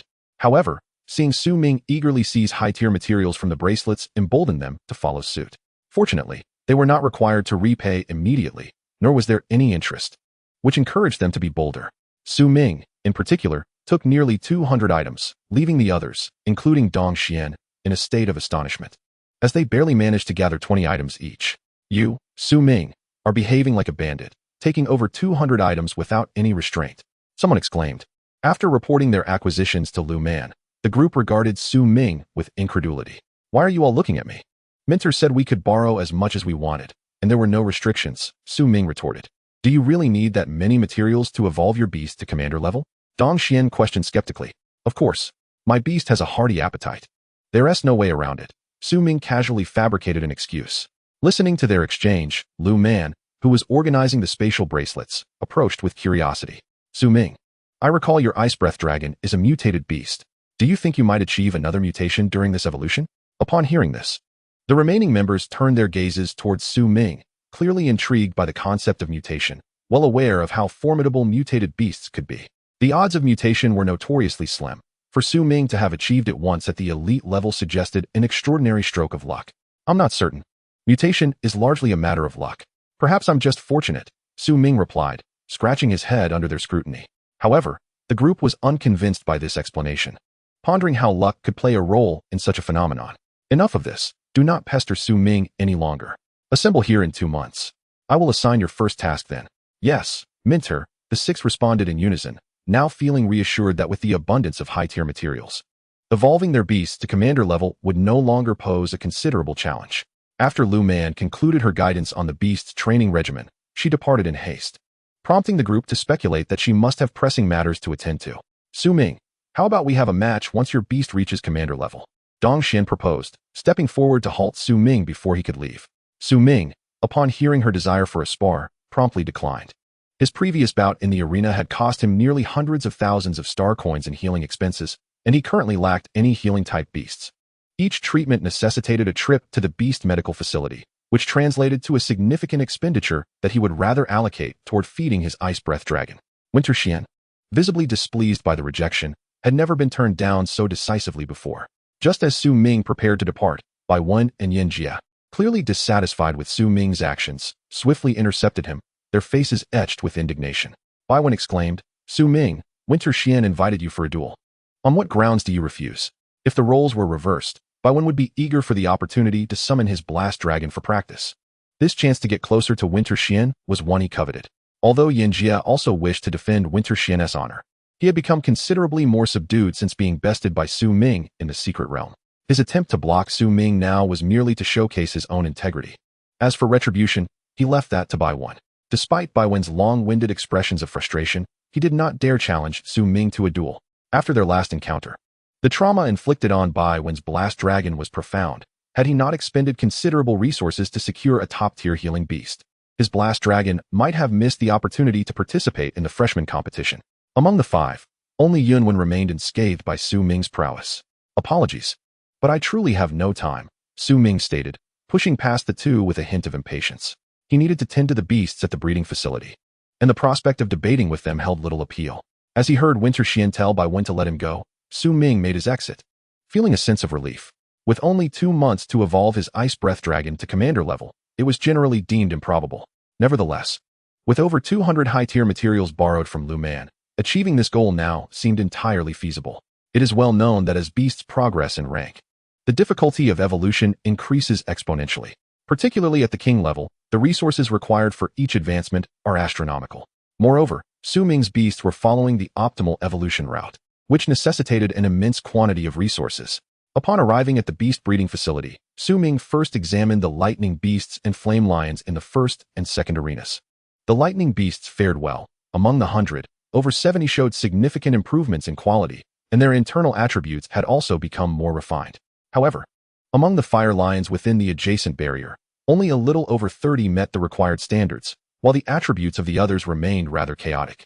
Su Ming promptly apprehended a fire lion with somewhat yellowed fur and conducted a thorough examination of its entire body. So, you lot are quite picky eaters, are you? After inspecting this particular fire lion, Su Ming reached a conclusion. The issue did not lie within his food ratios, but rather with the finicky nature of these fire lions. Su Ming found this outcome rather perplexing. Despite arranging the food according to optimal proportions, he appeared to have overlooked whether the fire lions had any interest in the food itself. To better facilitate their feeding, Su Ming once again prepared 3 different food mixtures. Each fire lion possessed its own preferences, and Su Ming was unable to customize food for each individually.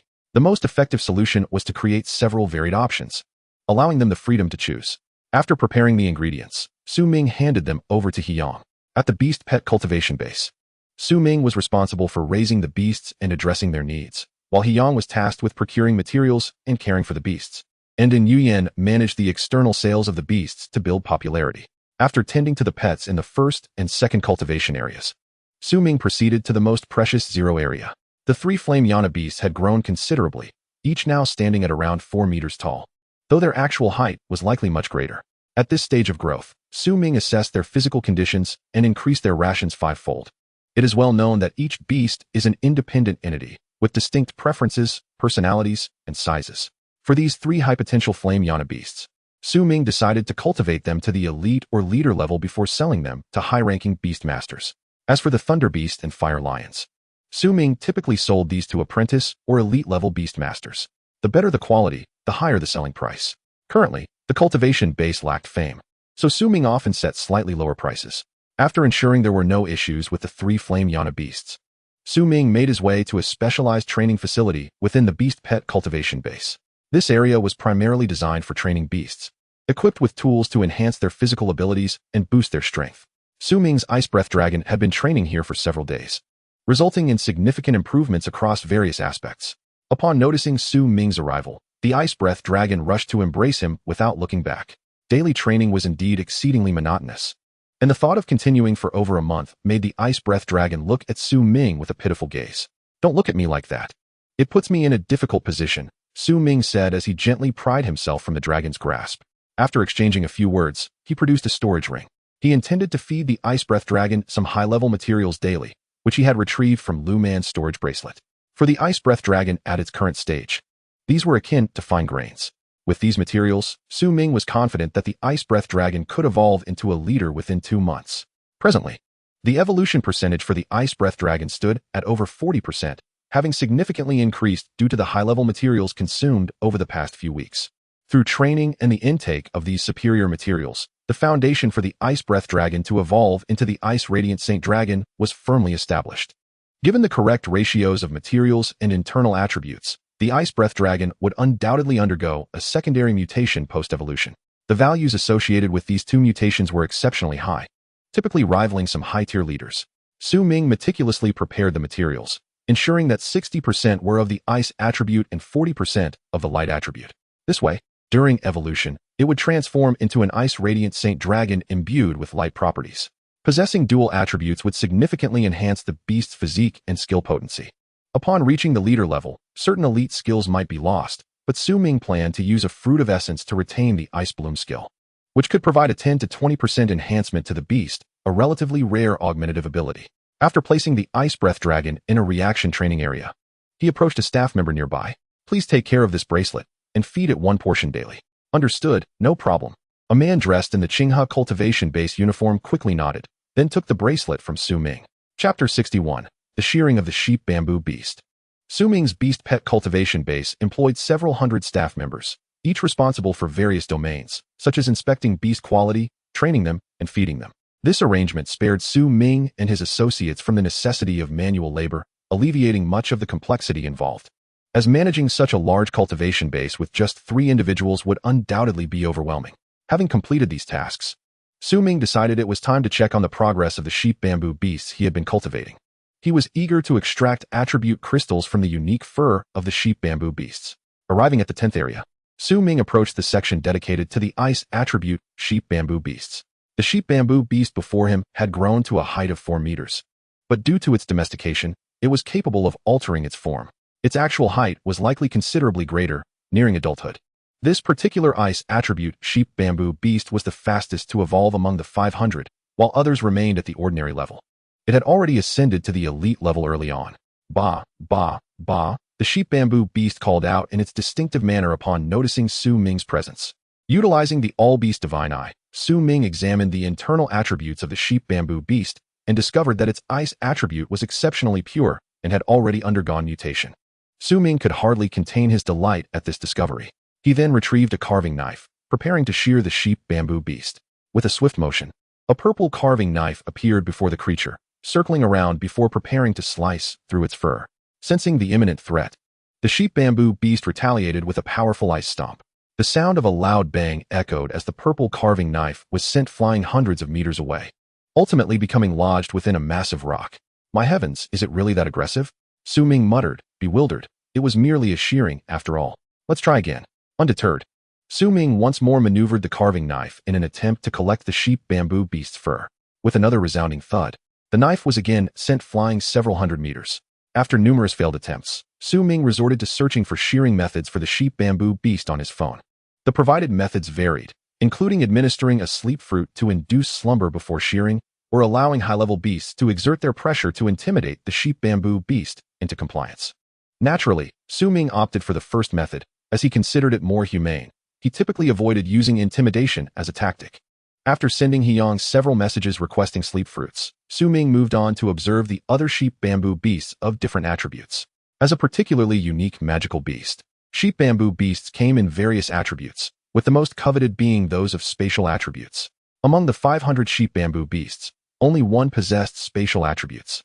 This particular spatial attribute, sheep bamboo beast, could traverse dimensions and had an exceptionally swift escape speed. Thus, Su Ming arranged for it to be contained within a special barrier, rendering the spatially adept Yangzhu beast incapable of escaping through spatial shuttling. After meticulously inspecting all attributes of the Yangzhu beasts, Su Ming approached one with spatial properties. The Yangzhu beast emitted a few bleats before attempting to flee using its skill, spatial shuttle. However, the surrounding space had long been sealed by the barrier, making escape utterly impossible. As Su Ming stood before the Yangzhu beast, he gently stroked its fur, discovering that it harbored an exceptionally pure spatial energy within its coat. If this were to undergo mutation and be refined into spatial attribute crystals, it could yield a significant profit, even allowing for the trade of this pure spatial essence for high-grade materials. However, upon feeling Su Ming's touch, the Yangzhu beast retaliated with a fierce kick. The impact resonated against Su Ming's magical equipment, the Earth Gold Emperor armor, instantly activating it. Unmoved by the force of the strike, Su Ming found the creature's meager attack to be akin to mere tickling in the presence of such advanced magical gear. It seemed that this group of Yangzhu beasts required more rigorous training, given their volatile temperament. Consequently, Su Ming promptly placed a call to the training facility, urging them to intensify the training regimen for these Yangzhu beasts. Typically, young magical beasts captured from the wild are placed in nurturing bases for training, primarily to temper their savage instincts. This is the sleep fruit you requested. Hyang appeared before Su Ming unexpectedly, handing him a sleep fruit. Noticing the armor Su Ming wore, he jested, "Impressive, Su Ming. I see you've donned your armored gear since we last met." "It's merely a magical artifact I chanced upon," replied Su Ming, stowing away the Earth Gold Emperor armor before leading Hyang to the area where the ice attribute Yangzhu beasts were housed. "Feed this sleep fruit to the Yangzhu beast," Su Ming instructed Hyang, who carefully approached the creature while holding the sleep fruit, placing it prominently in its vicinity. The Yangzhu beast, lying asleep, was suddenly awakened by an enticing aroma, the scent emanating from the passion fruit, its favorite delicacy. Following Su Ming's guidance, Hyang applied the juice of the passion fruit onto the sleep fruit. The Yangzhu beast approached the sleep fruit, sniffing it before tentatively licking it. The fragrance wafted through the air, and the delectable taste was unmistakably that of passion fruit. Realizing the nature of the fruit, the Yangzhu beast consumed it without any hesitation. After a few chews, it experienced a tingling sensation on its tongue, followed swiftly by dizziness. Before it could swallow, it collapsed onto the ground. Observing this, Su Ming hastily moved to the Yangzhu beast's side, conducting an inspection before activating his carving knife to shear its fur. With swift strokes, the ice-blue fur of the Yangzhu beast offered no resistance against Su Ming's carving knife, and within moments, more than half of its fur lay scattered on the ground. Naturally, it would have been impossible to achieve such results with ordinary scissors. After over half an hour of diligent work, 2/3 of the Yangzhu beast's fur had been removed. "This fur is quite valuable. Who do you intend to sell it to?" Hyang gazed in awe at the sizable clump of ice-blue fur, his eyes gleaming with excitement. "I plan to refine it into ice attribute crystals for sale," Su Ming replied. Upon hearing this, Hyang gave Su Ming a thumbs up, exclaiming, "I get it, brother.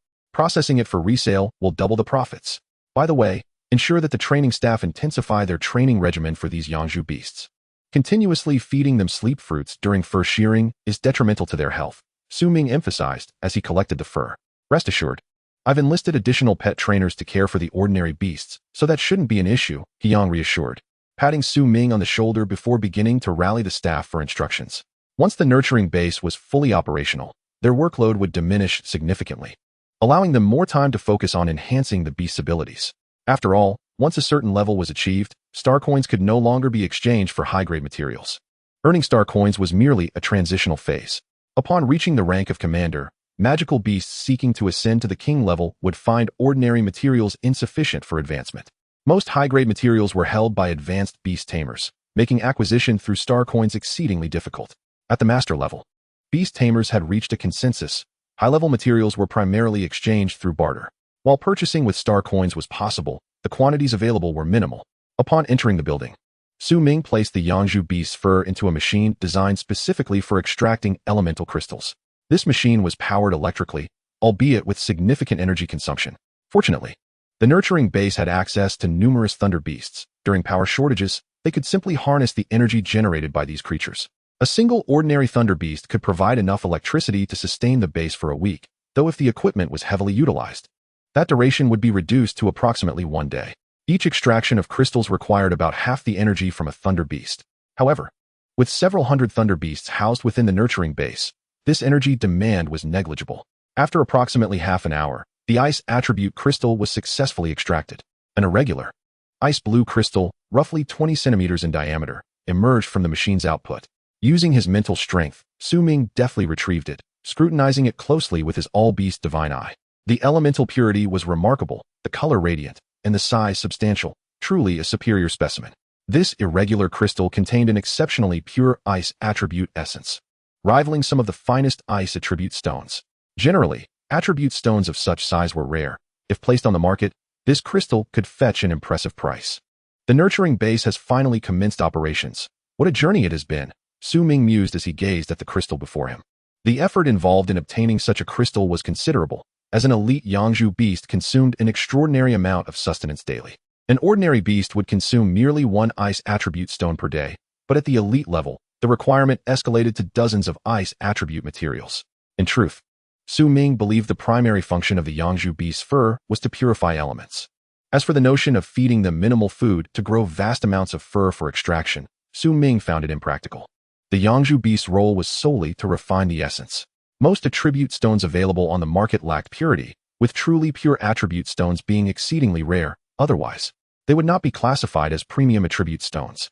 The more refined the attribute stone consumed by a magical beast, the greater the impact on its evolution and quality.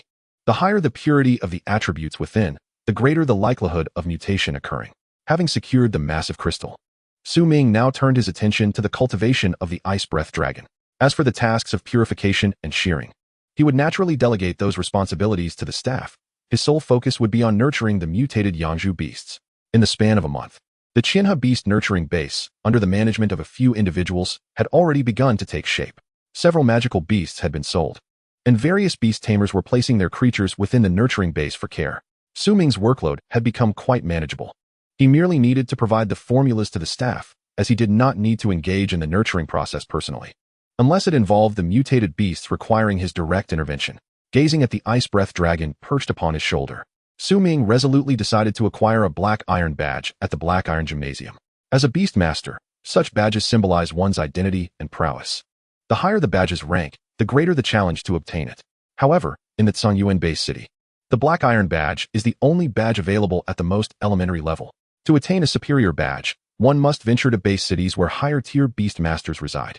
The black iron beast master badges are categorized into low, mid, and high tiers, allowing beast masters to challenge badges according to their strength. The higher the badge rank, the greater the monthly benefits. Currently, Ming was only qualified to challenge the low-tier badge. The mid-tier required 2 beast companions to participate, as it was a stringent standard that necessitated the beast master to reach the elite level. Outside the gates of the Black Iron Gymnasium in Cangyuan Base City, Ming plunged into the throngs of people alongside his ice breath dragon. The gym sees a considerable daily influx of visitors. Some like Ming seeking the black iron badge, while most come to rent training grounds, as not everyone enjoys the resources provided by the Beastmaster Academy. After registering his information, Ming was promptly guided by the staff into a secluded realm. Upon observation, he noted that this realm appeared desolate, littered with wreckage and immense craters, with patches of soil still stained with drying blood. After a brief examination, Ming concluded that this realm was specifically constructed for the assessment of the black iron badge. Please wait here for a moment, sir. Due to a recent decline in the number of assessors, the waiting time is rather prolonged. That's perfectly fine, as long as I can obtain the black iron badge. With that, Ming settled onto a weathered tree stump, closing his eyes to rest. Time drifted by until the realm opened once more, and a figure gradually descended before Ming. The newcomer was a man clad in a black robe, hands resting behind his back. Upon seeing Ming, he expressed mild annoyance. I am Ning, your examiner for this session. Prepare yourself, I am quite busy. Without lingering, Ning swiftly distanced himself from Ming after offering a few reminders. Come on, kid. Not many have secured the black iron badge from me. You still have time to back out now. Seeing this, Ming quickly summoned his ice breath dragon and stated, I am Ming from the Holy Dragon Beastmaster Academy. I welcome your guidance. Chapter 63, Challenge at the Black Iron Gymnasium. What? A mutated elite beast companion? Ning was taken aback upon seeing Ming's ice breath dragon. A flicker of malice glinted in his eyes as he lowered his head to register, his expression growing fierce. Upon realizing Ming's age of merely 20, an inexplicable anger ignited within him. To secure the black iron badge, you must contend with an elite beast companion. Are you truly prepared for this? After completing the registration, Ning suppressed his inner fury and spoke sternly to Su Ming. Let us begin. I have no objections. Su Ming, eager to gauge the capabilities of his mutated ice breath dragon, was ready. Very well, then let us proceed. I, Ning, have been challenged 435 times and have only lost 30. If you're afraid, now is still the time to withdraw. Behind Ning, a nightmarish beast, wreathed in dark crimson flames, approached him. Nightmare beast, elite level. Attributes, dark. Limit, monarch. Skills, shadow clone, poison shadow blade, shadow sphere, venomous explosion, shadow claw. Description, a predator of the dark, adept at assassination. Its unique toxins possess lethal effects. The nightmare beast tortures its prey to death before feasting upon it. Possessing immense attack power but weaker defense, it is classified as an offensive beast companion. Su Ming swiftly scanned the nightmare beast using the 10,000 Beasts Divine Eye, realizing it was merely an ordinary elite beast companion, and promptly assumed a combat stance. 20 years old, with a high-limit beast companion, a mutated variant. A flurry of information raced through Shan Ying's mind, causing his eyes to redden and fists to clench tightly. Nightmare beast, use shadow clone to tear it apart. Without warning, Shan Ying commanded the nightmare beast to attack the ice breath dragon even before Su Ming was alerted to commence. The nightmare beast split into 5 shadowy figures, rapidly closing in on the ice breath dragon. Observing this, Su Ming refrained from allowing the ice breath dragon to ascend and opted for close combat instead, believing it would yield better results against such a fast-moving adversary. Counter with your wings. Upon hearing this, the ice breath dragon swiftly activated its wings, which shimmered with a brilliant icy radiance. With a powerful flap, 2 enormous white blades imbued with ice attributes surged toward the multiple shadows of the nightmare beast. The nightmare beast, possessing elite-level power, faced the 2 white blades while simultaneously conjuring poison shadow blades to strike at the ice breath dragon. These toxic blades were not only remarkably swift, but also carried potent venom. When one of the toxic blades grazed the ice breath dragon, its protective scales began to corrode rapidly. It was noteworthy that the ice breath dragon's scales were among the finest in terms of defense. Yet they were still vulnerable to this toxin, indicating its formidable nature. At that moment, Su Ming utilized the 10,000 Beasts Divine Eye to quickly identify the nightmare beast's weaknesses and discovered a conspicuous dark wound near its core. The ice breath dragon launched an attack aimed at its left front chest. Before the nightmare beast could react, the ice breath dragon executed a powerful strike against its left flank. This maneuver was not only incredibly swift, but also delivered substantial damage in close quarters. The nightmare beast's left flank was punctured by the ice breath dragon's assault, creating a sizable cavity. Ning was left bewildered by this precise hit to a vital area. The reality was undeniable. His nightmare beast had sustained significant injury from this encounter. In just a few short exchanges, the nightmare beast had been grievously wounded, and Shan Ying's indignation was palpable. Logically, it seemed implausible for Su Ming to have discerned the dark wound on the nightmare beast with such accuracy. Quickly, nightmare beast, use soul annihilation. As Shan Ying feigned surrender, he hastily invoked stellar energy for the nightmare beast to unleash its ultimate move. Suddenly caught off guard by this surprise attack, Su Ming, who had relaxed his guard, found himself momentarily at a loss. The soul annihilation technique enveloped the ice breath dragon in swirling black mist, inducing confusion and disorientation. In a matter of seconds, the ice breath dragon was rendered immobile. Recognizing this opportunity, Shan Ying commanded the nightmare beast to feign an attack against the ice breath dragon while secretly plotting to strike at Su Ming from a distance. Use shadow sphere. Shan Ying ordered the nightmare beast to launch a shadow sphere towards Su Ming, confronted with an attack suddenly redirected toward himself. Su Ming initially froze in disbelief before his expression darkened. What a disgrace to the Black Iron Gymnasium. With a furious exclamation, Su Ming swiftly activated the Earth Golden Armor for defense. Typically, any attack against a fellow Beastmaster during a training session would invoke severe penalties from the Beastmaster Guild. 3 dark spheres rapidly hurtled towards Su Ming's position. Chapter 64, Rending the Nightmare Beast. Suddenly, a dark golden soft armor materialized around Su Ming, rapidly enveloping him as stellar energy surged within. Boom, boom, boom. The 3 dark spheres collided against Su Ming, the resulting force causing him to stagger back several steps before regaining his footing. However, the Earth Golden Armor absorbed the entirety of the attack, mitigating the impact, and even the toxins were thwarted by the protective gear. How is this possible? You actually possess enchanted armor. Amidst his astonishment, Shan Ying did not forget to command the nightmare beast for another assault on Su Ming, clearly intent on eliminating him. Sensing the murderous intent emanating from the figure before him, Su Ming let out a furious roar. swiftly commanding the Ice Breath Dragon to rend the night-devouring beast to shreds. The Ice Breath Dragon, having just emerged from its stupor, promptly employed its amplification skill, Ice Splendor. In a sudden flash, it appeared before Su Ming, using its powerful wings to shield him from the beast's onslaught. Dozens of green, viscous projectiles struck the dragon's wings, leaving dark green stains in their wake. Recognizing the insidious nature of the toxin, Su Ming immediately instructed the Ice Breath Dragon to engage in close combat, denying the beast any opportunity to unleash its skills. With a resounding thud, the Ice Breath Dragon swung its wings, instantaneously appearing in front of the night-devouring beast. In one swift motion, its massive claws tore off the beast's limbs. The intense pain rendered the night-devouring beast temporarily paralyzed. The Ice Breath Dragon then hoisted the mutilated creature before Su Ming. "Wait, what are you planning to do?" Shan Ji exclaimed, witnessing the abduction of his beast, panic setting in as he reminded Su Ming in hushed tones that slaying a Jim's pet was a grave offense. Hearing this, Su Ming felt as though he had just heard a grand jest. "Ice Breath Dragon, shred it to pieces," he bellowed, and with a series of ferocious roars, the Ice Breath Dragon utilized its immense strength to tear the night-devouring beast in half. "No, my night-devouring beast," Shanning cried out, his heart racked with agony as he beheld his strongest pet being brutally dismembered. "You're finished. I will report this to the gym leader immediately." Furious, Shanning pointed an accusatory finger at Su Ming, cursing under his breath before sealing the secret realm and hastily departing. Meanwhile, Su Ming sent a message to Lu Man before beginning the process of detoxifying the Ice Breath Dragon. The toxins on its wings were indeed a source of concern for Su Ming, as the Suching fruit seemed to have little effect. Just as he was about to analyze the toxins with the all-beast's divine eye, a commanding voice resonated in his ears. "Who dares commit violence in my Black Iron Gym?" A middle-aged man clad in black leather slowly approached Su Ming, his broad physique and rugged features unmistakably identifying him as Wan Jin, the gym leader of Black Iron. Following closely behind was Shan Ing, who, while lamenting his plight to Wan Jin, discreetly warned Su Ming, "You might as well await your demise.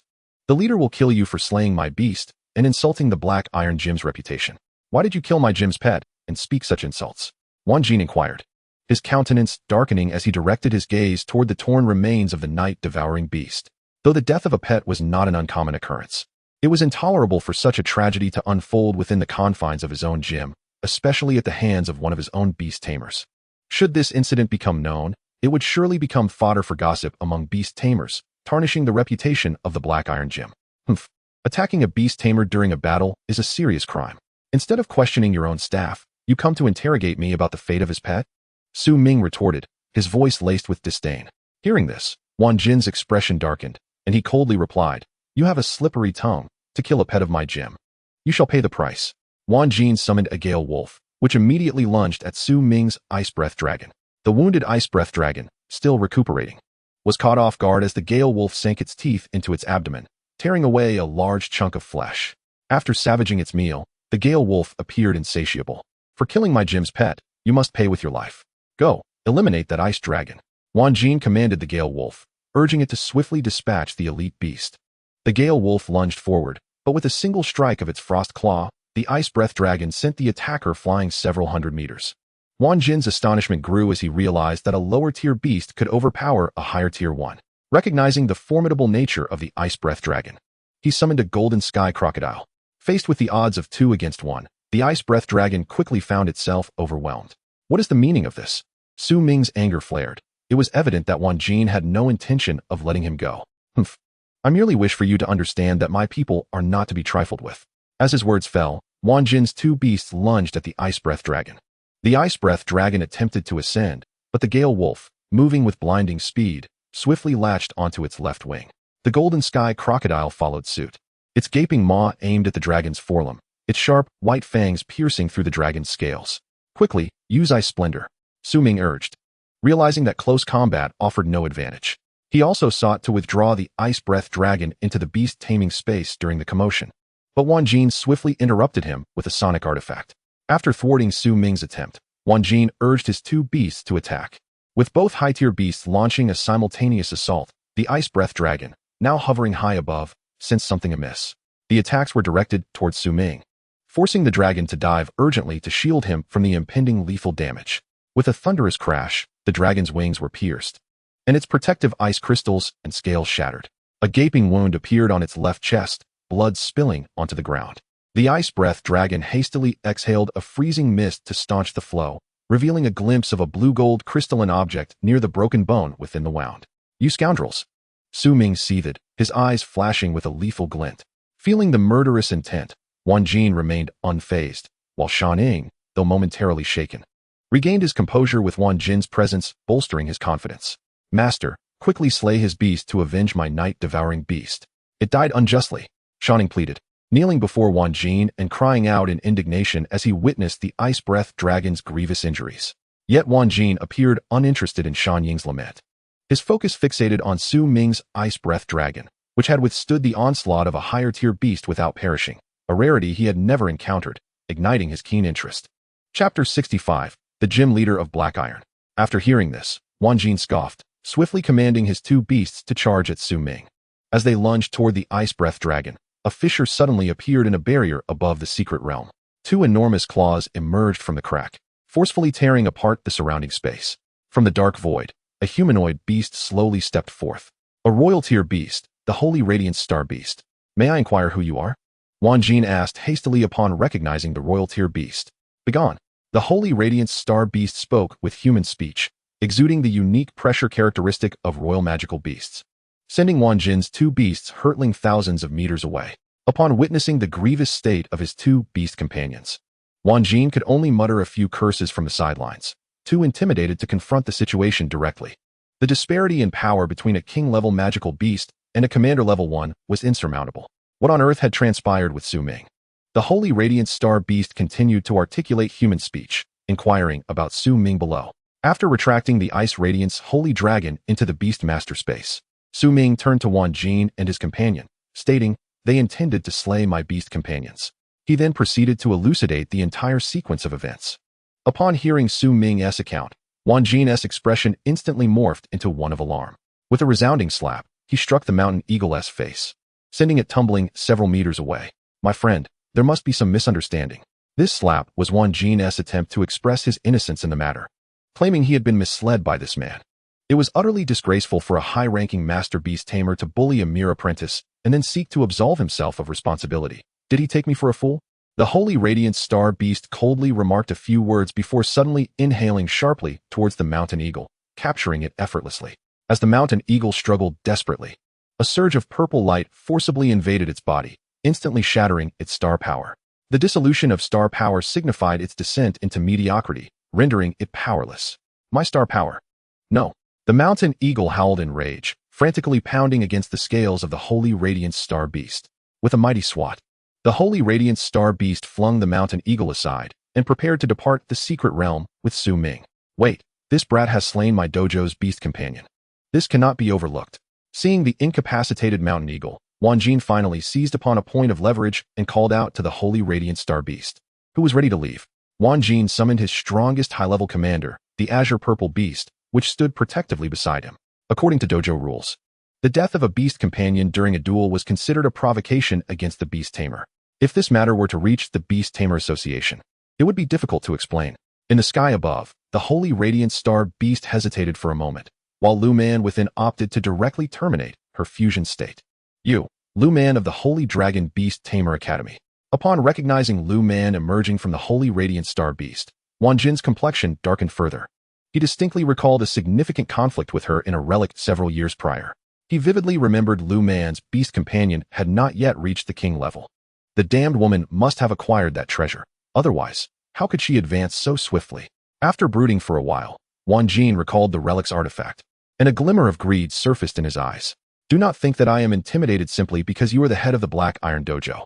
You dare harm my apprentice, and I shall not let this matter rest. Even if you have fortuitously evolved your beast companion to the king level, you still watched Yuhua perish before your eyes. Ha ha ha." Upon hearing the name Yuhua, Lu Man's previously calm demeanor turned crimson, her veins bulging as her star power surged forth. Clearly, Jin's words struck a sensitive chord within her. Ming, witnessing this overwhelming aura, instinctively retreated several paces. It was evident that Lu Man held deep affection for the individual named Yuhua. "Die." As her star power surged, a massive black-purple fist was hurled toward Jin.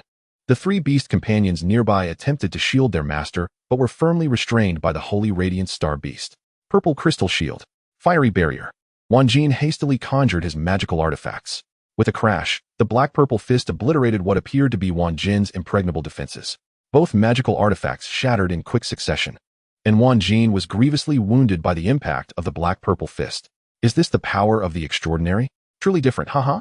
Emerging from the deep pit, Wanjin, disheveled and battered, managed a few taunts before unsteadily leaning against a rock, his expression dark as night. Knowing full well he could not defeat this individual, Lu Man had no intention of wasting further time. She grasped Su Ming's arm and made for the rift in the sky. Witnessing their departure, Wanjin, filled with resentment, spat out a few mouthfuls of blood before slowly approaching the mountain eagle. His large hand grasped the mountain eagle's neck, lifting it into the air as he seethed. It's all your fault, you beast. If it weren't for you, I wouldn't be in this wretched state. The dojo. The head of the dojo's subordinates didn't even know that Brat was backed by an extraordinary beast tamer. What use is a useless wastrel like you? A glimmer of murderous intent flickered across Wanjin's face, for he deemed the mountain eagle to be devoid of any value. With a swift motion, an immense surge of star power coalesced in Wanjin's palm, as the mountain eagle felt excruciating pain in its throat. Its limbs flailed desperately, while its mouth attempted to articulate a plea for mercy. In mere moments, the mountain eagle's eyes reddened, its complexion shifting from crimson to a purplish hue, and finally to a pallid shade. As the mountain eagle fell silent, Wanjin casually discarded its lifeless body toward the golden sky crocodile. Meanwhile, Lu Man led Su Ming directly to the Holy Dragon Beast Tamer Academy, where she admonished him for quite some time. Fortunately, Lu Man arrived just in time. Otherwise, Su Ming's ice breath dragon might have met a tragic end on the spot. Once in her office, Lu Man, after adjusting her attire, regarded Su Ming with a look of intrigue. You, Su Ming, possess remarkable abilities, withstanding two commanders.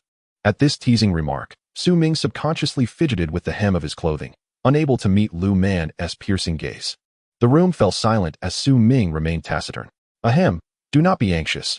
I am merely curious about how you managed to sustain the mutation of your beast companions. Lu Man had been taken aback by the transformation of Su Ming's beasts and had held her questions until now.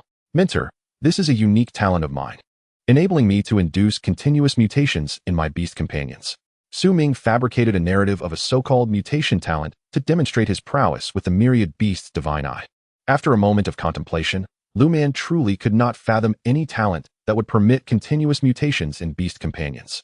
Such a talent exists? I truly am quite ignorant. Lu Man smiled slightly, internally concluding, this young lad has already learned the art of deception.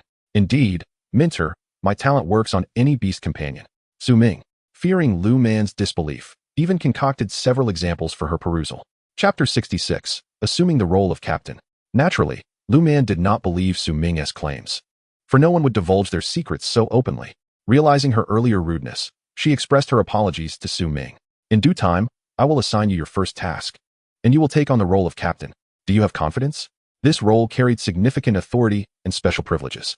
After a moment of contemplation, Su Ming's eyes sparkled at the prospect, and he clapped his hands, saying, excellent, no problem. Seeing Su Ming appointed as captain, Lu Man presented him with a defensive magical artifact. The thorn shield can withstand a fatal strike from a king-level magical beast. This is a benefit of being captain. If you perform well, further rewards will follow. With that, Lu Man handed Su Ming a palm-sized green shield. Thank you, Mentor. Upon receiving this shield, Su Ming discerned that it appeared to be a one-time use magical artifact. Very well, you shall lead the team in this upcoming task. Do not disappoint me. Lu Man retrieved a thick wooden board from her storage bracelet, inscribed with the details of the forthcoming mission. The board was hefty, and Su Ming felt its weight in his hands. After a prolonged period of contemplation, Su Ming's expression gradually darkened, and he furrowed his brow, stating, Mentor, I can only promise to do my utmost. The task inscribed upon the wooden board was to investigate the recent beast rampage occurring beyond the boundaries of the Cangyuan Base City at One-Way Ridge. This location, in proximity to Cangyuan Base City, is infested with countless magical beasts, with reports suggesting the presence of royal-level creatures as well. The rampage of magical beasts is no trifling matter. Should they encroach upon the base city, it would result in catastrophic losses. Each year, Cangyuan Base City faces assaults from magical beasts, particularly in the past 2 years, where the frequency of these attacks has surged alarmingly. Even the beast tides have occurred on several occasions, albeit in smaller scales, thus sparing the city from significant peril. Lu Man tasked Su Ming and his companions to investigate the situation at Wanwei Ridge due to the increasing frequency of attacks on the protective barrier surrounding the city in recent months.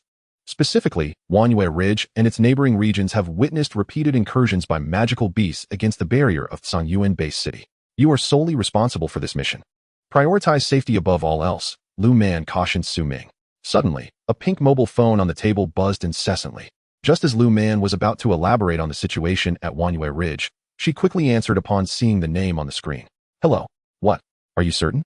All right. I'll be there immediately. The conversation was brief, and upon hanging up, Lu Man promptly exited the room, reminding Su Ming to exercise caution during their endeavor at Wanyue Ridge. What could be so urgent? Su Ming muttered as he left Lu Man's office.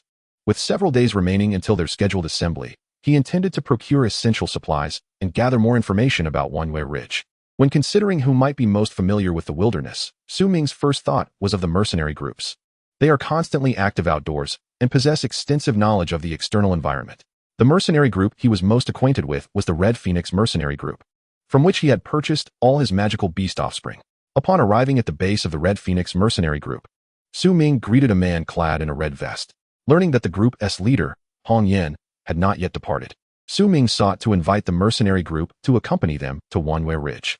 Although Wanyue Ridge is relatively close to Cangyuan Base City, the journey would still take approximately 2 days, which posed a challenge for these fledgling adventurers, who were completely inexperienced in navigating terrain, climate, and orientation. Most students venturing into the wild would invite a mercenary group along, as it not only enhances their experience, but also mitigates unnecessary troubles. Despite the presence of many apprentice-level beast tamers within the mercenary group, their wilderness experience far surpassed that of the students. Oh, so it's my little brother Su Ming again, here to purchase magical beast offspring, is it? Just so happens I've acquired a fresh batch of fine specimens. Hong Yan strode into the hall, his robust muscles pressing against Su Ming's shoulder. Let us set the beasts aside for now. I'm primarily here to discuss our expedition to Wanyue Ridge with Brother Yan. Su Ming explained the particulars of their impending journey. Ah, Wanyue Ridge, you say? Recently, it has become quite a tumultuous place, with the magical beasts growing exceedingly ferocious. It's not just Wanyue Ridge. Even the surrounding areas are teeming with bloodthirsty beasts, leaving us mercenaries trembling with fear. Upon hearing this, Su Ming's heart tightened. Lu Man had tasked them with retrieving samples of problematic magical beast corpses, water sources, and various fruits for analysis. Brother Yan, would you be able to guide us to Wanyue Ridge? Of course, I can offer a more generous reward. Haha. Little brother Su Ming, you may not realize that the greater the number of people in the wild, the more easily they are detected by high-level magical beasts. Hong Yan imparted a wealth of wilderness knowledge, enriching Su Ming's understanding. Perhaps you could find a few seasoned veterans to lead us? Su Ming suggested, recognizing that a larger group would hinder their expedition and expressing a desire to hire a few experienced hands to navigate the wilderness, thereby minimizing risk in a shorter time frame. Hong Yan, taking a seat, poured a few bottles of red wine, and then summoned a brawny middle-aged man with an impressive physique. This is our group's vice captain, Hong Yang. He is the most experienced veteran aside from myself. Captain, you called for me? Hong Yang inquired politely, his gaze shifting to Su Ming as directed by Hong Yan. Come, let us enjoy a few drinks first, Hong Yan urged, pulling Hong Yang aside to fill several glasses with wine. After assessing Hong Yang's capabilities, Su Ming quickly inquired about the fee for a trip to Wanyue Ridge. A flat rate of 30 million star coins, Hong Yang declared, raising 3 fingers without a trace of hesitation. This price was considered quite reasonable, especially since it was the vice captain himself who would accompany them. A favor granted to Su Ming. All right, it's a deal. Su Ming set down his glass and pulled out a crystal card from his pocket, handing it to Hong Yang. The 30 million star coins would be evenly divided among the 6 of them, resulting in a relatively modest contribution per person. With someone knowledgeable about the surrounding area guiding them, Su Ming felt reassured about the prospect of getting lost. Recognizing the unpredictable nature of the weather outside, even with a map, pinpointing an exact location could prove challenging. Hong Yan examined the crystal card and burst into laughter, continuing to pour wine for Su Ming. His mood evidently buoyed. Here's to a fruitful collaboration, Su Ming. After several rounds of drinks with the two, Su Ming began to feel slightly tipsy and excused himself under the pretext of having business to attend to. Chapter 67, Journey to Wanyue Ridge. Upon departing from the Red Phoenix mercenary group, Su Ming ventured into Shenglong City to procure various supplies. His primary concern was the absence of healing-type magical beasts within his team, which posed a significant dilemma. Should any of their magical beasts sustain severe injuries, Su Ming, possessing only a single beast, would find himself at a considerable disadvantage in the wilderness. This is precisely why it is suggested that beast tamers should reach the elite level before embarking on such adventures. A few days later, Su Ming gathered Dong Xian and the others in preparation for their journey to Wanwei Ridge. Among the five, no one questioned Su Ming's role as captain, as each had previously been bested by him. The mission assigned by their mentor was to collect samples from within Wanwei Ridge. Does anyone have any questions? Su Ming leaned back, adopting an upright posture, embodying the demeanor of a captain. All right, Captain Su, let us be on our way. Stop dawdling by one. One of the five expressed his impatience, emboldened by the recent ascendance of his explosive dragon to mid-tier. Now speaking with a newfound assertiveness and daring to meet Su Ming's gaze once more. However, Su Ming disregarded by one's remarks and instead introduced Hong Yang. This is Hong Yang from the Red Phoenix Mercenary Group, our vice-captain, who will be guiding us. Upon being introduced, the others scrutinized Hong Yang intently. Seriously, Su Ming? This guy is just an elite beast tamer. Isn't his strength a bit underwhelming? Baiwen remarked, a hint of derision in his tone, with Yan Jie echoing similar sentiments in discontent. Both of you should restrain your words. The wilderness is far more complex than you perceive. Standing at the center, Dong Xian overheard the discontented remarks exchanged between the two individuals, and she could not help but reproach by one and the others. Regarding these two troublemakers, Su Ming took it upon himself to chastise them openly before the assembled crowd, subsequently offering his apologies to Hong Yang. Haha, it's quite all right. Brilliance often comes with a touch of arrogance. Once prepared, we shall set forth. Strangely, Hong Yang did not seem incensed by the harsh words directed at Bai Wen. Instead, he chuckled amiably a few times. Once he confirmed that everyone was ready, Hong Yang led the six of them towards a station situated at the edge of a barrier in the southern part of Cangyuan Base City. This location boasted a dedicated passageway leading outside, flanked by tens of thousands of military personnel, the majority of whom were ordinary folk. Within the passage, throngs of beast tamers traversed, though most were of the elite tier, with master-level tamers being a rare sight. As they followed the passage to the exterior of the base city, a barren landscape unfolded before their eyes, permeated by a pungent scent of blood. Dismembered limbs jutted from the earth at various corners, rendering the scene particularly desolate. This grim tableau persisted for dozens of miles in every direction. Do not be alarmed, for with repeated excursions, one becomes accustomed to such sights. After speaking, Hong Yang summoned a wind-blade wolf king, a creature adorned with scars that spoke of countless battles. The air thickened with the scent of blood, a malevolent aura wafting towards Su Ming and the others, sending chills down their spines. After shaking off the unease, the group climbed atop the back of the wind-blade wolf king. Ugh, what a foul stench. What is that? Get it away. By one, caught in the middle, suddenly detected an intensely acrid odor reminiscent of spoiled rice, mingled with the stench of decay. The others, upon catching a whiff of the noxious aroma, pinched their noses, holding their breath to prevent the odor from reaching their throats. This is a specially concocted scent designed to mask human odors. Our mercenary group typically employs this to evade high-tier magical beasts, Hong Yang elucidated, instructing everyone to smear the black, mud-like substance upon themselves. Su Ming, seeing the dark muck, applied a small amount to the edges of his clothing. Although reluctant, the others found themselves compelled by Su Ming's mental influence to coat themselves with the substance as well. Let us go, Wolf King. With everyone adequately smeared, Hong Yang tapped the ears of the wind-blade Wolf King, signaling their departure. A low growl escaped the beast as it lunged forward, racing towards Wanwei Ridge. With its robust limbs and unique wind attribute, the wind-blade Wolf King moved with an uncanny speed, weaving across the ground. Captain Su, why don't you have your dragon lift us into the air? Wouldn't that be more convenient?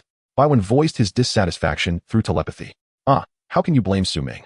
The skies are rife with flying magical beasts, and without adequate cover, we would easily expose ourselves, Hong Yang cautioned. In the face of overwhelming power, I advise everyone to refrain from allowing their beasts to soar through the skies. As the one controlling their direction, Hong Yang warned that the cloud layer above was the territory of high-tier magical beasts, particularly those of calamity levels soaring even higher. What calamity level? Baiwen trembled upon hearing this, instinctively clutching the fur of the wind-blade Wolf King. Haha, fret not. Such magical beasts rarely descend upon the base city. Hong Yang laughed heartily, then channeled star energy to help the wind-blade Wolf King recover its stamina. With the wind-blade Wolf King's swiftness, Su Ming felt confident that what would typically take 2 days could now be accomplished in just 1. This was indeed fortunate, as it would expedite their mission. Under the frenzied sprint of the wolf, the group swiftly traversed the desolate expanse, arriving at a stony basin teeming with magical beasts.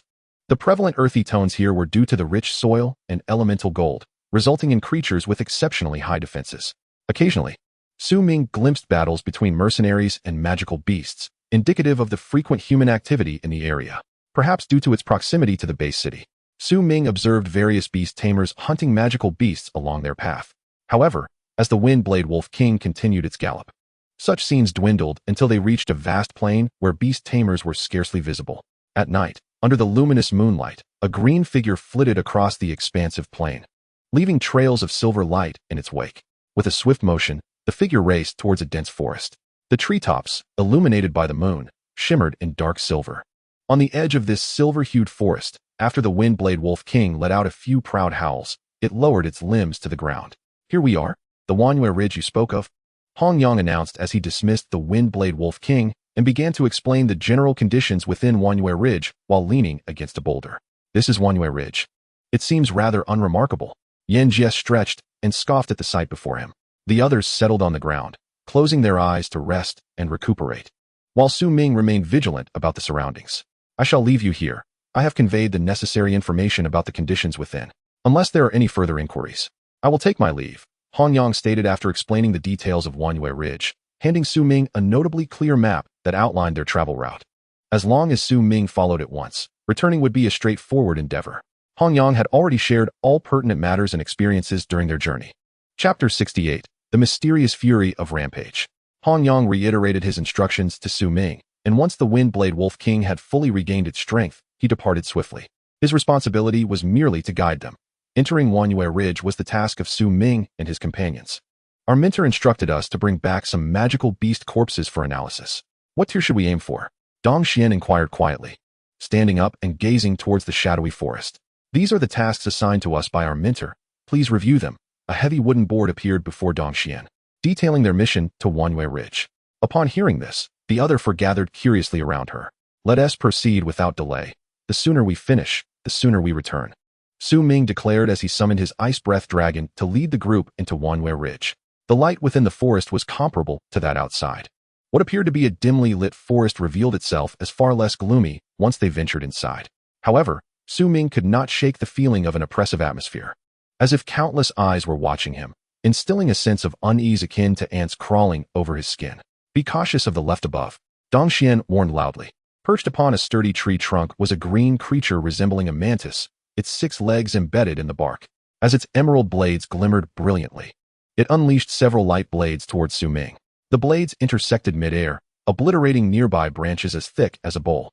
With a swift motion, the Ice Breath Dragon at the rear expelled a chilling breath, freezing the light blades entirely. "Stay calm. It's a green mantis beast." Su Ming retreated a few steps, his golden eyes fixated on the mantis-like creature atop the tree. The green mantis beast's abdomen expanded and contracted ominously before it released a surge of dark green poison from its fearsome visage. The noxious miasma carried an unsettling scent reminiscent of decay mingled with a sickly sweetness, causing the flora and fauna in its wake to wither into charred remnants. Su Ming sensed an ominous portent and swiftly commanded the Ice Breath Dragon to disperse the poisonous fog. With a series of thunderous roars, the dragon expelled the miasma with remarkable efficacy. Before the group could catch their breath, the verdant mantid beast emitted a fierce cry, shattering the tranquility of the forest, which began to tremble, leaves rustling and beasts grumbling in response. Countless mantid beasts burst forth from the underbrush, their emerald scythes creaking ominously. The largest among them raised its scythe high, a pulsating beast heart still clinging to its blade, the scent of blood intermingled with the stench of decaying vegetation. Not good. A horde of mantid beasts. Retreat swiftly. Su Ming pondered how it was possible to encounter such a monstrous gathering so soon after entering the Wanyue Ridge. The commanding mantid beast devoured the heart and roared menacingly at Su Ming and his companions, subsequently swinging its scythe towards them. Boom. Dong Xian and her companions immediately summoned their beast companions. 5 elite beasts charged headlong into the fray against the mantid beasts. To their astonishment, instead of fleeing, the mantid beasts opted for aggression in the face of this unexpected onslaught. Chaos erupted in the forest as limbs flew and blood spilled. Through a series of coordinated efforts, the mantid beast horde was entirely vanquished. 300 corpses of the mantid beasts lay piled in a gruesome heap, their green blood pooling into the earth, forming numerous small puddles. What on earth is happening? Why did these mantid beasts fight to the death against us? Su Ming pondered aloud, as Dong Xian glanced at him while he collected the blood of the fallen beasts. "I don't know, but there is something amiss with the blood of these mantid beasts," Su Ming replied, filling several vials with the crimson liquid and instructing his companions to gather materials from the slain creatures. Meanwhile, perched upon a nearby tree trunk.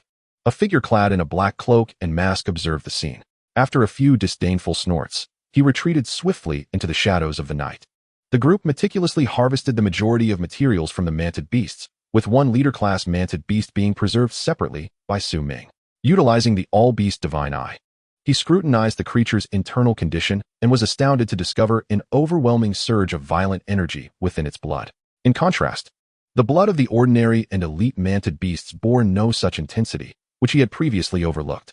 The ferocity contained within this leader-class manted beast's blood was exponentially greater than that of other beasts. Su Ming, should we continue onward? Dong Xian and her companions approached him for his counsel. Yes, let us delve deeper to gather more beast blood or locate a nearby water source, Su Ming directed, adjusting their course toward the heart of Wanyu Ridge. As they ventured deeper, the trees grew increasingly robust, the air thick with a stench of decay. Along the way, they faced multiple beast attacks, including several leader-class monsters. Regardless of their rank, the beasts exhibited a singular characteristic, an unwavering ferocity, as if driven by a frenzy, charging recklessly at Su Ming and his companions. This marks the 13th wave of attacks. What is the matter with the beasts here? Yen Yao remarked, glancing curiously at the corpse of a high-level leader beast. She pondered the peculiar accuracy with which these beasts tracked their position. Just as Su Ming was collecting blood, several massive black claws lunged toward them with alarming speed. Boom! The ice breath dragon reacted with agility, soaring forward to shield its companions from the oncoming assault. The 5 razor-like claws tore through the air, enveloped in a swirling mass of thick black mist, colliding with the dragon's forelimb. As the mist churned violently, a thunderous explosion resonated, shattering the ice crystals adorning the dragon's limbs and revealing its blue-white scales, which also fractured under the impact. Seeing this, Dong Xian immediately commanded her beast, the purple thunder dragon, to strike at a specific point ahead. The dragon, crackling with violet lightning, unleashed a powerful strike toward Dong Xian's indicated target. In an instant, the explosion of purple lightning erupted, followed by a roar as a massive black bear lumbered into view. Not good, it's a black rock golden bear. Yen Bai and her companions gasped in shock, clutching their chests as they beheld the imposing leader-class creature advancing toward them. With a resounding roar, the black rock golden bear opened its maw, spewing saliva that glistened in the cold air like fine silver threads.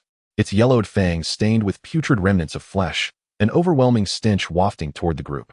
As the sound pierced their eardrums, they regained their composure, albeit shaken.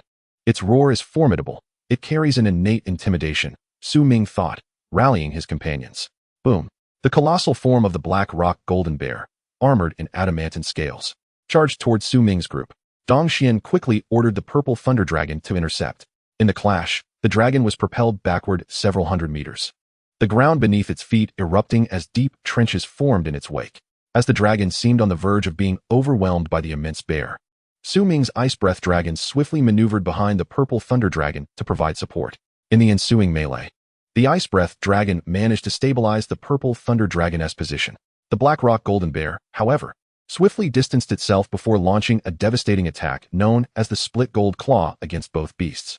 Everyone, attack the black rock golden bear, Su Ming commanded urgently. Upon hearing this, Bai Wen and the others summoned their own beasts to join the fray. A cacophony of skills rained down upon the bear, causing its tough scales to crack and splinter. Just as they believed victory was within grasp, a series of silhouettes emerged from the forest. Wait, those aren't just beasts. They are the beasts of Beast Tamers, Su Ming realized, urging his companions to prepare their defenses. As the beasts engaged the black rock golden bear, they swiftly retreated to safeguard against the incoming onslaught. 3 leader-class beasts appeared, prompting Su Ming to speculate they were from master-level tamers. However, he was perplexed as to why the tamers' beasts would attack them without provocation. While Su Ming pondered this anomaly, the 3 leader-class beasts surged toward his group. One particularly swift thunder beast attempting to bypass the ice breath dragon and assault Su Ming directly. With a sharp crack, the incredibly fast thunder beast was intercepted by Yen Yao's water cat, narrowly averting disaster. That was close, the group exclaimed, taking a collective breath as they braced themselves against further ambush. Winter Xian swiftly enacted a domain to suppress the strength of the 3 beasts. Although their presence was evident, their tamers remained hidden, leading Su Ming to surmise that they were lurking in the shadows. He directed the ice breath dragon to attack the central leader-class beast, while his companions dealt with the other 2. Yet, the black rock golden bear's strength surpassed that of ordinary leader-class beasts, and the dense black mist surrounding it felt eerily familiar to Su Ming. Boom! The black rock golden bear struck with a single paw, sending the ice breath dragon flying several hundred meters, causing Su Ming to break into a cold sweat. This creature's power is akin to that of a mutated leader-class beast. Su Ming thought, astonished, before commanding the ice breath dragon to unleash its ice blossom skill to amplify its strength. With the ice blossom invoked, the ice breath dragon surged forward, furiously engaging the black rock golden bear in a ferocious battle. In the distance, two shadowy figures cloaked in black fixated on the battle unfolding before them. One of them, a diminutive man named Huayuan, voiced his dissatisfaction. "What is happening, Lu Yi? How could you allow them to venture into the central area? If they uncover something, how will you explain it to Lord Qijiu? You fool. Have you not realized that these beast tamers are far more formidable than those who came previously?" retorted Lu Yi. After an hour of heated argument, Huayuan found himself at a disadvantage.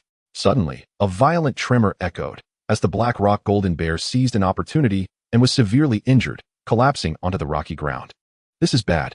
On a nearby tree, Lu Yi witnessed his beast companion sustain grave injuries and swiftly summoned another lower-tier commander to provide assistance.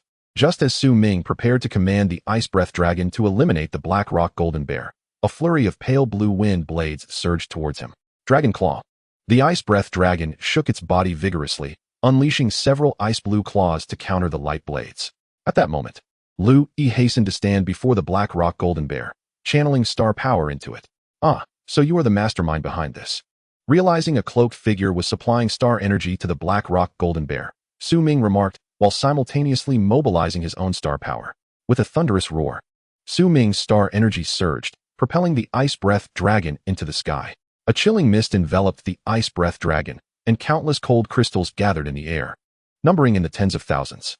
As the ice breath dragon harnessed its elemental power, these cold crystals swiftly coalesced into a massive blue-golden sword. The moment the sword materialized, the dragon's pupils glimmered with a blue-golden hue. Before the sword could strike, Lu Yi suddenly felt an excruciating, icy pain coursing through his body. What kind of technique possesses such destructive might? Lu Yi murmured to himself, as a swirling mass of black mist rapidly condensed in his palm. He fixed his gaze on the suspended blue-golden sword, his eyes flashing with a sinister glint. With a swift motion, the black mist coalesced into a ghostly form, penetrating the body of a lower-tier commander beast. The black mist burrowed inside like a living entity, emitting dense black fumes from every inch of the beast's fur. Its once clear azure eyes became bloodshot, its form twisted into a grotesque shape as it let out a heart-wrenching wail. In mere seconds, the agonizing cries ceased. The beast, initially hovering at a low tier, suddenly surged to a high-tier commander level. "Yudi Beast, block it for me." As Lu Yi saw the blue-golden sword rush towards him, he commanded the Yudi Beast to buy him some time. The dazed Yudi Beast obediently complied, charging into the air to withstand the onslaught of the winter's judgment. Upon impact, a wave of destructive force swept through everything in the vicinity, catching Dongxian and her companions off guard as they hurriedly prepared their beasts to shield against the impending devastation. A chilling mist engulfed the area, infusing it with an overwhelming cold. Dongxian, witnessing the surrounding destruction, instinctively turned her gaze towards Su Ming. "Incredible. I never expected to witness a mutated ice breath dragon, truly a rarity." Lu Yi, having completed his energy transfer to the black rock golden bear, felt a wave of fatigue wash over him. "Enough of your nonsense. Prepare to die." Su Ming commanded the ice breath dragon to charge at Lu Yi. However, Su Ming had underestimated Lu Yi's capabilities. A viscous black substance manifested behind Lu Yi, rapidly coalescing into a colossal beast that shielded him from harm. "Lu Yi, you are truly pathetic. You can't even handle a single elite beast," Huayuan mocked Lu Yi as he stood behind him. "This fellow's beast has undergone a peculiar mutation. It cannot be assessed by ordinary standards." Huayuan's astonishment was palpable as he scrutinized the ice breath dragon before him. Upon realizing that these two had accomplices, Su Ming speculated that the frenzied beasts of Wanyue Ridge might be linked to them. To confirm his suspicion, he commanded the ice breath dragon to apprehend the duo. With a thunderous boom, as they ascended halfway, they were intercepted by a lower-tier commander beast. "Don't get too cocky. Had it not been for the loss of 2 high-tier commanders last year, you would be dead by now." Lu Yi sneered at Su Ming, his expression dripping with provocation. Standing resolute before them, Su Ming declared in an authoritative tone, "What nefarious deeds are you, the members of the Black Abyss Society, concocting?" Upon hearing their identities revealed, Lu Yi and Huayuan's expressions contorted with anger. They tore away their black cloaks, laughing maniacally. "How did you uncover us?" Draped in purple garments with a crescent moon insignia on their chests, Lu Yi and Huayuan stood defiantly. Su Ming's eyes flickered as he noticed the emblem, and he instinctively channeled star power to prepare for battle. The Ice Breath Dragon had already expended considerable energy in the previous confrontation, making its combat maneuvers sluggish. Humph. You shall not prevail. Huayuan rolled up his sleeves, swiftly transferring star energy to a mid-tier commander Fire Thunder Beast. As the Fire Thunder coalesced amidst swirling clouds, a series of fiery whips laced with lightning materialized. In an instant, the crimson-purple whips tore through the night sky, causing the surrounding trees to tremble as they slithered towards Su Ming. Rending tide judgment, Su Ming shouted, his Ice Breath Dragon radiating blue light as a golden sword of light materialized. With a whoosh, the sword lunged towards the lightning-infused fire whips. Retreat. Huayuan urgently warned Lu Yi to gather his beasts as he leapt onto the Fire Thunder Beast, hastily retreating toward the central area. With only one commander beast remaining, Lu Yi, fully aware of his disadvantage, clenched his teeth and withdrew the Black Rock Golden Bear, seizing the opportunity created by the explosion to escape. The surrounding heat waves mingled with sparks danced in the air as the Ice Breath Dragon erected an ice wall for defense. The sparks rained down like a torrential storm upon the ice wall, emitting piercing shrieks as the formerly smooth surface of the ice wall became riddled with tiny punctures. Fortunately, this ultimate technique's power was diminished, allowing Su Ming's combat skill to effectively neutralize the fire whip's onslaught. In the distance, as the two figures fled, the two commanders battling Dongxian and her companions fell under their combined assault, swiftly dispatched. Two large, grotesque beast heads were hoisted by Zelinxio, their blood steaming as it pooled upon the ground. Startled by the overwhelming scent of blood, Su Ming turned to see two massive beast heads drop before him, splattering him with crimson liquid. Have the two commanders been defeated so quickly? Su Ming pondered, gazing at the five figures emerging before him. Just two ordinary commanders. For talents like us, they could be annihilated with a mere flick of our hands, Baiwen boasted, stepping forward to kick one of the beast heads disdainfully. Without star power and the support of Beast Tamers, these two commanders stand little chance against our beasts. We've dealt with our share. How fares your side?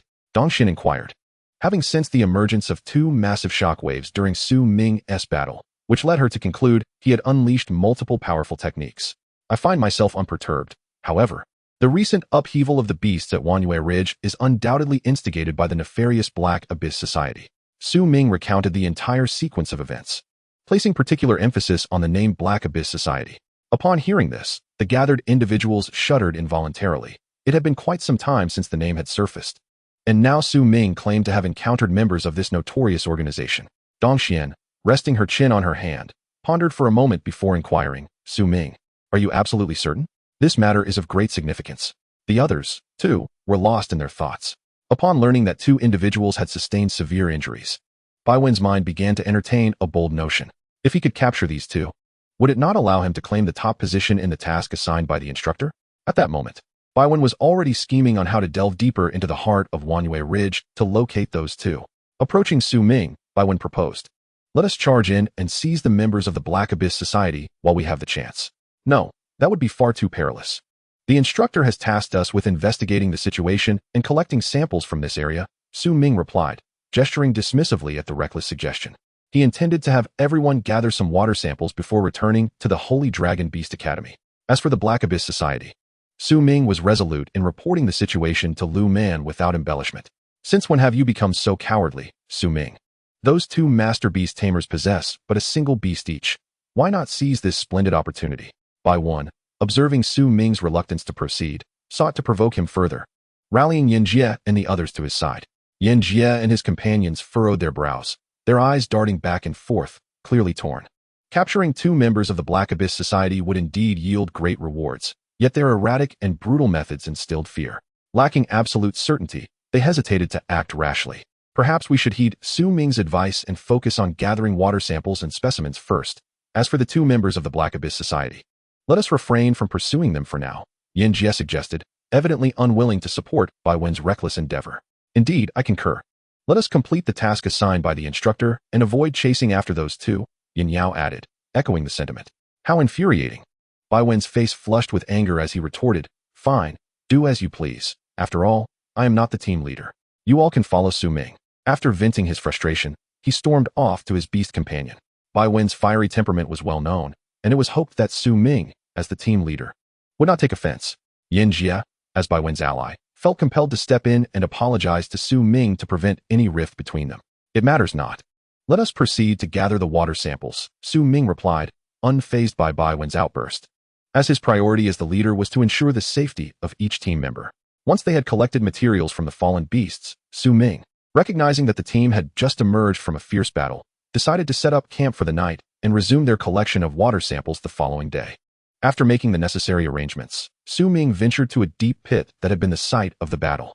The pit was small and desolate, with charred earth strewn with shards of ice, and the air was thick with a pungent odor. As Su Ming scanned the area, a chilling wind whipped past him, carrying fragments of ice that grazed his cheek, when suddenly, a colossal ice pillar caught his eye. Surrounding the pillar were countless remnants of shattered ice, many still clinging to bits of flesh. Upon closer inspection, he discovered a 3-meter-long severed arm encased within the ice. This frozen limb was enveloped in a swirling mass of black mist, which seemed to writhe as if it were alive, occasionally striking the icy surface as though attempting to break free.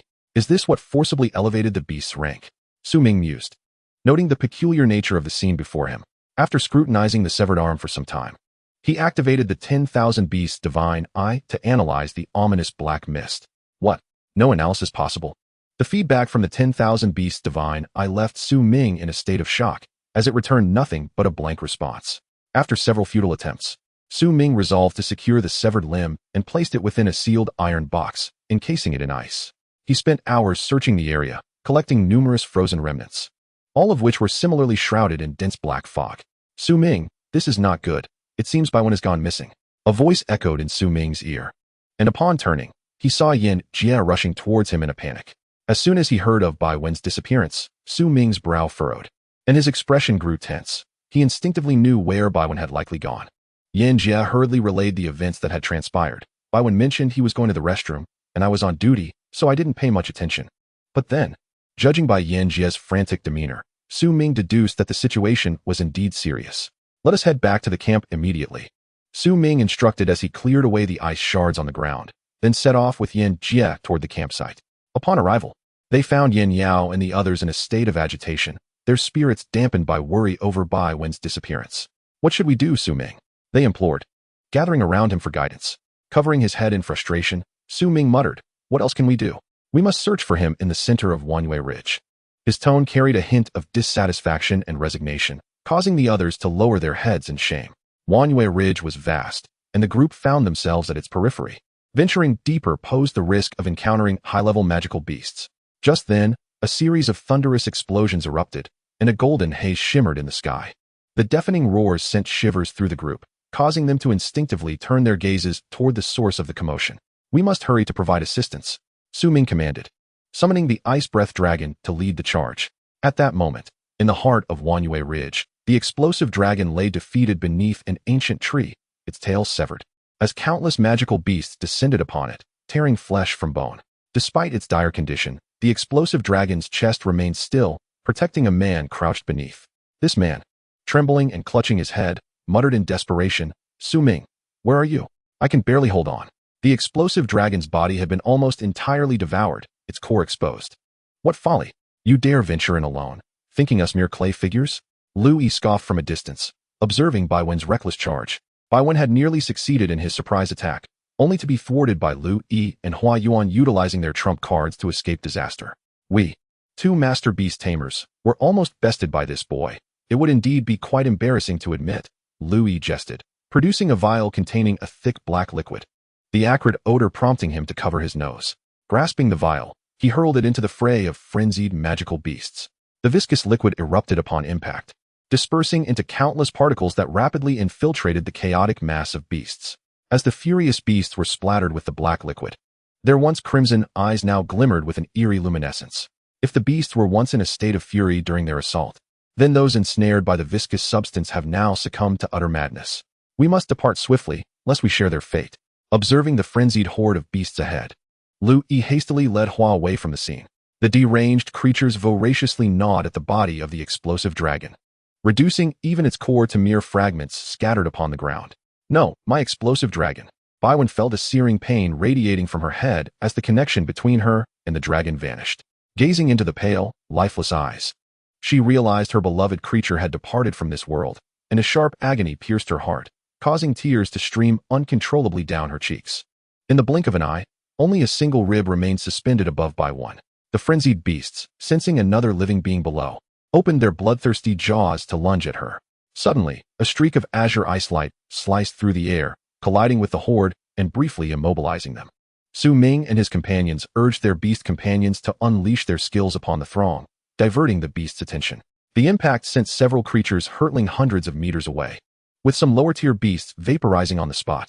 After a series of enraged roars, the surviving beasts charged towards Ming and his group, their relentless fury seemingly boundless. Some of the frenzied creatures, even with their limbs severed, writhed towards them in a grotesque display. Witnessing such a bizarre sight, Dongxian immediately unleashed the domain of thunder. As her skill activated, the commanding beasts were reduced to charred remnants by relentless bolts of lightning. With over a dozen elite beasts vanquished by Dongxian's domain, the sheer power rivaled that of some mid-tier commander's ultimate techniques. The remaining deranged beasts swiftly fell before Ming and his group, the air thick with the pungent aroma of blood. Where have you all been? If you had arrived sooner, my explosive dragon would not have perished. By one. Amidst the carnage, staggered towards Ming, tears streaming as she lamented her loss. How can you be so reckless? Thankfully, we arrived in time, otherwise, you would have been devoured by those beasts. Dongxian scolded her, her purple attire splattered with blood and her hands bearing multiple scratches. I merely wished to capture those two. Baiwen defended herself. Did I not say we should refrain from meddling? You simply would not listen, Ming reproached her, his tone laced with disappointment. Upon hearing his words, Baiwen's jaw tightened, her countenance darkening. If I were to die, Ming, as captain, you would undoubtedly face repercussions. Her words struck like daggers, inflicting deep pain upon each listener's heart.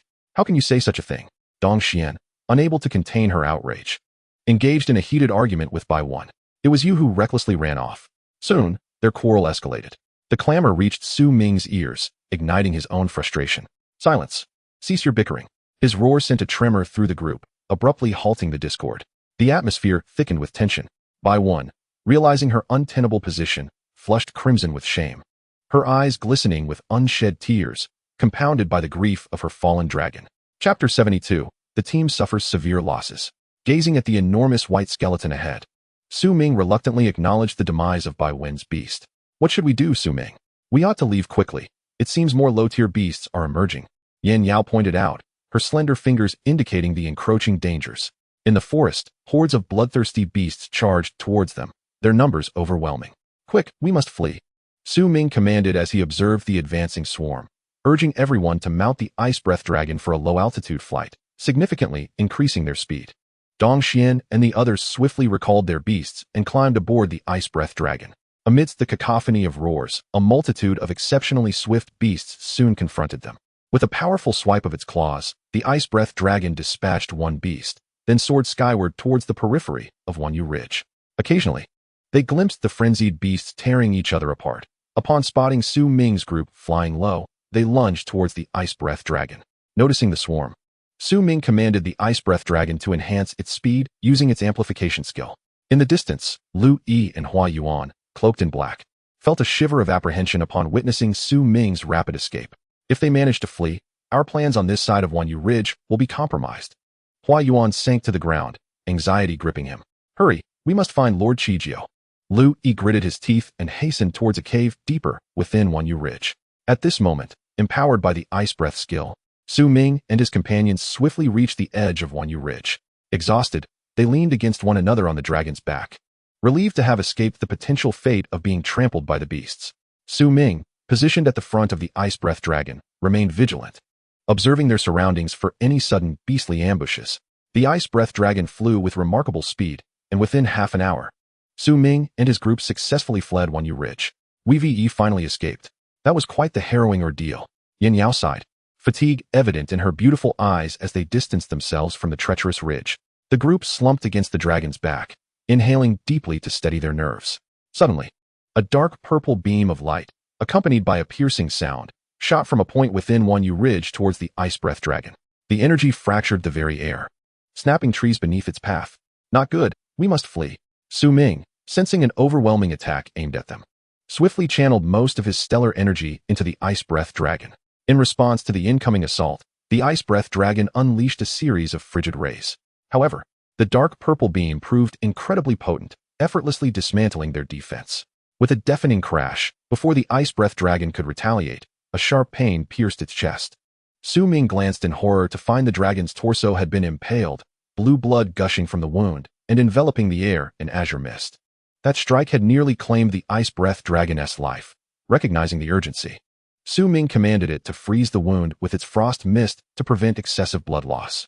Despite its grievous injury, the ice breath dragon maintained its speed, hurtling towards safety. Lord Qijio, have they perished? In a secluded area of Wanyu Ridge, Lu Yi and Hua Yuan cautiously inquired of a masked man in black robes. Above them, a majestic golden-feathered beast with a royal aura circled ominously. Qijio waved a hand dismissively, his voice grave. Not yet, but they are likely gravely wounded. Should we pursue them? If they reach the Cangyuan Base City, it could spell disaster. There's no need. We have accomplished what we set out to do here. Let us relocate and continue our efforts elsewhere. Qijio clearly had no intention of pursuing them, leading Lu Yi and Hua Yuan deeper into the mountain's cave. Meanwhile, the ice breath dragon, having expended considerable energy, prepared to land for respite. Above the sky, several sharp attacks swiftly hurtled towards the ice breath dragon. Despite the dragon's quick reflexes, it was still struck by the azure feathers, causing its wings to tremble violently and its body to plummet abruptly towards the earth. Everyone hold on tight. With that, Su Ming frantically infused star power into the ice breath dragon. Boom. The ice breath dragon crashed onto a plain, sending a wave of air that swept up grass and dirt into the sky, wiping the blood from the corner of his mouth. Su Ming looked up at the sky and bellowed, "It's the Lin Tian birds." As Dong Xian and the others regained their senses from the shock, they summoned their beast companions to engage in battle. However, among the 6 of them, only 3 beasts were still capable of fighting. The others had sustained significant injuries. The flock of Lin Tian birds above seemed to have realized that they were beast masters, and the leader, a commanding Lin Yanzi beast, issued an order to attack Su Ming and the other beast masters. What should we do now? Yin Yao exclaimed as she noticed the Lin Tian birds circling above them, effectively surrounding them. Her gaze instinctively turned towards Su Ming. At that moment, Su Ming was still desperately feeding healing potions to the ice breath dragon, leaving the beast horde above to withstand their ferocity. Seeing this, Dong Xian immediately unleashed her thunder domain, the purple radiance shattering realm, to suppress the power of these magical beasts. As the purple radiance shattering realm was activated, the strength of the surrounding Lin Tian birds was reduced by approximately 10%. Under the command of the Lin Yanzi beast, the flock of Lin Tian birds launched a frenzied assault on Dong Xian and her companions, employing both ranged and melee attacks with a well-coordinated strategy. Unlike the frenzied magical beasts of Wanyu Ridge, these Lin Tian birds were adept at orchestrating wind formations. Despite numerous attempts to break through, Dong Xian and her group were repeatedly intercepted by razor-sharp gusts. After several rounds of combat, their beast companions had sustained considerable injuries. With no other option, Dong Xian retrieved a treasured magical artifact, the purple jade shield, to defend against the Lin Tian bird horde. As it soared against the wind blades, the purple jade shield formed a protective violet barrier around Su Ming and the others. The crimson eyes of the Lin Yanzi beast narrowed sharply, and it let out a series of piercing cries. The surrounding Lin Tian birds immediately concentrated their attacks on the barrier. After several unsuccessful attempts, the barrier began to crack under the strain, and soon the purple jade shield shattered in midair. Seizing the opportunity, 3 low-ranked Lin Tian birds dove down, their sharp beaks aimed directly at Dong Xian's heart. Watch out! Su Ming, who was tending to the ice breath dragon's wounds, dashed in front of Dong Xian, intercepting the lethal blow. An obsidian-hued armor rapidly enveloped Su Ming, and upon realizing their ambush had failed, the 3 commanding Lin Tian birds swiftly changed course and charged towards Dong Xian again. In a panic, Yin Jia hastily drew a black-purple sword from his storage bracelet, channeling all his star power into it. The instant the dark sword was unsheathed, the very fabric of space warped, unleashing a blinding burst of dark purple sword energy. Obsidian slash! Yin Jia roared, swinging the sword towards the 3 low-ranked Lin Tian birds. Before they could react, the birds were cleaved in half. What? How did the black gold sword end up in your hands? Yin Yao gazed incredulously at the black-purple sword wielded by Yin Jia. Yin Yao's delicate fingers trembled slightly, her expression dazed as she murmured, "The ancestral treasure."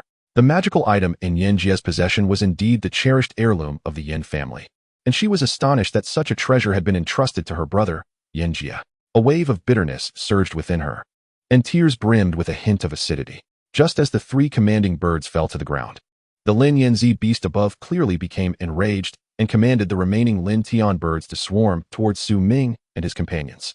Everyone, fight these beasts with all your might. Yin Yao consumed several vials of star power restoration potions and began to channel her star power to unleash her battle skills. The others followed suit, launching their own techniques against the horde of magical beasts. Battle skill, Riptide Judgment. Battle skill, Radiant Brilliance. One after another, they summoned their star power, coordinating with their beast companions to execute their battle skills.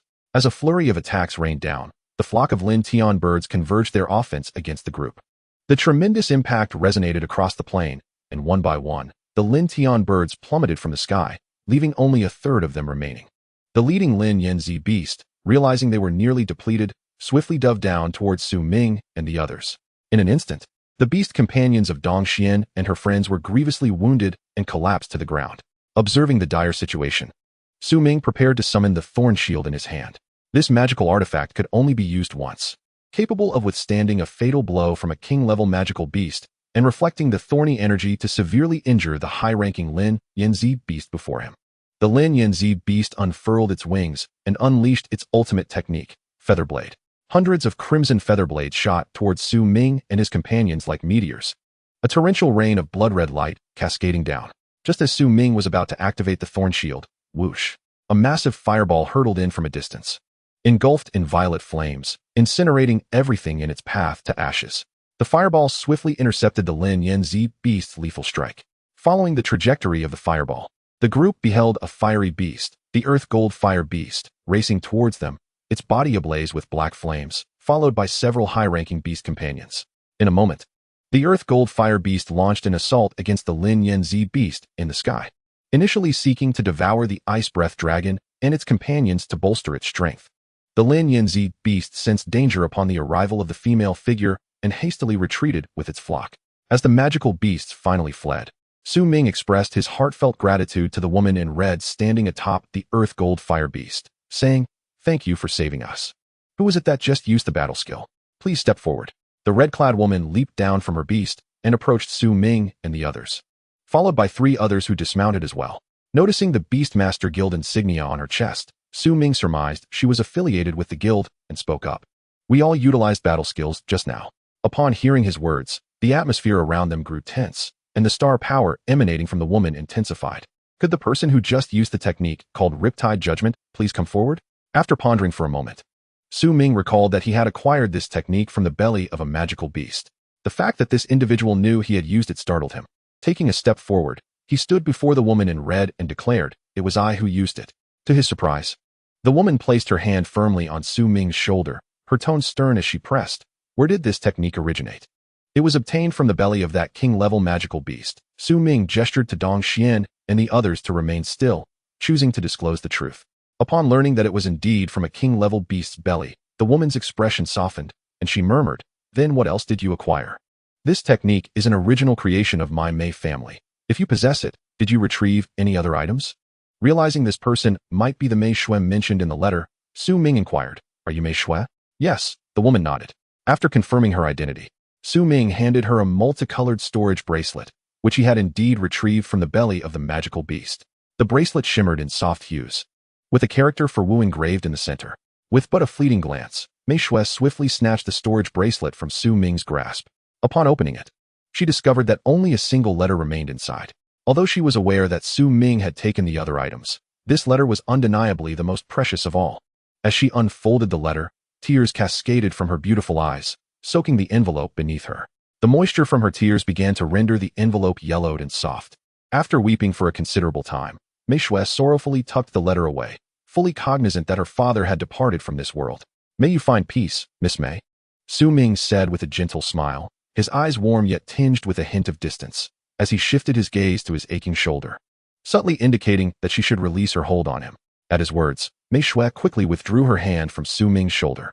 "Pray tell, who are you? Knowing full well that times are perilous, why would you venture out?" Mei Shui's voice was slightly hoarse as she directed her gaze toward the injured individuals behind Su Ming. "We are students of the Holy Dragon Beast Academy, dispatched to investigate the beast turmoil at One-Way Ridge. However, we were ambushed by members of the Black Abyss Society, which led us to this predicament," Su Ming replied. "Recently, the Black Abyss Society has been exceedingly active.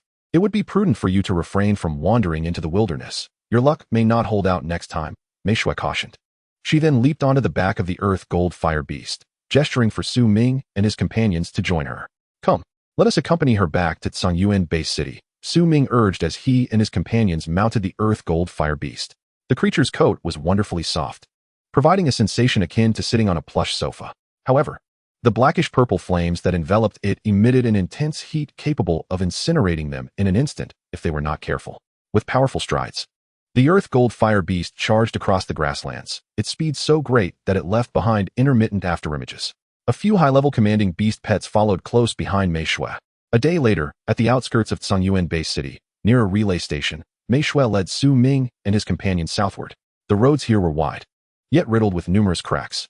Many beast tamers were bustling about, but they traveled in groups.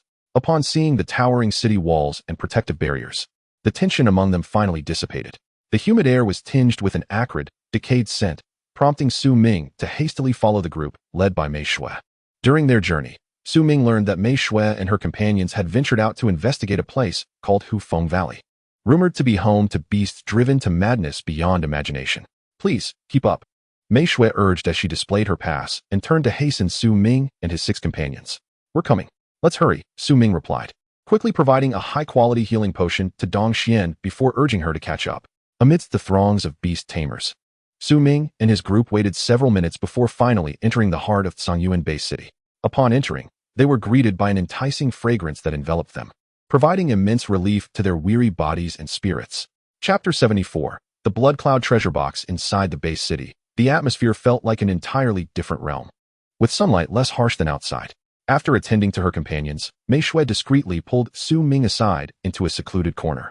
The area was dim and damp, cluttered with debris, and the cold air from the overhead ventilation ducts added to the chill. Speak. Did you retrieve a battle technique from the storage bracelet alongside an iron box? Her voice was barely above a whisper, yet it sent a shiver through Su Ming, stirring a sense of unease within him. He distinctly remembered extracting a tin box from the storage bracelet, which he believed was referred to as the Blood Cloud Treasure Box. However, he had yet to unlock it due to the absence of a key.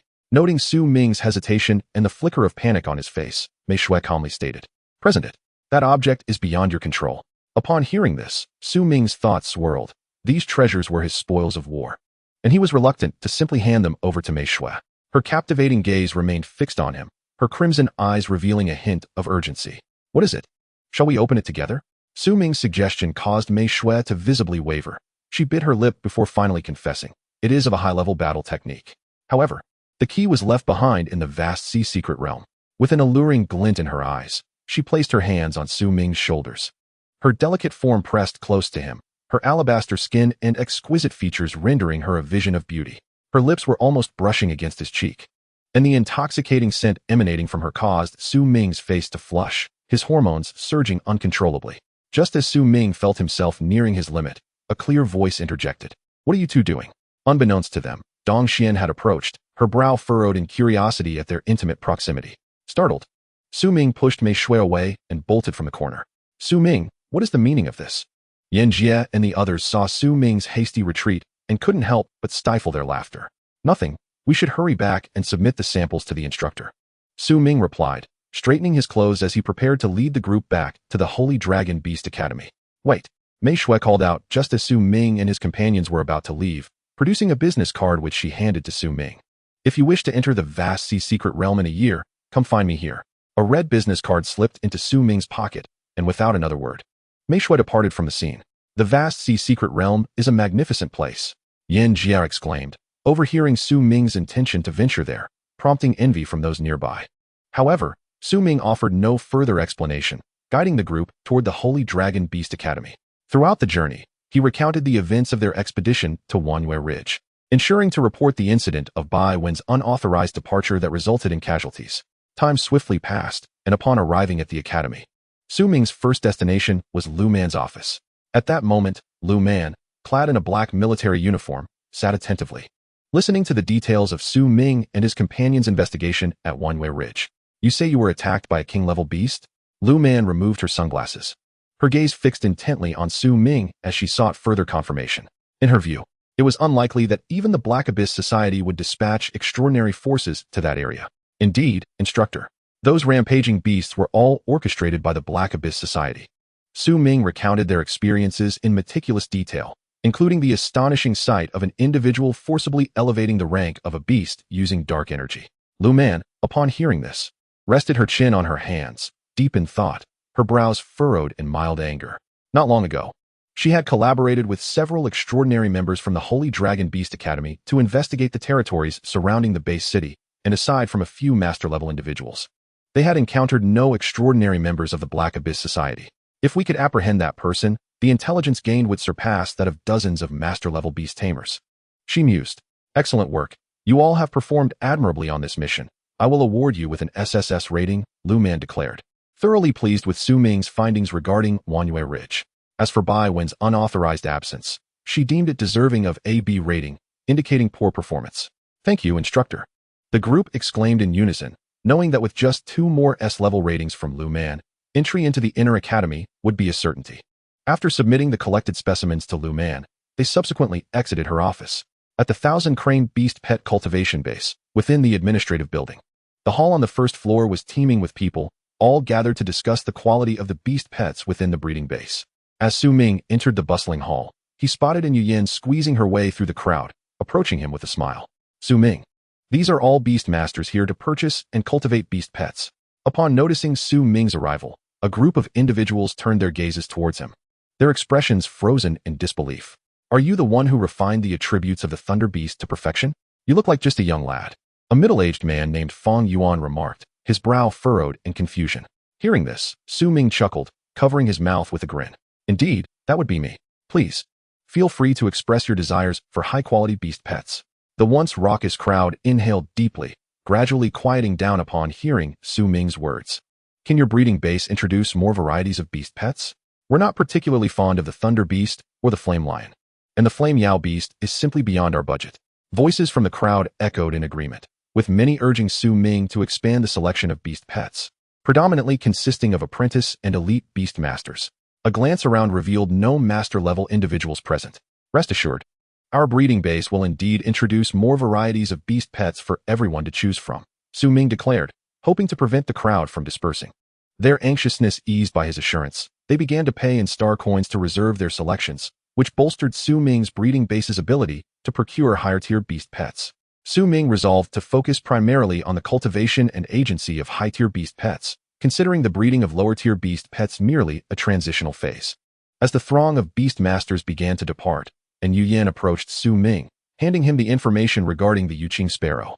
The Yuqing Sparrow you specified has been cultivated to the elite level and has undergone 1 mutation. Su Ming picked up the information to examine, noting the clear indication that the Yuqing Sparrow had completed its mutation and was now a mutated elite beast pet. This Yuqing Sparrow, with a ceiling at the calamity level, had been entrusted to him by Song Mu and had now met the required standards for its return. You can go ahead with your tasks. I will handle this Yuqing Sparrow. With that, and Yu Yan departed the first floor hall. In the Zero venue, Su Ming gazed at several Flame Yao beasts lounging comfortably on the grass and playfully patted one on the rear. Startled by the sudden impact, the Flame Yao beast let out a series of roars, its tail thrashing against Su Ming's thigh. All right, I didn't mean to do that, Su Ming quickly explained, calming the agitated creature. He then made his way to the breeding area of the Yuqing Sparrow, scooping up the juvenile form of the bird before leaving the Zero venue. Having raised the Yuqing Sparrow for quite some time, it did not resist Su Ming's presence, feeling quite familiar with him. On the way back, Su Ming took the opportunity to check the attributes of the Yuqing Sparrow and found nothing amiss, thus proceeding to the Qianli building in Shenglong City. Inside the third-floor private room, Song Mu had been waiting for some time. Upon seeing Su Ming arrive, he stood up from his chair. You're here, please take a seat. He gestured for Su Ming to sit before pouring tea for him. The fragrant aroma of tea wafted through the room. Seated on a solid mahogany chair, Su Ming placed the Yuqing Sparrow on the round table, rubbing his hands together in excitement. I have successfully cultivated the Yuqing Sparrow to a mutated state. When will you take me to find the Star Golden Dragon Beast? Su Ming's eyes sparkled as he looked intently at Song Mu. Now, Su Ming was just a step away from becoming an elite beast master. It was time to seek a beast pet contract. Yes, the 2-star Golden Dragon Beasts should have already birthed their young. Prepare yourself for a few days, and I will take you to the G-Stone Canyon. Song Mu replied, increasingly satisfied with the Yuqing Sparrow in his hands, his voice tinged with excitement. Leaning back in the chair, Su Ming felt a wave of relief wash over him upon hearing the mention of the Star Golden Dragon Beast. Thank you for your assistance, he replied graciously. In response, Song Mu smiled broadly, casting a meaningful glance at Su Ming. With another beast pet at the calamity level and a mutation to boot, you stand out among the young beast masters in the entire Cangyuan Base City. It's just a mutation. True strength lies in the beast master's capabilities, Su Ming humbly countered. All right, in a few days, I will contact you. Be sure to prepare adequately. With that, Song Mu stood and took the Yuqing Sparrow, leaving the Qinli building. After a moment of contemplation, Su Ming decided to purchase several pieces of information regarding the G-Stone Canyon. Located to the east of Cangyuan Base City, the canyon was quite remote, characterized by its dry climate and a plethora of metal and earth-type beast pets. The Star Golden Dragon Beast, as a metal-type beast, possessed formidable attack power and was a symbol of unparalleled strength. As Su Ming meticulously reviewed this information, his anticipation for the Star Golden Dragon Beast grew. Having gathered all this knowledge, he proceeded to the Academy's infirmary to check on the recovery of his Ice Breath Dragon. Since their expedition to Wanyue Ridge, aside from the tragic loss of his Baiwen beast pet, the Ice Breath Dragon had sustained the most severe injuries. Being pierced through the chest by a king-level beast was a dire situation. Su Ming had not even had the chance to utilize his magical tools, resulting in the Ice Breath Dragon suffering a grievous wound. In the infirmary designated for the highest-tier beast pets at Shanglong Beastmaster Academy, Su Ming gazed at the Ice Breath Dragon within its containment, his heart tightening at the sight. The Ice Breath Dragon lay unconscious, its eyes tightly shut, displaying signs of distress. Ever since the last battle, it had remained in a comatose state, causing Su Ming considerable worry. Junior, your dragon's injury is quite severe.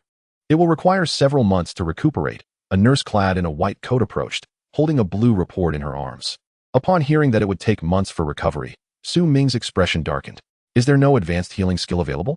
Regrettably, our strongest healing-type beast pet is only at the commander level. Rapid healing necessitates a king-level healing beast pet, the nurse explained. Recognizing Su Ming's urgency and suggesting he seek a king-level healing beast for treatment. Faced with this, Su Ming had no choice but to return the Ice Breath Dragon to his beast space. As for a healing king-level beast pet, he had only encountered the Vice Dean Ling Yeast Song Mo beast, which was known to be a healing type. However, since the conclusion of the freshman competition, he had not seen the Vice Dean, making it quite difficult to arrange treatment for his beast pet. Back in Lu Man's office, Su Ming sought advice on how to locate Vice Dean Lingy. You wish to find Lingy? What do you want with that old man? Lu Man asked, her face a mask of confusion as she set aside the document she had been holding. My beast pet has suffered severe injuries and requires urgent treatment, Su Ming explained. Upon hearing this, Lu Man didn't want to delve into the matter further and replied curtly, you want a quick fix, right? Bring out your beast pet, and I will use my illusory feather beast to assist in its healing. Surprised that the instructor would personally intervene, Su Ming promptly released the Ice Breath Dragon. At that moment, the Ice Breath Dragon lay on the table as if in slumber, yet its aura was exceedingly weak. Upon witnessing the situation, Lu Man summoned her commander-level illusory rain beast. Although it was a healing-type pet of commander rank, Lu Man's was merely a high-tier commander, not comparable to the king-level Tsangma beast. However, it was more than capable of healing lower-tier commanders. Under the care of the illusory rain beast, the Ice Breath Dragon's injuries significantly improved, with the enormous gash in its chest beginning to mend slowly. Su Ming, I see you are nearing the elite Beastmaster rank. Have you decided on your second beast companion? Lu Man inquired while channeling stellar energy to the illusory rain beast, all the while observing the flow of stellar energy within Su Ming. I plan to venture to the Jishur Canyon to seek a cub of the Star Gold Dragon Beast for my second companion. A cub of the Star Gold Dragon Beast? That is indeed a commendable choice. Lu Man had initially intended to find a pet for Su Ming with a maximum rank of Lord, but upon hearing his plans, she regarded it as a positive development. By the way, Su Ming, in a year, the 3 major Beastmaster Academies will hold the grand competition among the 3 schools. You and your companions must prepare early. Do not bring shame to the Holy Dragon Beastmaster Academy. Lu Man's voice suddenly elevated, her previously gentle demeanor giving way to an expression of utmost seriousness. The room fell into a profound silence, and Su Ming swallowed hard several times, murmuring, rest assured, Mentor, I will certainly give it my all. Upon hearing Su Ming's response, Lu Man's tense jaw seemed to relax slightly, and the severity in her gaze softened. Her eyes shifted to the feeble Ice Breath Dragon, and though her tone remained stern, she offered some reassurance. That is more like it. Your beast has sustained grave injuries. But with the illusory rain beast by your side, you need not worry excessively. As she spoke, Lu Man began to channel her full energy into healing the Ice Breath Dragon. Su Ming was quite envious of this healing-type pet, yet such creatures were exceedingly rare, making it difficult to find one with such high potential. This illusory rain beast was found in the Yujishan mountain range, a place not suitable for your current endeavor. Lu Man remarked, seemingly perceiving Su Ming's thoughts. She explained that her pet was obtained from the Yujishan mountain range, urging Su Ming to abandon any illusions. For the dangers of that region far outweighed those of Jishir Canyon. Within that realm, not only were there king-level magical beasts, but also numerous disaster-level beasts. With rumors of legendary beasts lurking therein, even domain-level beast masters would find it perilous to venture inside without the assurance of returning unscathed. Chapter 76. Departing for Jishir Canyon. The words Lu Man spoke about the Yujishan mountain range cut through the air like blades, akin to a bucket of ice water laced with shattered bones. Dousing Su Ming's thoughts abruptly. Do not overthink. I advise that for your third beast, you select a healing or support-type pet, as this would significantly enhance your survival probability in the wilderness. Lu Man paused, her gaze piercing as she fixed her eyes on Su Ming, emphasizing that beast masters with healing companions had a markedly higher survival rate than those without. Rest assured, Minter, I will keep an eye out for healing-type beasts. Su Ming assured her. Pleased with his response, Lu Man nodded, recognizing Su Ming's potential and feeling inclined to mentor him further. She then intensified the flow of stellar energy to the illusory rain beast, hastening its healing efforts for the ice breath dragon, with Lu Man's stellar energy guiding it. The illusory rain beast began to employ potent healing skills. The ice breath dragon, possessing formidable self-healing abilities, experienced a swift recovery aided by the illusory rain beast. In a mere 6 hours, the majority of its injuries had healed, with the significant wound in its chest fully mended. Thank you, Minter, Su Ming exclaimed, astonished by the rapid recovery of the ice breath dragon. It's a trivial matter. Just remember to exercise caution once you venture outside. Lu Man waved her hand dismissively, signaling Su Ming to be careful as he proceeded to Jishir Canyon. Su Ming nodded, and upon noticing the ice breath dragon's condition had stabilized, he bid farewell to Lu Man and made his way to a station on the outskirts of Cangyuan Base City. The rendezvous point with Song Mu was located in the western part of Cangyuan Base City, where the number of beast masters was notably higher than at other stations. At that moment, in a corner of the station, Song Mu leaned against a stone pillar, hands on her hips, and remarked as Su Ming approached. You took your time this time. However, before Su Ming could explain, Song Mu dragged him outside the city gates. As they stepped into the open air, a chilling sense of desolation enveloped them from all directions. What lay before them was an expanse of lifeless silence, with jagged rocks strewn about and desiccated flora reduced to dust, swirling in the wind. Su Ming looked up to find the sky shrouded not in clouds, but in a thick, dark red mist resembling congealed blood, heavy and oppressive, as if it were about to cascade down and stain everything in a hue of hellish despair. What battles must have transpired to create such a scene? Su Ming dared not ponder further and simply followed closely behind Song Mu. Given the considerable distance to Jishir Canyon, Song Mu opted to summon one of her commander-level snow wind spirit cats, the swiftest among her 3 beast companions, making it the perfect choice for their journey. A massive, snow-white beast materialized before Su Ming, and judging by its razor-sharp claws, he speculated that this snow wind spirit cat was a high-tier commander, nearing an evolution level of approximately 80%. After observing the snow wind spirit cat for some time, Su Ming finally climbed onto its back at Song Mu's urging. As he settled in, a refreshing fragrance wafted through the air, invigorating his senses. Utilizing his myriad beast's divine eye, Su Ming scanned the surroundings and noticed that the snow wind spirit cat occasionally emitted a bluish substance. Of course, it was difficult to capture with the naked eye. Su Ming only discerned a hint of it through his unique vision. If he was not mistaken, the snow wind spirit cat might possess a special innate talent. I never imagined that Sister Song Mu's beast would have a unique talent. I must admit, I feel a twinge of envy, Su Ming remarked, praising the creature while seated atop the snow wind spirit cat. Song Mu, upon hearing about the special talent, was momentarily taken aback, her mind swirling with questions. Few were aware of her beast's unique ability, and the fact that Su Ming could discern it immediately left her quite perplexed. Just a minor talent, Song Mu replied, not wishing to divulge too much about her companion. Upon hearing this, Su Ming chose not to press further. After all, probing into a beast master's privacy was quite impolite. Aware of this, he reminded Song Mu to hasten their departure, for he was eager to acquire his second beast companion. And now was not the time for inquiries about the snow wind spirit cat's peculiar talent. Seeing that Su Ming did not pursue the matter further, a glimmer of approval flickered in Song Mu's eyes. She wasted no time and gently patted the side of the snow wind spirit cat's neck, delivering a concise yet firm command. Little Snow, let us go. At the command, the snow wind spirit cat let out a deep growl from its throat. Immediately, It propelled itself off the ground with an explosive force, a brilliant ring of white light erupting around its feet, as if it were solid. Boom. The elongated form of the cat transformed into a streak of blinding white light, tearing through the air with a thunderous velocity. Feeling the rush of speed, Ming quickly harnessed his stellar energy to stabilize himself. The journey to Jishur Canyon could take about a month, Mu stated, urging the snow wind spirit cat to engage its second acceleration, causing it to move with such speed that only fleeting afterimages could be seen. Whoosh, whoosh, whoosh. As the snow wind spirit cat sped past, the air was filled with the sound of tearing fabric. The brilliant white light weaving deftly through various terrains at an astonishing pace. Seated atop the beast, Ming remained remarkably relaxed, undeterred by the wilderness around him. This was likely due to the special scent emanating from the snow wind spirit cat. By the way, there are many high-tier magical beasts in Jishur Canyon, so it is best not to provoke any rare creatures. Rare magical beasts? Yes, some of the beasts within possess formidable strength, with certain high-tier commander beasts capable of contending with ordinary king-level magical beasts. Upon hearing the prospect of confronting a royal-level beast, Ming felt a jolt in his heart. What is there to be surprised about? Your mutated ice breath dragon can also contend with commander-level beasts, can it not?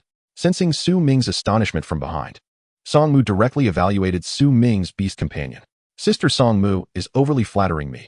I only managed to defeat a few ordinary commanders, Ming humbly replied. Nevertheless, he truly wished to witness the capability of a commander-level beast standing against a royal one. After pausing deliberately, Mu seemed to have an epiphany, her gaze drifting toward the distant horizon. Why be so modest? If your ice breath dragon were to mutate during its commander phase, the next town protector of Cangyuan Base City might very well have your name inscribed upon it. What? Town protector? The mere mention of those words struck Ming like a bolt from the blue, rendering him momentarily rigid, nearly slipping off the back of the snow wind spirit cat. The color drained from his face, and his voice trembled with incredulity. Please, do not jest about such matters. The town protector? That is the towering pillar safeguarding the security of an entire base city.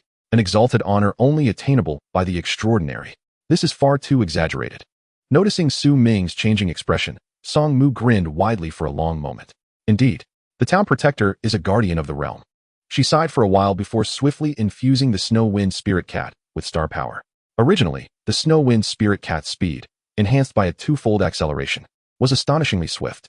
With Mu's continuous infusion of star power, its speed surged once again, doubling from its previous rate. With a resonant hum, each stride of the snow wind spirit cat allowed them to cover hundreds of meters in an instant, significantly shortening their travel time. However, the side effects were evident. Primarily the considerable consumption of star power. For Mu, who possessed over 70,000 points of star power, this depletion was immense.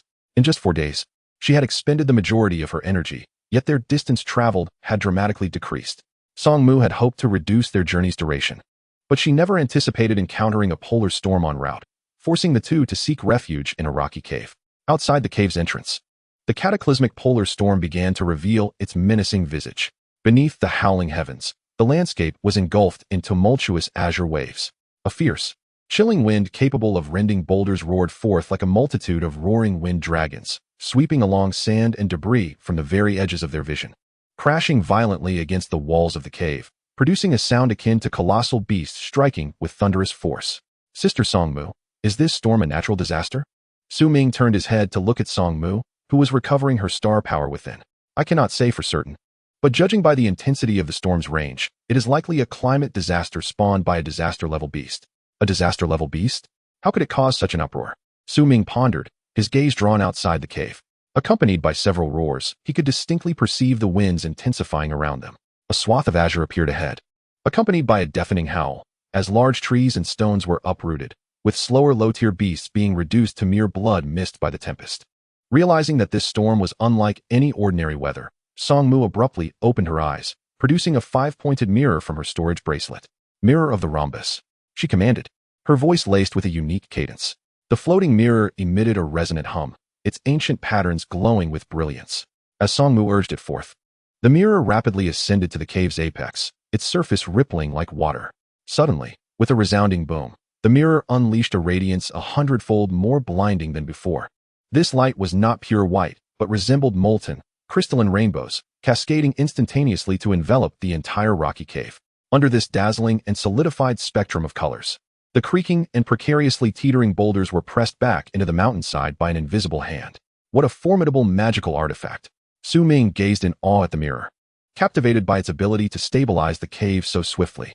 Is this a defensive artifact? How powerful? Song Mu chuckled in response. It is a magical artifact I stumbled upon in a secret realm. Indeed, it is a highly practical defensive tool. Hearing that it was obtained from a secret realm, Su Ming felt a surge of envy. Treasures acquired from such places or ruins were invariably extraordinary. Having restored some star power, Song Mu stood up and cautiously approached the cave's entrance to observe the storm. Just as the storm took a brief respite, a deep, resonant growl, as if striking directly at the very depths of their souls, shattered the howling winds. Immediately following, a massive shadow blotted out the sky above, accompanied by an unearthly chill, rushing past the two with unimaginable speed. It was a colossal creature covered entirely in shimmering silver-blue scales, its form defying description. Such overwhelming pressure.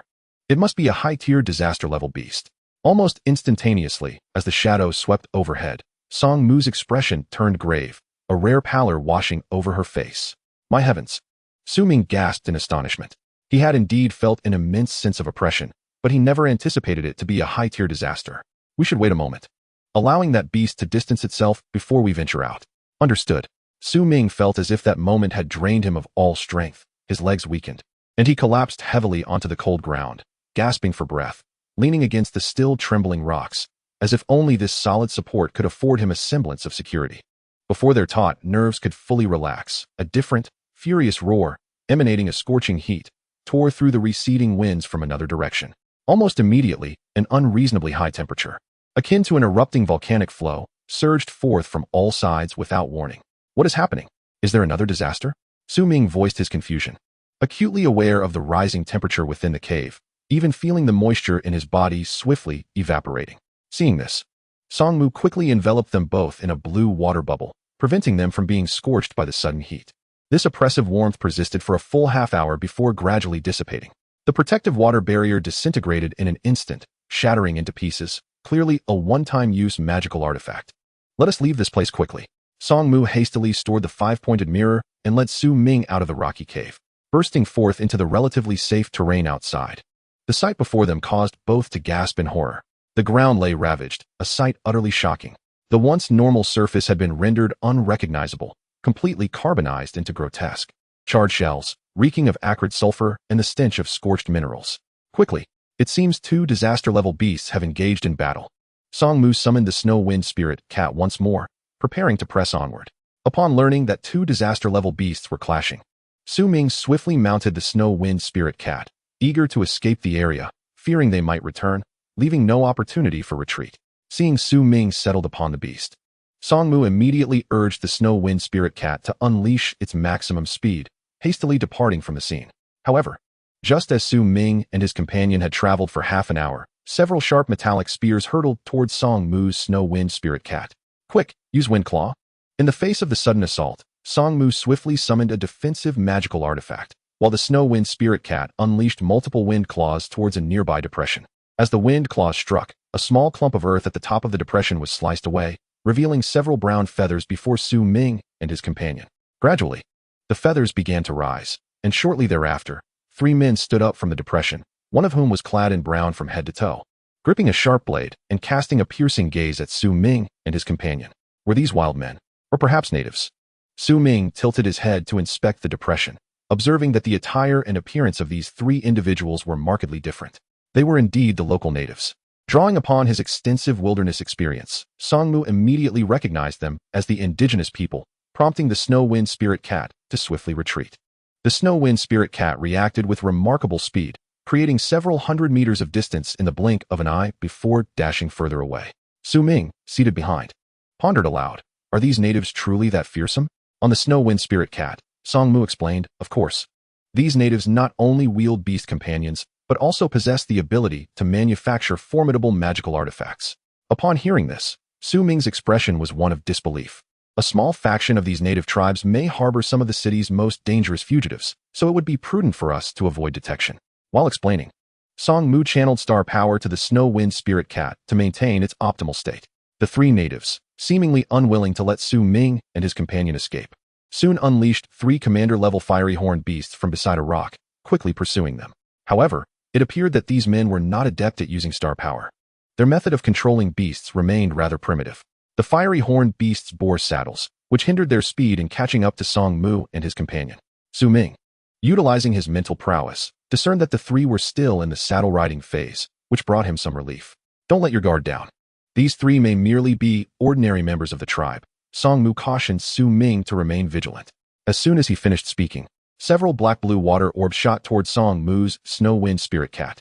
Just as the cat dodged, a series of poisoned arrows followed suit. Despite the snow wind spirit cat's swift evasion, 2 arrows struck its leg, the potent venom rapidly infiltrating its left limb and significantly hampering its speed.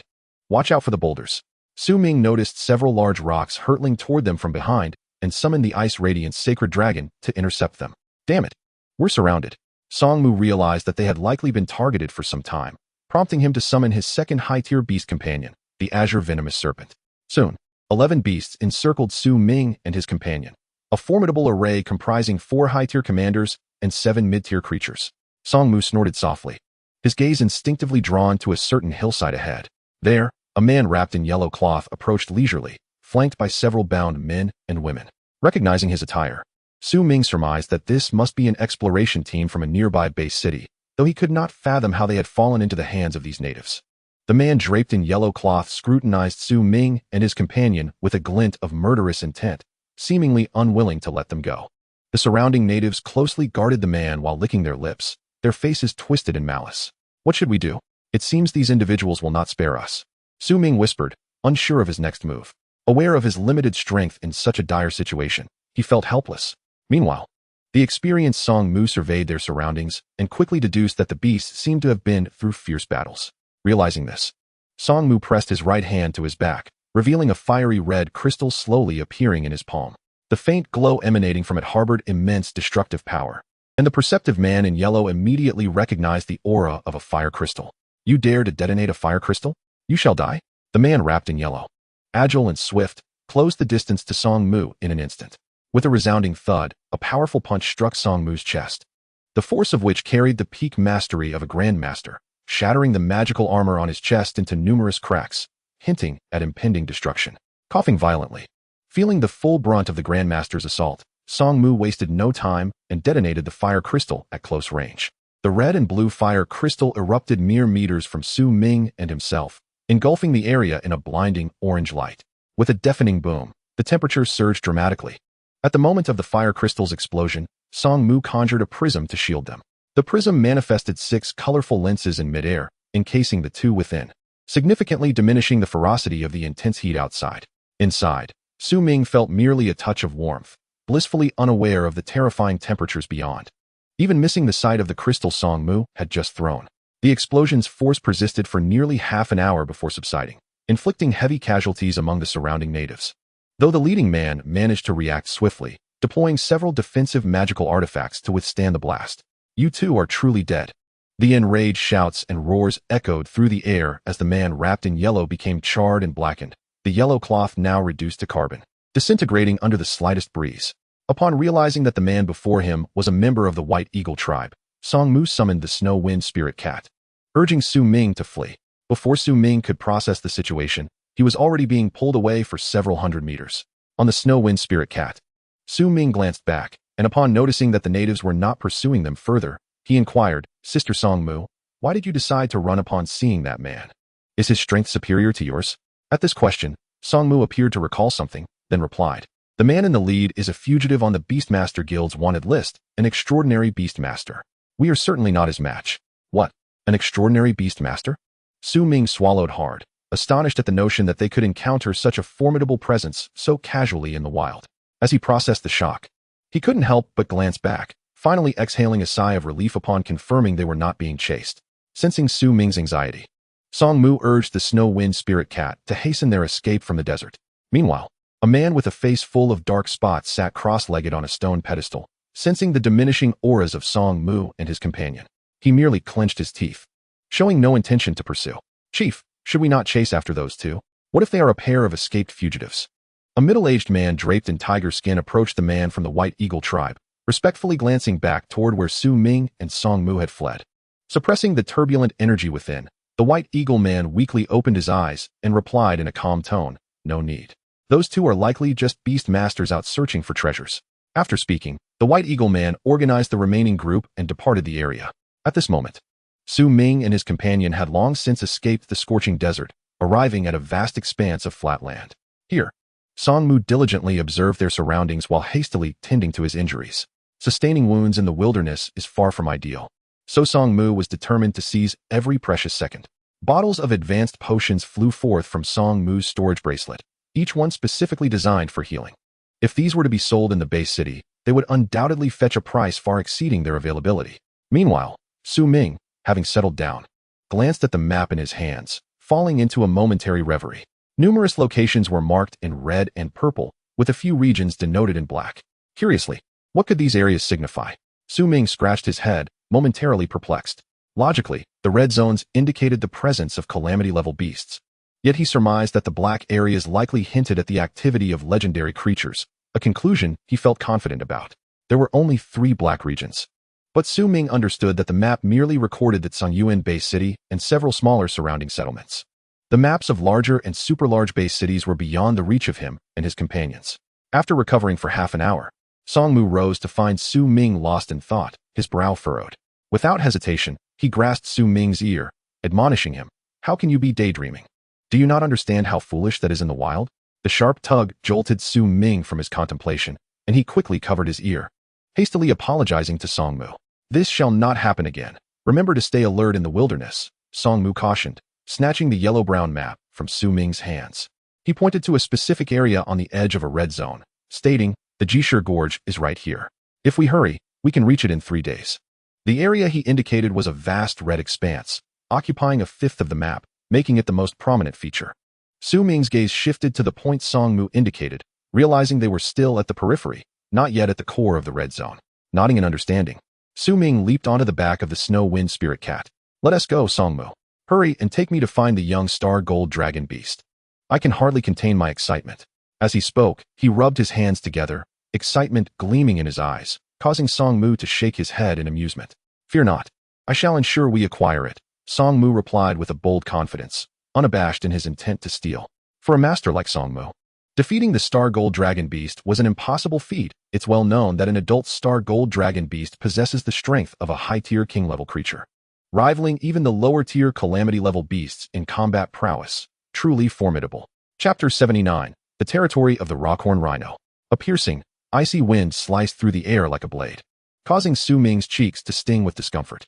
Below, the vast expanse of withered grassland groaned under the relentless gusts, echoing a mournful wail reminiscent of crashing waves. With Mu's potent star power fueling the snow wind spirit cat, it soared effortlessly, its feet barely touching the ground. Each leap burst forth a dazzling white light, transforming it into a blur, darting perilously among the cliffs and deep ravines, leaving behind distorted afterimages. After what felt like an eternity of desperate flight through extreme weather and perilous territories inhabited by formidable beasts, every moment stretched their nerves to the breaking point. Eventually, Ming and his companion reached the outskirts of Jishur Gorge, though their journey had been fraught with challenges, leaving Ming looking weary and haggard. By a clear stream flowing through the gorge, the snow wind spirit cat crouched low, on high alert, while Ming stumbled to the water's edge, cupping his hands to scoop up the icy liquid. It was as if he had encountered a long-awaited deluge, gulping down several mouthfuls to quench his parched throat. "Mu, how many young star gold dragon beasts do you think there are?" he rasped, looking up curiously at Mu, who stood nearby, clad in a black leather outfit. Her focus entirely on a deep brown crystal resting in her palm, its contents swirling silently like quicksand. This brown crystal had been an accidental find for Mu days prior, and despite not knowing its exact properties, her years of experience told her it was undoubtedly a treasure. After being pulled from her concentration by Ming's inquiry, she finally shifted her gaze from the crystal and replied quietly, "I'm not certain, but there are at least 2. Stowing the crystal away, Mu led Ming toward a specific direction within Jishur Gorge. As she scrutinized the map, contemplating the various markings, she ultimately chose a relatively safe route. Just as Mu was examining the map, a golden-brown rockhorn rhino unexpectedly launched an attack from above, its rock smash ability shattering the uneven rocky ground beneath it, unleashing a ferocious assault directed at Mu. With a twitch of her lips, Mu swiftly evaded the sudden onslaught. The snow wind spirit cat, reacting instantly, positioned itself protectively in front of her, its eyes shifting from a sapphire blue to a vivid crimson, clearly enraged by the Rockhorn Rhino's aggression. What is going on with that Rockhorn Rhino? Su Ming pondered internally as he swiftly mounted the Ice Breath Dragon, utilizing the All-Beast Divine Eye to survey the situation. Su Ming was astounded to realize that the Rockhorn Rhino before them seemed to be on the verge of breaking through to king-level status, just a step away from achieving it. Song Mu, that's a peak leader Rockhorn Rhino. We must flee, Su Ming exclaimed, his first instinct upon learning of its status being to escape, and swiftly, as far away as possible. The feedback from the All-Beast Divine Eye indicated that this particular Rockhorn Rhino's strength far exceeded that of the surrounding brown Rockhorn Rhinos, suggesting a possible mutation. However, Song Mu, upon hearing Su Ming's suggestion, resolutely declined. She surmised that the moment they had stepped into the Rockhorn Rhino's territory, it had likely set its sights on them, and the earlier attack was merely a test of their strength.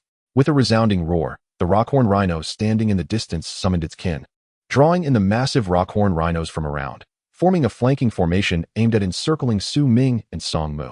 Prepared for battle, Su Ming braced himself, ready to break through to the northwest. Song Mu offered a few reminders, then led her two beast companions directly toward the peak leader Rockhorn Rhino. Realizing escape was futile, Su Ming gritted his teeth and urged the Ice Breath Dragon to plunge toward the northwest. The Ice Breath Dragon's overwhelming close combat prowess sent several attacking Rockhorn Rhinos crashing backward, severely injured and tumbling hundreds of meters away, incapacitated on the ground. This display of raw power momentarily stunned the surrounding Rockhorn Rhinos, a blatant challenge to their kind, which prided itself on strength and defense. In the blink of an eye, apart from the peak leader Rockhorn Rhino, the remaining Rockhorn Rhinos and numerous lower-tier Rockhorn beasts converged on Su Ming's position. As they charged, Su Ming's heart raced, and he felt an unending surge of star power flooding into the Ice Breath Dragon. Under the infusion of Su Ming's stellar power, the Ice Breath Dragon experienced a dramatic surge in both strength and speed, its enormous wings shrouded in frost as it raced towards the northwest. On the ground, a multitude of rock-horned rhinos, upon witnessing this, unfurled their limbs and erupted into a frenzied charge towards Su Ming's direction. Ice Breath Dragon, just a bit faster, please, Su Ming urgently commanded from the dragon's azure golden head, realizing with alarm that two advanced leaders were heedlessly pursuing him, undeterred by any obstacles in their path. As the two high-ranking leaders drew closer, Su Ming's heartbeat quickened. This marked his first encounter against two mid-tier leaders simultaneously. While he might have stood a chance against ordinary leaders, the overwhelming tide of beasts now surged towards him. This is bad. Evade quickly. A massive conical rock, shaped from colossal stone, tore through the air, aimed directly at the airborne Ice Breath Dragon. The stone cone, infused with a tempestuous surge of golden elements, split into 3 golden torrents across the sky, each harboring the devastating might of the mid-tier leaders. Su Ming knew he could not withstand these 3 assaults. With a deafening roar, the Ice Breath Dragon unleashed its full power to detonate the rock cone, yet was still staggered by the explosive shockwave. Hurry, use Dragon Strike. As soon as he touched down, Su Ming swiftly issued the command, gathering stellar energy into his right hand.